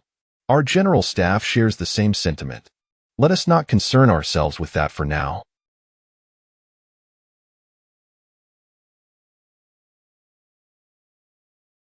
We have many pressing matters to attend to.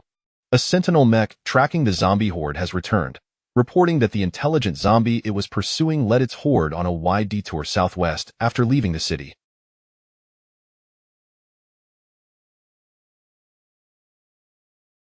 After several days of rapid movement, those zombies have now arrived here. The High Nun pointed to the map of the Great Zhou Kingdom. Tai City, what of the other intelligent zombie? The sentinel tracking it has not yet returned.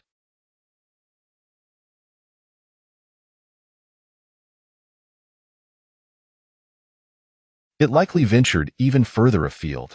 Li Zhengyi leaned in to examine the annotations for Tai City, a renowned steel production base in the Great Zhou Kingdom. Not particularly well-versed in the geography of this world, he quickly retrieved a city guide and flipped to the page for Tai City. Tai City, famed for its mining operations and steel production, situated approximately 400 kilometers from Baichuan. Tai City possesses 20% of the iron ore, 60% of the vanadium ore, and 95% of the titanium ore in the Great Zhou. It is said that the total estimated mineral reserves reach several hundred billion tons, rendering it an immensely significant mining locale. However, as a small city established around mining and steelworks, its population is modest, totaling just over 1 million. Hence, it is not particularly well known among the general populace. Upon reading this, Li Zhengyi's eyes sparkled. Was this not the ideal resource collection site? With a smaller population, there would be fewer zombies, and correspondingly, there should be no exaggerated intelligent zombies. The intelligent zombie that fled from here had easily entered the city, indicating that Tai City indeed lacked high-level intelligent beings. Li Zhengyi abruptly sprang to his feet. Rally the troops. We shall seize Tai City. What about here? The rest shall remain at the general staff to develop the city. Understood. I will assemble the troops immediately. Also, recall all heavy trucks. We need to transport soldiers and ammunition together. The survivors will have to endure a bit longer for resource collection. Yes. Xiaoming, inform there's a battle he will relish. Yes. Just as those orders were given, Lisa entered the office. My dear, the liquid from the deceased has been analyzed. It was decomposed by an unidentified enzyme. Oh, do you know what it is? I have no idea. After all, I am not omniscient. Lisa shrugged. Very well, let us set that aside for now. Lisa, take your pet zombie and bring along a few of the most heinous prisoners. Once the soldiers are assembled, we will set off for Tai City together. I will follow your lead, dear. Li Zhengyi was, however, even elite soldiers like the bio-soldiers required time to assemble. By the time the heavy trucks were loaded with supplies and personnel, the vast convoy was ready to set out the following day.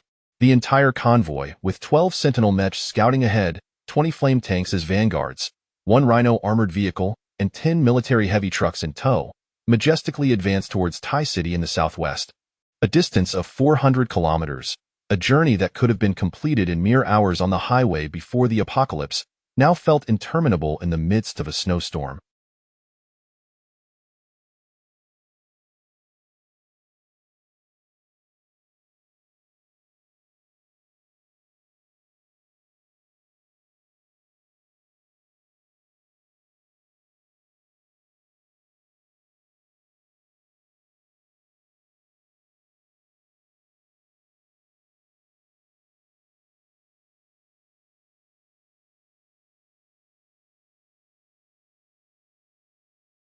The army traversed the snow-covered highway, moving in a highly dispersed formation. The leading flame tank was equipped with a snowplow, revving its engines to clear the accumulated snow and carve a passage for travel.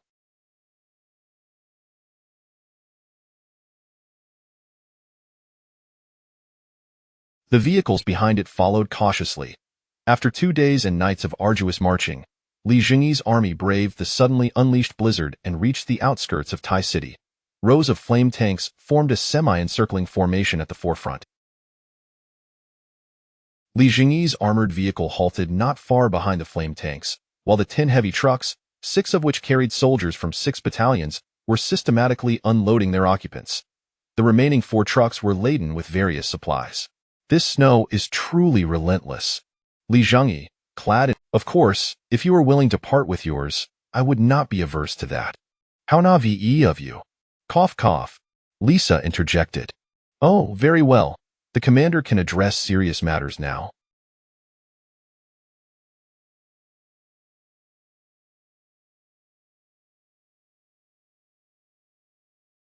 Miss Lisa is not pleased. Zhengyi felt a shiver run down his spine. What on earth was Lisa thinking? He was a straightforward man, the kind who would not entertain such thoughts. Have the flame tanks block the exits. We will rest tonight and commence our offensive tomorrow. As an intelligent being regaining its memories, it found itself cornered. This human army had gone too far. It had fled such a distance, yet they pursued relentlessly, determined to confront them. It understood that ordinary zombies would be futile against this armored unit. Thus, it assembled a select group of agile zombies, preparing to directly assassinate the army's leader, for this was its only glimmer of hope. Chapter 82. The mining site. In a bid for survival, the Wise One intended to launch a nocturnal ambush against the pursuing army. As the Wise One and their subordinates circumvented the tanks blocking the city's exit, they arrived directly at the location of the transport vehicles positioned at the rear. Woo, toot.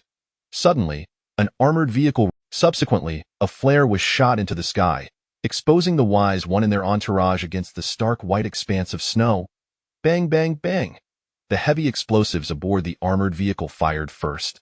Any zombie struck was instantly reduced to a bloody pulp. The vehicle's door swung open, revealing Zhengyi clad in powered armor, brandishing a multi-barreled laser gun, unleashing a barrage upon the horde of zombies.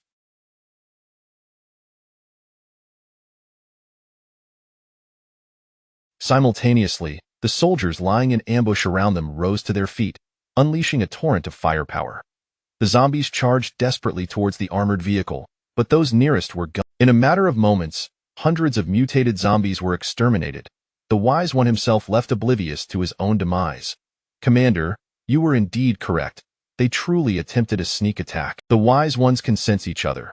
Lisa informed me that her pet detected the movement of the Wise One within the city, stealthily approaching us. I anticipated they might attempt something. They believed they could catch us off guard under the cover of night. How foolish. After all, it's likely that before becoming a Wise One, they were merely an ordinary person.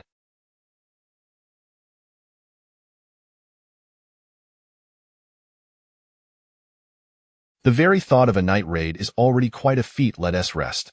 Tomorrow we shall initiate our offensive. The following day, the blizzard had completely subsided, and even the overcast sky seemed brighter than usual. As dawn broke, Zhengyi excitedly arose to issue commands. We shall employ the same strategy. Lisa, have your pet control the zombies. Understood, Lisa replied softly. Wu Feng. Instruct the soldiers to fortify their positions using the heavy trucks. Received. Very well, let us commence. With the wise zombies exerting their influence, zombies began to pour forth from the city. A scant few were swiftly dispatched from a distance by laser guns.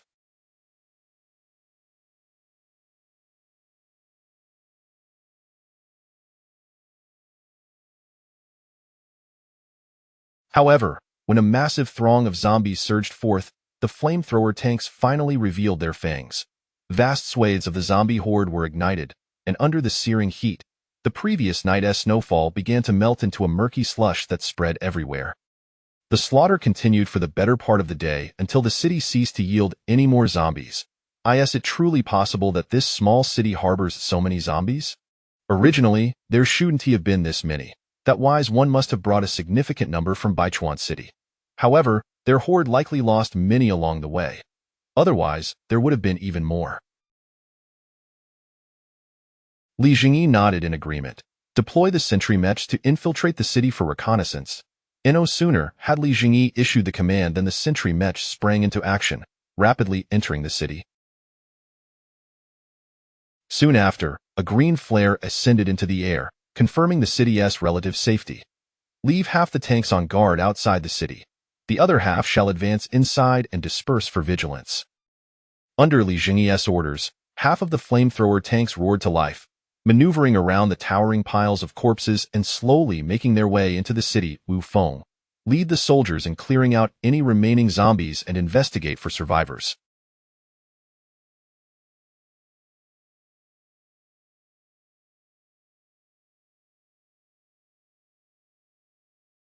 All right, I'm on it. Wait, take the trucks inside. Received. Shortly thereafter, heavy trucks rumbled to life, skillfully avoiding the battleground and entering the city one by one from the side. Lisa, Selena, let us enter as well.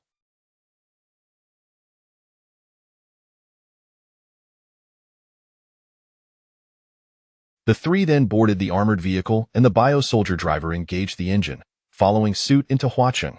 Upon entering the city, Li Zhengyi realized that although it was blanketed in snow and the outer buildings appeared intact, the reality of Iron City having been struck by a nuclear blast could not be concealed. Upon closer examination of the city's damage, Li Zhengyi noted that it was not particularly severe. It seemed likely that it had only endured a single airburst nuclear strike. After all, for a small city, there was no need to expend Wu Feng, have you made any discoveries? Wu Feng, what have you found? Reporting to the commander, we have identified several community shelters and are currently establishing contact. Have you located any large shelters? Not as of yet. Disperse the soldiers into small teams to swiftly locate shelters throughout. We require manpower and territory. Understood. Let the sentry mechs guide us to the mine. I will leave matters here in Wu. As Li Zhengyi's orders were issued, sentries approached and began to forge ahead. The Rhino armored vehicle trailed closely behind. 20 minutes later, guided by the sentries, the armored vehicle arrived at the edge of a vast mine. The extensive excavation over the years had left a considerable void, with countless mining machines and facilities scattered across the terrain. At the mine's periphery stood a large steel mill, intended for converting the mine's resources into various metallic materials. In its current state, the steel mill had been reduced to a wasteland, and from the scene of destruction, it was evident that it had been struck by a nuclear weapon.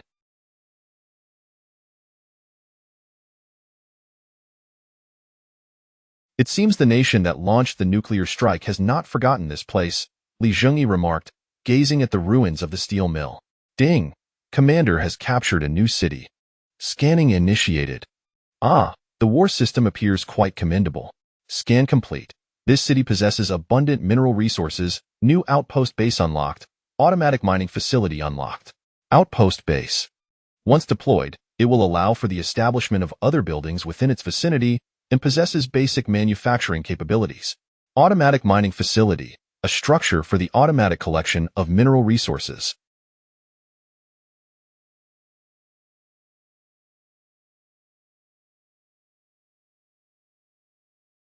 It can decompose the resources collected by mining vehicles directly into resource points. Indeed, fortune smiles upon those who seek it. Proceed forward.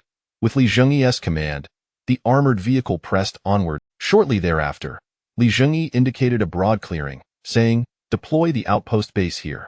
Request received. 10,000 resource points have been deducted. Outpost base deployment commencing. It appeared this was the outpost base, and Li Zhengyi then approached a nearby area close to the mine, stating, deploy the mining facility here. Chapter 83. Mining is the hard truth. Deploy the mining site here. The mining site is commencing transportation. In a brief moment, a structure resembling a colossal, fully enclosed warehouse materialized before Li Zhengyi. Subsequently, the warehouse doors opened, revealing an enormous mine. Currently, the count stands at 13. Bring me 2 more trucks. Fill it to capacity. Request received. New mining trucks are being deployed. Moments later, the mining site doors opened once more, and another truck automatically made its way to the mine. Before long, Yet another truck emerged. Zhengyi then approached another vacant area and continued addressing the system. Deploy the mining site here. Request received. 12,000 resource points have been deducted. The mining site is commencing transportation. Once again, he aimed to maximize the mining site, recalling his previous gaming experiences with Red Alert where he would relentlessly construct mining facilities. This strategy was something he had learned from a streamer named 008 in his past life. Only through the accumulation of mining sites could one amass troops in a frenzy. Deploy the mining site here. Ding ding! This forward base's mining site has reached its maximum capacity. No further transportation can occur. Alas. The dream of accumulating mining sites was abruptly shattered. However, with 6 large mining trucks operating, it was still somewhat acceptable. Realizing he could no longer deploy additional mining sites, Zhengyi returned to the forward base.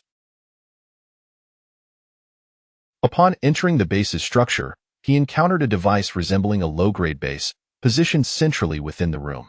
Forward base can manufacture items up to level 2. Deploy a biochemical barracks here.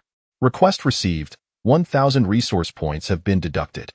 The biochemical barracks is commencing transportation. Biochemical barracks deployment complete. The commander can inspect it from outside. Zhengyi promptly stepped outdoors, discovering a circular structure had materialized magically not far from the base. Small biochemical barracks. Utilizes biochemical technology to produce biochemical soldiers who possess the advantage of fearlessness in death, yet suffer from tactical rigidity.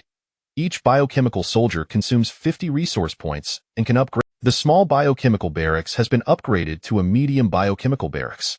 Shortly thereafter, the circular structure expanded in size. Continue upgrading. Sorry, this forward base's scale only supports a maximum of level 2 barracks. The restrictions are quite numerous. Never mind, produce 100 soldiers for me.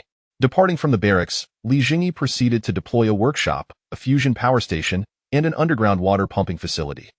The workshop could not be upgraded, and the tank factory could not be deployed at all.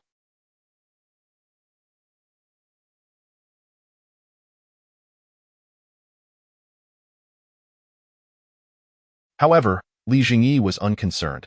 After all, this was merely a resource gathering point. Subsequently, the engineering robot connected the power supply, and Zhengyi produced one engineering robot. He then commanded the robot to construct wall. After several days at the base, a modestly tall wall had taken shape. Zhengyi also produced 20 laser turrets to safeguard this relatively small forward base. Meanwhile, the robots commenced the construction of barracks within the base, intended for the soldiers who would remain to defend the facility. Throughout these days, Zhengyi had observed that the efficiency of the mining trucks was remarkably high. 6 mining vehicles yield him resources amounting to a staggering 20,000 to 25,000 points daily.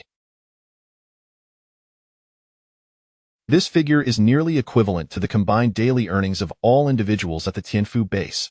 However, such wealth is the result of countless hours of hard labor, while this bounty springs forth merely from a handful of automated mining trucks. They require no sustenance, utter no complaints, and are impervious to illness. As long as the vehicles and the mining site remain secure, resources will ceaselessly flow. Witnessing such a stable income, Zhengyi immediately. Typically, mines are situated beyond urban confines, thus negating the need to assault cities, and the returns from these territories are scarcely inferior to those from urban areas. This is truly a prime example of minimal investment yielding substantial returns.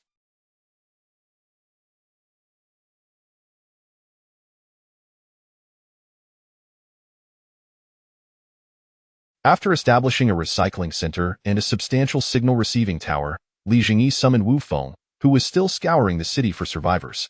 Wu Feng, I have a formidable task that requires your execution. Commander, please instruct me, and I shall fulfill it without fail. Wu Feng, of the 4 trucks, 2 will transport personnel while the other 2 will carry the supplies you require. Unfortunately, I am unable to provide you with flame tanks due to fuel constraints. That will suffice. We are merely surveying the mineral sites and do not intend to enter urban zones. Very well, once you are prepared, lead your company and depart immediately. Yes, I assure you I will complete the mission. Wu Feng saluted, and Zhengyi returned the gesture. Subsequently, Wu Feng nodded, turned, and began to assemble his company for departure. Days passed, and Zhengyi gradually recalled the units dispatched to locate survivors. He did not request their return but opted to engage in trade to procure resources instead.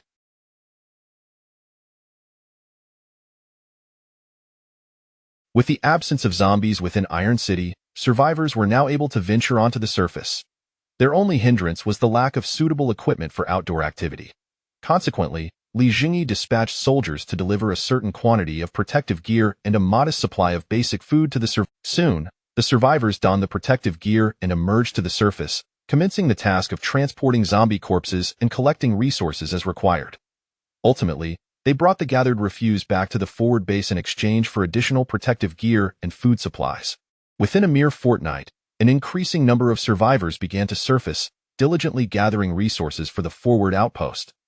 This place was gradually returning to normalcy, with survivors continuously collecting various. Naturally, all items available here were produced by the forward base, thus consisting primarily of rudimentary supplies. The food provided was limited to standard synthetic fare. Nonetheless, it sufficed for the station. After assessment, it was determined that the total number of survivors in Iron City was fewer than 5,000, posing no substantial threat to the existence of the base. Recognizing that matters were well in hand, Zhengyi he instructed that should any survivor display dangerous behavior, they were to be dealt with swiftly and decisively. His primary objective here was to ensure the safety of the mining site, while the resources collected by the survivors were merely a supplementary benefit. Subsequently, Zhengyi stationed 300 soldiers in this area. Coupled with those still in training at the barracks, the total number of soldiers would eventually reach 500. With the addition of laser turrets atop the walls, the defense of this location faced no challenge. Thereafter, Zhengyi and his party commenced their journey back. Chapter 84. Further testing the return to Baichuan City was considerably swifter than the outbound journey. With no blizzards to hinder progress, and having already traversed the route once, the journey back to the Tianfu. Upon arrival, Dog Meat enthusiastically bounded towards him. After weeks apart, the dog's tail wagged like fan. Zhengyi extended his hand to affectionately stroke the dog's head, while in the distance, the plump. Back in the office, the combat nun on duty promptly presented the accumulated documents. Commander, you have returned? Zhengyi looked up to see nun number 1, Leah. During my absence, has anything of significance occurred? Please proceed with your report. Captain Li Wenba has located most of the shelters in Baichuan City. Only a few highly secretive ones remain undiscovered.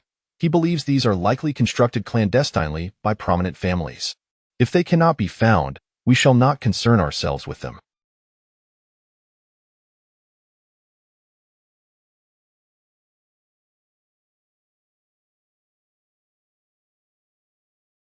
They will eventually emerge from their shadows. Next matter. Yes, the Surface Scavenger Workgroup wishes to request heavy trucks to assist them, as their efficiency has drastically declined without them. Deploy them at once. They are merely idle otherwise.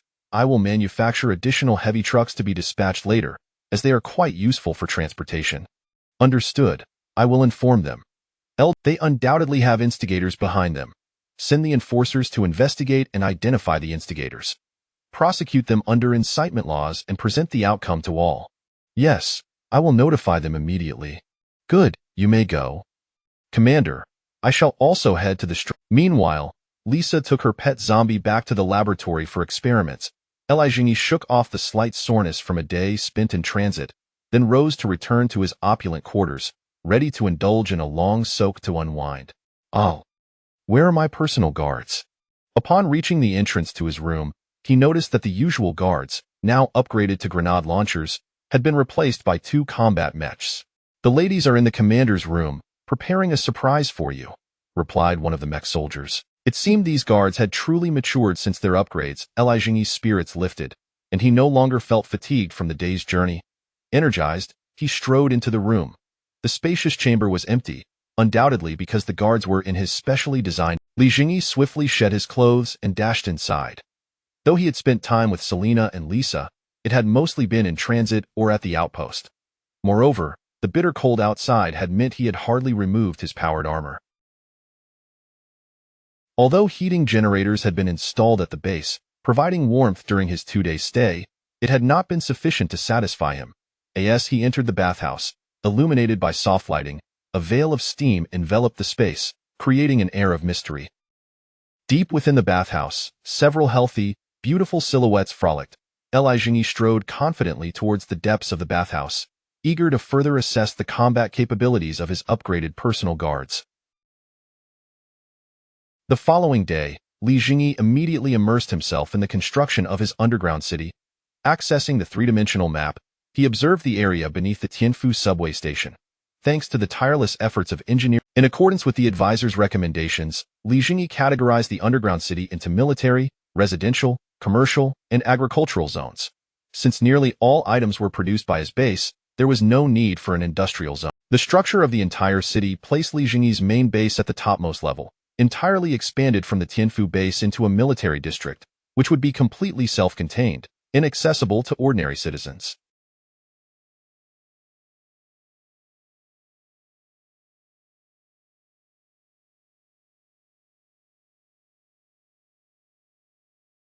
Below this lay the residential and commercial areas, while the agricultural zone, advised by agricultural expert Elder Yang, was subdivided into upper, middle, and lower tiers, as different plants require varying temperatures for growth.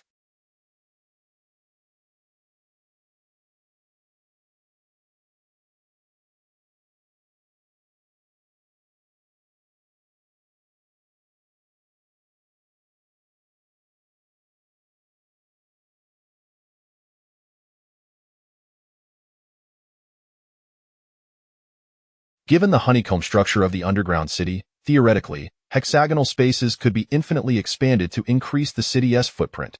Hence, Li Zhengyi did not intend to overextend. Rather, he aimed to establish a micro-underground city. The underground temperature remained consistently moderate at around 10 degrees Celsius, with each additional 100 meters of depth raising the temperature by 1 to 2 degrees. As this was a pilot project, he refrained from excessive excavation, temporarily setting the maximum depth at 1,000 meters, focusing instead on lateral expansion. The hexagonal spaces within the underground city would be interconnected via specialized passageways. In addition to employing a fresh air system to filter and circulate air, the city would incorporate a carbon dioxide to oxygen conversion system, ensuring that even minimal amounts of filtered air drawn from the surface could be recycled for extended use.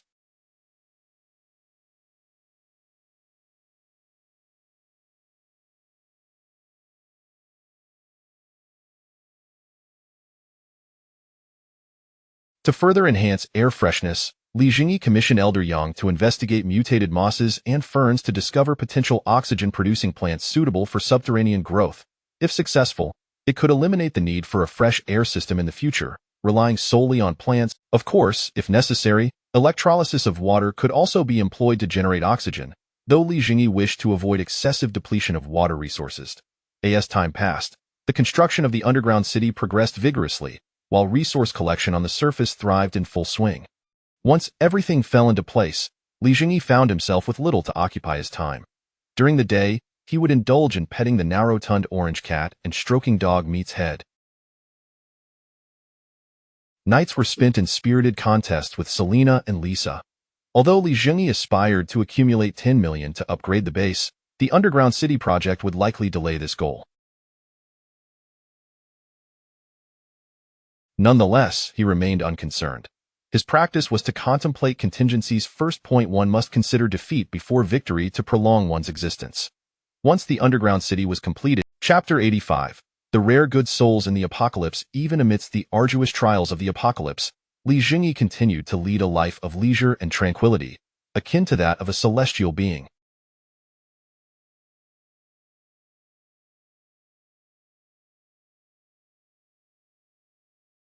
Each day, he indulged in the exquisite delicacies meticulously cultivated within the sanctuaries of the elite.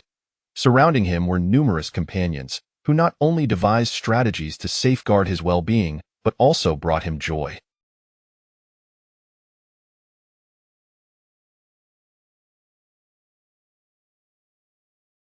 It would not be an exaggeration to assert that his current existence was infinitely more pleasurable than in his past life.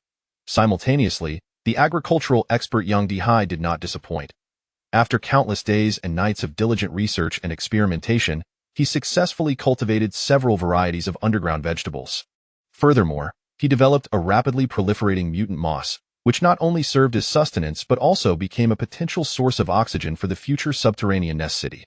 Under Li Zhengyi's directives, the underground nest city, meticulously planned and constructed by Li Zhengyi, was continuously excavating deeper, expanding its boundaries. He estimated that in a few months, the first batch of residents might soon. He could almost envision the bustling and thriving scene within his underground sanctuary. At that moment, Li Wenba approached Li Zhengyi. "Commander, we have located nearly all the survivors in Baichuan City. They are now working for us, and many are now able to partake in food. They are immensely grateful to you. That is merely the result of their own labor. Gratitude is unnecessary. Yet they indeed ought to express their thanks. Additionally, may I inquire about your future plans, Commander? Li Squad Leader, do you have any good ideas? There are still many towns and counties surrounding Baichuan City. Those places should also harbor numerous survivors. Are you suggesting we venture outward? Yes, I believe they deserve to be rescued, and we could also gain additional manpower." Li Zhengyi pondered deeply. Indeed, Baichuan City was vast. Although he currently had a population of approximately 50,000, a portion of them were engaged in agricultural production. Even if the entire populace collaborated, it would likely take a considerable amount of time to thoroughly cleanse Baichuan.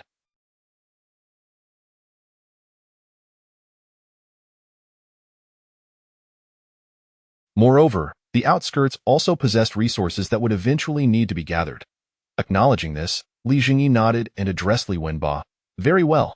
Since you are willing to take the I will provide you with 4 flame tanks and 4 sentinel mechs for reconnaissance and extermination of zombies. Additionally, I will allocate 6 heavy trucks for transporting your team and any survivors you locate.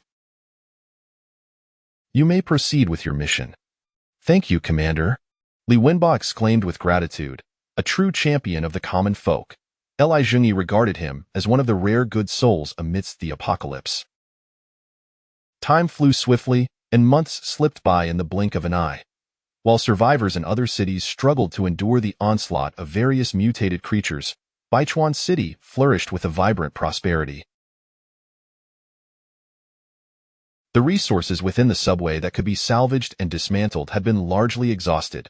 Now, the focus of the scavenging teams shifted to the ruins of the city. These industrious survivors, clad in thick protective gear, traversed the remnants of Baichuan, diligently transformed. Occasionally, mutated cockroaches and rats would scurry out from the nooks and crannies of the ruins, prompting the team leaders to swiftly draw the laser pistols awarded by Li Zhengyi to eliminate these aberrations without hesitation. These leaders served both as managers of the survivors and as Li Zhengyi's loyal enforcers. Should anyone threaten Li Zhengyi's position or endanger their relatively comfortable lives, they would immediately spring forth to dismantle the threat. Of course, should a more ferocious creature emerge, they merely needed to launch a flare skyward, summoning the sentinel mechs patrolling nearby, which would arrive post-haste to obliterate any mutated beings with their heavy-caliber machine guns. Subsequently, the remains of these creatures would be gleefully collected by some brave and adventurous survivors for a hearty meal. Concurrently, with Li Zhengyi's consent, Li Wenba returned with several survivors from the surrounding towns. They not only brought back intelligence from the city's periphery, but also further bolstered the population. Inquiries regarding these newcomers revealed to Li Zhengyi the existence of several small mining sites surrounding Baichuan City. Overjoyed, he promptly dispatched troops to reclaim these mines and personally established automated mining operations at each site. Li Zhengyi's motivation was not merely diligence. The system stipulated that he needed to be present. Since these sites were located on the city's outskirts, there was no need for forward bases. Li Zhengyi only had to assign a small detachment of guards to each mine. During this time, Wu Feng returned once, bringing back valuable information on mineral resources before setting off again with supplies. Li Zhengyi immediately organized sufficient soldiers to systematically clear each mining site. After securing the minerals, he established forward bases and mining operations at each location. Following the construction of defensive positions and large signal towers, with ample soldiers left to guard them, Li Zhengyi entirely bypassed any plans to assault or reclaim the city. Why rush to take over a mess when one could profit while reclining? Thus, through Li Zhengyi's astute maneuvers, while the population remained relative, after several more months, Li Zhengyi had nearly secured all the mineral resources in the southwestern region of Baichuan. Subsequently, Wu Feng returned once more, having rested for a few days, donned the flashy power armor gifted by Li Zhengyi, and set forth again. Despite not currently needing urban resources, Li Zhengyi decided to send sentinel mechs to the surrounding cities to gather intelligence. As the saying goes, know thyself and know thy enemy, and you shall not fear the result of 100 battles. My home is in Nanfeng City, east of Baichuan, less than 300 kilometers away. I wish to scout and, at the same time, visit my hometown. Zhang Weiwei declared resolutely, for after numerous battles, she had transformed from an Chapter 86. Even the smallest mosquito is meat. This reconnaissance mission will proceed without heavy trucks laden with substantial supplies. Your reconnaissance environment will be exceedingly harsh. Understood. I am aware. Zhang Weiwei replied resolutely. Very well. Please hold on. I shall check the situation in Nanfeng City. Li Zhengyi once again perused the city profile. Nanfeng City, with a permanent population exceeding 5 million, is a well-known hub for tourism and agriculture. Upon reading this, Li Zhengyi's interest waned instantly. The city appeared to hold little utility. Persisting through his disinterest, he continued to skim the document when he stumbled upon a large shale mine with an annual output of several 100,000 tons. Why had Wu Feng failed to report on this mine? As he delved deeper, he uncovered the reason. The shale was utilized as raw material for brick and tile factories, rendering it a rather inexpensive commodity. Yet, Li Zhengyi recalled that this material could potentially yield oil and contained a medley of assorted metals. However, due to stringent requirements regarding the ore and processing, many nations refrained from exploiting it. Yet, his mining operation was designed to directly decompose resources, bypassing the cumbersome refining processes. Furthermore, this mine was situated far from the city, allowing it to be seized without mobilizing a large force. He contemplated establishing a mining site here to assess the resource recovery efficiency of the shale. If successful, it could lead to the expansion of several mining points. If not, the loss would merely entail a forward base. With this thought, Li Zhengyi closed the city overview. All right. You shall be responsible for the reconnaissance of Nanfeng City in the east. I will provide you with a light reconnaissance vehicle, 4 soldiers, and an additional 4 sentinel mechs. Thank you, Commander. Zhang Weiwei exclaimed, her excitement palpable. Do not rush. I have yet to finish. There is a large shale mine situated outside Nanfeng City. I require you to gather intelligence from there. Understood. I will ensure the mission is accomplished. Good. Xiaoming, Zaiwaiwai, please come with me. Xiaoming called out sweetly to Zhang Weiwei. All right. Farewell, Commander. As Zhang Weiwei departed with Xiaoming, Li Zhengyi shook his head. It was evident that she had forged a close rapport with Xiaoming, a testament to her former status as both an academic and social elite. Selena, what do you think of my strategic focus on mining operations? The Commander's strategic foresight is I will follow your lead, no matter the course of action, Selena responded gently. Selena, you truly understand me. Li Zhengyi pulled the nun close, the dog, having days later, a biting cold wind swept through, swirling snowflakes in its wake. Amidst the white expanse of snow, a band of unexpected visitors gradually emerged. Sentinel 1 and 2, proceed to survey the mine. Exercise caution. Sentinels 3 and 4, gather intelligence from the town. Remain equally vigilant. Report back immediately with any developments. Zhang Weiwei's voice, somewhat hoarse against the chilly wind, nevertheless conveyed unwavering determination. Yes, the Sentinel mech operators responded in unison. Subsequently, the mech strode forth with powerful steps, swiftly vanishing into the swirling storm. Zhang Weiwei retrieved a notebook from beneath the reconnaissance vehicle's seat. Opening it revealed a meticulous record of. She read through it diligently, ensuring no detail was overlooked. Moments later, against the howl of the frigid wind, the sentinels reappeared. Report: approximately 1,000 zombies inhabit the mine. While this area has not been. Upon hearing this, Zhang Weiwei swiftly documented the information, her hands trembling slightly from the cold, yet her handwriting remained precise. The town shows no signs of survivors. Preliminary estimates suggest a thorough search revealed no signs of intelligent beings. Sentinel 3 continued with the town's reconnaissance report.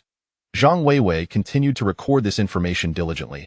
After a brief pause, she handed her notebook, filled with vital intelligence from their journey, to one of the sentinels. 3, you and 4 must return to Baichuan base immediately and deliver this to the commander. The intelligence contained within this notebook constitutes our reconnaissance findings, and it must be safely conveyed. Understood. And what about you? Sentinel 3 inquired, accepting the notebook. With such a vast population, The presence of intelligent beings is likely. It is imperative that you first deliver the intelligence required by the commander. Very well. We shall ensure the information is conveyed accurately to the commander. Farewell. The two sentinel mechs powered up once more, their feet stirring up a flurry of snow as they gradually faded into the relentless storm. If all proceeded without incident, we proceed eastward toward Nanfeng City. Commander, here is the intelligence returned by Zhang Weiwei's reconnaissance team. Li Zhengyi took the notebook from the nun's hands and began to read. Prepare a rapid deployment team. We shall seize that mine. And what of Zhang Weiwei's team? That falls under her responsibilities. She volunteered to scout the city, and she ought to have anticipated the dangers involved. After a journey of several hours, Li Zhengyi arrived at the shale mine. The ensuing operation involved an effortless extermination of the undead, the establishment of a forward base without incident, and the setup of the mining operation. Even though this served as an experimental base, Li Zhengyi ensured the installation of a signal reception tower and basic defensive structures. He then awaited the arrival of the mine's resource vehicles. Before long, the mine's own vehicles brought in a full load of ore. Observing the influx of resources, Li Zhengyi made a rough calculation. The daily yield from 3 vehicles was indeed modest, barely exceeding 1,000. It appeared that this shale mine was underwhelming, yielding a fraction compared to the metal mines of Iron City. Indeed, a bit lacking. However, let us procure 2 additional mining vehicles. Even the smallest mosquito is still meat. Nevertheless, akin to other small mineral sites, with a comparative assessment in mind, and leaving a small contingent of guards behind, Li Zhengyi directly returned to Tianfu base. After the signal tower was established, he received word of the results from the underground city.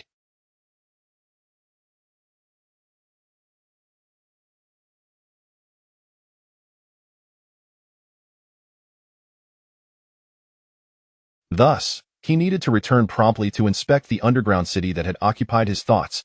Chapter 87. Room Allocation. Commander, your exclusive residence in the underground city and the first phase housing have been completed, reported the advisor responsible for overseeing the construction progress as Li Zhengyi had just returned. Once the farm is completed, immediately inform Professor Yang to prepare suitable seeds for planting in the underground city. Understood. Well then, you may leave. After the construction located 200 meters beneath the Tianfu base lies a vast expanse of interconnected spaces. The temperature at this depth consistently hovers around 20 degrees Celsius, providing a most comfortable environment. Within this area, there exists a space that serves as Li Zhengyi's personal residence. This residential space is remarkably spacious, with a ceiling height nearing 100 meters. The entire area luxuriously utilizes electricity to simulate sunlight. The ground is covered with soil, where moss and ferns that produce fresh air are cultivated. One might mistakenly believe they are on the surface if not for careful observation. This space also boasts a grand swimming pool and a spacious athletic arena. At the heart of it all stands a luxurious building exuding a sense of advanced technology. Li Zhengyi's private apartment. It comprises dozens of rooms, including an opulent living room, an office, and even a... After touring his exclusive space, Li Zhengyi proceeded to the first phase housing, located 1 level below his own. Here, there was no soil, no expansive sky, and certainly no simulated sunlight. The entire area had been partitioned into thousands of independent rooms using specialized construction materials. These rooms ranged from single units of 20 square meters to 3-bedroom units exceeding 100 square meters, specifically designed for the management layer. While this setting might evoke the image of a high-rise dormitory, the technological advancements within far surpass any conventional structure. Automatic elevators connect the various floors. Even the smallest single units are equipped with their own kitchens and bathrooms. The ample supply of electricity ensures that every household has a water heater, making bathing no longer a concern.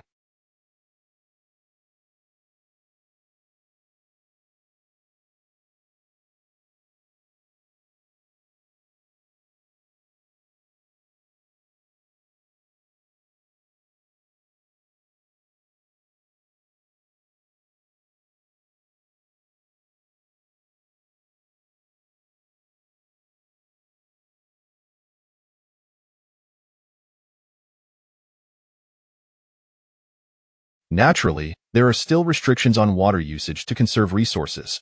Furthermore, the water used for bathing and toilets is purified and repurposed for irrigation of crops, achieving multiple benefits. Even household waste is processed into compost and feed for raising earthworms and cockroaches. The protein derived from the cockroaches will serve as a staple for the survivors, while some will be mixed with starch and the droppings from both the mice and earthworms can then be transformed into fertilizer for agricultural planting. It can be said that the underground city's self-sustaining cycle is nearly complete. Convey my orders. Begin allocating rooms based on the contribution values of the management layer. Those who qualify may move in immediately. Yes. Upon returning to the Tianfu station, Li Zhengyi promptly issued relocation orders. Why reside in a subway station when one has a luxurious residence? Of course, the office would temporarily remain at Tianfu station. Now, Li Zhengyi had expanded the perimeter of the Tianfu base significantly. Even the survivors who had been living on the second floor of the Tianfu base were dispersed to other stations.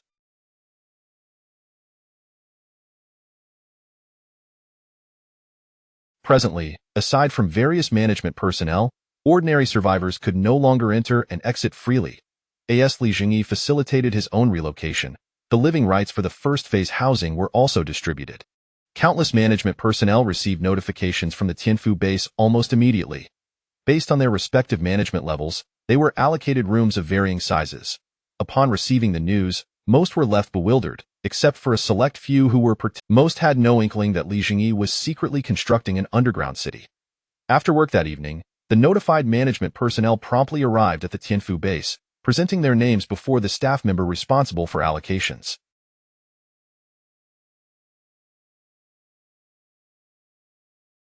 After a series of checks, they received their room key cards. Guided by specialized bioengineered soldiers, they took the elevator to the first phase housing area. After several minutes in the elevator, the management personnel arrived at the underground residence, each one left speechless. Although it resembled a colossal dormitory, the pristine facilities and the futuristic materials sparked visions of living in a utopia. Many of the management personnel were filled with excitement on the spot. Among them were several young individuals who had come to work at Baichuan, and they had previously lived in rented accommodations. The sudden blessing of having their own rooms overwhelmed many, prompting some to shed tears of joy.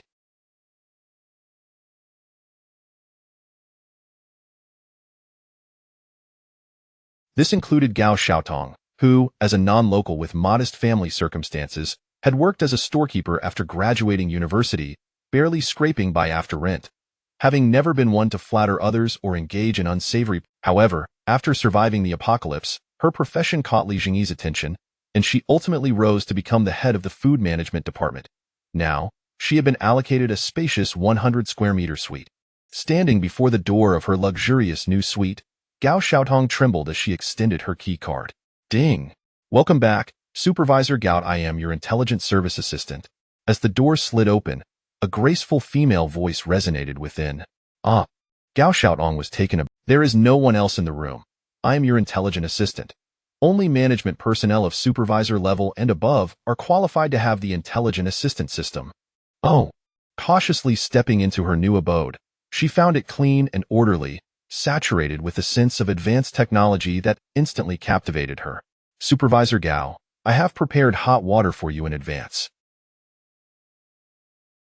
Would you like to take a bath now? Yes, right now. A bath? Gao Xiaotong was so elated she scarcely knew what to say.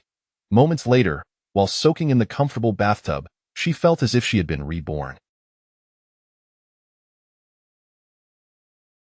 At the same time, she resolved internally to work diligently and ensure that this hard-won happiness would not slip away. Similar thoughts echoed in the hearts of the other management personnel. Chapter 88. Level 5. Low-level planetary base. The city of South Wind, being of little significance, suffered a nominal nuclear detonation, which, while not devastating, left its mark. The nuclear device detonated in the heart of the city, resulting in severe destruction. Those who sought refuge underground were fortunate enough to escape the catastrophe. Yet, this inconsequential city had one notable characteristic. Its modest size belied a substantial population. Presently, the city has been overrun by 4 of the most formidable intelligent zombies. The remaining intelligent beings either fell victim to territorial disputes or fled to distant lands in search of safety. Only the 4 strongest remain, each hunting humans within their designated territories. Clatter, clatter.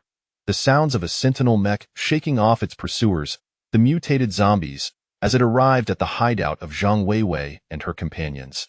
How did the reconnaissance go? Zhang Weiwei inquired of the returning sentinel.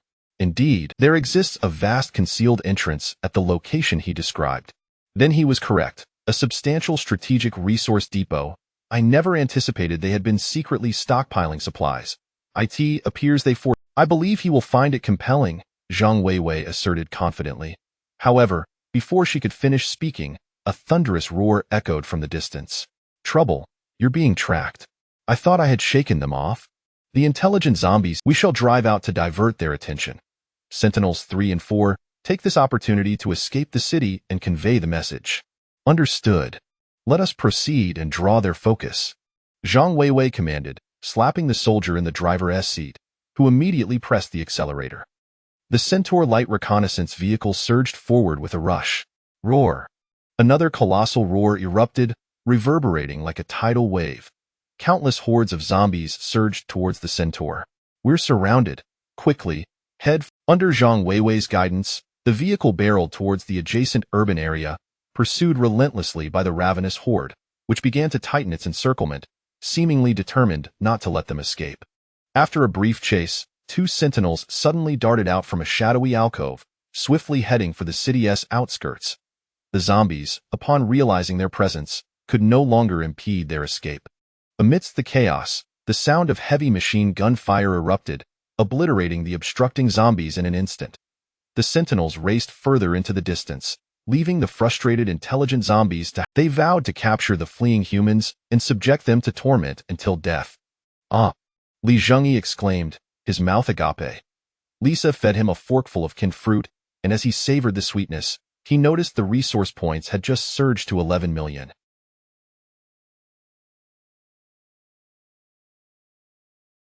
Li Zhengyi felt a wave of comfort wash over him. The time had come to upgrade the base. The subsequent construction of the underground city could proceed at a leisurely pace. Upgrade request received.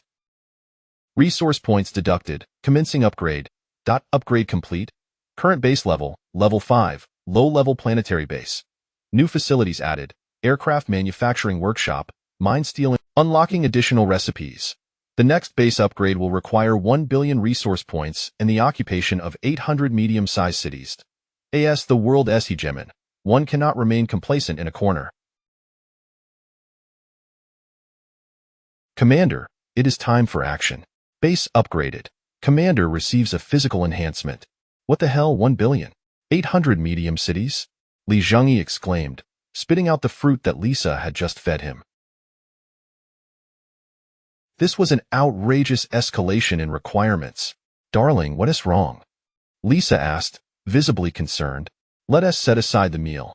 We have more pressing matters to attend to. Li Zhengyi rose from his comfortable chair.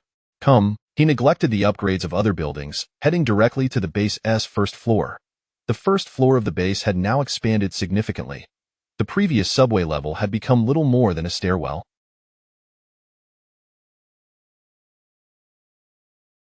Upon reaching the cleared area, Li Zhengyi declared, deploy the aircraft manufacturing workshop here. Request received. 100,000 resource points deducted. Aircraft manufacturing workshop commencing teleportation. Minutes later, a cutting-edge manufacturing workshop materialized before Li Zhengyi's eyes. Aircraft manufacturing workshop, capable of producing various flying units and their corresponding weapons and ammunition. Buildings can be upgraded. Note: due to material limitations, aircraft armor can currently only be constructed using resources from this world. To avoid criticism for verbosity, aircraft armor options were streamlined. Light armor is aluminum alloy, medium armor is titanium. The aircraft manufacturing workshop adheres strictly to production processes. Modification proposals can only be provided by the workshop and cannot be arbitrarily altered. A special manufacturing formula designed for this world, rife with radiation and electromagnetic interference. Units produced using this formula will not be affected by high radiation and electromagnetic interference. Super Heavy Airship, capable of carrying 8 small tilt-rotor aircraft, this super heavy airship can transport up to 600 soldiers and hundreds of tons of supplies for logistical support. The airship ascends using buoyant gas bags and 6 fusion engines. It is equipped with a small fusion power station to recharge the onboard rotorcraft and their weapons. Features: this airborne carrier can initiate small-scale conflicts by transporting substantial resources independently. Cost: 200,000 000 resource points. Construction time, 10 days. Fatbird tilt-rotor aircraft. A small tilt-rotor aircraft capable of hovering like a helicopter or flying. The Fatbird is equipped with a multi-barrel laser gun and has an additional multi-barrel laser gun for soldiers at the door. Features. When deployed from the airship, it can quickly drop soldiers near the airship.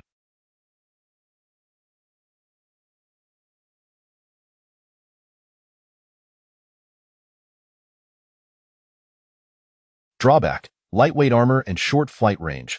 Cost: 8,000 resource points. Construction time: half a day. Lightning Fighter. A lightweight air superiority fighter with vertical. It excels in dogfights due to its agility. Features: highly maneuverable, extremely fast, adept at aerial combat. Medium armor, short flight range. Cost: 15,000 resource points. Construction time: 1 day. Thunder Fighter. A heavy The nose is equipped with a heavy laser cannon and 2 automatic cannons, while the midsection features a rotating turret equipped with a light automatic cannon. The Thunder can carry ground bombs and can also be outfitted with auxiliary fuel tanks to extend. Features: moderate speed, heavy armor, long flight range. Cost: 40,000 resource points. Construction time: 2 days. Shark-class heavy bomber. A heavy bombing aircraft equipped with a heavy bomb production unit, capable of independently producing various types of bombs. The bombing airship ascends using buoyant gas bags and 2 fusion engines. 1 airship alone can obliterate a small city. Features: massive bombing power and thick armor. Drawback: lacks other armament and has a slow speed. Cost: 100,000 resource points. Various types of heavy bombs, each costing 500 resource points. Construction time for the bomber: 5 days. What the hell? A Kirov airship. An upgraded version. Chapter 89. Comprehensive upgrade. Airport deployment completed. At present, Li Zhengyi, who is not inclined to venture out and engage in battle, has ordered only 2 hefty rotorcraft as temporary means of transportation. Subsequently, he ascended to the 2nd floor, which had become remarkably vacant since the survivors had vacated the premises. Even the former mushroom plantation was now manned by biochemical soldiers, rendering the area quite desolate. He sought a position near the stairwell. Deploy the mine seal chamber here. Merely hearing the name, Li Zhengyi could surmise its purpose. Request received, 2,000 resource points deducted, mine seal chamber deployment initiated.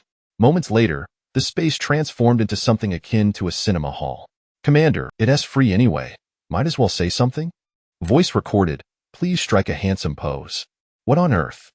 Li Zhengyi dug at his ears, feeling utterly perplexed. Pose recorded.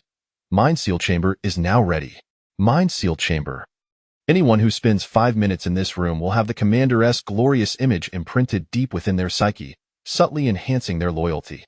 The happier they feel, the stronger their loyalty becomes. Those with high loyalty will be willing to brave any peril for you. Note: this technique is not a form of brainwashing. Therefore, it will be ineffective against those who are disloyal to you. Conversely, those who harbor disdain towards you may even develop greater animosity, so please use with caution. Caution my foot. Anyone who dares to dislike me will perish. Li Zhengyi scoffed at this incongruous mind seal chamber. He had initially thought it was a brainwashing facility to mold those fools into his likeness, only to find it was a half-baked product. Nonetheless, he appreciated its affordability and deployability in any location. Li Zhengyi resolved to complete his tasks here and then set up one at every site. Starting tomorrow, all survivors within Baichuan City would be required to spend 10 minutes in the mine seal chamber each month. Those who refuse will be apprehended for treason. Anyone displaying an expression of disdain during the screening will also face arrest.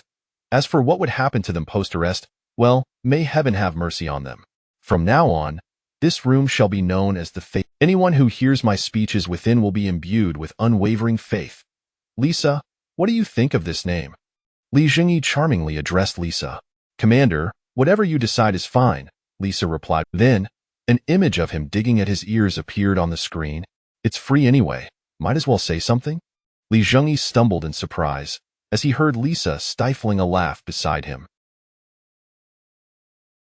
He had assumed the system merely captured his voice and visage, but it turned out to be an unfiltered rendition. After a series of comical antics, the system finally granted him a new appearance. The screen displayed a Li Zhengyi, enhanced by 18 layers of digital beautification, clad in a striking military uniform, gazing resolutely at the hall. He then spoke in a voice imbued with magnetism. The hall resonated with Li Zhengyi's motivational rhetoric and brainwashing phrases. Satisfied, he nodded. This truly embodied his image. He then proceeded to the battlefield factory on the first floor. Upgrade the vehicle factory. Request received, 100,000 resource points deducted. Medium vehicle factory upgraded to heavy vehicle factory. Unlocks a greater variety of armored vehicles, more vehicle weaponry, and accelerates vehicle manufacturing speed. Li Zhengyi immediately opened the recipe list to see what new items had been unveiled. Armor choices have been revealed. Light armor is now aluminum alloy, medium armor is armored steel, and heavy armor is composite armor. Little Gray Bear tank, medium tank, main weapon is a 105mm tank cannon. Secondary weapon is a heavy machine gun. Requires 8,000 resource points. Gale assault vehicle, a fast-moving light assault vehicle. Main weapon is a twin-mounted heavy multi-barreled laser gun. Personnel capacity reduced, allowing requires 3,000 resource points. Apocalypse tank, a slow-moving heavy tank. Main weapon is dual heavy laser cannons. A single shot can nearly obliterate any armored unit. Requires 20,000 resource points. The Gale assault vehicle was designed to counter infantry. The Gray Bear tank served as a conventional tank, while the Apocalypse tank primarily targeted armored threats. He promptly placed an order for several Gale assault vehicles, recognizing their potential as the current mainstay. Following this, Li Zhengyi ascended to the engineering workshop on the third floor of the base. Request received, 100,000 resource points deducted. Large engineering workshop upgraded to super heavy engineering workshop. Unlocks a broader array of equipment production capabilities and customizable weaponry. Li Zhengyi eagerly opened the engineering workshop's recipe list to peruse the latest updates. The first item that appeared filled him with delight. Crusher Standard Explosive Gun. This explosive gun fires rocket-propelled 19mm explosive projectiles. Upon hitting a target, the substantial high explosives contained within the projectile detonate violently, inflicting considerable damage. The explosive gun utilizes a universal 19mm explosive magazine. The recoil is extremely intense. It is not recommended for non-superhumans or those without powered armor. Each Crusher explosive gun costs 800 resource points. The accompanying explosive magazine costs 20 resource points. Crusher lightweight explosive gun. This variant reduces both the caliber of the ammunition and the recoil. The lightweight explosive launcher employs a 12.7mm explosive cartridge, which contains 12 explosive projectiles.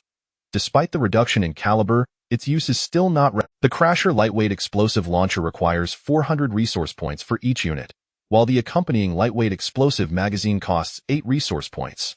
The Crusher heavy explosive launcher. It fires 25mm heavy explosive rounds propelled by rockets. The heavy explosives are exceedingly weighty, making them suitable for superhumans or mounting on vehicles.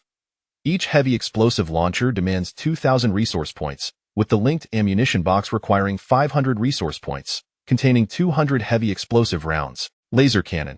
An amplified version of laser weaponry, it sacrifices sustained firepower in favor of increased charging capabilities, enabling it to unleash ultra-high temperature energy beams that inflict devastating damage upon foes. The laser cannon requires 2,000 resource points. Lightweight lumberjack gun. A gunpowder weapon utilizing 20mm large caliber ammunition, capable of inflicting indescribable damage upon lightly armored targets. The lightweight lumberjack gun can be easily operated by merely 2 soldiers. It necessitates 200 resource points, while the linked ammunition box requires 60 resource points, containing 500 rounds. Lightweight automatic cannon. A gunpowder weapon employing 30mm explosive shells, capable of delivering. The lightweight automatic cannon is excessively heavy, suitable only for superhumans or vehicle mounting. It requires 500 resource points, while the linked ammunition box costs 200 resource points, containing 500 explosive rounds. Automatic cannon. Utilizing 50mm explosive shells, this gunpowder weapon inflicts unspeakable damage upon lightly and moderately armored targets. The automatic at long last, the explosive launcher has arrived, prompting Li Zhengyi to promptly place an order for 1.as for the others. They can be addressed at a later time as needed.